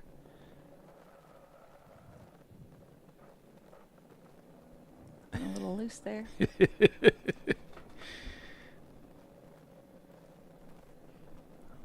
No. Oh, he's going to try to take the inside. Oh, no, he's going to get on the power and shut it down. Here comes Big Bend, yeah.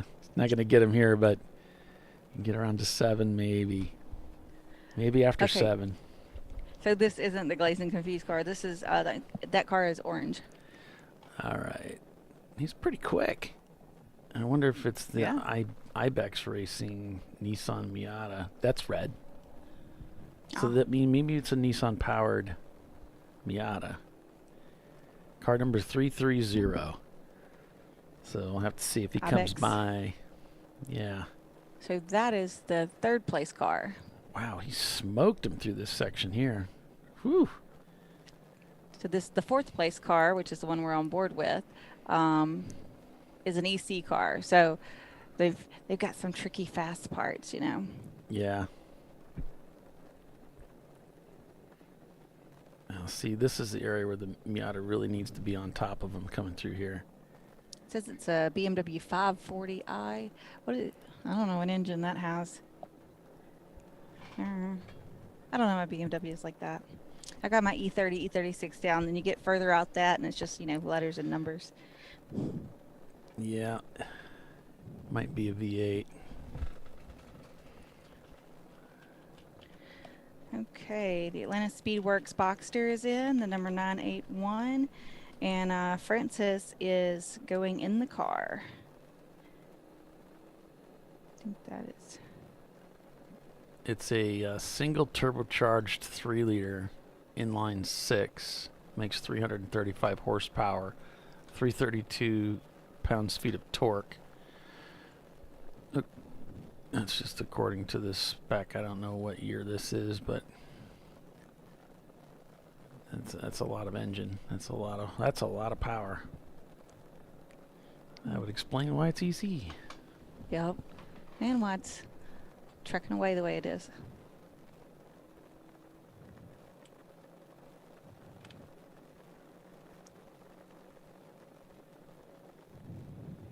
And if this is our third place car, they definitely don't want to risk getting tied up with an EC car because it really doesn't matter.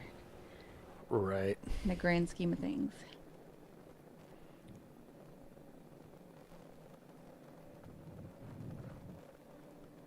It was interesting earlier, just a few laps ago, how he just seemed to quickly catch him, just like this. Just like when he's right on him, it's like, okay, he's faster car coming from behind. He's going to get by and just move on through. And then, no, he passes him, then he gets passed right back. Then he passes him, he gets passed right back. And now he's like really having trouble keeping up with him. I think this BMW, once it gets, semi-straight, it just checks out. Yeah.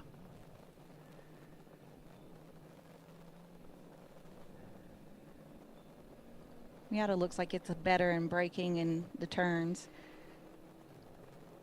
which makes sense.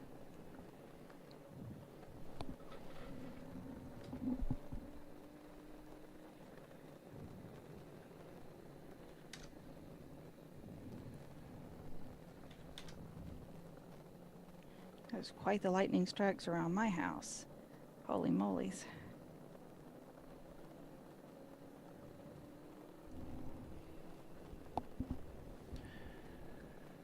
Let's take a look and see what they show here. Not much progression of the up north with those storms. It looks like they're staying pretty well south there, west of Miami. So we'll keep an eye on that.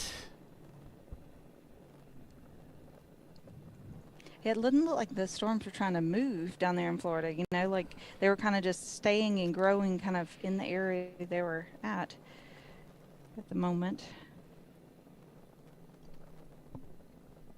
Contrary to what the heat bowl is doing up here. It looks like we're under caution here. Sure does. So I'm not sure if we're going to get anything from Bill on why. Let me see here. I don't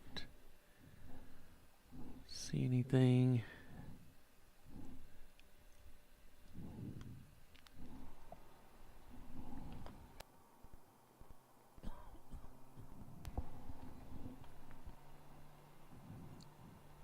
So Glazed and Confused leading, and looks like he's reaching for the hose. Yeah, that's what he's doing. He just touched the bottle. He's trying to hook the hose that's on the top of it there with his finger, and he can't quite get it. He's got the handle. He must have lost his hose. Yeah. There you go, man. There you go. Bingo, baby. You put a little Velcro around the end of the hose and stick it to your seat. That'll make that part of life easier. Yeah. Or your suit. You can stick it to the suit or the belts or whatever works for you. Yep. We did that also with our radio cable, so it doesn't fall under the seat when we're doing a driver change. That's much nicer than trying to dig under the seat. It doesn't move. You put Velcro on it? Huh. Yep. Huh. He's going to try and hook it in the net there so he doesn't lose it again. That's a good idea. Glazed and Confused leads. Marathon is second. IBEX or IBEX or something is third. RPM AutoWorks is fourth. It just came into the pits and then went right back out. So RPM moving up pretty quick here. Treasure Coast in fifth. Covey Racing is sixth. Team Infinity seventh. Fing Dog Racing eighth. Open Throttle ninth. Open Throttle 10th. Kermit and Frankenstein cars. A class being led by Glazed and Confused. B class being led by Treasure Coast Miata. C class Marathon Motorsports. D class RPM AutoWorks. As Team Infinity has slipped to seventh, they are back out there on the track. F class being led by Covey Racing in their Acura Integra.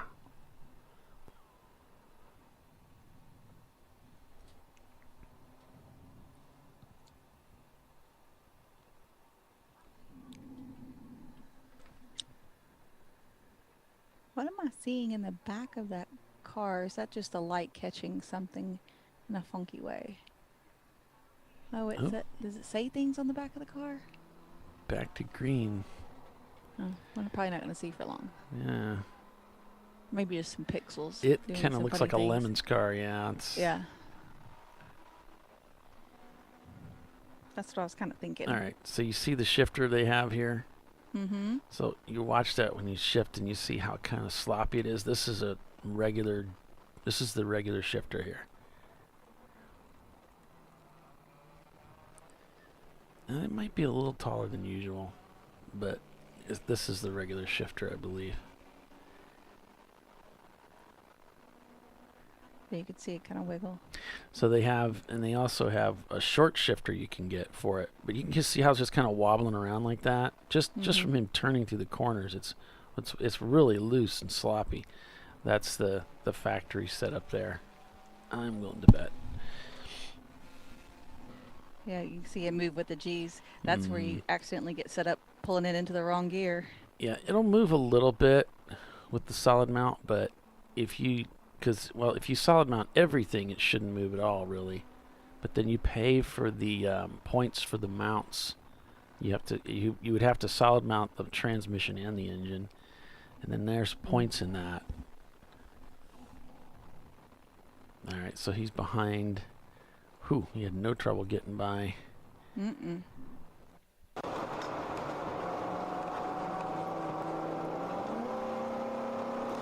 Team Infinity there. They fall into 7th place. Yep. So they had a driver change in the number 74 of Treasure Coast Miata, currently our 5th place car. And Shelby Smith, who started the race this morning, is back in the car for his 2nd stint.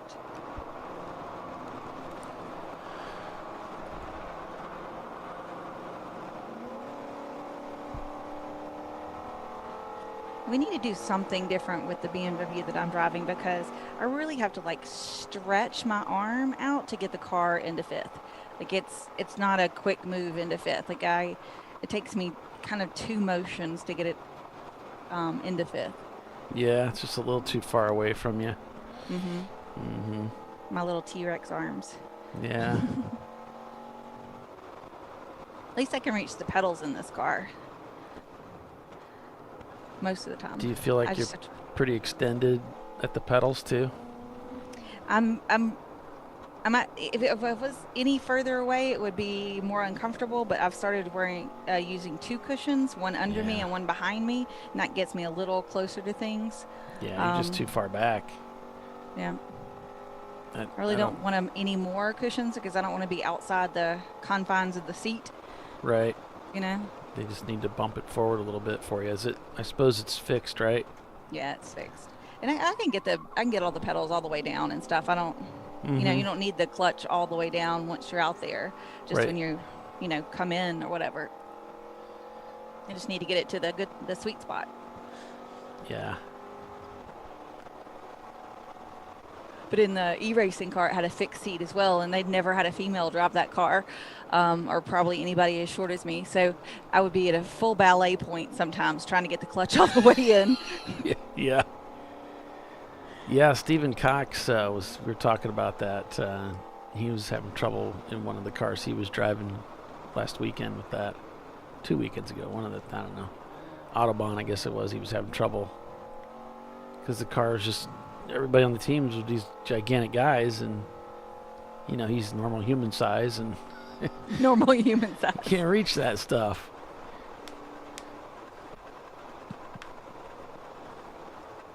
Yep. Notice that big box that's inside the Civic. That's because it's been moved. The first time they built the panel, I could not reach it whatsoever. I mean, it was a foot away from me at a full extend. Yeah, I kind of had a feeling we'd have to do something exactly like that because it needs to be closer to the driver. My only thing is having it to where you don't smack it with your hand shifting in a panic. When you get, how you get kind of crossed up or something, and then right. You're trying to grab the shifter, and all of a sudden you hit the fuel pump button or switch. Oh, yeah. Because you're just kind of flailing around. It needs to be sort of, yeah. If I remember correctly, though, as it is, I could reach everything in that car. Okay. But I think that seat is on sliders. been a long time since I've driven it. I think it was. Yeah. I usually try to put my seats that way because it's like me who like, I'm short and I like to be close to the steering wheel. I like to be close to everything. And then, you know, some guys that are like, you know, a foot taller than me that like to have some arm room, you know, little arm room.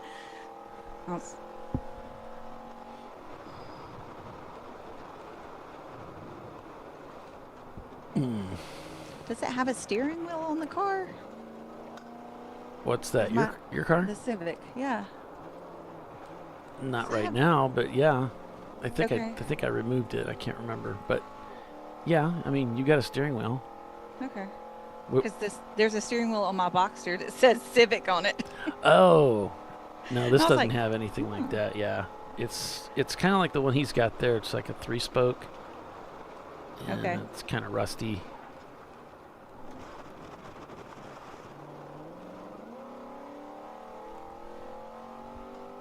I just thought about that. I was like, wait, the Civic steering wheel is on the Boxster now. So why is that?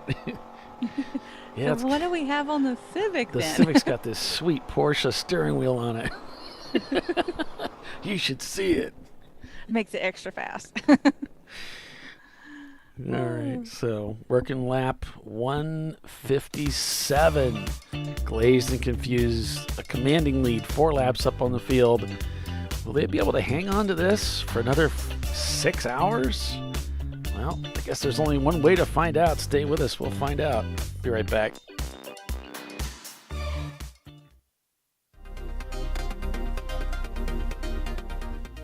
Welcome to TireRack.com, revolutionizing tire buying since 1979. With our unmatched selection of branded products, finding what fits your vehicle and is right for you and how and where you drive has never been easier. Through helpful online shopping tools that include our professional hands-on reviews done at the introduction of a tire and consumer reviews that give real-world feedback over the life of the tire, you can make the right tire choice and find exactly what you need. And if you prefer to talk to someone, our tire testers, our sales team, are available on the phone. And that's how we get you the right tire for you and your vehicle for where and how you drive.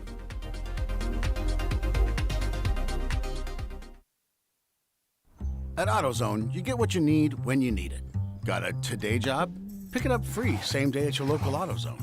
More of a tomorrow project? Order as late as 10 p.m. with free next day delivery. Getting the job done just got easier.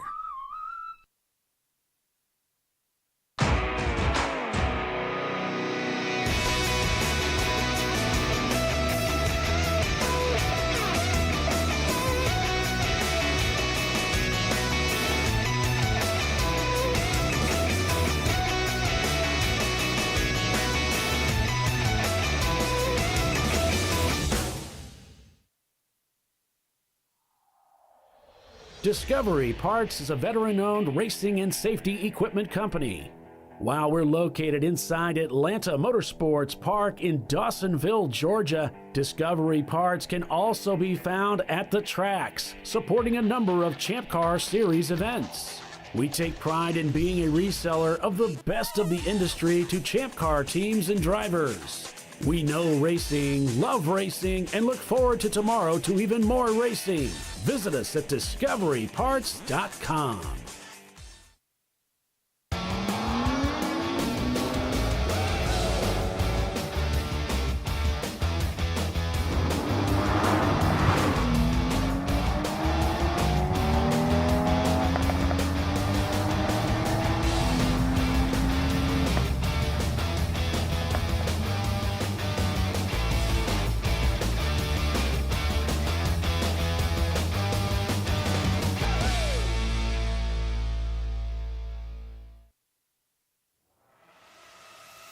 RVA Graphics and Wraps is a full-service design, signage, digital graphics, and wraps company located in Richmond, Virginia.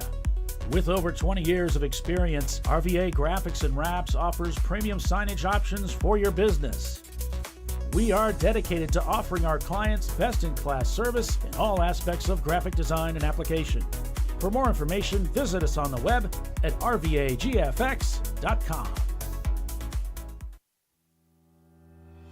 Lifeline USA is a leading manufacturer of onboard fire suppression systems. Lifeline's continuous commitment to research and development ensures that we supply the most innovative and cutting-edge products available, used by the majority of the world's motorsport championship-winning teams and constructors. Lifeline has a proven history of success. Lifeline offers a complete range of fire suppression systems for all budgets and needs, and we continue to push development and limits on both extinguishment materials and our patented delivery systems to make the race car environment almost as safe as sitting on your sofa at home.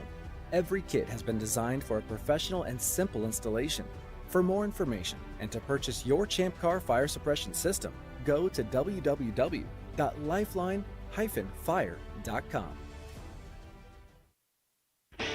Located in Northeast Ohio, with 40 years of combined experience, Money Shift Racing knows how to deliver performance and safety, offering everything you need to get your vehicle and drivers ready for race day. From safety equipment to full engine assembly and repair, in-house fabrication, 3D design, and rapid prototyping. Money Shift Racing. Performance done right. Frozen rotors from Diversified Cryogenics deliver increased performance and a higher level of safety, while significantly reducing braking system costs. So to tell you a little bit about the durability of this product. So we have seen an incredible extension of the life of our brake rotors using frozen rotors. We've gone from brake rotors every other weekend to 6 weekends on one set of brake rotors, and I think they can go farther. The durability has been amazing. And it's been a fantastic season, and man, a lot of that is due to the way our car can brake on those frozen rotors. For more information, go to frozenrotors.com. Come on, Road. Do your worst. We'll be at our best. Engineered to meet or exceed original equipment performance, exclusively at AutoZone.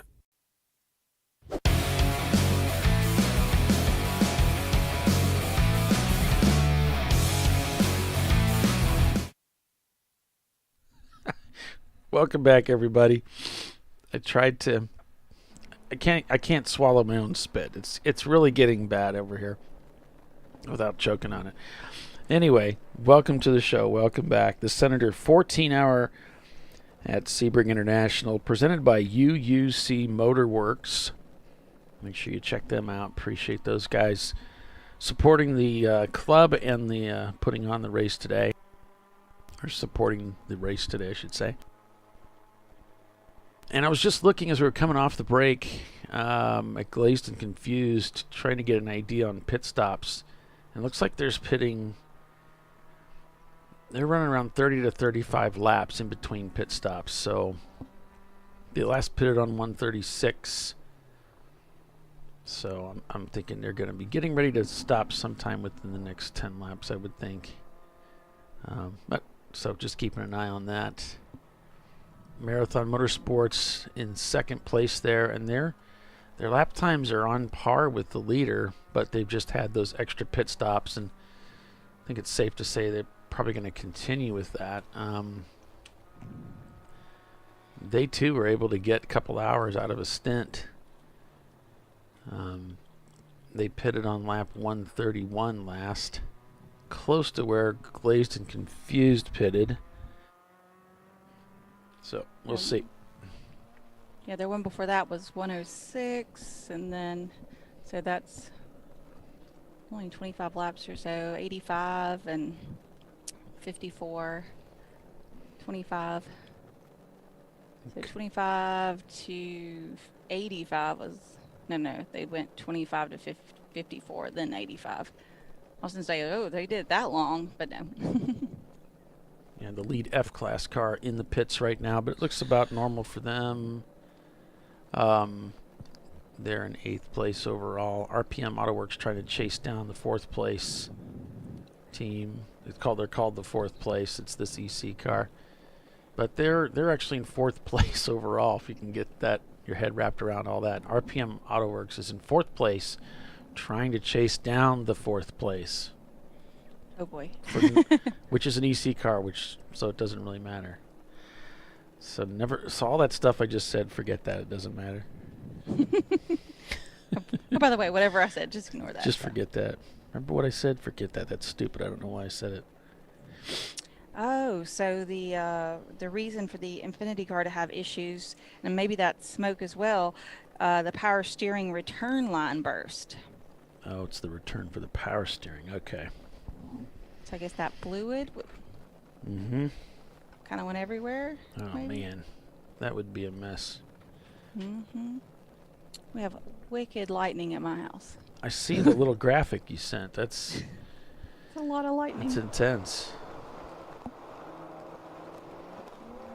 Fortunately, here at this weekend, we can see the storms off to the south there, maybe gradually working their way north, but, you know, I've been saying that for a couple, 2-3 hours now, and it doesn't seem to really be doing it. Right. Kind of seem to be staying kind of somewhat away. I will say it's heavily concentrated over a very large area of Florida down south there. Mm-hmm. Okay, here comes the rain here.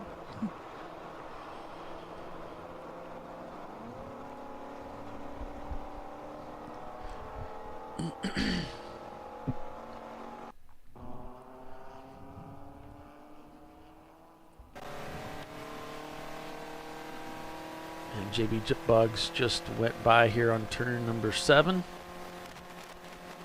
There's Marathon Coach going through.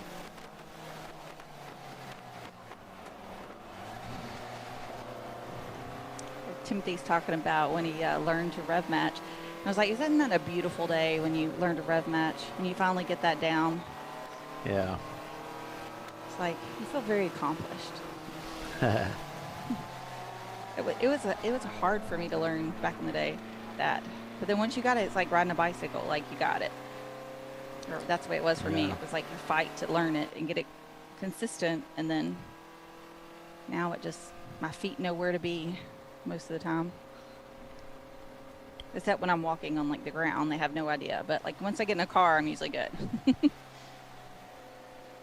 Yeah, some people never can get it, you know. It's just a, I don't know, it's like if it's coordination or I don't know what it is, but there's just some people just can't get that whole routine down, and I guess that's just the way it is. But I think it was easier for me because I started driving a stick. That was the first car I drove, and I was part of a racing family. I kind of knew. I watched my dad do it for years, so I couldn't help but try to mimic what he was doing, right? So I figured out how to do it very early on. I got to be like Dad, you know. He's cool, you know. He's a race car driver, so he's cool. So I got to do what he's doing, you know. Exactly. So.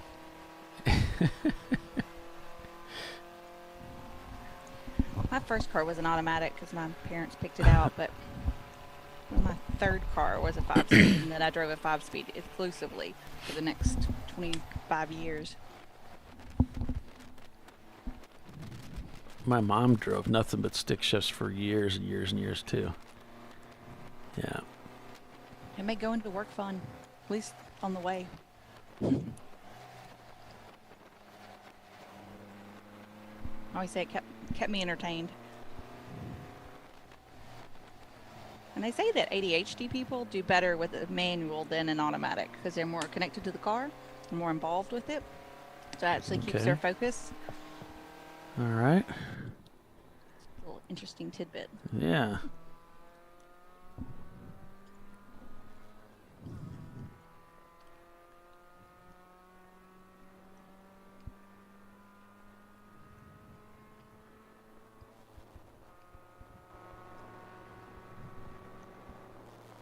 So where is the senator and staff currently ranked? Looking for them. Oh yeah, I was looking at the same time. I show them in 30th. So they're buried in the field. Yeah, they're buried in the field down there a little ways. They had problems. I think this was the team that had problems with the brakes, and then they got it sorted out eventually. Took a while. Gotcha.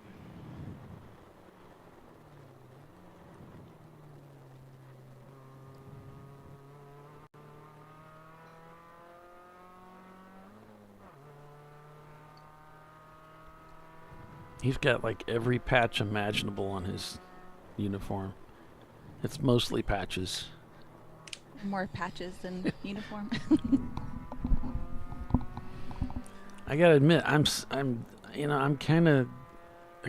It's like I'm prone to want to do the same thing. It's like you get a patch for this track, and then you got this, and you got that, and you got this club and that thing, and Really? you just want to have all this stuff, Just put it on the uniform, I like the stickers. I'll stick stickers to stuff, but my driving suit stays. It's patchless. It doesn't have anything on it. Yeah. Like I feel like it's thick enough, heavy enough. I see. Yeah. Probably don't need that stuff on there, right? I guess the pros really have a lot of stuff like that on theirs, right? Yeah. I need to put my name on it eventually.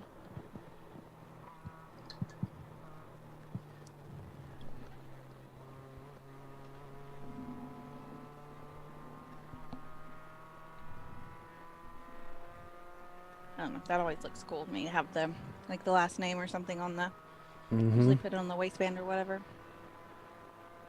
Yeah, my dad had that on that scroll type up on his. They didn't put them on the waist belt back then. I guess they had it up on the shoulder there, but the chest. But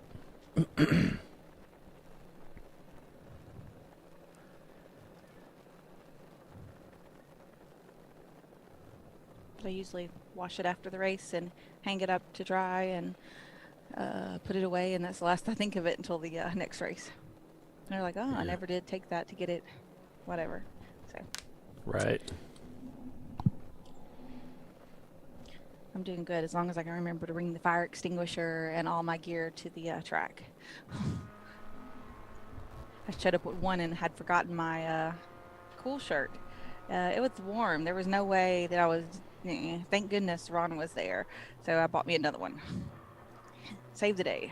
I think he sells out of cool shirts at those hot events like that where people have forgotten them or they don't have them. yeah, I talked to him about that at Daytona. I think we were, and I had to get. I don't remember what it was. I was talking. Oh, he had put some gloves on will call for me, so I was over there picking those up. And I asked him about it. He says, "Oh yeah, we sell the connectors and all this stuff." And it's hot commodities. The hotter the race, the faster they fly away, I guess. Yeah. It's like he's right behind JB Bugs here.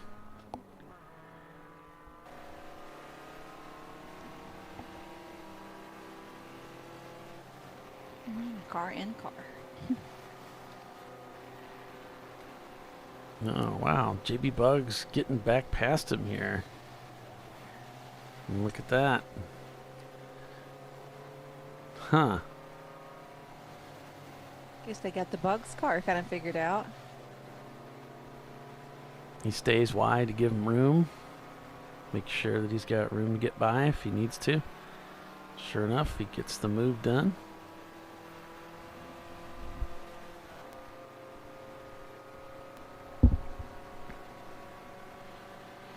It's so much time. The Bug's in 37th place, and this car is in 30th. So I was trying to see quite a few laps separate them, so that gives them a lap back. Maybe. Kind of.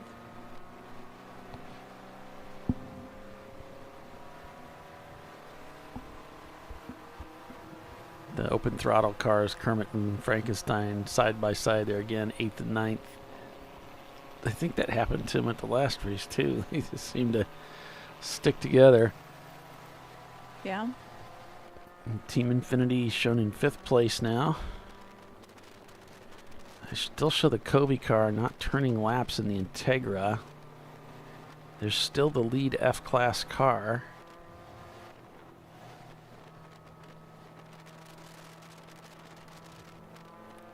What's the Rush is broken down. They're doing some work on that machine. So looking at F-Class. Yeah, open throttle. The other F-Class car is broken down, so... Kobe Racing is the lead F-Class car. Yeah, right? without turning laps. Yeah, they're not turning laps, yep. None of them are. They're all in the paddock or in the pits. Yeah. Because I know What's the Rush is broken down, and I don't know about Kobe, but it seems like it's been a while since they were turning laps, so... Yeah, they were up to like 6th place, so they've dropped a few spots for sure. The Floridians say they're back in business, they think. So they think they might have fixed the car. Nice. Might. So Jason Hickman is going back in the car, which may or may not be fixed, and they're going to go turn some laps and see, I guess. It's a definite maybe. It's a definite maybe, exactly. Yeah, let's put it that way.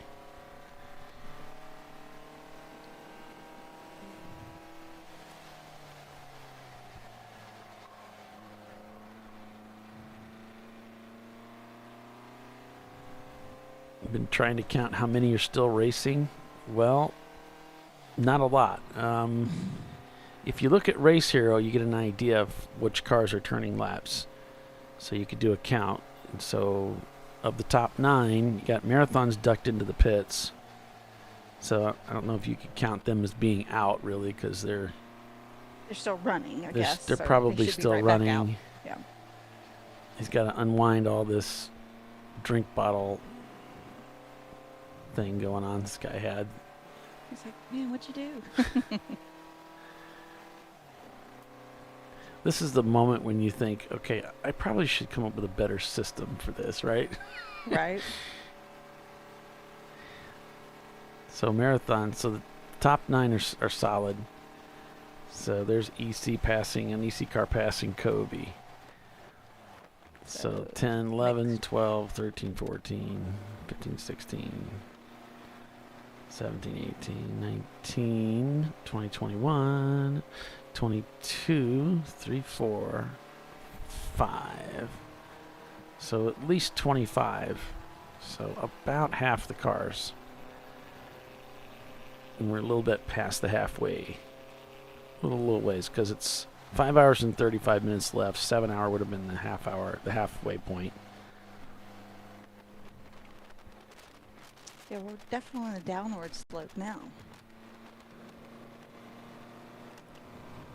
It seems like what happens with a lot of these races is you have attrition throughout the day, but the bulk of your attrition happens early, and then that attrition slows. The cars that are strong enough to do this stay out, and they keep going and going and going. And you still have some failures, but they're few and far between as the race gets going, deeper into the race. In the last Hopefully. 15 or 20 minutes, always somebody breaks, it seems like. Yeah, that's the heartbreaker. Always at least one heartbreaker. Hopefully everybody can keep their cars going from here on out. Yeah, I'm sure that the heat isn't being too helpful.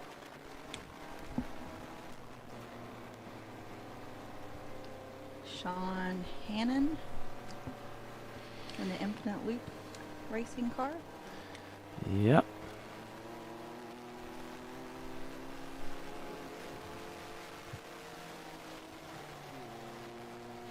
And see how they move their switches up to the bar up above.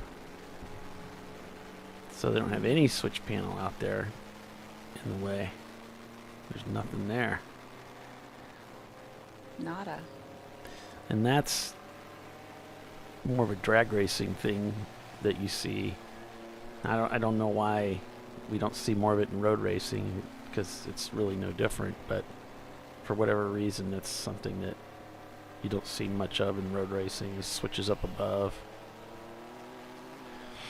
Maybe because drag cars, you don't need any rear view mirror at all. You don't care about what's behind you when you're drag racing. True.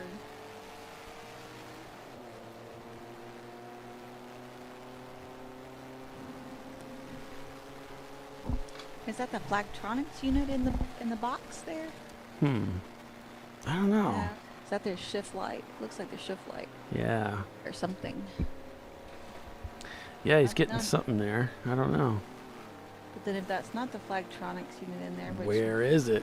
where is it exactly? Because it is required now. We don't see it from this angle. I don't know. This car wasn't one of the ones that got a speeding ticket earlier, was it? Let's see. That would explain a lot. That would explain a lot. Let's see. No, it was the 570 and the 747. I don't think so. Excuse me. 808. The 600 and the 100 and the 59.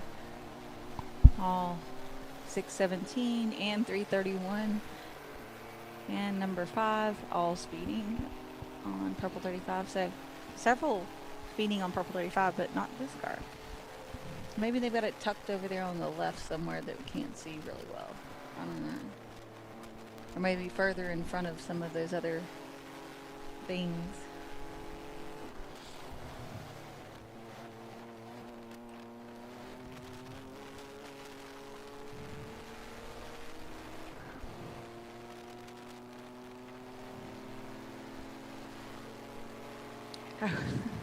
He said, never mind, just kidding. We're coming back into the garage for more head scratching. So, nope, that didn't fix it. Oh. Outlap, inlap. Bummer. I was hoping that would have worked. Oh, so the Kobe So were racing they. car. Huh? Missed something? Okay. The Kobe racing car, I asked him if there was an issue with the car because he saw them not turning laps and falling through the standings. They're down to 12th now. He said, yeah, the front left CV axle broke. Oy. Oh, Kobe broke as well? Okay. Yep. Yep. Bummer. So Treasure Coast gets by Kobe for 10th place, and they move into 10th for the number 74 car, and their sister car is up in 7th place, so both their cars inside the top 10.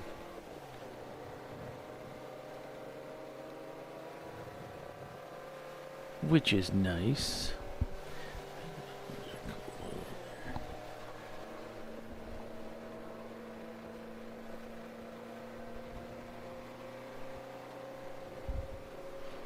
Yeah, that puts Treasure Coast in the top 10. With that EC car.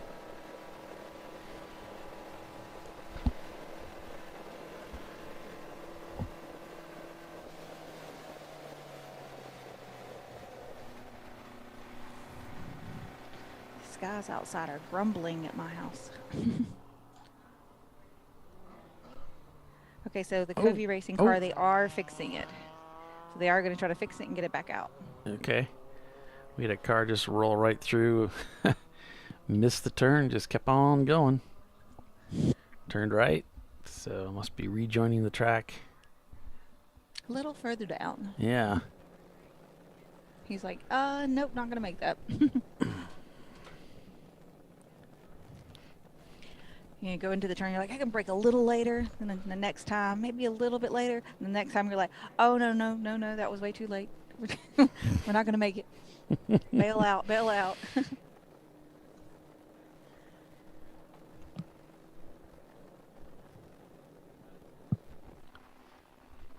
Marathon in 2nd place.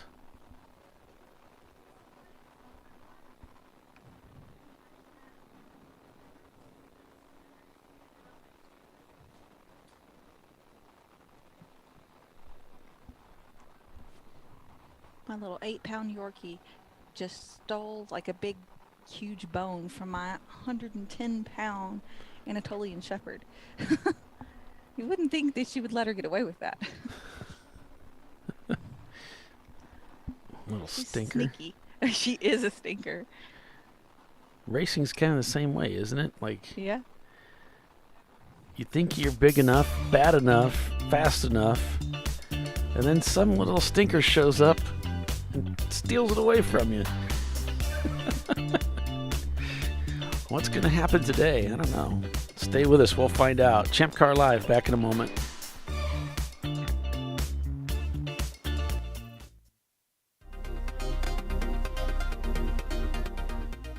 Welcome to TireRack.com, revolutionizing tire buying since 1979. With our unmatched selection of branded products, finding what fits your vehicle and is right for you and how and where you drive has never been easier.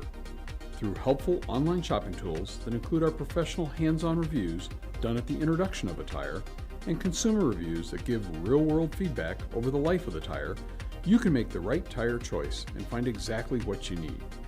And if you prefer to talk to someone, our tire testers, our sales team, are available on the phone.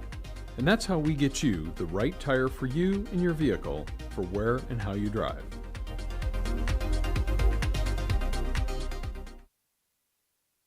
At AutoZone, you get what you need when you need it. Got a today job? Pick it up free same day at your local AutoZone. More of a tomorrow project? Order as late as 10 p.m. with free next day delivery. Getting the job done just got easier.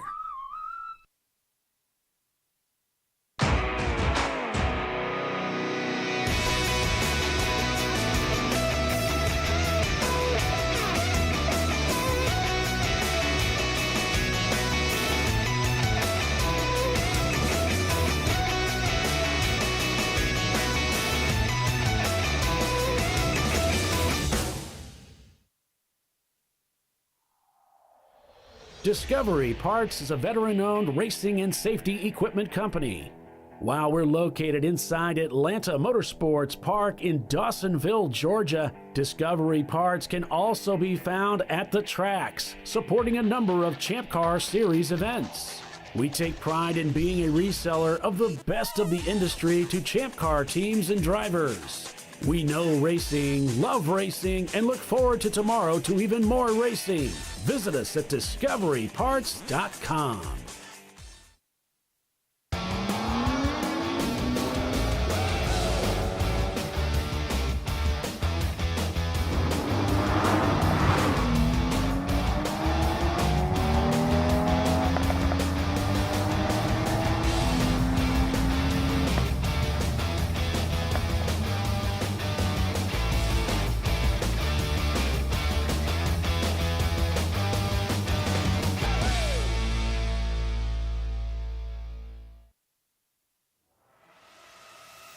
RVA Graphics and Wraps is a full-service design, signage, digital graphics, and wraps company located in Richmond, Virginia.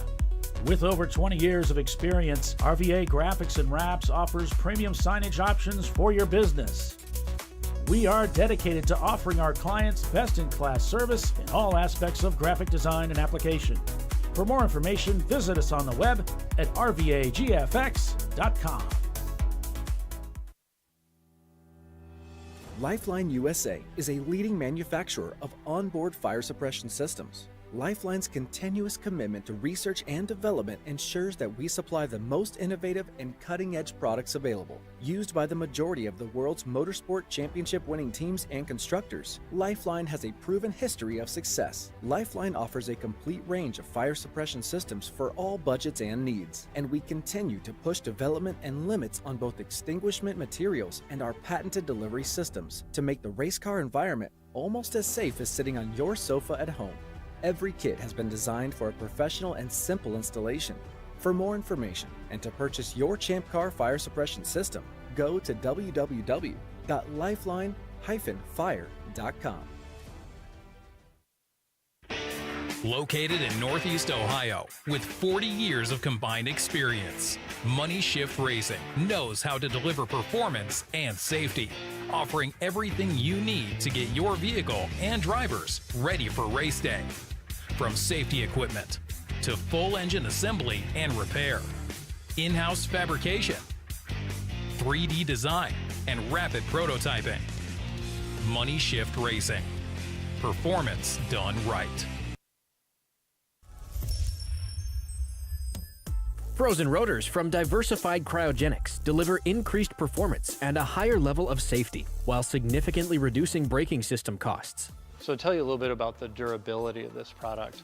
So we have seen an incredible extension of the life of our brake rotors using frozen rotors.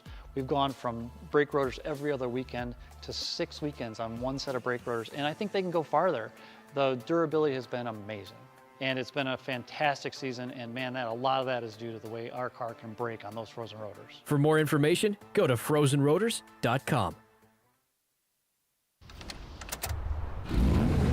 Come on, road. Do your worst. We'll be at our best. Engineered to meet or exceed original equipment performance, exclusively at AutoZone.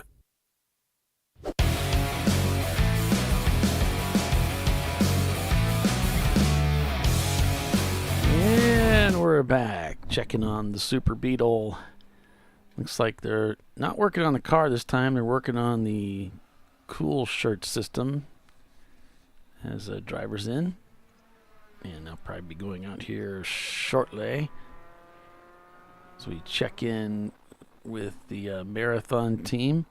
They're in second place. And Ibex Racing in their Miata.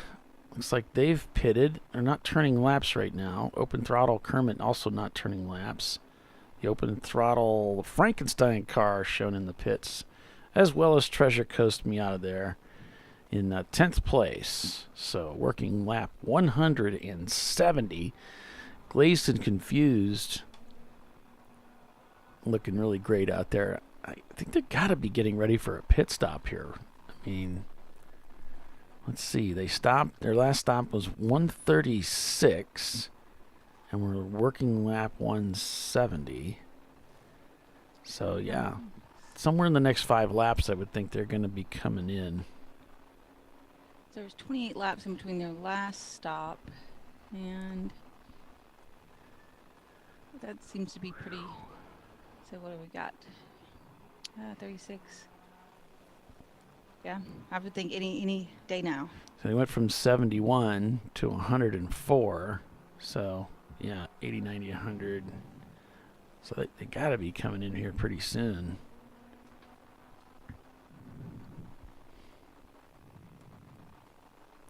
Marathon was just in. They did a 7-minute pit stop, so they probably took fuel there. Highly likely. Ibex, it looks like they might be on a standard pit stop because it's been a while since they've pitted as well. Back lap 124 was their last stop. And our RPM Auto Works in 4th place, doing really well today. They pitted on lap 142. And before that, they pitted on lap 50. No, really? That can't be right. That's not right. I'm not reading that right. It can't be. No. 112, 113. They got a little ways to go on this run of fuel. Your lead D-Class car looking good there. They should be pretty happy with that, although the Infinity car is, although 2 laps behind them, they are in positionally, they're just 1 step behind. They're in 5th place.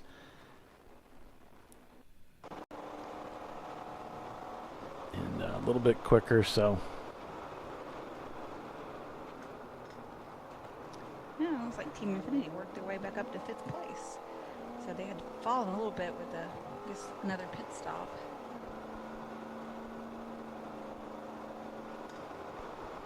Fiend Dogs worked their way back up to 6th place.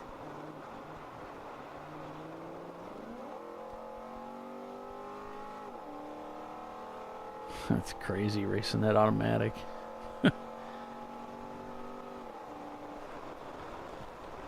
I can't believe it holds up as well as it does. Yeah. Okay, RPM just passed Ibex for 3rd place, while Ibex is likely in the pits.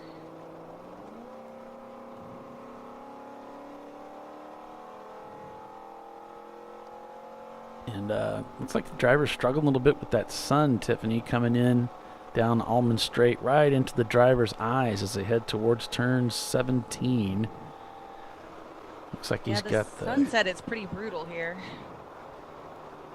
His visor is clear. It's not smoked.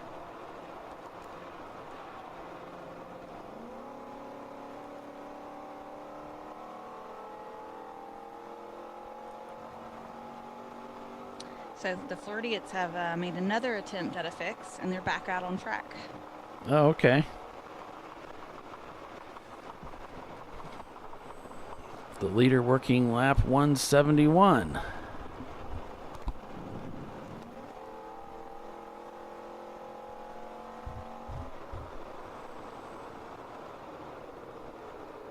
I don't know if you called this the effing Ranger hood door trunk issue, pit lane warning. Not sure what the problem is, but let's see. Fix pickup bed cover. It's flapping, so they wanted to do something about that. That was just before we went to the break. Typically don't like a lot of parts flapping around on a car on the racetrack. Right. Because there's that sense that at one point in time they will stop flapping, then start flying, and then start falling. Yeah. And then your competitors start hitting it. Makes for good TV, though. It is entertaining to watch sometimes. Oof.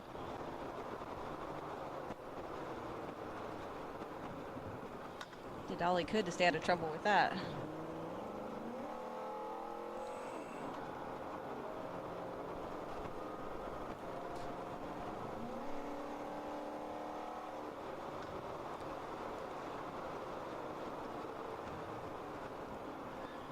Trying to find a way around this Yeah, or is guy. he just being really patient here? Here we go.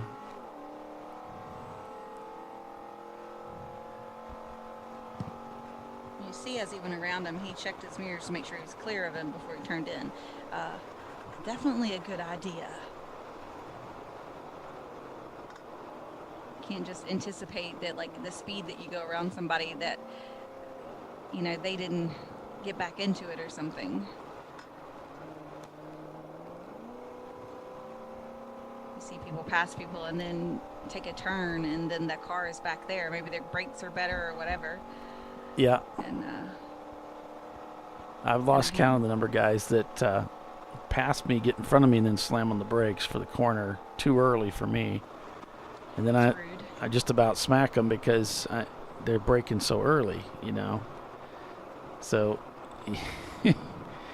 that's or, a whole... you know, you let them around you kind of thing, and then you get back to gas, right? And then maybe you're kind of side by side ish, and then they want to turn in because they think they've cleared you, but they didn't check, right? And you have to. I've had to brake because the car that just passed me is now trying to, like, hit me because I'm still kind of there. You're still there. Yep.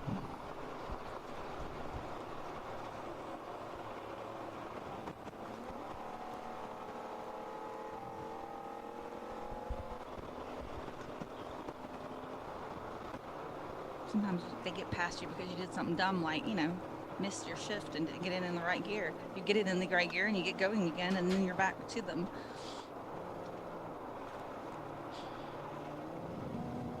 I don't really try to make a habit of that, but, like, it kind of does happen occasionally.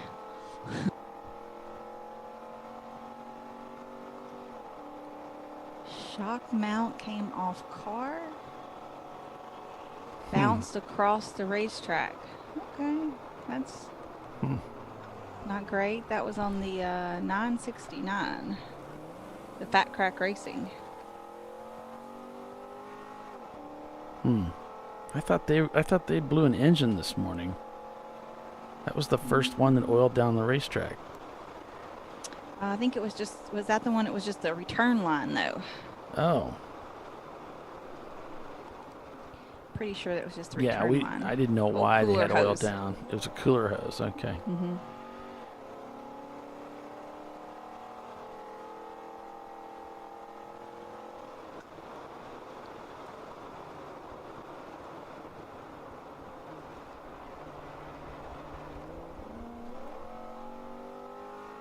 Still waiting for Glazed and Confused to hit the pits.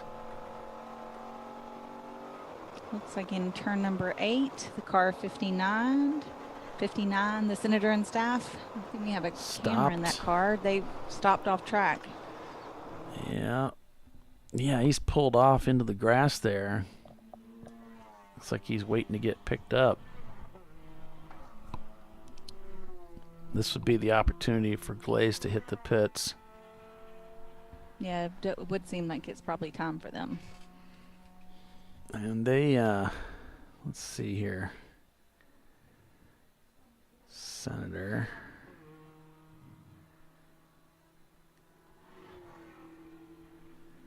It shows that they were just in the pits.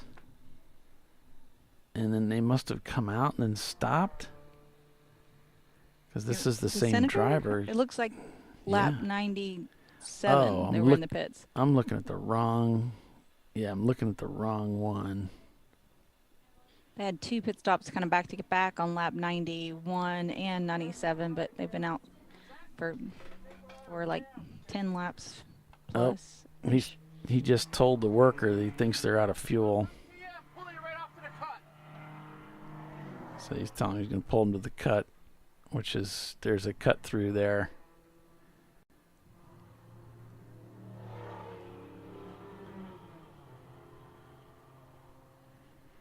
So shouldn't be too serious. Thinks they just ran out of fuel.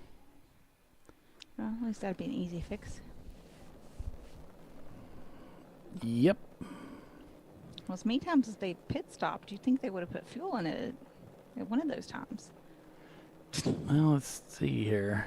That was it. Last time in was 97.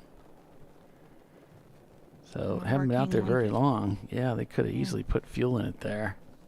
Then they were in at 91 as well, and then at 75. 76, yeah.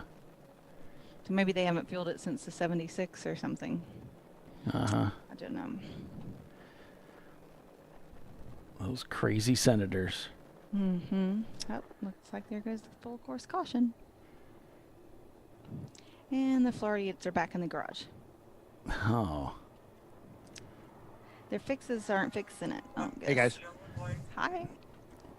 Hold on, I'm trying to get a car number here. We just had a car just let loose coming out of 7. Heavy smoke, heavy parts, heavy oil all over the track at 7. Oh. It looks 507, like it looks like. It looks like the smoke is actually past the Nope, racetrack. not 507. Hey, Bill. Yeah, 747. Hey, Bill. Yeah. Looks like the smoke is past the racetrack in the runoff area. Nope, he made a right turn. Oh, so the air carried it over there. Yeah, the air carrier. The wind's blowing that way. Pretty heavily, too. 747 is the REI Motorsports. Yep. BMW.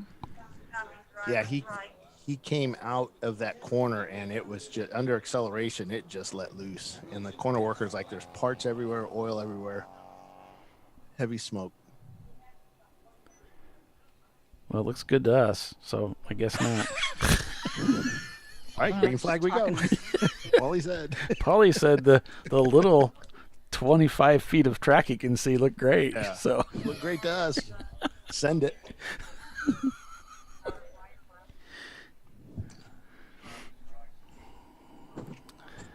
Oh, man.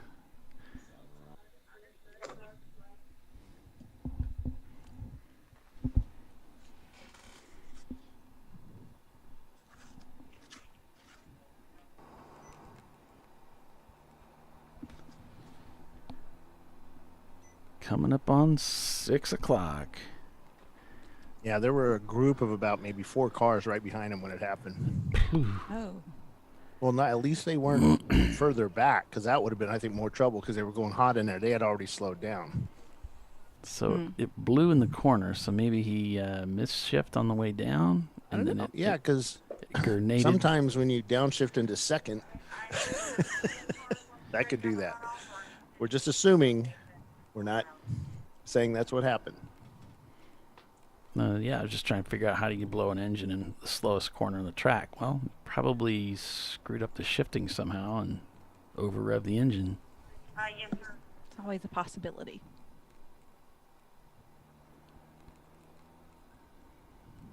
The driver trying to scoop in some air from outside. You would think that it wouldn't do any good, but I can promise you it does really help a lot. It's actually way hotter inside the car than it is outside. Yeah, but when you're going these slow 35 miles an hour, the air is not circulating in the car the way it is when you're at speed. Mm-hmm. Yeah, it happened to me when I was at Gingerman. It was like this, and it was actually refreshing on my hand to feel the air from outside, even though it was in the 90s. That's how stinking hot it was in that car. Yeah, it gets warm in there for sure. Especially when you start going slow and all the, all that heat from the engine and the trans starts wanting to heat up the cockpit even worse, right? Yeah. I feel like an egg cooking in the fryer.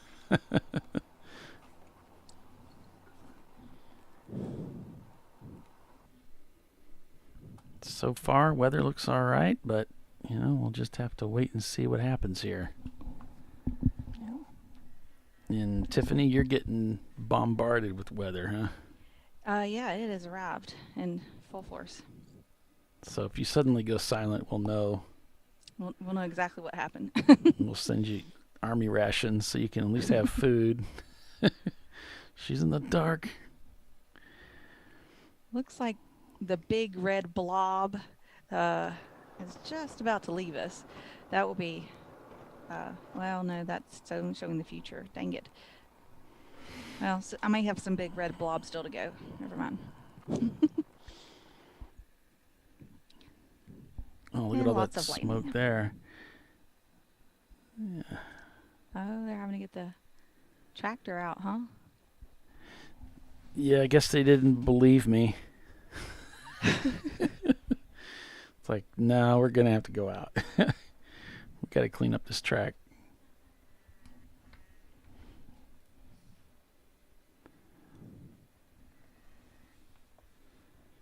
Scoop up the engine parts off of the track.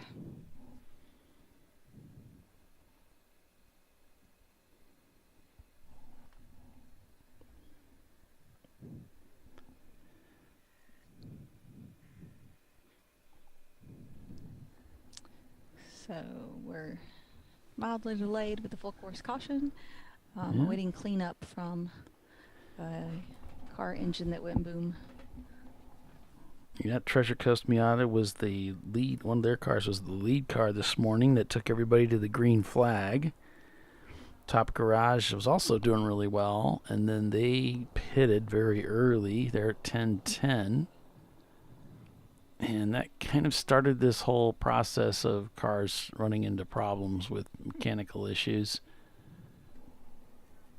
RVA Graphics and Wraps took the lead and looked really good there at the beginning.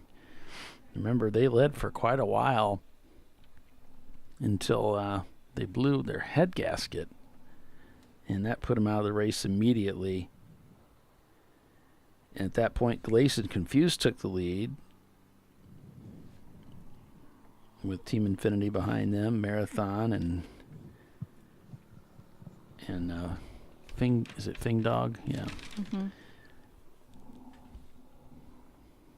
Looks like Treasure Coast is shown in the pits, but they were just in the pits just not even 10 laps ago or so. So it's definitely not a routine stop for them. Do you think a driver ever gets accused of playing hooky, like he came in, he didn't need to? It's like, get back out there. You don't need to be. You were just in here. Get back out there. I always like it when I tell them something's wrong with the car and they just assume I'm whining, I guess.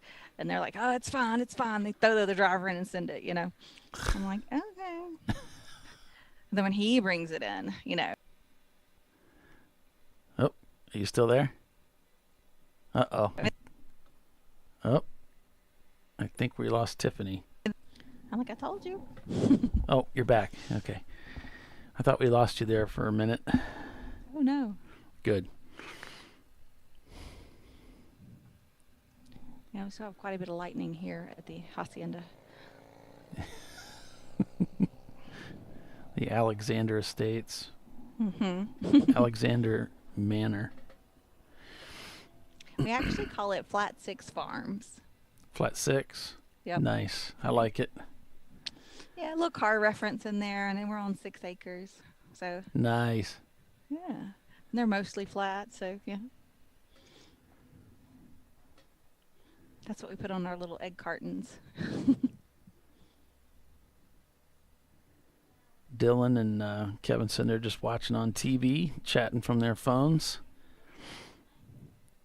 The 4th place, BMW taking fuel. Got the Hunsucker First jugs. place is in. Yep, that makes sense. Get that done and out of the way. This is the time to do it. It's right in their pit window. It's got to be. Yeah, we were thinking they should be coming in. And we were right.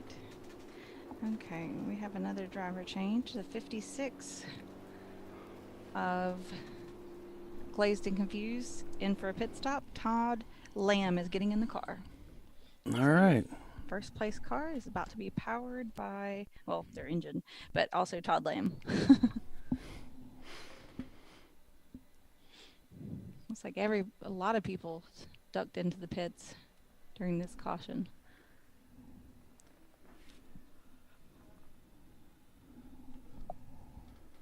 Ooh, we still got 5 hours to go. It's too early for yawning. Oh, I'm gonna get some coffee.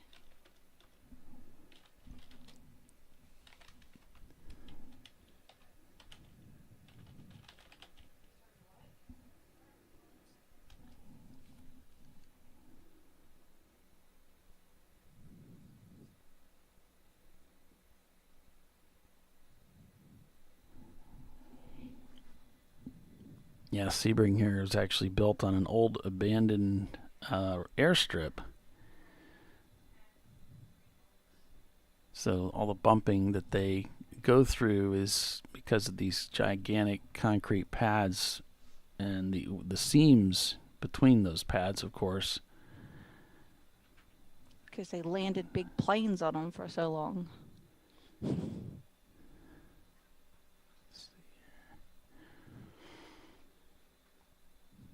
That's what I heard, at least. That's why it's so bumpy, because that's where the planes used to land.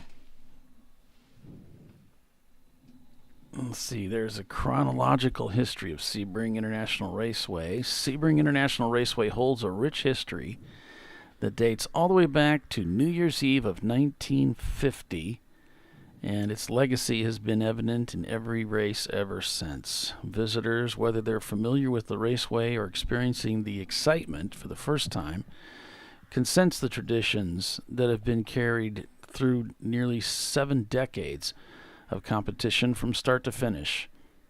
And we're not just talking about the race itself. When started as Hendricks Army Field, the World War II base used to train B-17 combat crews, has become the home to one of the most prestigious 12-hour endurance races known internationally, second to Le Mans. Thanks to aviation and racing enthusiast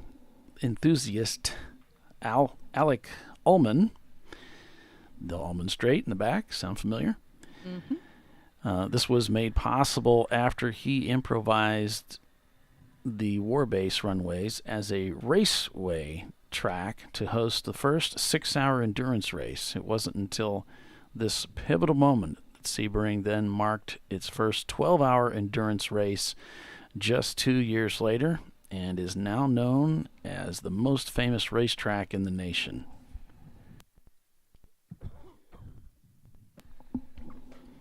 Oh, so the Treasure Coast Miata, the clutch went out. Okay.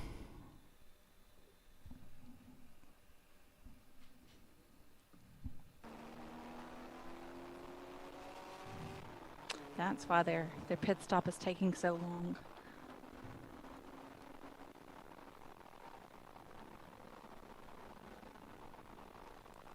Wow, that stinks. Doesn't show them in the pits though, or not turning laps right now. What showed them? Must have cleared the loop when they went and took it back to the garage, which is where they're at now. That's different. I've got a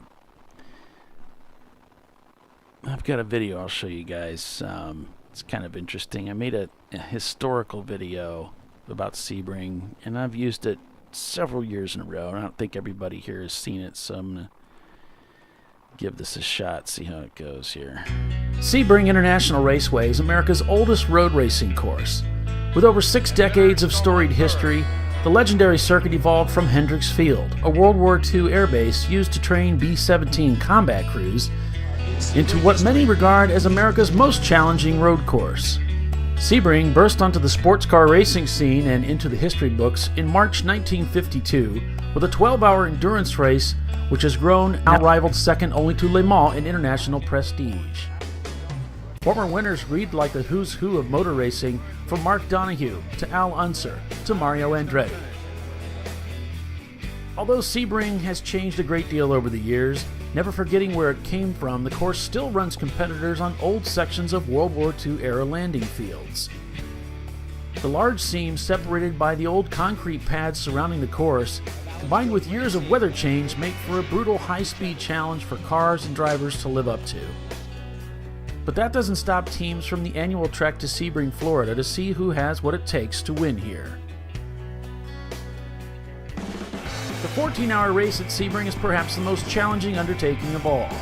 Last year it was flat-out racing in their Lexus SC300 that stood atop the rest as Chump Car teams met their greatest challenge yet, finishing 14 hours of the grueling heat-soaked race through the nighttime driving Florida rains. Without mercy, the 3.72-mile circuit will punish both teams and machines, with an unrelenting aggression leaving only the strongest standing in the end. Nevertheless, on this day, September 2017, Chump Car teams throw down the gauntlet, extending their tradition as they return to Sebring, Florida, in hopes that they too can capture glory.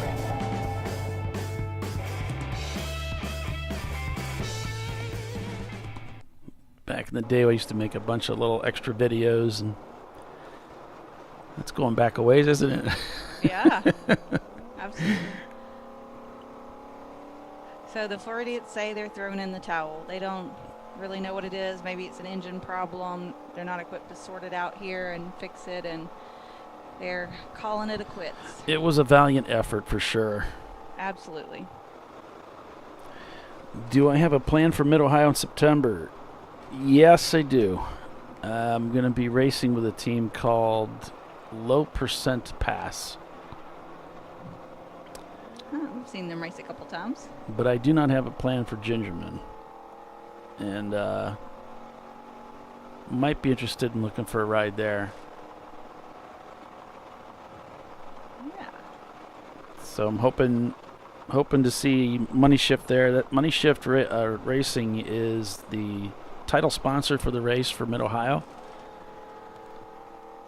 So that's clear out in September. It's a ways away, but that'll give me some time to get in shape. And they've been helping you a lot with my car, right? Like getting the right things for it? Yeah, they really have been helping me a lot. That's awesome. Money Shift Racing, pretty awesome group of guys.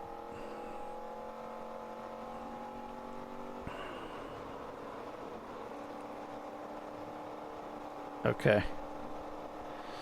I'm not going to run it. Yep.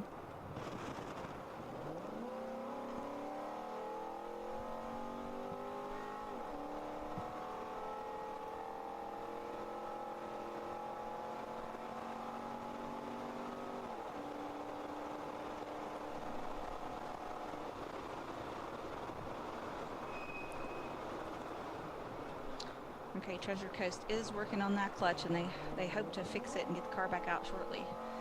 Wow. Cool. But it's definitely costing them time. They're down to 7th place now. It's like, go, go, go, go, go. That didn't help, though, does it? Yeah. See, I told you the track was clean. That's why we weren't at yellow very long. Just got it taken care of just that quick. Because Paulie said so. Mm-hmm. The guy watching from cameras. Who's not even there. Come on. You can do it, little Super Beetle. You got this. All day. Let's see. Let's see where they're currently running. We did miss our 5 o'clock stop, but... Oh, yeah. Let's go see what 6 the bug o'clock. star is. So 34th. Minus like 3 AC cars.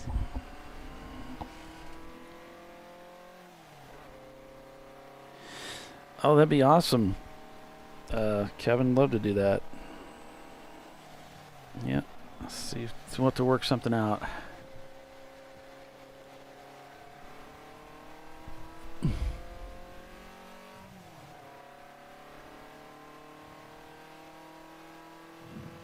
Time to get you back in the driver's seat, Polly.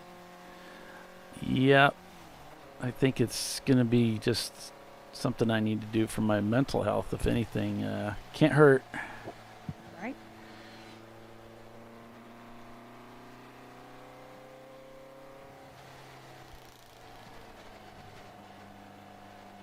It's always nice to have a race on the calendar scheduled, or a track day or something upcoming to look forward to. You know what I mean?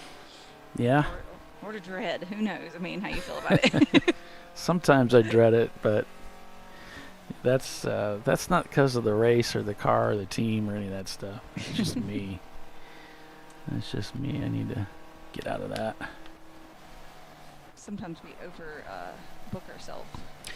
Yeah, I'm one of these guys that I struggle with depression lately, and so it doesn't matter what it is. It doesn't matter how awesome it is. I'll find a reason to not want to do it. Right. So I got to get out of that. I just can't do that. So You just gotta kind of ignore that feeling sometimes. you And got to just do push it yourself a regardless, little, right? yeah. Yep. Not always the easiest thing to do by any stretch.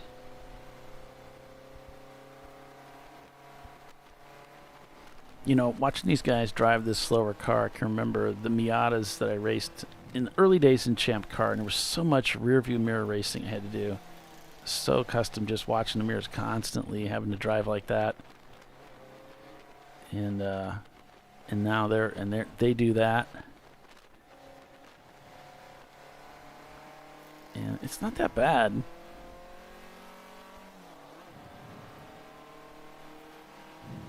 And of course, you know, they've had some issues today, so they have, you know, been in and out of the paddock, so they're not at the top, you know, the pointy end of the field. So, you know, they don't want to be in the way, so to speak, of anybody who is at the pointy end of the field and influence anybody's races like that. So it is the respectful thing to do. I mean, everybody comes out here, if you can fix your car, get it back out, get your track time in, but, you know, those guys who are battling for the, you know, the top spots, you don't want to negatively influence their races because you're not paying attention to your mirrors. So Yeah. I think that's the respectful, you know, gentleman racing way of doing it. Go get your time, but like don't mess with the guys who are still in it for the win, you know. Don't try to race them because you're, you know, if you're 30 laps down from them, you know, that's not your competitor. Yeah, you know, whenever I get in the car, I'm watching the standings, and I keep in my mind, because I know most of our drivers, or teams rather, I'll keep in mind who the top 5, you know, where are we, and who's the top guys that are ahead of me that I'm not really racing, something like that. So as I see them coming, I know, just, you know, let them, oh, there's somebody there, okay, yeah, just let them slip through. Mm-hmm. That's not your race. Right. And it's nice if you do that because well, I mean, it's a nice thing to do, but B is if you're, you know, point them and kind of send them on their way, they're going to go around you and get out of your way as well. And you know where they're going and they know where you're going, and everybody has the same expectation, and makes just a more pleasant interaction versus them, you know, they're leading and somebody, you know, second place is close on their tail, and they're, you know, willing to take a little bit more risk because they're trying to maintain that gap, and, you know, they don't want to get tangled up with you. You don't want them tangled up with you. Right. Just things to think about. Looks like REI Motorsports has stopped turning laps. They may be in the pits right now. They're in 13th place. Covey looks like they've returned to the racetrack. Tiffany, they're scored there in 14th, actually 13th when you pull that EC car out. So they are, I think they're our sole F-Class car. Let's see if there's anybody else. Oh, no. What's the rush? Looks like they've gotten back out there, too. Oh, so it was a front left CV axle that broke, and so I guess they've got it fixed now. They said they were going to fix it and get back out. So, by golly, They did it. Those rascals. They did it. You can do it. You can do it. We believe in you. Well done, guys. What's the rush? And Kobe kind of reborn the F-class in the race. So what's the rush is back out too? Yep, they're turning laps too. Cool. F-class is back. Brian, I'd say about half the field, something like 26 or so, since we got a couple F-class cars back out there.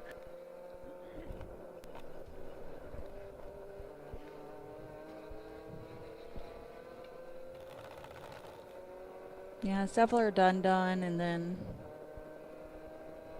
several are getting fixed or have been fixed and returning. Yeah. And then some have been out there the whole time. Like Glazed and Confused. Just kind of running a fairly flawless race at the moment. Just really hadn't missed a beat.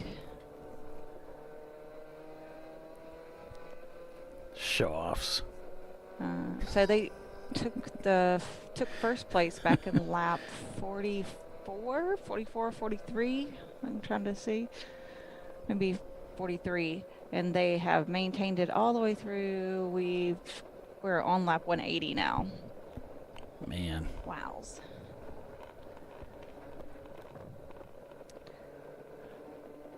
So what's that? 140 some odd laps they've had the lead of this race. My wife's calling me while I'm on the air. Hi, honey. She said, no, you called me. So that's why she answered, because apparently I touched something that called her, so that's funny. So Brian Dennis saying that's why he was asking, he was counting. He said they had overheating issues twice, but they're still out and running. What car, what team are you with, Brian? Overheating. It's definitely been frustrating. Yeah. So easy to do. Anybody watching at home or at the track or watching anywhere, if you're not subscribed, go ahead and hit that subscribe button, and then you'll get notified the next time we go live. And you'll also be able to interact in our chat, our live chat during the broadcast after you've been subscribed for 24 hours, I believe. Yeah. So. Yep. Once you get subscribed to the channel, subscribe for a day, then you'll be able to comment basically the next day. And that's just because of the spam. It's not because we don't love you guys. We do. It's we not saw that. enough girls ads. Yeah. I'm good. Yeah. that stopped that from happening. So we're all for that. Yep. Nobody needs that nonsense. Those people need to get a job. Those in the marketers and all of that. I don't think that's a real job. Like just bugging people. See the sun definitely coming down. And it's really getting in the eyes. That's what this track is notorious for, isn't it, Tiffany? That stretch down Almond Straight. Blinding you? Yeah, it's like the longest straightaway here, and the whole time you're just getting blasted with that sunshine, that Florida sun. Yeah, it's a little unforgiving to your eyeballs.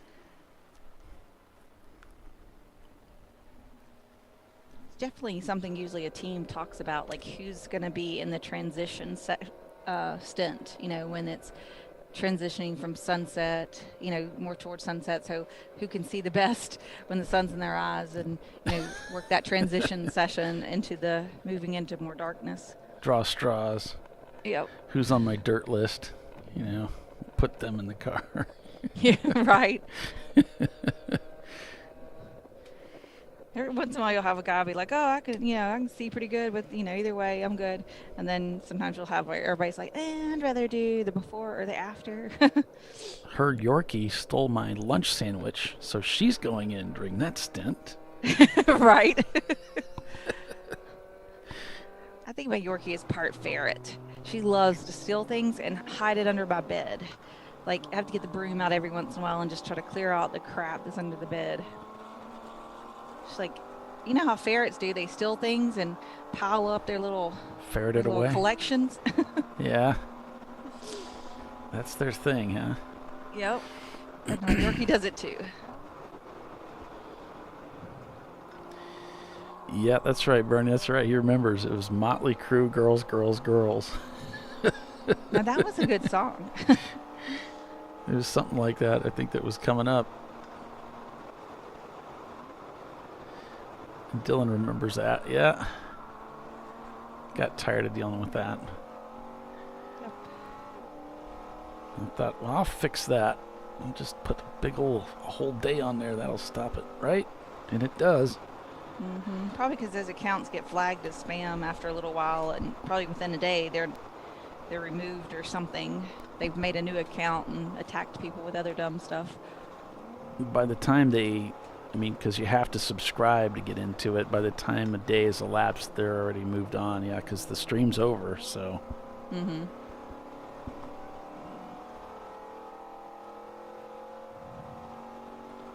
That's my guess, at least. Yeah.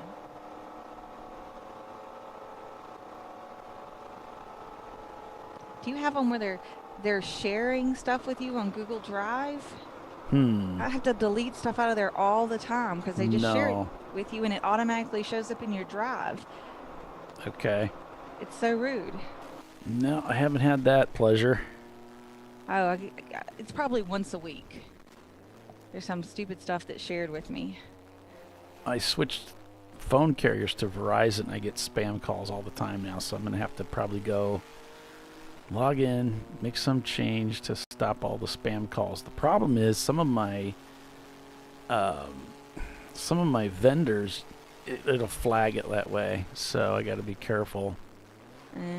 There is a setting you can do that, like block spam, or a lot of times I'm Verizon too. It comes up on my phone and says potential spam as the call is ringing. I just send them to voicemail, and then I'm like, if they're not, then they can leave a voicemail of something. Right. For better proof, or most people know that they know me. They don't send a text because I may not check the voicemail. I used to work with this guy that had these big control issues, and he would never answer a phone call that came on his cell. He would let it go to voicemail, and then he'd call him back because he didn't like the idea of answering a phone call when somebody called him. He wanted to do it when he was ready, not when the other person was ready, huh? Right. So I'm thinking every time I do that, I think about him, but I also think I'm not as bad as that guy because I usually do answer the phone. But this time I'm not so sure. I'm going to let it go to voicemail, and I'll check it to see if it's spam. And most of the time they never leave a message because it's spam, right? Right. Or it's a recording and they get a piece of it. Yeah, I don't answer the phone if it's not a number I know, or unless I'm expecting something from, say, a business or something that maybe I wouldn't have programmed in. Yeah. But I mean, a lot of businesses, even if they're not saved in your phone, they'll, kind of come up on the caller ID nowadays. I've noticed. Yeah. So that's helpful. I'm like, ooh, that's my doctor. I guess I need to answer the phone. Or your dentist, or your attorney, or some other important person in your life that gives you advice. Don't do that. Okay.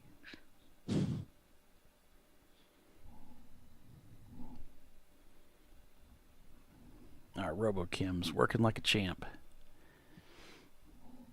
That's a beautiful shot. Yeah. The flag, and you can see the Sebring, the start finish. Got the 4th of July thing going on there. So, yeah, we've had some cars that had to retire. I can't remember why grass holes. We never got a definition on why grass holes retired. Avenue Garage, the Mini Cooper. Not sure. Let's see. We had RBA Graphics and Wraps with a head gasket failure. Reeves. Oh, shoot. Oh, Reeves was Oh, I've got it on my phone. Let me see. I think I have it on my phone. I think I asked them. Let's see. That was the steering column broke. Oh, yeah, that's right. This is kind of a strange... Yep, Floridian, the turbocharger fail, and then they had other engine-related issues. They weren't sure what was going on there. Fat Crack had oiled down the track.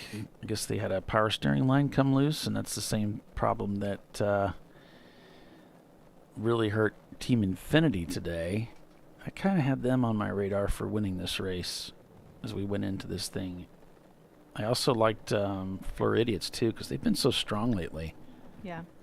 Fat Crack had a oil cooler hose come undone. I'm done. Bernie, you're killing me, man. You're killing me.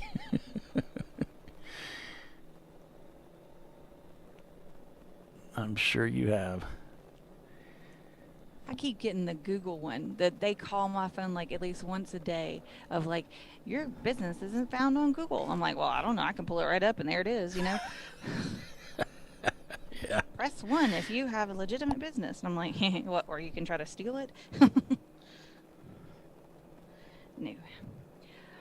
I was like, I'm sure that I'm not Google's biggest concern, that they're calling my phone every day because of my Google listing on maps and stuff.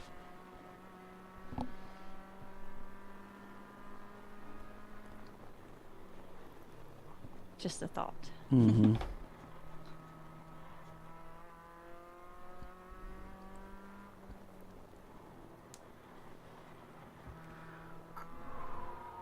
Nobody else is getting all the stuff shared to them in their Google Drive.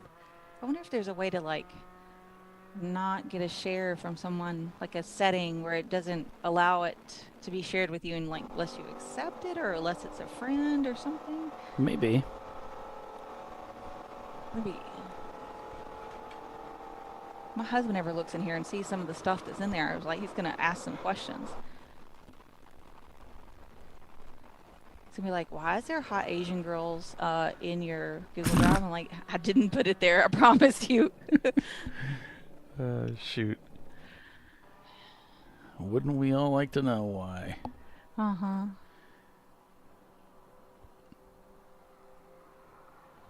RPM Some other Auto things Works on there there that I couldn't say, you know, on the broadcast.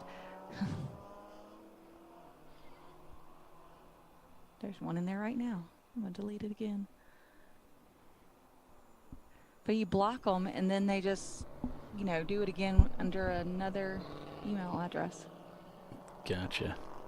Well, that would make it difficult to really sort that out, unless you had something where they can't share it. I don't know, unless you authorize it. Yeah. Oh, Charles has been approved for $1 million business line of credit, so that's good news. Congratulations, Charles.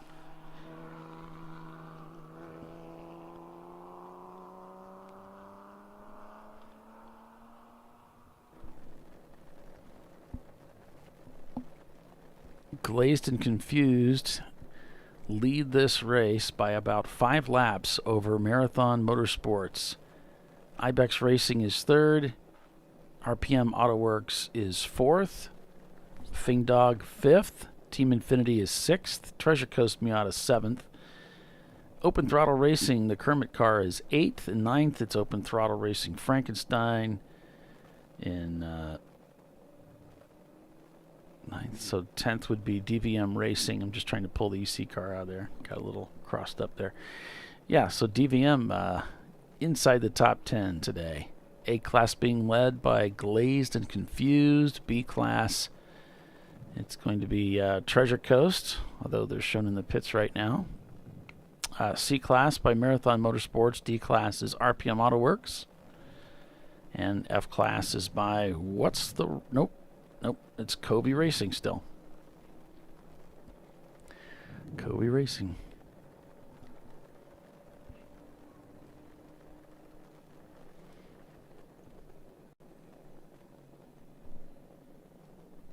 And this is the part of the race where things start to settle down a little bit.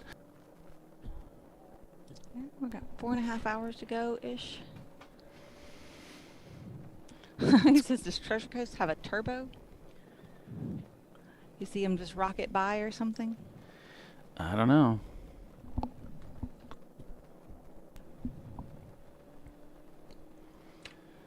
See, it's a 94 Mazda Miata. Could be, because it's a B-class car, but it's a 94. Unless they did a swap. Yeah, they could have swapped up.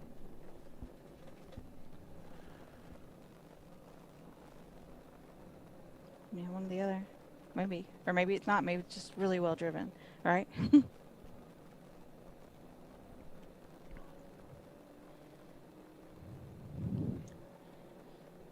I'd be amazed what a Miata can do with very little Miata in it, you know, and you put a good, powerful spec Miata racer in it. It's just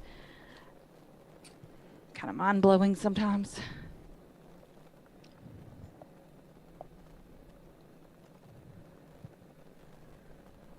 I think we had, in the Glazed and Confused car, those are all spec Miata racers. 2 championship winners in that car. That explains the spec then. Okay.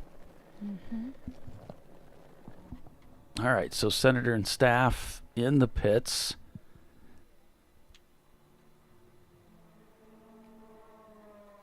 And they're working on that cool box again.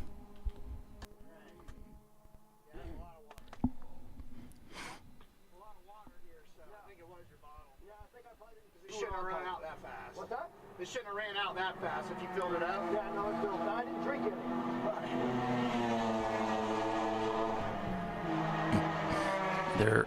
They're working on the cool system stuff, but they're also under the hood for some reason. It looks like they got that left corner jacked up too, Tiffany. So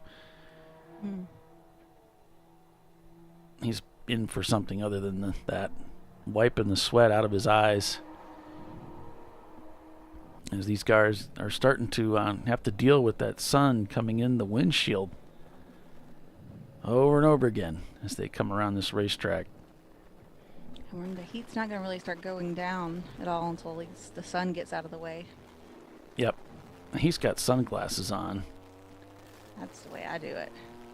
And looks like he's pretty tall in the seat, too. His head's kind of near the ceiling, where the roof there, where he's not, like, under the windshield. Mm-hmm.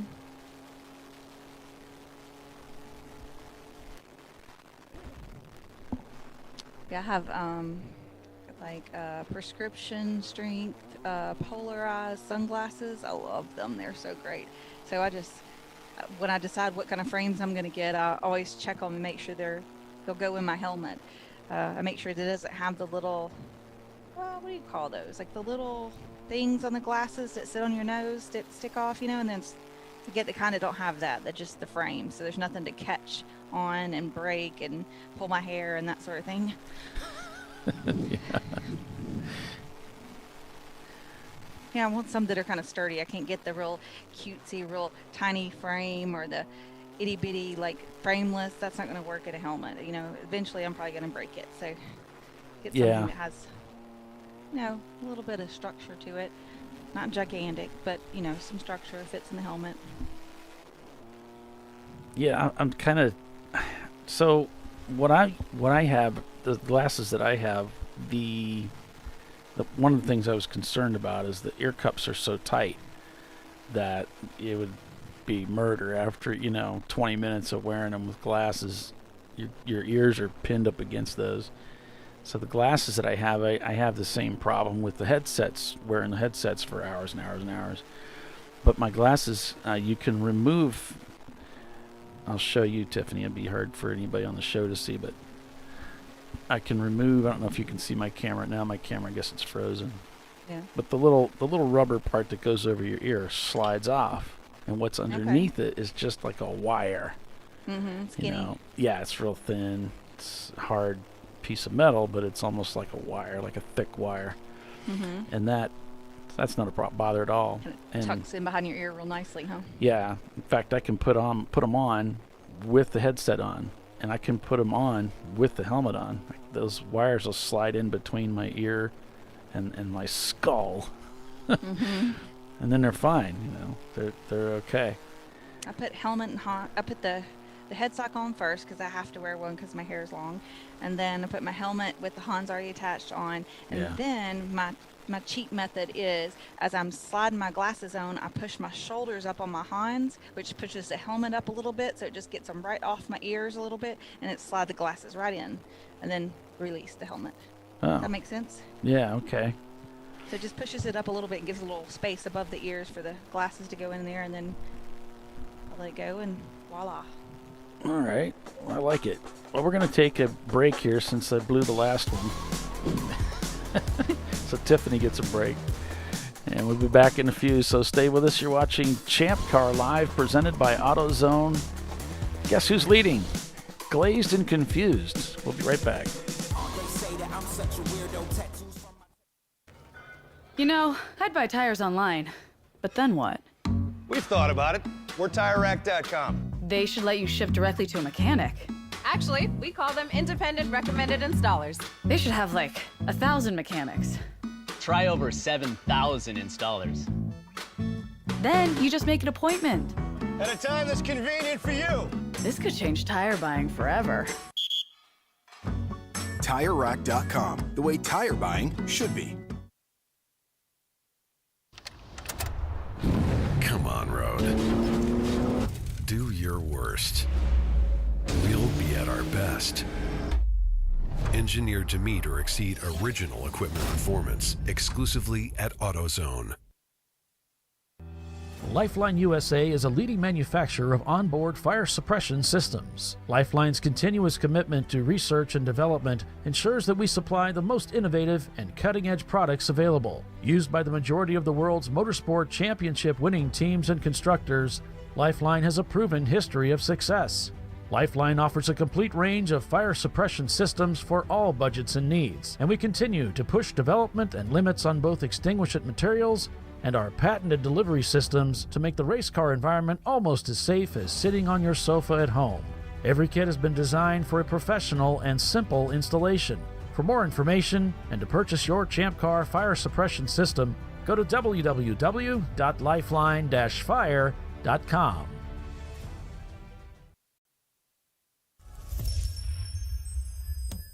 Frozen rotors from Diversified Cryogenics deliver increased performance and a higher level of safety, while significantly reducing braking system costs. So to tell you a little bit about the durability of this product.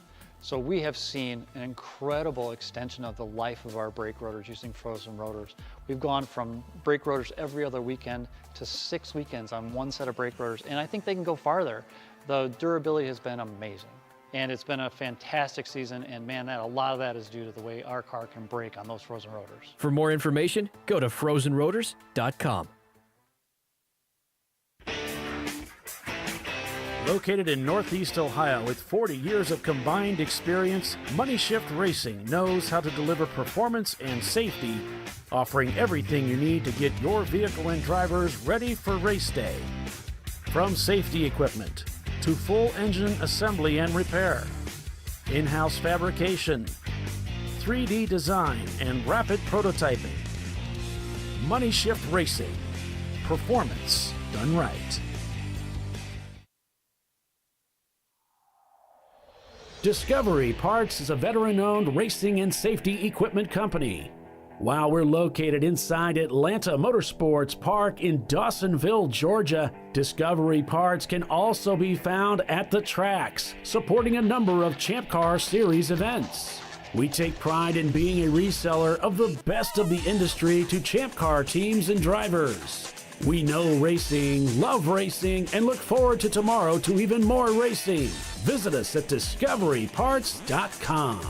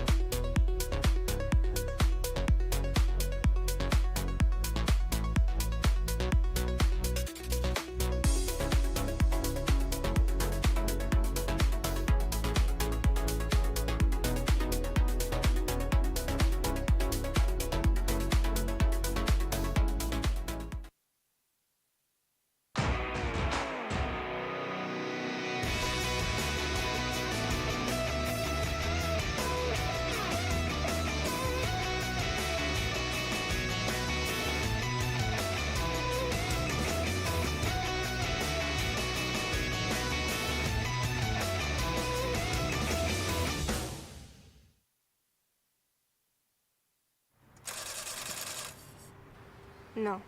Seriously?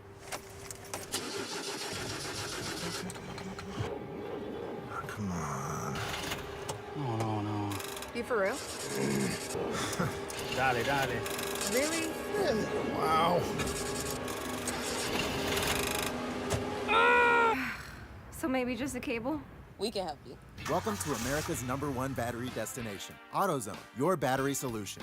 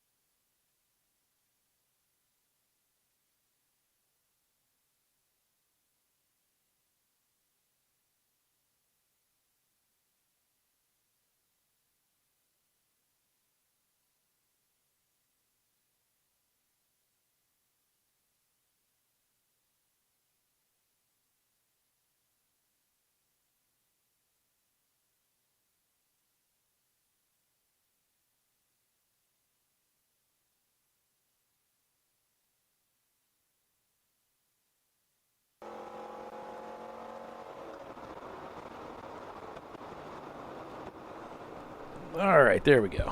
Sorry about that. Back to the race at hand here.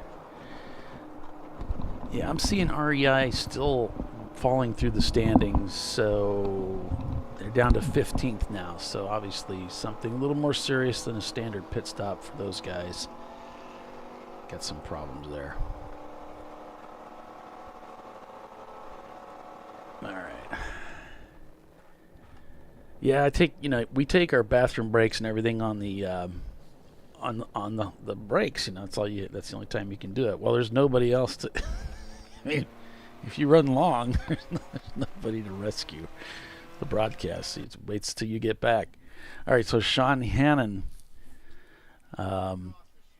Infinity Loop. Looks like they're getting him out of the car here.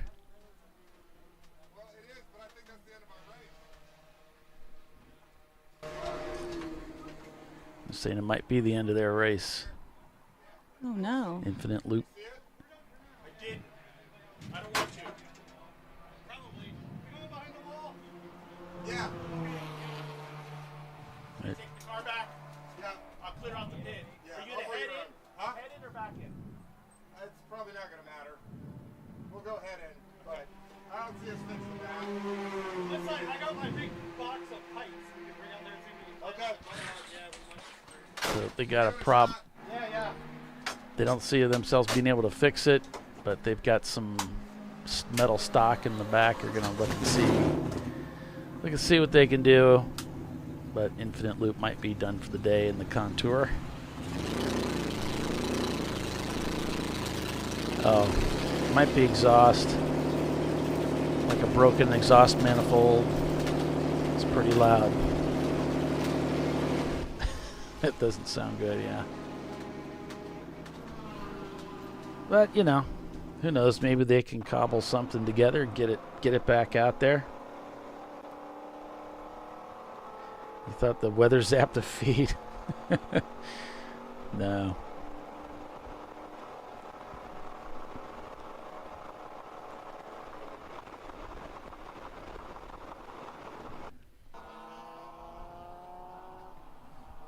The sun continuing to go down here. You can see the racetrack getting very, very amber, very yellowed as the sun continues to fall.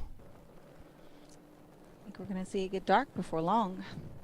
Yep. Tom and Barbara Phillips are asking, was it the 747 REI that blew up? I think that's one of the ones that blew up.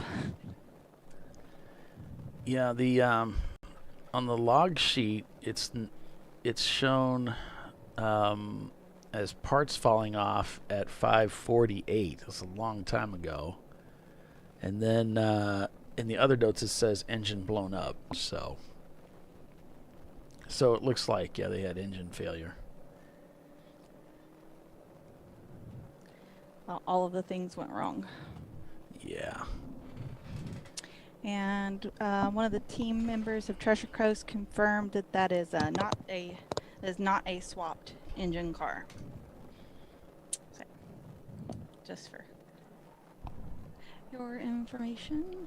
Yeah, and Tom's already trying to cue me into the fact that they blew the engine. So yeah, that's the truth, my friend. Fig Dog Racing shown in the pits there in 6th. So it's Glazed and Confused, Marathon Motorsports. I can take a peek at them. Ibex Racing, or IBEX, in 3rd. RPM Auto Works in 4th. Team Infinity is 5th. Fig Dog, Treasure Coast, Miata's behind them in 7th. Open Throttle Racing, and DVM Racing top 10 right there. So the two D-class cars are right together in the standings, but there's about a 1 lap difference between the two of them. And it just doesn't look, every time I check the standing, let me check at see what the lap times, 247, 248, 249, and you've got RPM ahead of them turning these 246s over and over again. So this doesn't look like the Team Infinity car has quite the pace to reel in RPM Auto Works. And their 246s, they're in pursuit of IBEX, and they're kind of similar lap times. They're about a lap difference between them. Not sure they'll have time to chase them down in 4 hours. I don't know.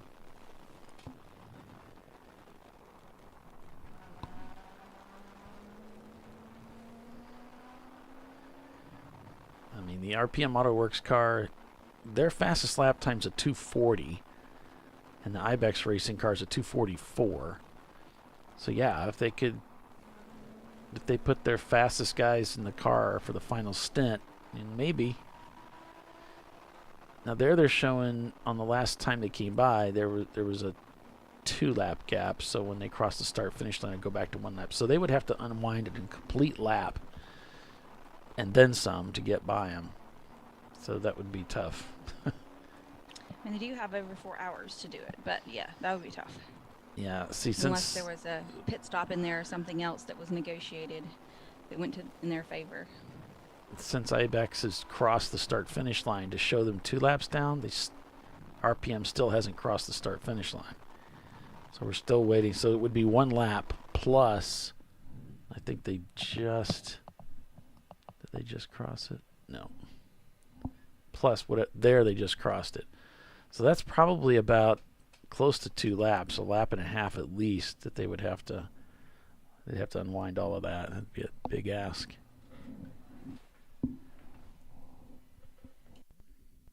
So they would need a little help probably to get that done. Or a little bit of luck going in their way. But we've seen crazier things happen for sure. Yeah.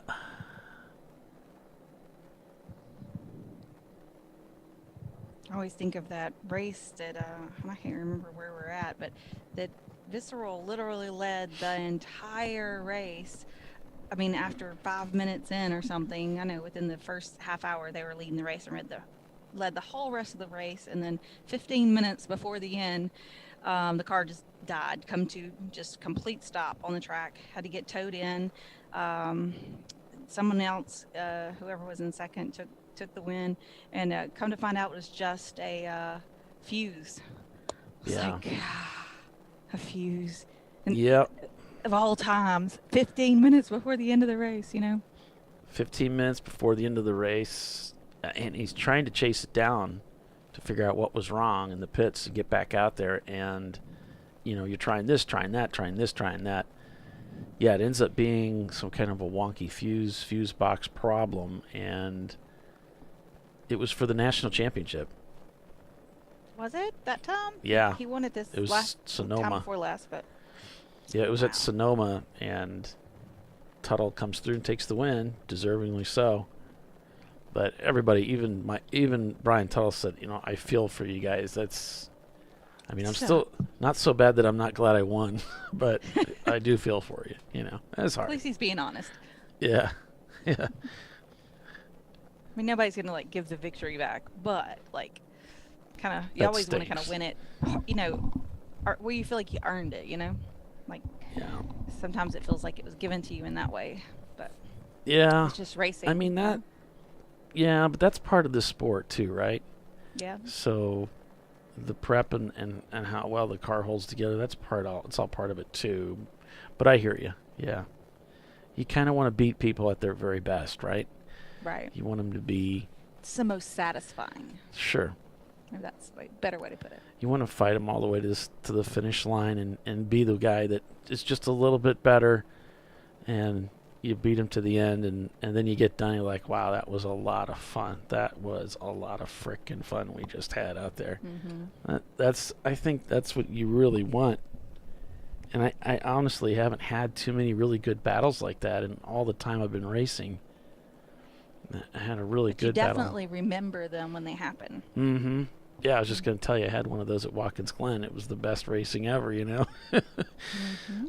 But yeah, you don't really see a lot of that. You think you would have experienced more of that with all the cars on the racetrack.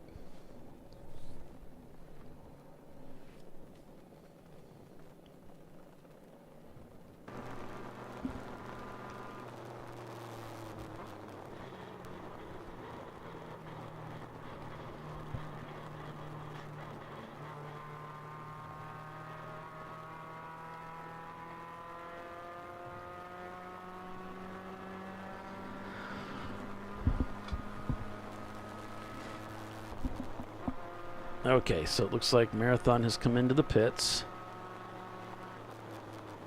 And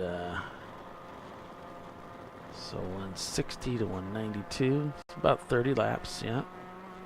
So that'd be about right. And Treasure Coast is back in the pits.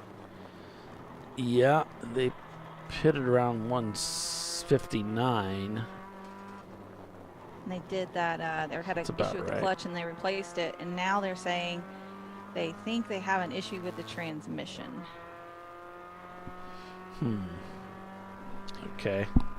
Oh, no, they definitely have an issue with the transmission. The bad one is out. The new one is going in. Oh my goodness. They've already taken the old transmission out? Yeah. What? And they're quick. Okay. Man, you go, sport. Wow. That is killing it. They're in 5th place, and they're swapping a trans. They sent me some pictures I'll share with you. And Okay. I'll never forget. I always liked when I was going to ITT. One of the guys had pulled a part out of his car, and when he handed it to the instructor, it was still hot from having been in the car, and it was like something like that. Like you pull a transmission out and you take out all this stuff, And the teacher got all excited. He just thought it was cool. Like, you got it out of there. It's still hot from being driven, and you got it out in that period of time. And I always thought that was cool, how excited he got about that. And I remembered things like that when I worked as a tech. Like if you can get it out of there and it's still hot, when there's a lot of deconstruction to get to it. That's kind of cool. yeah, that takes talent, right? Anyway. You got to know what you're doing. Yeah, I mean, if they pulled that transmission out pretty quick, in this heat after racing, it was probably pretty hot. Mm-hmm. But anyways, you're gonna send me something, you said? Yep, I sent it over on Okay. the messenger. All right. Let's see what we got. Marathon in the pits. Looks like they're adding some oil to it.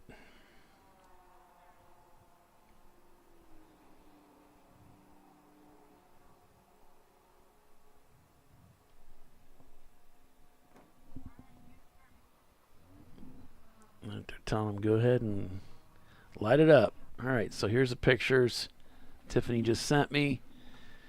There, they got their transmissions. Oh, they're all painted up pretty. Look at that. Looking good. There's a clutch disc.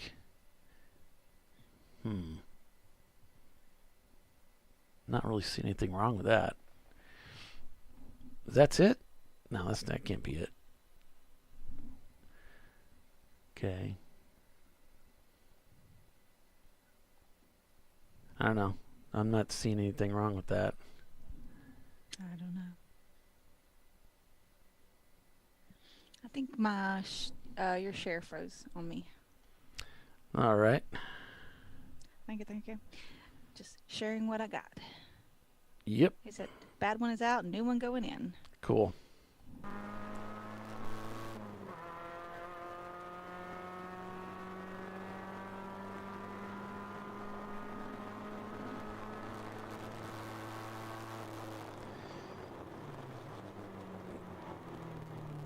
All right, Tiffany.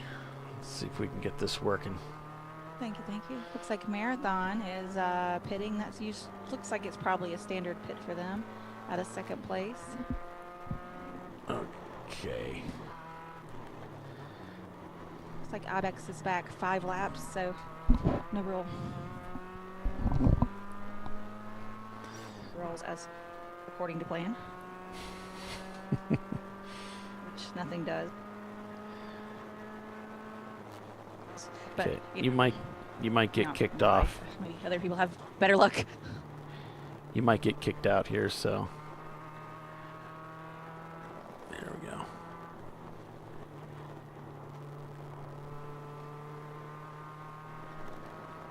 I'm still here. Okay. Cool. This is what we do every weekend. We have this one problem, don't we? After a while, hey, we got all the way this far in, so I'll take it.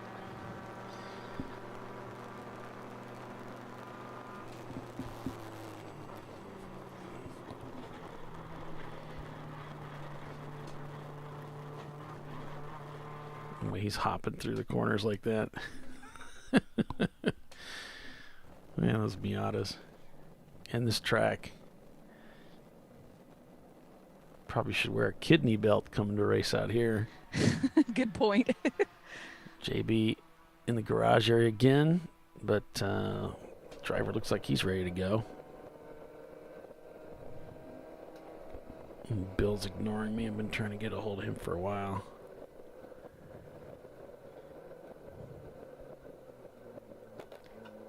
Yeah, because he was looking at the pictures going, who dat? So he's looking at something.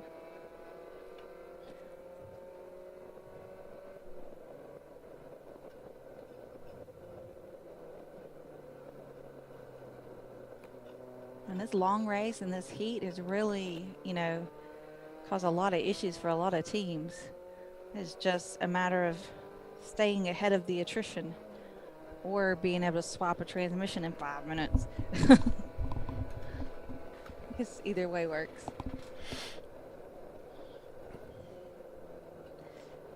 Always makes me think of my friend always used to tell me, I don't know, we both do dumb stuff. I did more dumb stuff when I was younger. But he'd say, if you're going to be dumb, you better be tough. It's always stuck with me. I think it's hilarious. I'm like, yeah, good point. If you're going to be dumb, you better be tough.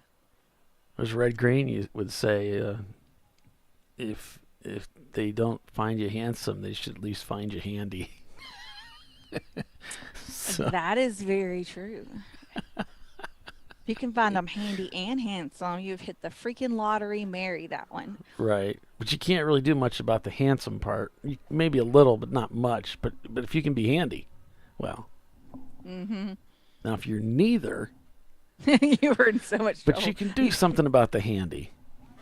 You could learn. You can learn. Well, if you're not handy or handsome, you better be rich. I think that's the way it is. That's the default, yeah. Oh, that's so funny. Your pockets need to be deep. Be rich. Oh my gosh. Handy, handsome, or wealthy, right? Hey guys.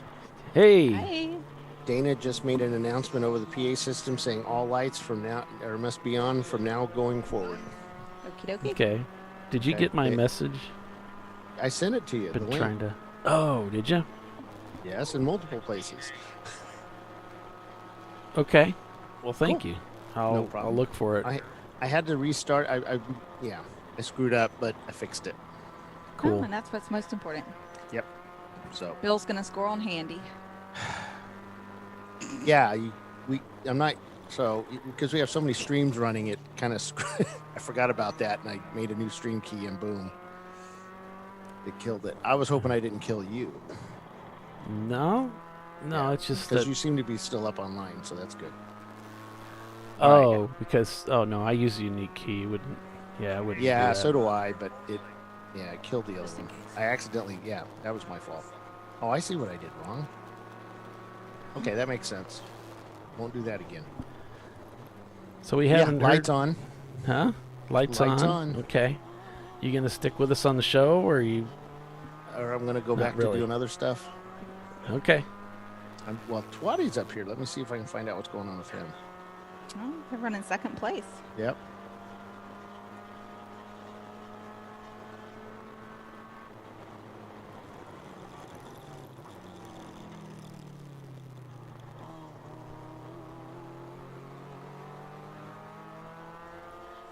This fixed. There we go. We're right about 4 hours to go, so that means we've got 10 hours almost in the books now. Yep. I guess I could play a little bit of music. Do business. I like that one. Bring us back. Maybe we'll get a chance to talk to the David Twatty. You're watching Champ Car Live, presented by AutoZone. 4 hours remain in this contest. Stay with us. We'll be right back. An important decision is afoot. This man is about to buy tires on TireRack.com. Tire Rack is the leading online retailer of tires in North America and a repository of advice and expert reviews. And it's done! All that's left is to arrange for safe, easy installation at one of our independent recommended installers. Well, I guess he did that too. TireRack.com, the way tire buying should be. Come on, Road. Do your worst. We'll be at our best. Engineered to meet or exceed original equipment performance exclusively at AutoZone.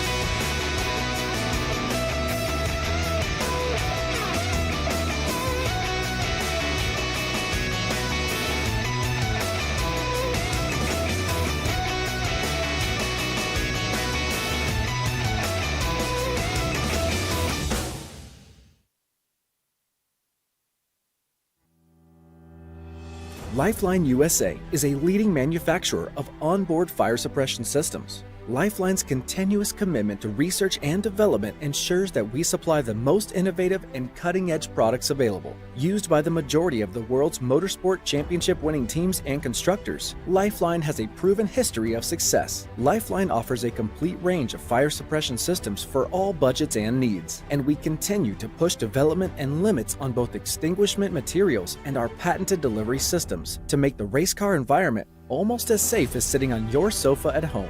Every kit has been designed for a professional and simple installation.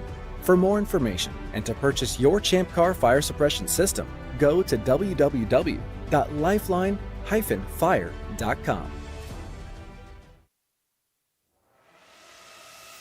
RVA Graphics and Wraps is a full-service design, signage, digital graphics, and wraps company located in Richmond, Virginia. With over 20 years of experience, RVA Graphics and Wraps offers premium signage options for your business. We are dedicated to offering our clients best-in-class service in all aspects of graphic design and application. For more information, visit us on the web at rvagfx.com.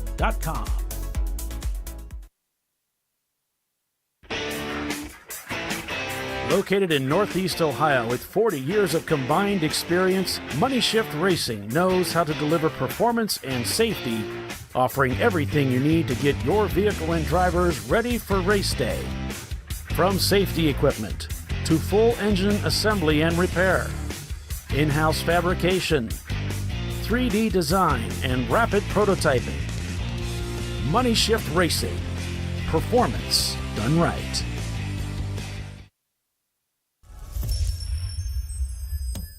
Frozen rotors from Diversified Cryogenics deliver increased performance and a higher level of safety, while significantly reducing braking system costs. So to tell you a little bit about the durability of this product. So we have seen an incredible extension of the life of our brake rotors using frozen rotors. We've gone from brake rotors every other weekend to 6 weekends on one set of brake rotors, and I think they can go farther. The durability has been amazing. And it's been a fantastic season, and man, a lot of that is due to the way our car can brake on those frozen rotors. For more information, go to frozenrotors.com. Nice. Yeah, I heard about this. So I would actually go with the full synthetic. Ceramic pads. So for the Duralast rotors. I did it. You see how it's... I did it. That's it. We did it. You did it. You can do it. The path to I did it starts at AutoZone. Get in the zone.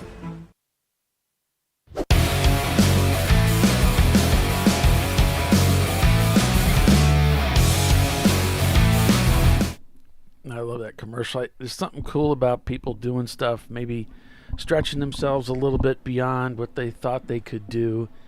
With a little bit of help, with the right kind of guidance and some patience, they can do some things that maybe they thought that they wouldn't be able to do. And that's one of the things that Champ Car offers to people, is to be able to go out and do something they thought they probably could never do, and that is race on the greatest racetracks in the world, in the United States of America. As we come into this 4th of July weekend, you know, it does give you pause, doesn't it, to be grateful for your freedom and for what our soldiers and what everybody in the back, you know, has the people that are not on the front lines have fought for our freedoms, and what Champ Car offers us, the opportunity to come out to these great racetracks like Sebring International and go racing. It really is a privilege, and we surely should take pause once in a while and just be reminded of, you know, to be grateful once in a while. So welcome back, everybody, to Sebring International Raceway broadcast. Excuse me, it is Champ Car.Live, presented by AutoZone, the TireRack.com, Champ Car Endurance Series, the Senator 14-hour Sebring International, presented by UUC Motor Works. Excuse me. Thanks for joining us, everybody. Paul Velton along with Tiffany Alexander and Bill Strong. We're calling the race for you again this weekend. And we're on board with What's the Rush? A 2000 Ford Escort. As we were going to break, we're talking about possibly talking to David Twatty. I don't know if Bill's in the tower. Let me see. Doesn't look like talking to him. He might be talking to him. He's not in view of our camera here in the tower, so I'm not sure what's going on there. We were also talking about Treasure Coast Miata. I was doing a transmission change, getting ready to get that car back out there. Well, it looks like they're no longer shown as in the pits or not turning laps, so they've cleared the loop. That is incredible. Yeah. And they've turned 3 quick laps. 251, 250, 250. And they've maintained 7th place. Okay. Cool. Not to say anything rude, but like, could y'all teach my team how to do a transmission swap that fast? Because it took us like an entire day. Yeah, well, that's probably, it's a different animal completely. The Miata versus the BMW, yeah. 2 totally different animals. Yeah. Maybe we just need a Miata.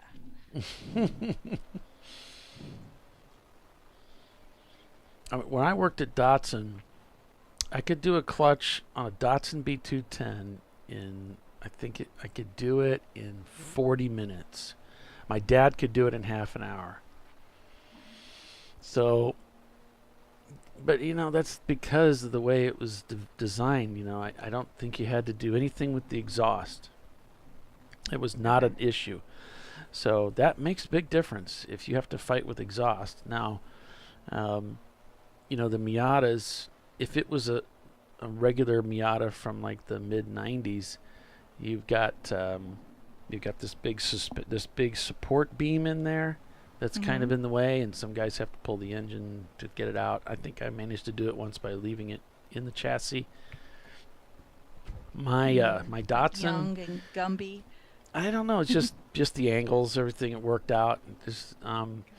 My Datsun, you had to pull the engine to pull the transmission. There's no way to get it out of there. There was a giant cross member in the way because they came as a convertible. So it had this X. That's the way that a lot of these cars are supported. The convertibles have this giant X beam underneath it. So every car is a little different. The BMW, the E36, would have been really difficult because you had to lay your hand up around the bell housing to get to the bolts up at the top and get the starter bolts off, unless you had some way of getting it from up above, and it's pretty difficult to reach that way. And laying your bare arm up on a hot bell housing is not going to be cool. You'll be on it for a long time, fingering those nuts and bolts, getting them on and off there. So, they're all a little bit different. Even though, the basics are there. Not necessarily the same animal going from one car to another. So I give you guys, a little bit of love there. Yeah.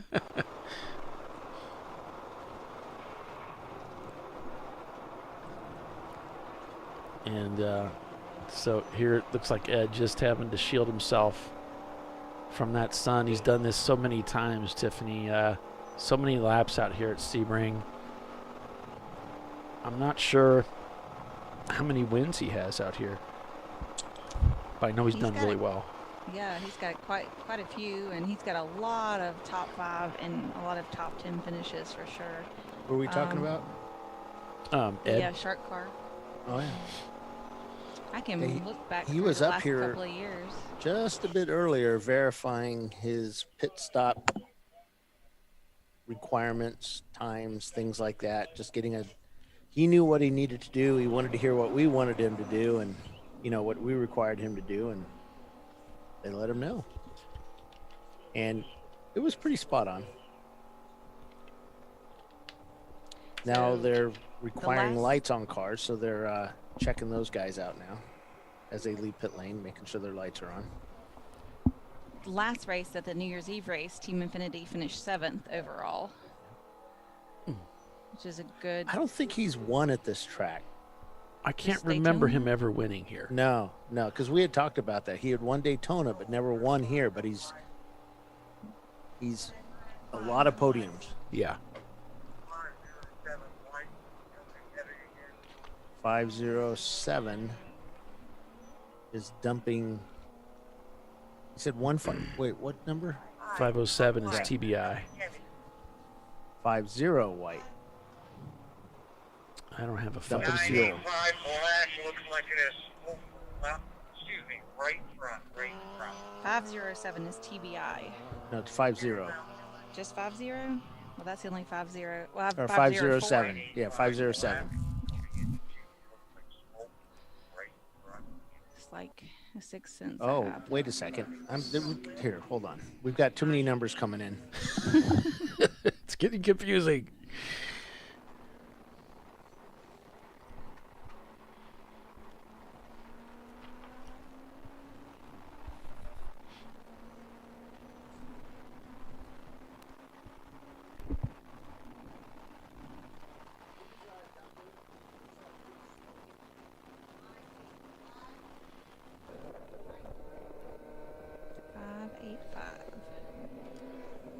I have a 584 AOA racing, but I thought they hadn't turned laps today.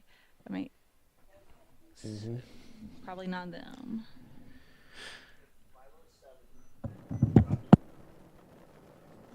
All right, I think I got this. Go for it. 507 is dropping fuel, and 985 is smoking. Right front wheel.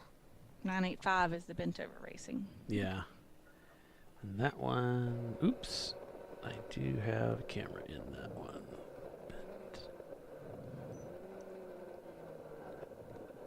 And then the 981 of Atlanta Speedworks in their Boxster, Steve Mnuchin just went back in. And pardon me if I'm not saying it correctly, but that's the best I got. But thanks for providing the information.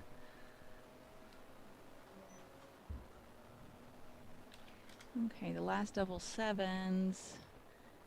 I didn't see the Infinity car in the top results. I'm looking back to 21.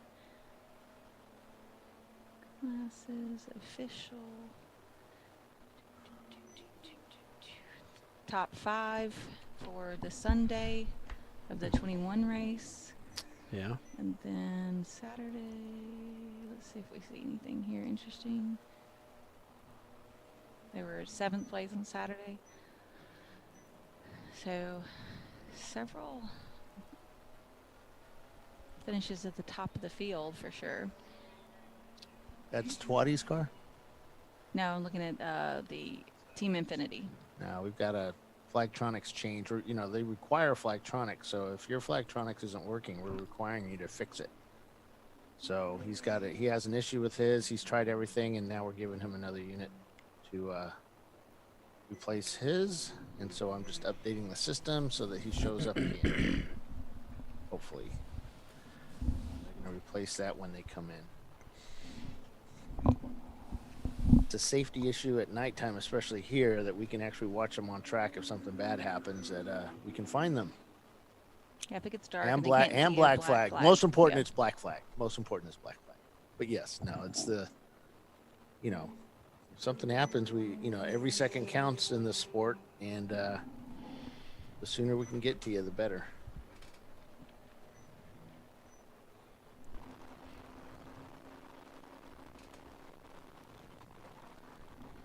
You don't have the G meter going on that car there, Paul?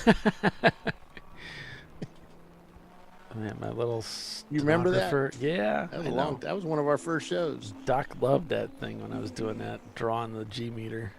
Yeah. Back when I was He's using done. XSplit. Yeah. Yeah, it had that.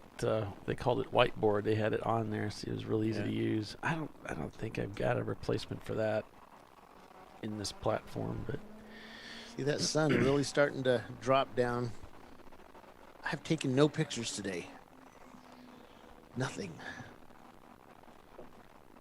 Wanted to try and get some night shots here, but I don't think I'm going to be able to. It's not night yet, so It's it's getting extra there. difficult. The sun has come around the building, and now it's starting to shine in the window here, and I'll tell you what, it's pretty hot. the So- Florida sun. In what year is this? 2019, the 14-hour race here, Team Infinity had 3rd place. Yep, I remember that. Then why'd you let me look through all of these? Well, So that, I'm just that, kidding. That sun coming in your eyeballs as you're coming down the back straight there, it's pretty blinding, especially once it gets lower. 8th place in 2018. Let's see. 6th place at that race as well. They did 6th and an 8th place in back-to-back. How many hours we got left? 3 hours and 44 minutes. 3:44, yeah, Woo. unofficially. Almost there, buddy. Yeah, we're almost done. Shoot, let's do another one. Only 3.5 hours plus. I can taste the bar already. Though I don't drink. Right. A little less funny coming from you. Yeah, Ray and I are going to head out tomorrow morning bright and early. We're going to go to the Don Garlett's Museum of Drag Racing. Up in Ocala. Yeah, Gainesville or Ocala or something like that. It's right off the highway. Yeah. We drive by it all the time, but we don't Right. actually stop. Me too. So we're stopping. It's like I never feel like I have time to do that too. I know. It's like the coming down 95 in Georgia. I think it's Georgia. There's that Fifth Air Force Museum or something, and every time I go by, it's like, man, we got to stop there one day. On the way back, and then on the way back. Oh yeah, you're on the way back. You're like, I just want to go home. Right. I'm tired. I'm sweaty. I just want to go home. Yeah, just want to go home. And December 17th, they had a third place finish, Team Infinity. Another third. Okay. Well, this December, they're going to be at the highest they're going to get is probably a second, because you know who's going to get first? The Opal. Whatever. I picked up my fire system today from Discovery Parts. My Lifeline. Does it have a turbo hidden in it? 2020 Fire Marshal. Well, this is the car that had the smoking front wheel or something. No, in stock. It says it's empty though. I don't know what they're doing. Driver doesn't know what they're doing. Hands are up the ears like, I don't know. We're just looking at it, trying to do something.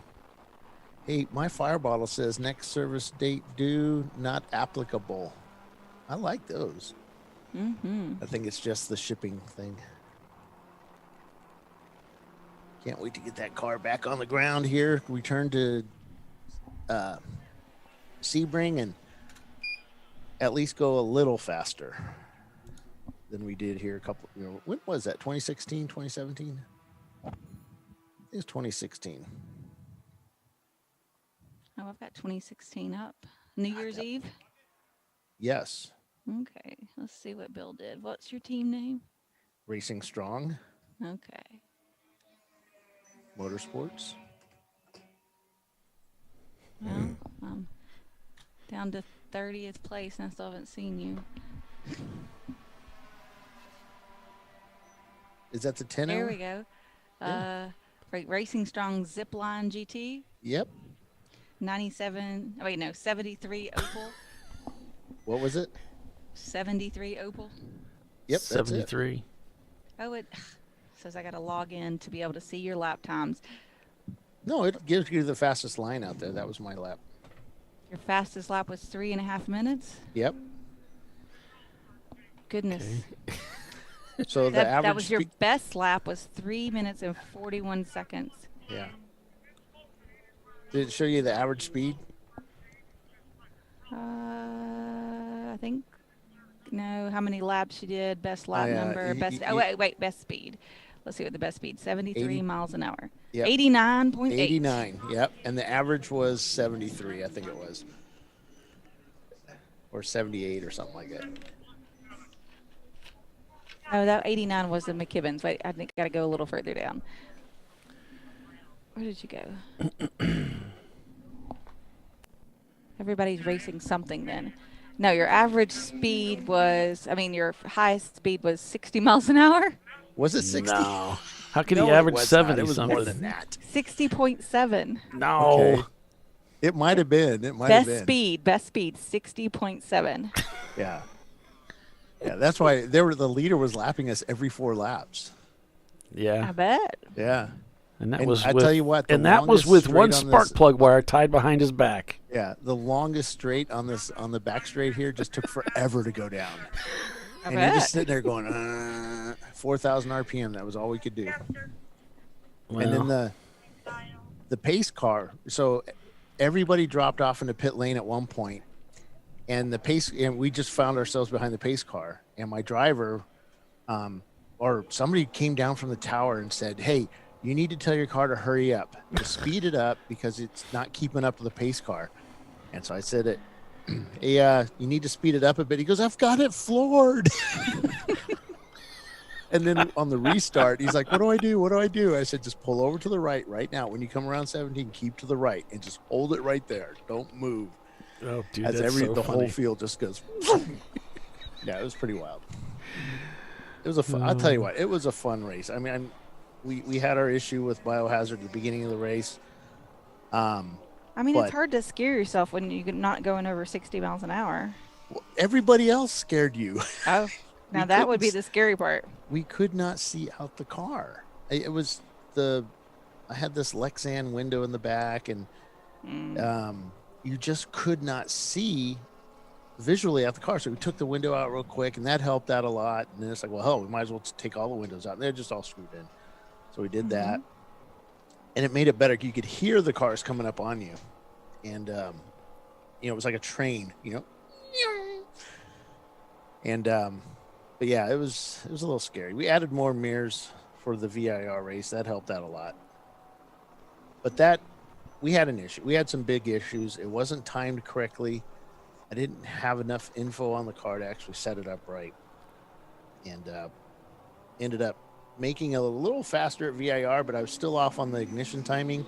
We were 10 degrees off on it, and once I set that up, that car revs it just, it's really different now. If it's fast, but it'll get up to like 65 now. No, it'll get up to maybe 100. It may break 100. It may not. But it doesn't matter. You know why? Because we're having fun doing this, and that's what this is all about. I'm just giving you crap. I know, and I don't care. And, there was one time when I used to be the fastest. I just happened. You said that, and I just happened to have the 2016 race pulled up on Speed Hub. So I was like, well, yeah. But we didn't finish last. Did you see that? Yes, I did. We did not finish last. What place did we finish? I just clicked out of it. Hold on. Oh, sorry. Like 40th or something. Yeah. And I did have a race with one guy who was this really beat up BMW, and I think I was making it tough for him. He was just trying to get the car back to pit lane, and I finally had somebody I could race with, but he was like hurt really bad, his car. It's like, leave me alone, dude. I'm trying to limp it in. I passed a car. Okay, both tires were flat. Bill but was hey, so I excited. passed him. Yes. Fair and square. I own you, man. He's pointing. I own you. Yes, I own you. He goes by. Yeah, I talked to the guy afterwards. He thought it was really funny because he had passed us like 100 times. And he goes, yeah, when you passed me, I felt like really bad. It was really cool, though, because I was able to drive the car straight through impound. I mean, because they made me go through impound. And then straight onto the trailer. But, that was back. Why'd they make you go through impound? No, I'm just kidding about going through impound. They made me bypass impound. I wasn't used to that. I'm like, can't I just turn left? You weren't used to it. Give me a break. I'm so used to being in impound. You're so used to being in the paddock. What are you talking about? I used to be a winner. I'm not used to this going straight to the paddock crap. Yeah, right. But it was fun. I mean, it's. Well, I mean, in this 2014 race, Racing Strong MR2 is in 4th place. Yeah. That's a good finish. Yeah, we did well. We were in 2nd behind Kevin Smith, and then we had a behind the Z32. Flat Out Racing. Yeah, Flat Out. Yeah, they won the race. Yeah. And we were at one point in 2nd, and then we had an issue with the shifter cable, and I tried to do some freak fix on it to make it work, and I don't know what I did, but I pushed down on it and it fixed itself. And I could have done that 45 seconds earlier, and we lost a place or two. And yeah, that was the closest I got to winning this race. But you know what? I was happy. That was a good race, because this track is so unforgiving. It's probably one of the hardest tracks to win at. As a car locks up going into turn 7, a big, huge puff of white smoke as he locks those rear tires up. Little Miata. We hear him screeching coming in. Yeah. Got it woed down, though. Yeah. He got it woed down. Yeah, that was kind of fun taking that, because I know with our MR2, it was just so quick through there, and you really had to push the car through it with that mid-engine. But the Opel, you just steered it through it. Full speed. I remember my son didn't have to use the brakes. No, well, I remember my son, he's crew chief in the car, and there's another car locking it up going into that corner. My son said, first pit stop, check the brake pads and all that. I'm like, dude, I only use the brakes for, I think, 7 to actually make the car rotate a little bit, because you weren't going fast enough. which was Believe fun. you. Yeah. That we never used them. The brakes looked brand new when we checked it out at home. And then, of course, Biohazard, we collided going into, where's that, 10? Turn 10? That's not fun. Yeah. No. Well, if you're gonna hit a race car, hit your teammate. Isn't that it? It depends on who you ask, I believe. Yeah. Troy was not happy, but it is what it is. They hit me, by the way. That's what everybody says. No, they did. We have video. And then that was the weekend that I think Biohazard took second, but he had FTD that race because Randy Popst. Oh, was driving the car? Yeah. Gotcha. And it was fun because every 4 laps he'd go by me and I'd hear him, Bill, on your back, because we shared radio frequencies. Mm. And then we were going so slow, I was able to take notes. Randy would give you, talk us. Hold on a second. Podcast as you go around the track. People locking up their brakes.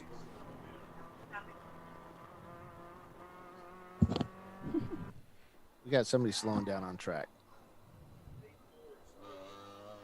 8-4 is smoking. That's the Speedway Creations.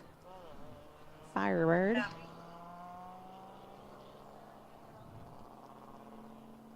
Just smoking, no dropping. All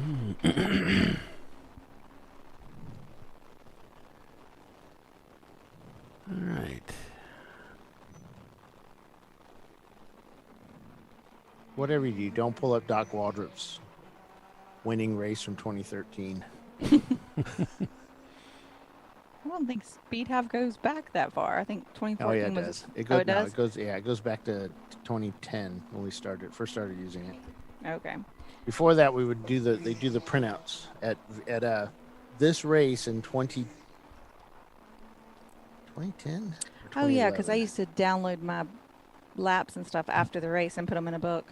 Yeah, they would print them out and put them up on a board, like every hour.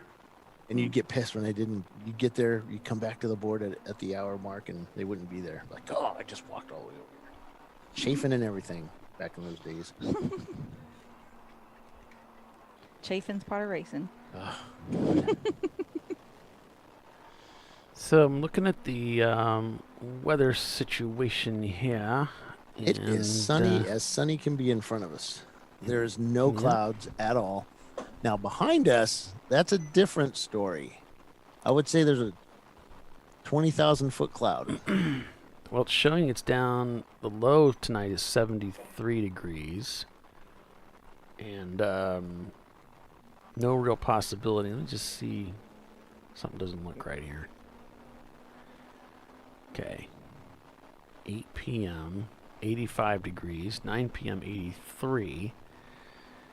And 11 p.m., 0%. So I don't really see it's showing now. AccuWeather's showing 0% chance of rain.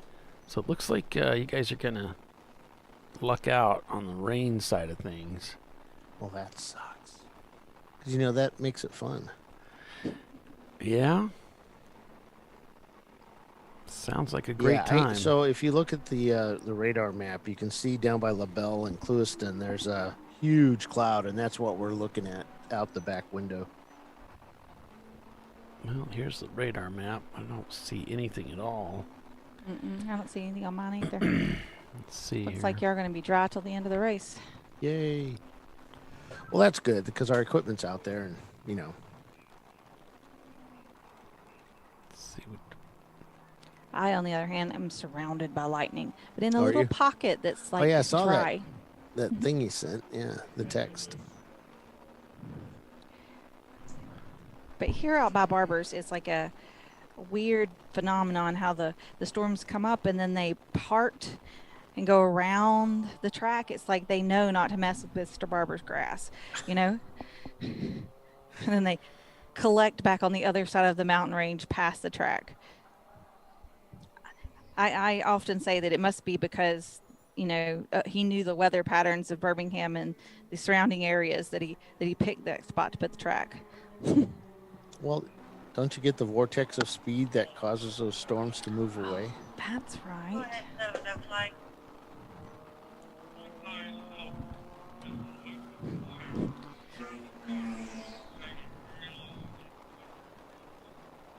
So 19 is has a loop of wire hanging low. 19 is Team Infinity. Yep. That's all he needed. And it's arcing every now and then. You said arcing? Really? Man, they must be really paying attention. So, I guess that's frowned upon. Arcing and all. Oh, right before 7, 19 had a pretty long 4-off, they said. Right before that, they reported that. We saw him go through 7. He was a little sideways. Could hear it. He was definitely wide, a little deep in the corner. I don't know. I guess he went in the grass after that. Yeah. And I think the sun's kind of in your eyes heading into 7 too, isn't it? Yeah, we're getting a lot of people like locking up their brakes as they go in there. It's like maybe they don't see those can't see those it. markers. Well, if the sun's in your eyes, it may make them a little harder to see. Yeah. I mean, those going into 7 and going down the back straightaway are headed in the same direction, like with north, east, west, south, kind of same direction. So you should be facing the sun on those two places. Well, it's time to go off to break again. Tiffany, do you want to talk us out? Sure. We've got 3.5 hours. We're at Sebring International Raceway for the Senator 14-hour presented by UUC Motorworks. We're going to take a few minutes, pay the bills, and be right back. Thanks.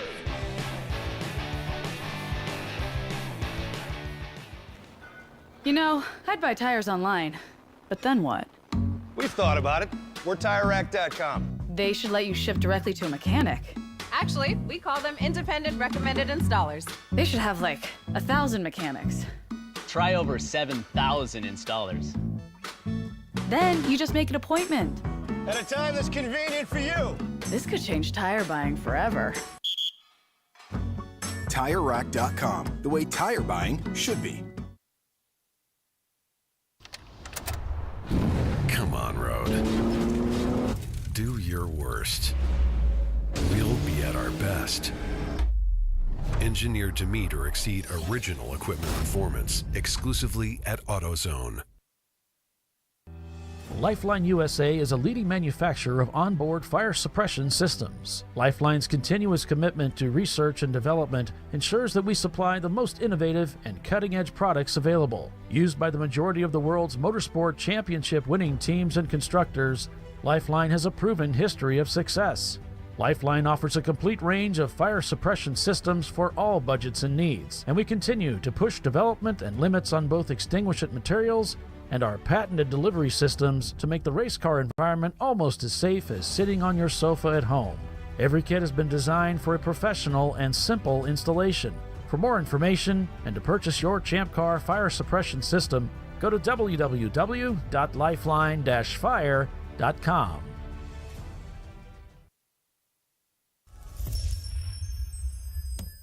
Frozen rotors from Diversified Cryogenics deliver increased performance and a higher level of safety, while significantly reducing braking system costs. So to tell you a little bit about the durability of this product. So we have seen an incredible extension of the life of our brake rotors using frozen rotors. We've gone from brake rotors every other weekend to 6 weekends on one set of brake rotors, and I think they can go farther. The durability has been amazing. And it's been a fantastic season, and man, a lot of that is due to the way our car can brake on those frozen rotors. For more information, go to frozenrotors.com. Located in Northeast Ohio with 40 years of combined experience, Money Shift Racing knows how to deliver performance and safety, offering everything you need to get your vehicle and drivers ready for race day. From safety equipment to full engine assembly and repair, in-house fabrication, 3D design, and rapid prototyping. Money Shift Racing. performance done right. Discovery Parts is a veteran-owned racing and safety equipment company.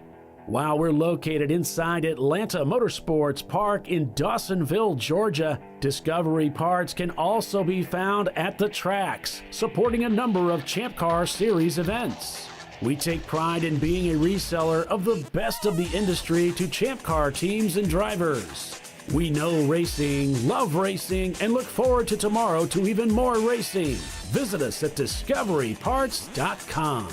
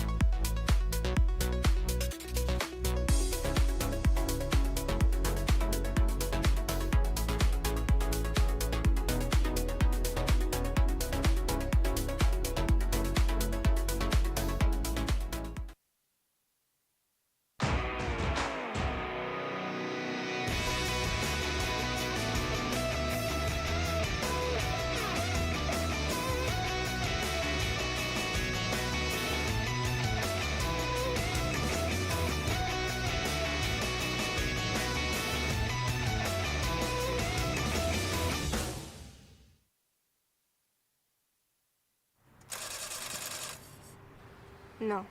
Seriously?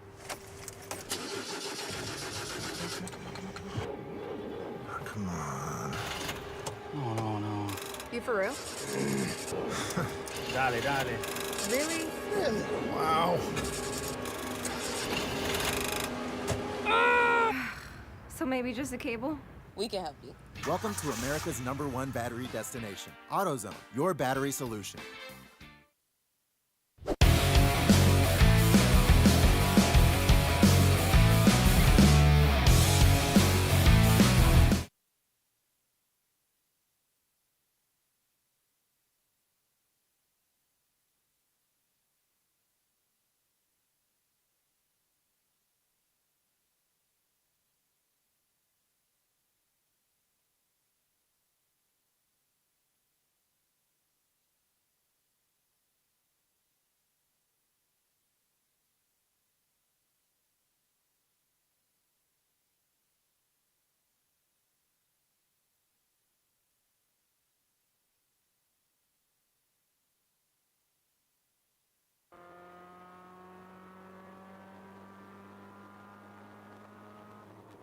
And we're back.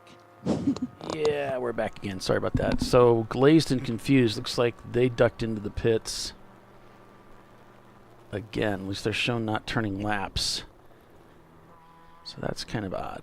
Let's see here. 100. No, I guess that's about right.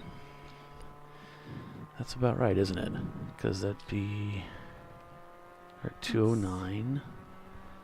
So that's about 30 laps, right? Yeah. Let's see, it was about 6:10 that their last driver went in. Oh, I'm sorry, that's my time. That'd be 7:10 for you. Yeah, and I'm showing RPM also not turning laps.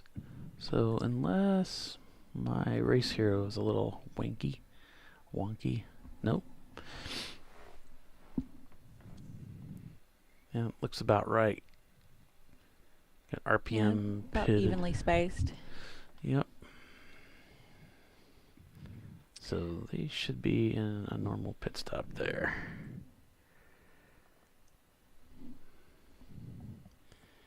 All right. So probably just a standard pit stop. Now these guys race Spec Miatas, and they're here. Two of the drivers are here. I think they flew in from California. Let me roll back. Yeah. Calum and Francis flew in from California to do Sebring as a bucket list track. Steve raced here at New Year's with Speedworks. And they're all, no, that's the 981. Sorry, they're here for bucket list. The 56 has all Spec Miata, 2 national championships, and the other one, another Spec Miata racer. So that's all the Spec Miata racers in the 56. Glazed and confused, heading back out. They've crossed the pit loop. So standard stop for them.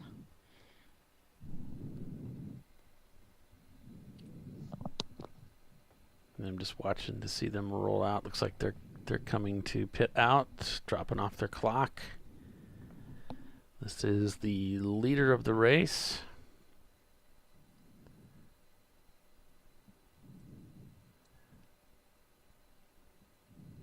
Got held for just a little bit, and it looks like they've been released. Rejoin the race. If that's the same car, I'm not sure. It should be a 90 Miata, so That doesn't look should be like a orange. Miata. That kind of looked like a BMW headlight, so. Yeah, it didn't look orange. It didn't look orange, did it? Okay, so maybe that's not it. Looks like the RPM Auto Works is not turning laps, so they might be in the pits. It looks like it could possibly be about time for them too. It looks about evenly spaced, so could be just a standard stop for them. That's the 4th place car. And then this is the 4th place, an EC car that's shown in 8th overall, but the first of the EC cars, because they're scored against each other, just the other EC cars. Yeah. Just in case you haven't heard me explain that 15 times or something. But you know, our buddy the pro, he said, you know, that's what you do. You explain and re-explain and cover the same things from time to time. Isn't that the advice he gave us? He probably did. I know that's what we do. That's what we've always done. The standings, yeah. Yeah. That's basically what we do. My strength is in pointing out the obvious. That's exactly what I do. But I try to bring value, something more than what you could have gotten yourself, or at least bring it together in a concise way to make it a little bit easier for you to digest. Yep, and we're friends and family who are at home, who are not racers or they don't run in our series, you know, where they understand what's going on just the same as, you know, our seasoned veterans. Mm-hmm. Now, when I first started getting into the sport, I didn't understand the language at all. And so I joke with Bob Varsha that he taught me about motorsports because I started watching all the Grand Am racing back then, and he was calling those races back in those days. And I was like, Bob Varsha taught me everything I needed to know. Anyway, I learned some of the basics and some of the language and a little bit of understanding about a few things before I actually got on track for the first time.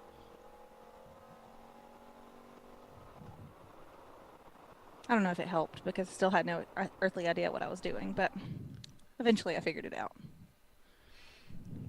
Well, if anything, it helped you for this, prepare for the glory and fortune and fame of broadcasting. Oh, yes.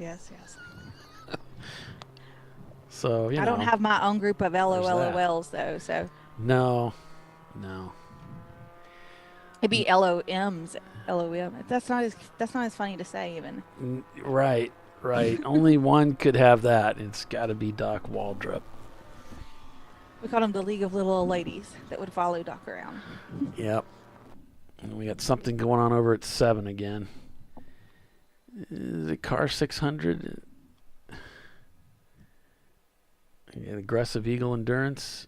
Looks like they might be stopped. Looks like everybody's moving but them. Yeah.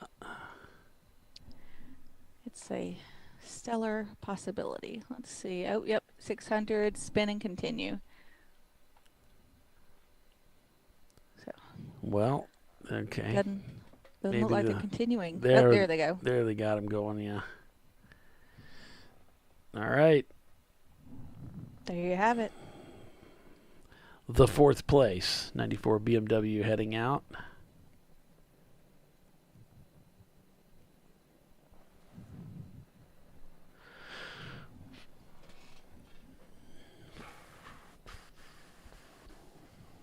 Okay, the 56, that was the standard stop as kind of anticipated. Todd Burris is in the car now. And the Glazed and Confused are lead car. All right. Go, Todd. It's your birthday. Well, it's Polly's wife's birthday, so I mean, like, you could still use it. I Yep. guess. I told her that you wished her a happy birthday, so she liked that. She said Oh, thank yay. you.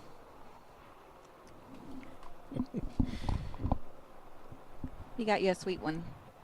I do. She's the greatest. She's the best. Mm-hmm. So I'm thinking with a little over 3 hours to go, Glazed and Confused probably has one stop left to finish it up. Right. It should be a pretty easy ask for them. Yep. Just kind of an hour and a half, and then hour and 40 minutes in switcheroo and take it to the end, right?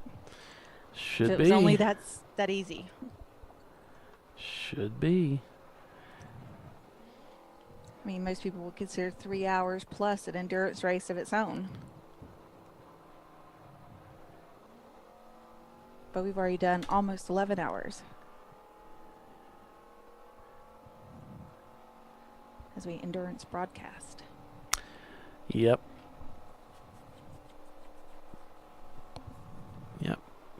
Which is nothing compared to the VIR race we're going to do next month. Oh, wow, that kicked my butt so bad last year. I've called the race all night with you guys for years, right? Like, no problem with that. I can stay up. I can miss one night of sleep. Not a big deal. I had not, on the other hand, raced and done 2 stints in the car and called the race all night long. That was more difficult. Yeah. When I got back in for the sunrise session, I found myself foggy. Yeah, I wouldn't be able to do that.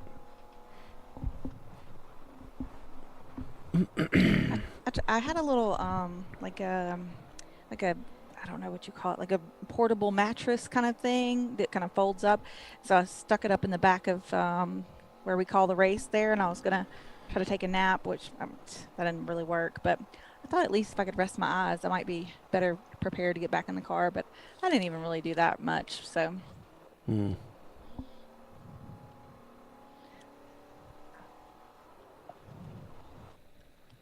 That was more challenging than I thought it was going to be. So, you live and you learn. I mean, I still did it. I did my whole session. So what are you going to do different this year? Nothing, probably. Yeah. I may not bring that mattress because then I don't have to lug it up there and You don't need to bring it. It's not going to work anyway. Forget it. Right. Leave it at home. It's funny. And there's a good chance I'll probably do the same stints too. So like, whatever. I think it's going to be similar. If we do have some fog and get a chance to take a break, that'd be cool. But last year we did not. So we'll just see how it rolls out. Yeah, you might get that fog break. I forgot about that. That does happen. It happens a lot, actually. It's been a frequent occurrence, especially in the middle of the night. But last year, the first time I'm broadcasting and driving at the 24, it did not happen. And I counted on it because we'd had it several years in a row. Yeah. Oh, well, that's part of it. And then I left the track after the award ceremony and drove to Asheville, North or South Carolina. Which Carolina is that in? I think it's North Carolina. One of them Carolinas. It was like 3 hours, which is about 2.5 hours too long. Whew. I was on my 17th wind. Brutal. Yeah. But I hung in there. I made it. Went and found myself some dinner and a beverage. Checked out Asheville for a little while. Oh my gosh, that thing that you and Doc did for the 24, and I remember Doc said, I don't even remember how I got home. And he was driving. So tired. Yeah. He was so tired. Can't even remember how he got home. He's like, I'm never doing that again. It's like, man, how could you guys do that? Yeah, we drove all the way back to Atlanta. Well, I drove probably a good ways, and then I was going to try to get some rest because I was going to drop him off and then drive the rest of the way into Atlanta where my friend's house was.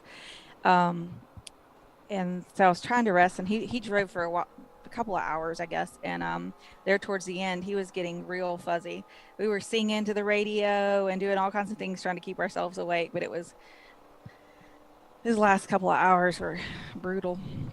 We both were like, no, we're not doing this again. No. But we hadn't got a hotel that night, so You're kind of committed. Yeah. You felt like, Yeah. I don't want to stop and try and get a hotel. And then we hadn't got a hotel the night before because we stayed up all night doing the race. And then we didn't get a hotel the night before because it wasn't in the budget.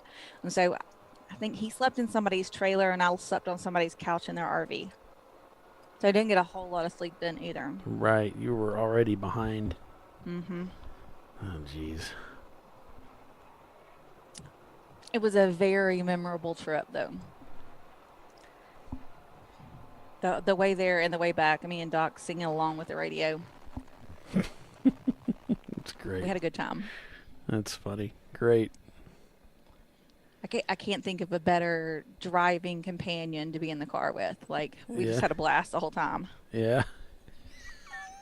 I'll bet. Because it's kind of like, the fun we used to have on ChampCar.Live, but like the unedited version. Right. He's such a character. He's so much fun to be with.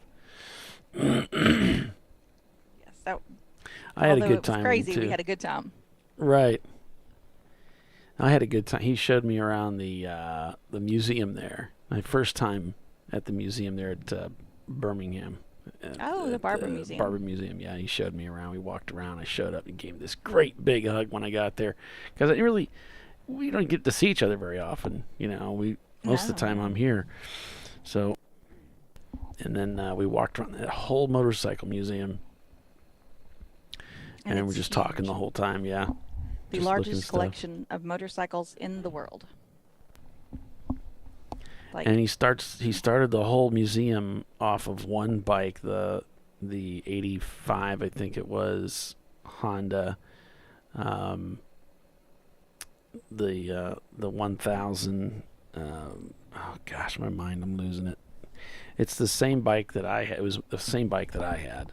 Oh, really? Yeah, and the VFR 1000, the Honda, and it was such a cool bike. My dad had it, and I bought it from him, and I wrecked it a couple times and restored it, and then sold it to this guy that owned the Honda store here in Fort Wayne, one of the two Honda stores in Fort Wayne, because he always wanted one but could never could find one.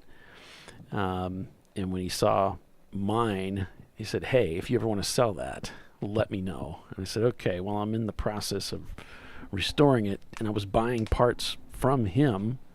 Oh, was there a car stopped off course there?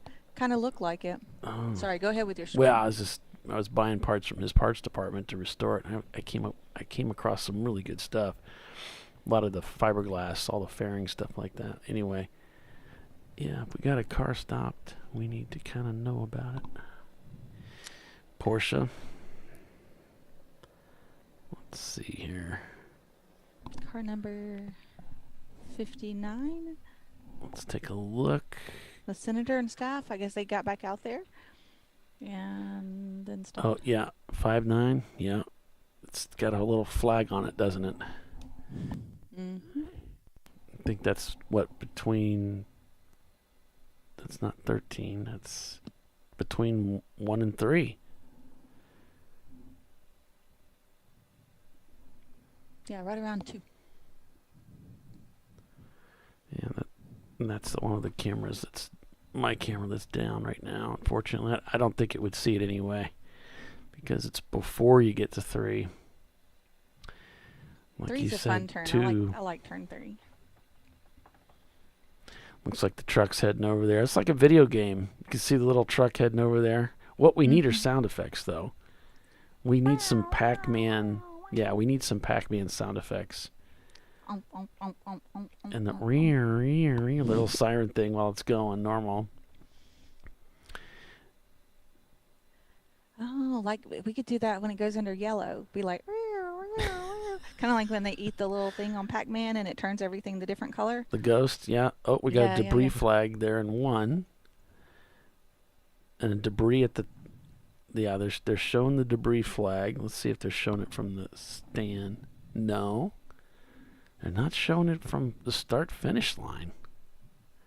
So maybe in turn 1. Can we see in turn 1 from the pit out cam? No, because it's facing back the other way. And we got this one, and even though it's spotty, we can't see the flagger. You can see that the sun is starting to go down there. Oh, yeah. Big time. So 59 still shows stopped. Yellow flag, car 59 stopped off track, turn 2. So we are getting that. I don't think Bill wants to talk to us anymore.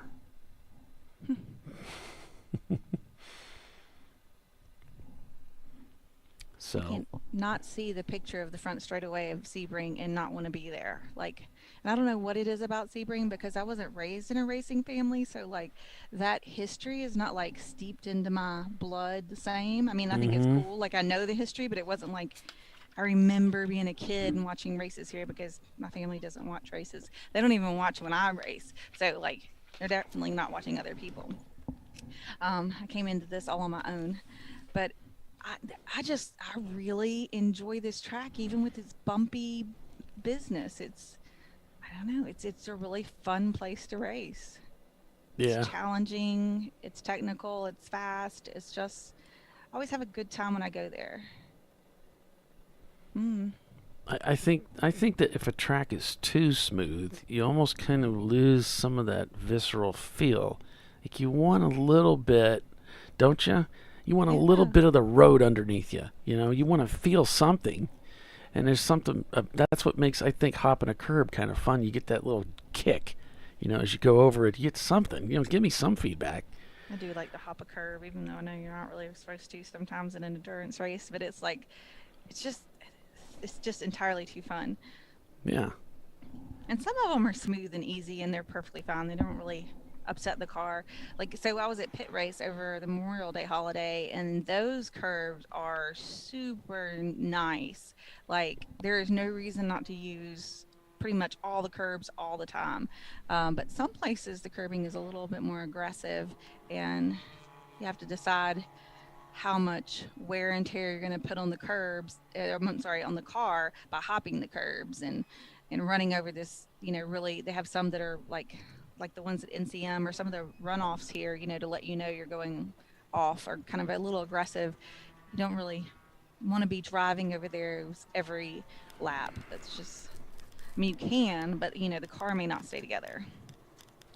So. Well, after all this, I'm just now realizing it's the 59 car is the senator and staff car. I mean, we have a camera in that car all this time. But, yeah, they're being towed back, obviously, so. So whatever fix they thought they had did not actually work. Yeah, or it could be a new problem. Oh, yeah, there's those.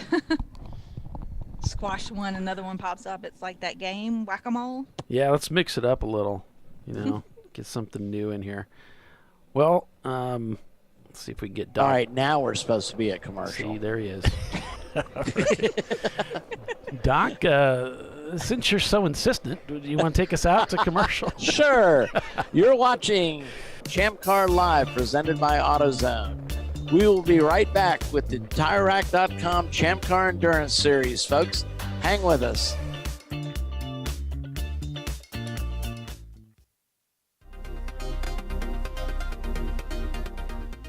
Welcome to TireRack.com, revolutionizing tire buying since 1979.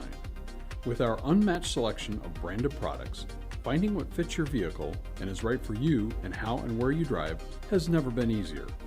Through helpful online shopping tools that include our professional hands-on reviews done at the introduction of a tire and consumer reviews that give real-world feedback over the life of the tire, you can make the right tire choice and find exactly what you need.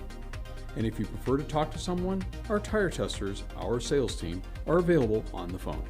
And that's how we get you the right tire for you and your vehicle for where and how you drive.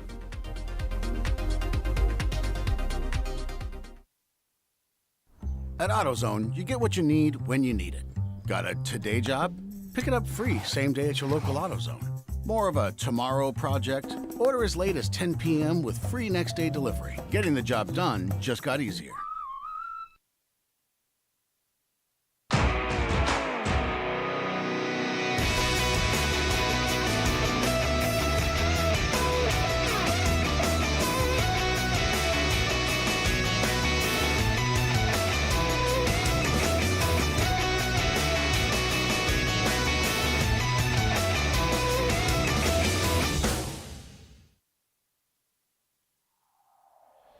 Discovery Parts is a veteran-owned racing and safety equipment company.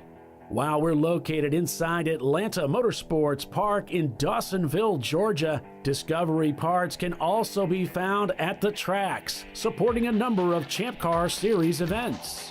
We take pride in being a reseller of the best of the industry to Champ Car teams and drivers. We know racing, love racing, and look forward to tomorrow to even more racing. Visit us at discoveryparts.com.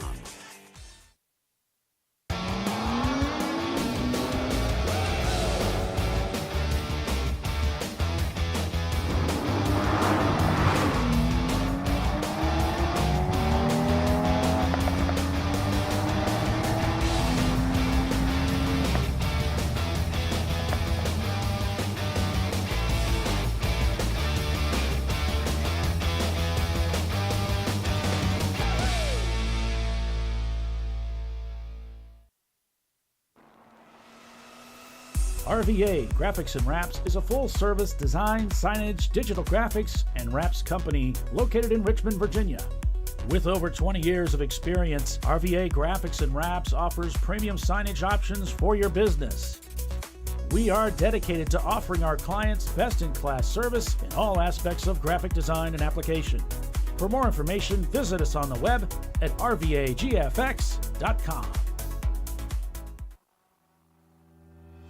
Lifeline USA is a leading manufacturer of onboard fire suppression systems. Lifeline's continuous commitment to research and development ensures that we supply the most innovative and cutting-edge products available. Used by the majority of the world's motorsport championship-winning teams and constructors, Lifeline has a proven history of success. Lifeline offers a complete range of fire suppression systems for all budgets and needs, and we continue to push development and limits on both extinguishment materials and our patented delivery systems to make the race car environment almost as safe as sitting on your sofa at home.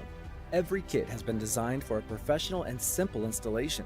For more information and to purchase your Champ Car fire suppression system, go to www.lifeline-fire.com. Located in Northeast Ohio, with 40 years of combined experience, Money Shift Racing knows how to deliver performance and safety, offering everything you need to get your vehicle and drivers ready for race day. From safety equipment to full engine assembly and repair, in-house fabrication, 3D design, and rapid prototyping. Money Shift Racing. Performance done right. Frozen rotors from Diversified Cryogenics deliver increased performance and a higher level of safety, while significantly reducing braking system costs. So to tell you a little bit about the durability of this product. So we have seen an incredible extension of the life of our brake rotors using frozen rotors.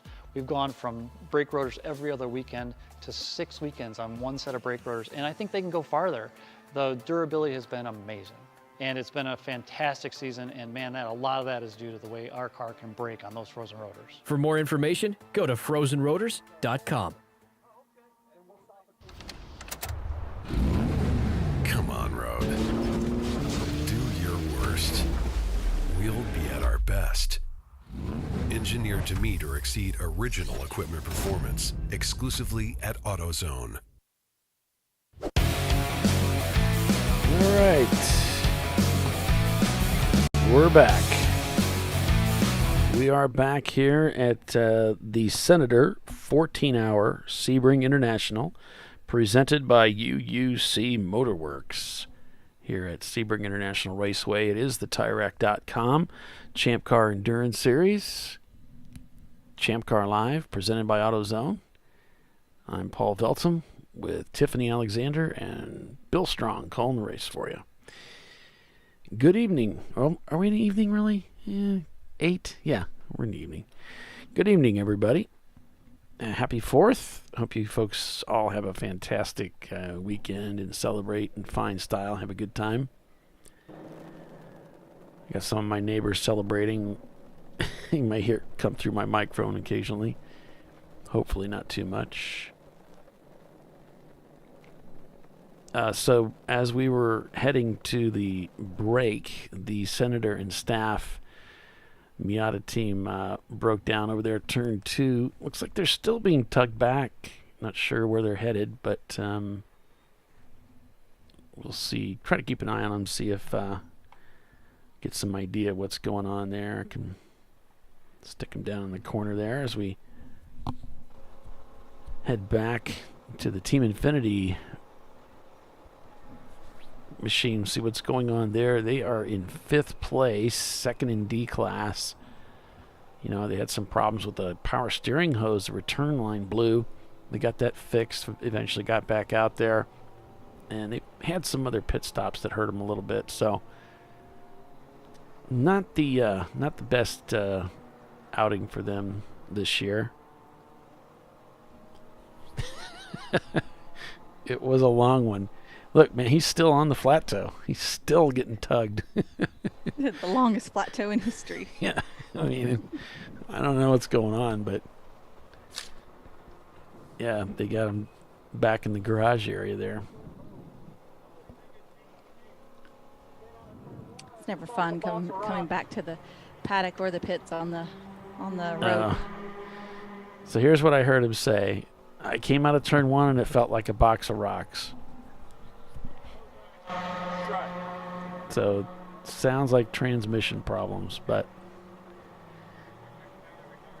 he's looking under the front of the car. I think that's just to unhook the tow rope. Well, at least he didn't run over it.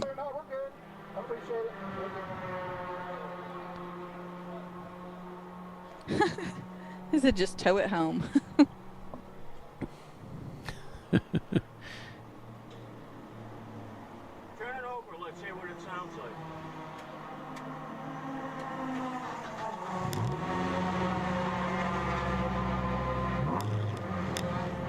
Engine sounds fine. It sounded like a box of rocks. What? It sounded like a box of rocks that came out of one. Sounds good. Oh, there it is.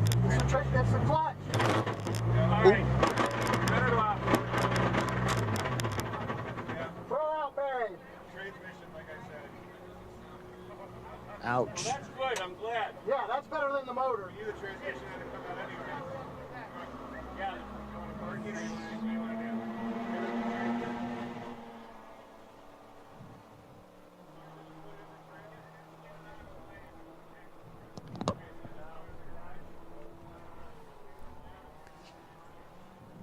Is Bill Strong time to talk to us? Oh, no. I was talking to Dana, letting him know what was going on with Coleman's car. So, yeah, we've got some folks coming on pit lane now. We're trying to the marathon car just pulled in for pit stop. They're putting a new driver in, putting a ton of fuel in that thing, and then they're going to get their flagtronics fixed.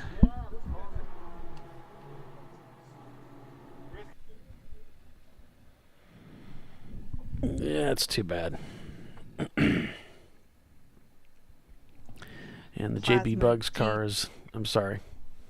Go ahead. I was just going to let people know the JB Bugs Super Beetle's in the garage still. Oh. That's it. Plasma GT is saying we need some tacos for those maracas. I was thinking we need some margaritas to go with those maracas. Yeah. That's what Doc would say. So is the VW done? I don't know. I could go down. You want to go down and ask him, see what's going on? I don't I'm see. gonna go find out because I think they're right below us. I don't see anybody around it. So I don't know why they put it back in the garage if they're done. But there's nobody around it, so I don't know. Bill's going to go find out. We'll put our crack team of reporters on it. Get that hard-hitting story for you folks.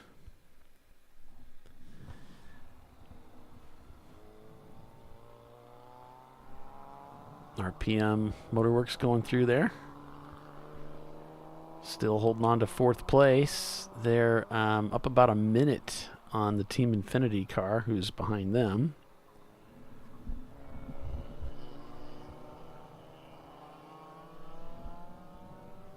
Yes, they are shenanigans too. They are indeed that.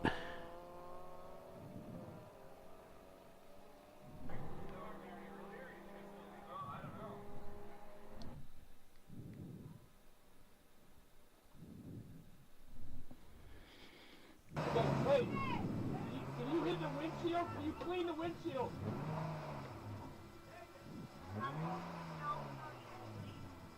It's like, can we get a full service pit stop, please? Well, that was quick though. He had that windshield cleaner was like right there. I mean, while you're standing there.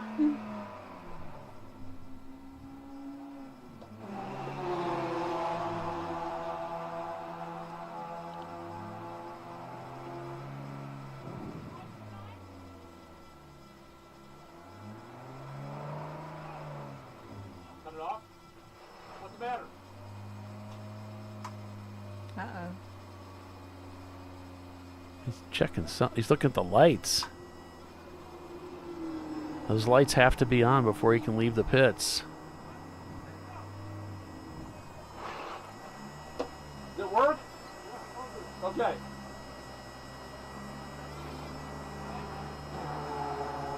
This is our 2nd place car. Yeah, radio check. Tell me exactly what time you have, Chris, just so I can know, match it with this clock.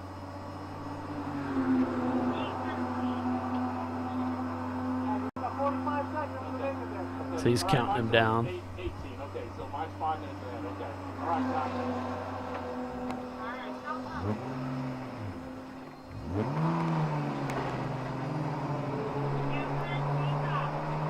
So everything looks to be okay there. Looks like JB Bugs is done.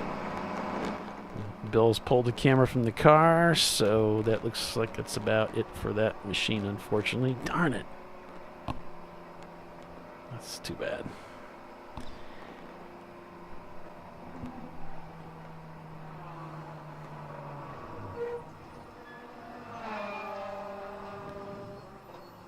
Shows him the wristband.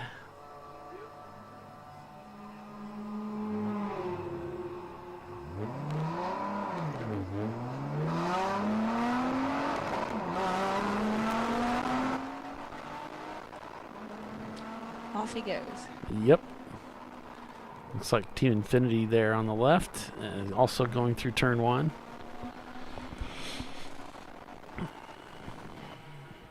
And So- Bill's walking around the pits, Corvette. So Kobe Racing is saying they're having some kind of steering column issue. They're currently in 12th place and our lead F-Class car. So the next time they pit, they're going to see if they can figure it out during the pit stop. All right. Yeah, because it was What's the Rush was the car that was behind them, and I'm not sure. Let me see. Yep, they're still turning laps. I just don't have a camera feed on it. That's all. But they're still out there. Yeah, a couple of cars behind them. They're shown as, well, it says 16th, but they're actually 15th because there's one EC car in there. Several laps back from them, but depends on how long this steering column issue takes to resolve or dissolve, either way. Yep. I think Bill's going to show us another pit stop here. Looks like the 775 of Fing Dog Racing. Yep. Sorry about the text overlay there. I'll get rid of that.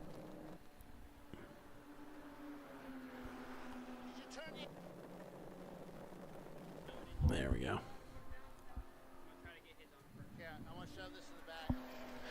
Sounds like he's going to put this camera in another car.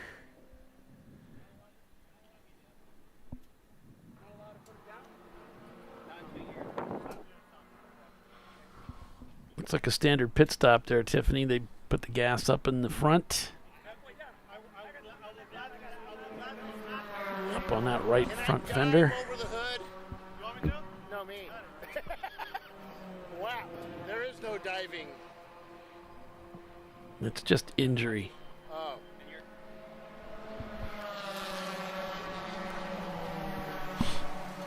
The King Dog is shown in 6th place.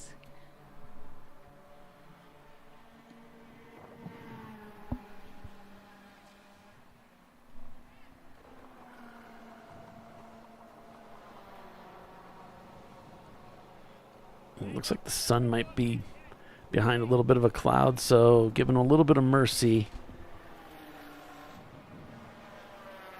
He's got something bothering him on the left side there. See, he's holding with his right hand. Whoa, he actually had to let go of the wheel. Yeah, it looks like he's having to drive with one hand in this Team Infinity car. Oh, he did let go. He's still... Something about the drink bottle. He's having trouble with the...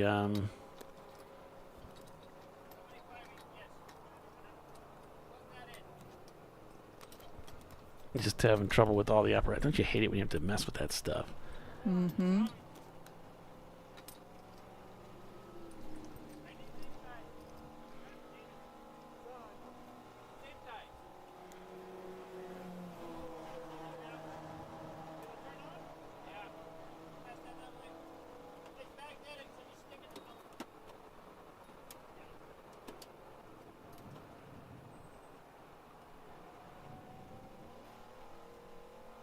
This is why you have it all plumbed into your helmet, Tiffany. You don't have to screw with this stuff.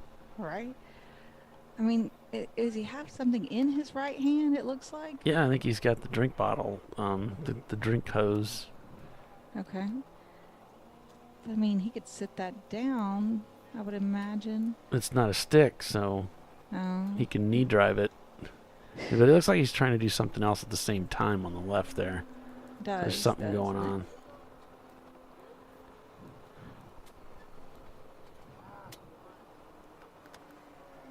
Oh, it's his cable. It's comms. That's what it is. Got unplugged or out of his helmet or something? Yeah, they've been having trouble with this all day, remember? Yeah. They had drivers saying the radio's dead, and he's trying to get it. That's what it is. He's trying to get it to connect to his helmet. And if he's got that that adapter, he's trying to get it to fit in there.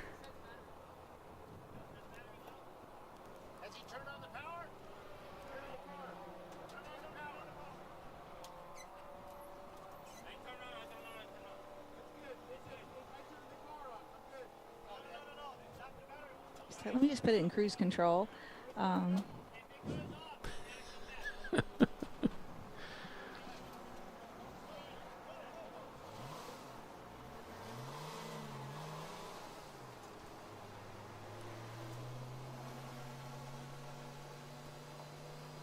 Looks like the Fing Dog is underway.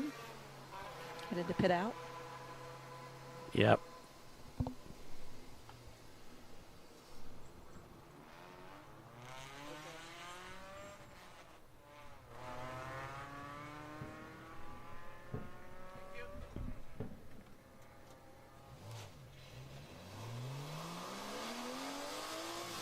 Oh, it's a beautiful Porsche Boxster engine. It's a nice sound, isn't it? Oh, it's nice, Tiffany. I love it. Make that black 16.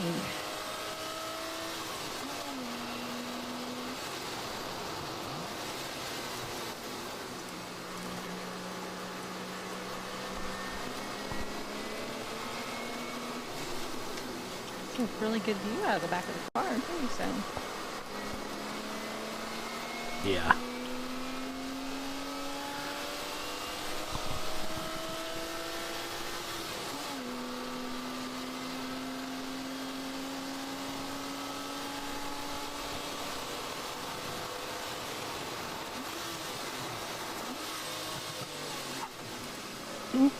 Bark the tires a little bit on the way down.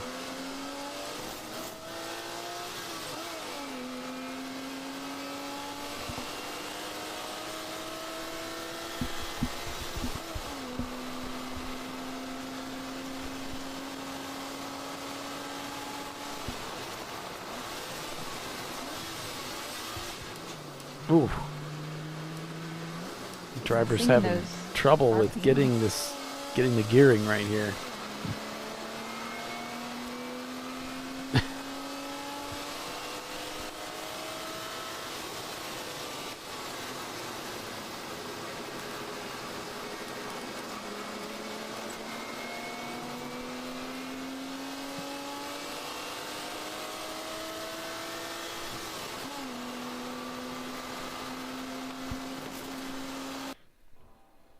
So Treasure Coast saying they're back out. You're currently shown in 7th.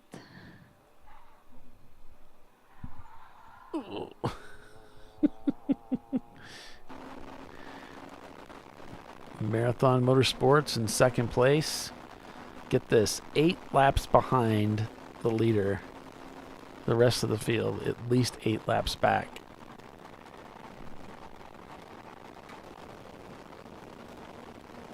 Third place is 13 laps off the leader. It looks like the sun is finally giving these drivers a break and dipped down far enough or behind a cloud or something to where they don't have to deal with that anymore.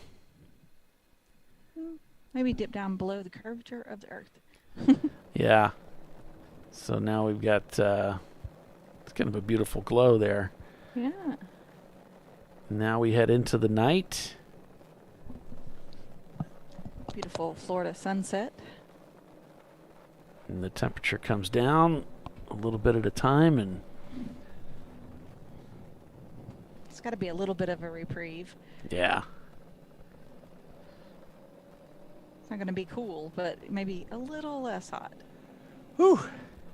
Well, thanks, Bill. Car number 775 has a camera aimed rear because I could not aim it forward. It was too high. Well, I figured There that we was go. the case. It looks cool, and it sounds great. And it's in a Porsche, so that makes it so much better. It does. And it's going backwards. Nobody around him, though. Yeah, I tried aiming it forward, but it was too high, and you just don't want to look at roof. Right. I figured, just look at the back. Whew.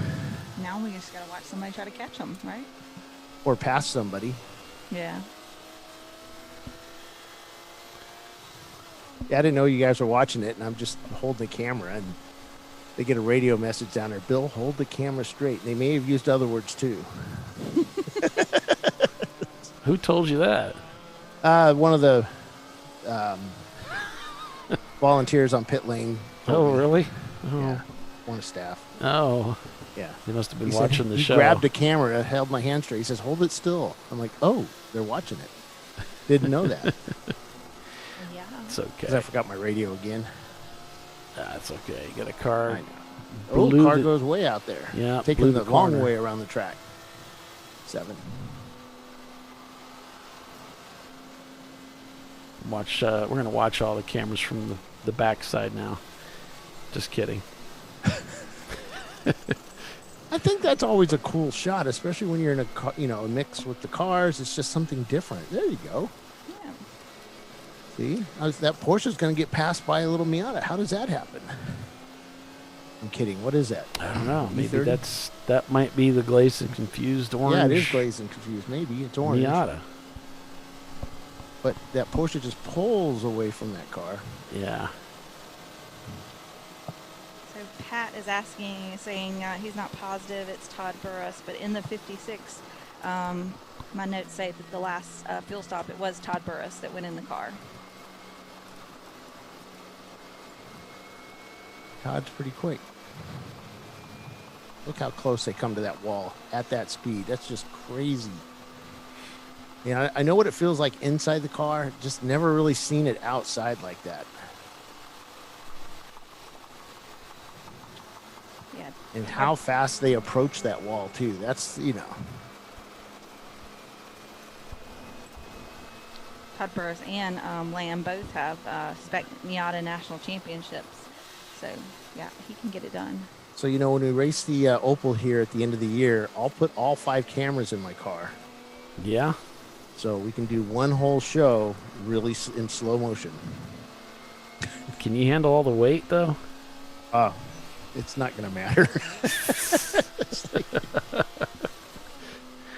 I thought that would throw all the mathematics off that you had worked out. Yeah, there's no math. Fuel, drag. Well, it has a wing. Weight to power to weight ratio. Yeah, there's 100 divided by what? 2,000. Let's say race weight's 2,000 pounds. So what's that? Power to weight ratio. 100 horsepower. And that's being generous.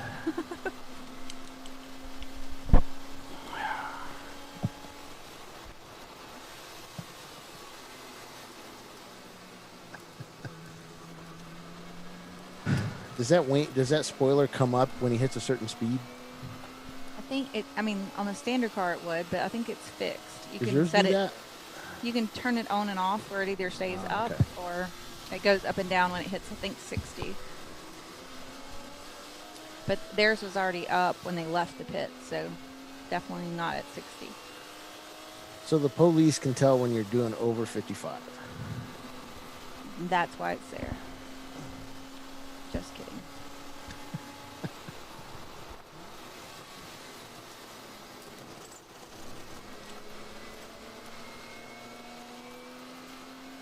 There's still quite a number of cars in here. It looks like the bug died, so the bug quit. So we put a camera in one of the cars there. We've got the pickup truck out there, EC, except it's not a pickup truck. It's a BMW shaped like a pickup truck, a 5 Series at that, which is really cool looking. I mean, I like the looks of that truck. So Kobe Racing, they came in for their pit stop and they had a steering column issue they were trying to figure out during the pit stop, and they report they've got it fixed and they're headed back out. So it's kind of cool seeing the cars at the top there. It's not ones we normally see, some of them, which is really cool.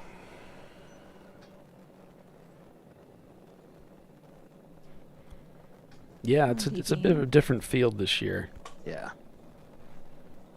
Glazed and Confused leads over Marathon Motorsports, followed by Ibex Racing. RPM Motorworks is 4th. In 5th, it's Team Infinity. In 6th, it's Fingdog Racing. In 7th, Treasure Coast Miata. In 8th, it's Open Throttle Racing. And in 9th, it's DVM Racing. And 10th, Open Throttle Racing.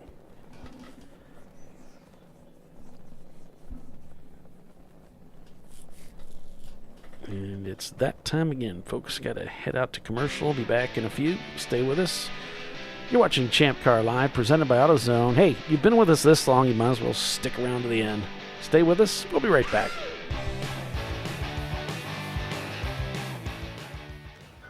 You know, I'd buy tires online, but then what?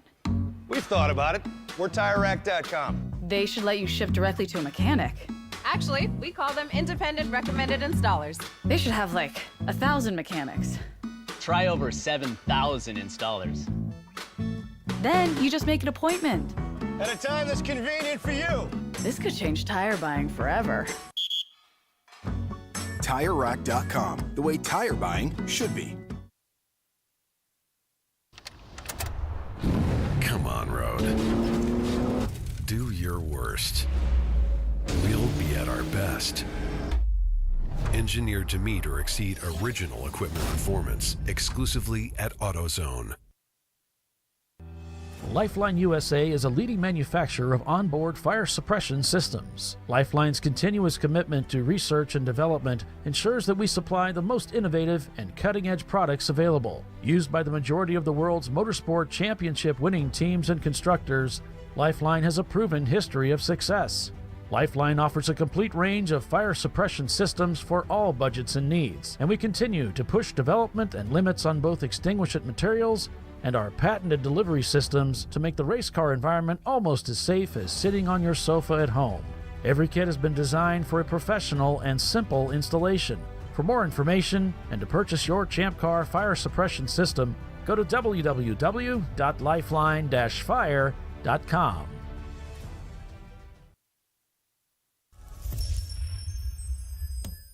Frozen rotors from Diversified Cryogenics deliver increased performance and a higher level of safety, while significantly reducing braking system costs. So to tell you a little bit about the durability of this product. So we have seen an incredible extension of the life of our brake rotors using frozen rotors. We've gone from brake rotors every other weekend to 6 weekends on one set of brake rotors, and I think they can go farther. The durability has been amazing. And it's been a fantastic season, and man, a lot of that is due to the way our car can brake on those frozen rotors. For more information, go to frozenrotors.com. Located in Northeast Ohio with 40 years of combined experience, Money Shift Racing knows how to deliver performance and safety, offering everything you need to get your vehicle and drivers ready for race day. From safety equipment to full engine assembly and repair, in-house fabrication, 3D design, and rapid prototyping. Money Shift Racing.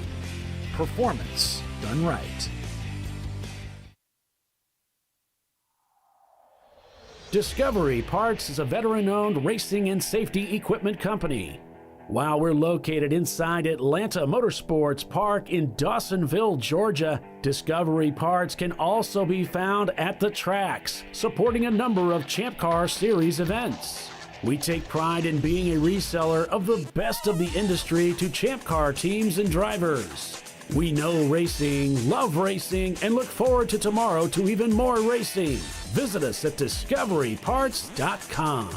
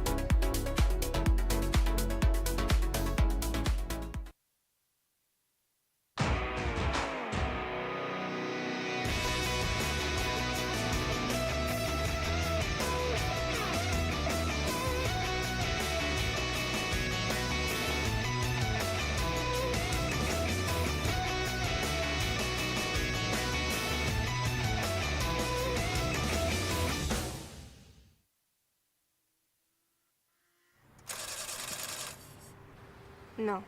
Seriously?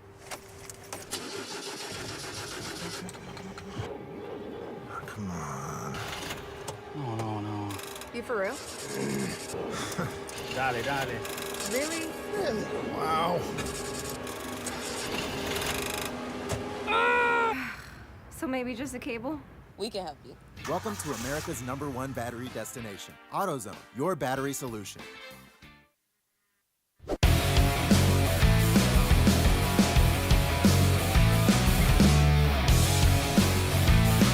And we are back. We are back live here, the Senator 14-hour at Sebring International, presented by UUC Motorworks. And unfortunately, the Senator and staff, Miata, it looks like they probably called it a day. Clutch problems. I'm not sure they want to hop in a hot race car, change the transmission out. I don't know. They've got 2.5 hours, roughly just under 2.5 hours. Maybe they don't have a spare training. I don't know. They're currently sitting in like 27th minus the EC cars, so it's 26th. I wonder if all their drivers got to drive today, because they had a lot of drivers. That might determine what they do. Yep. And there we saw Ed's car going by with that lit up shark fin.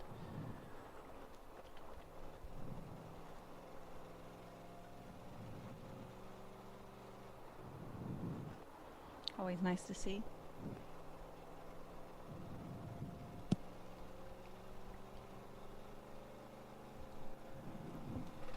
Yep, it's kind of fun. Team Infinity kind of holding themselves up there in that top 5 still.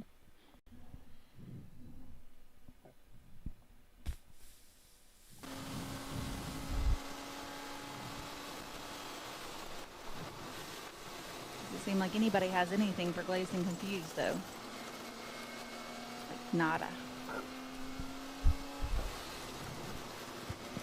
Yep, we're looking pretty solid there. Marathon Motorsports also looking pretty good with 6 laps on an Ibex. So it's a gigantic lead for Marathon there in second place too. So got to hand it to David Twatty and his team. They know how to get things done. Not blazingly faster than anybody else, just fast and keeping it out there on the racetrack. Ibex Racing, they're in 3rd place. RPM Motorworks in 4th. About a minute and 50 seconds behind them is Team Infinity. And doesn't look like they're catching the Mustang at all. They are 2 laps up on Fing Dog Racing, who is in pursuit.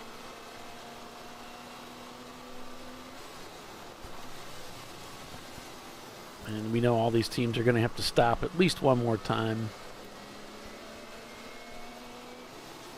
Yep, because our driver stint limit is 2 hours, and we still have 2 hours and 20 some odd minutes left. So, you know, everybody's got at least one more stop to go.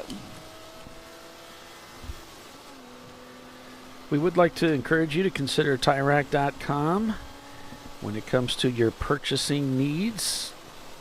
You'll get free shipping on all orders over $50. So whether it's tires, wheels, brakes, suspension, all parts and accessories, it's the way tire buying should be. So they have, you can upgrade your garage, upgrade your car, your truck, lift, lower, fine tune, otherwise light the way, whether you're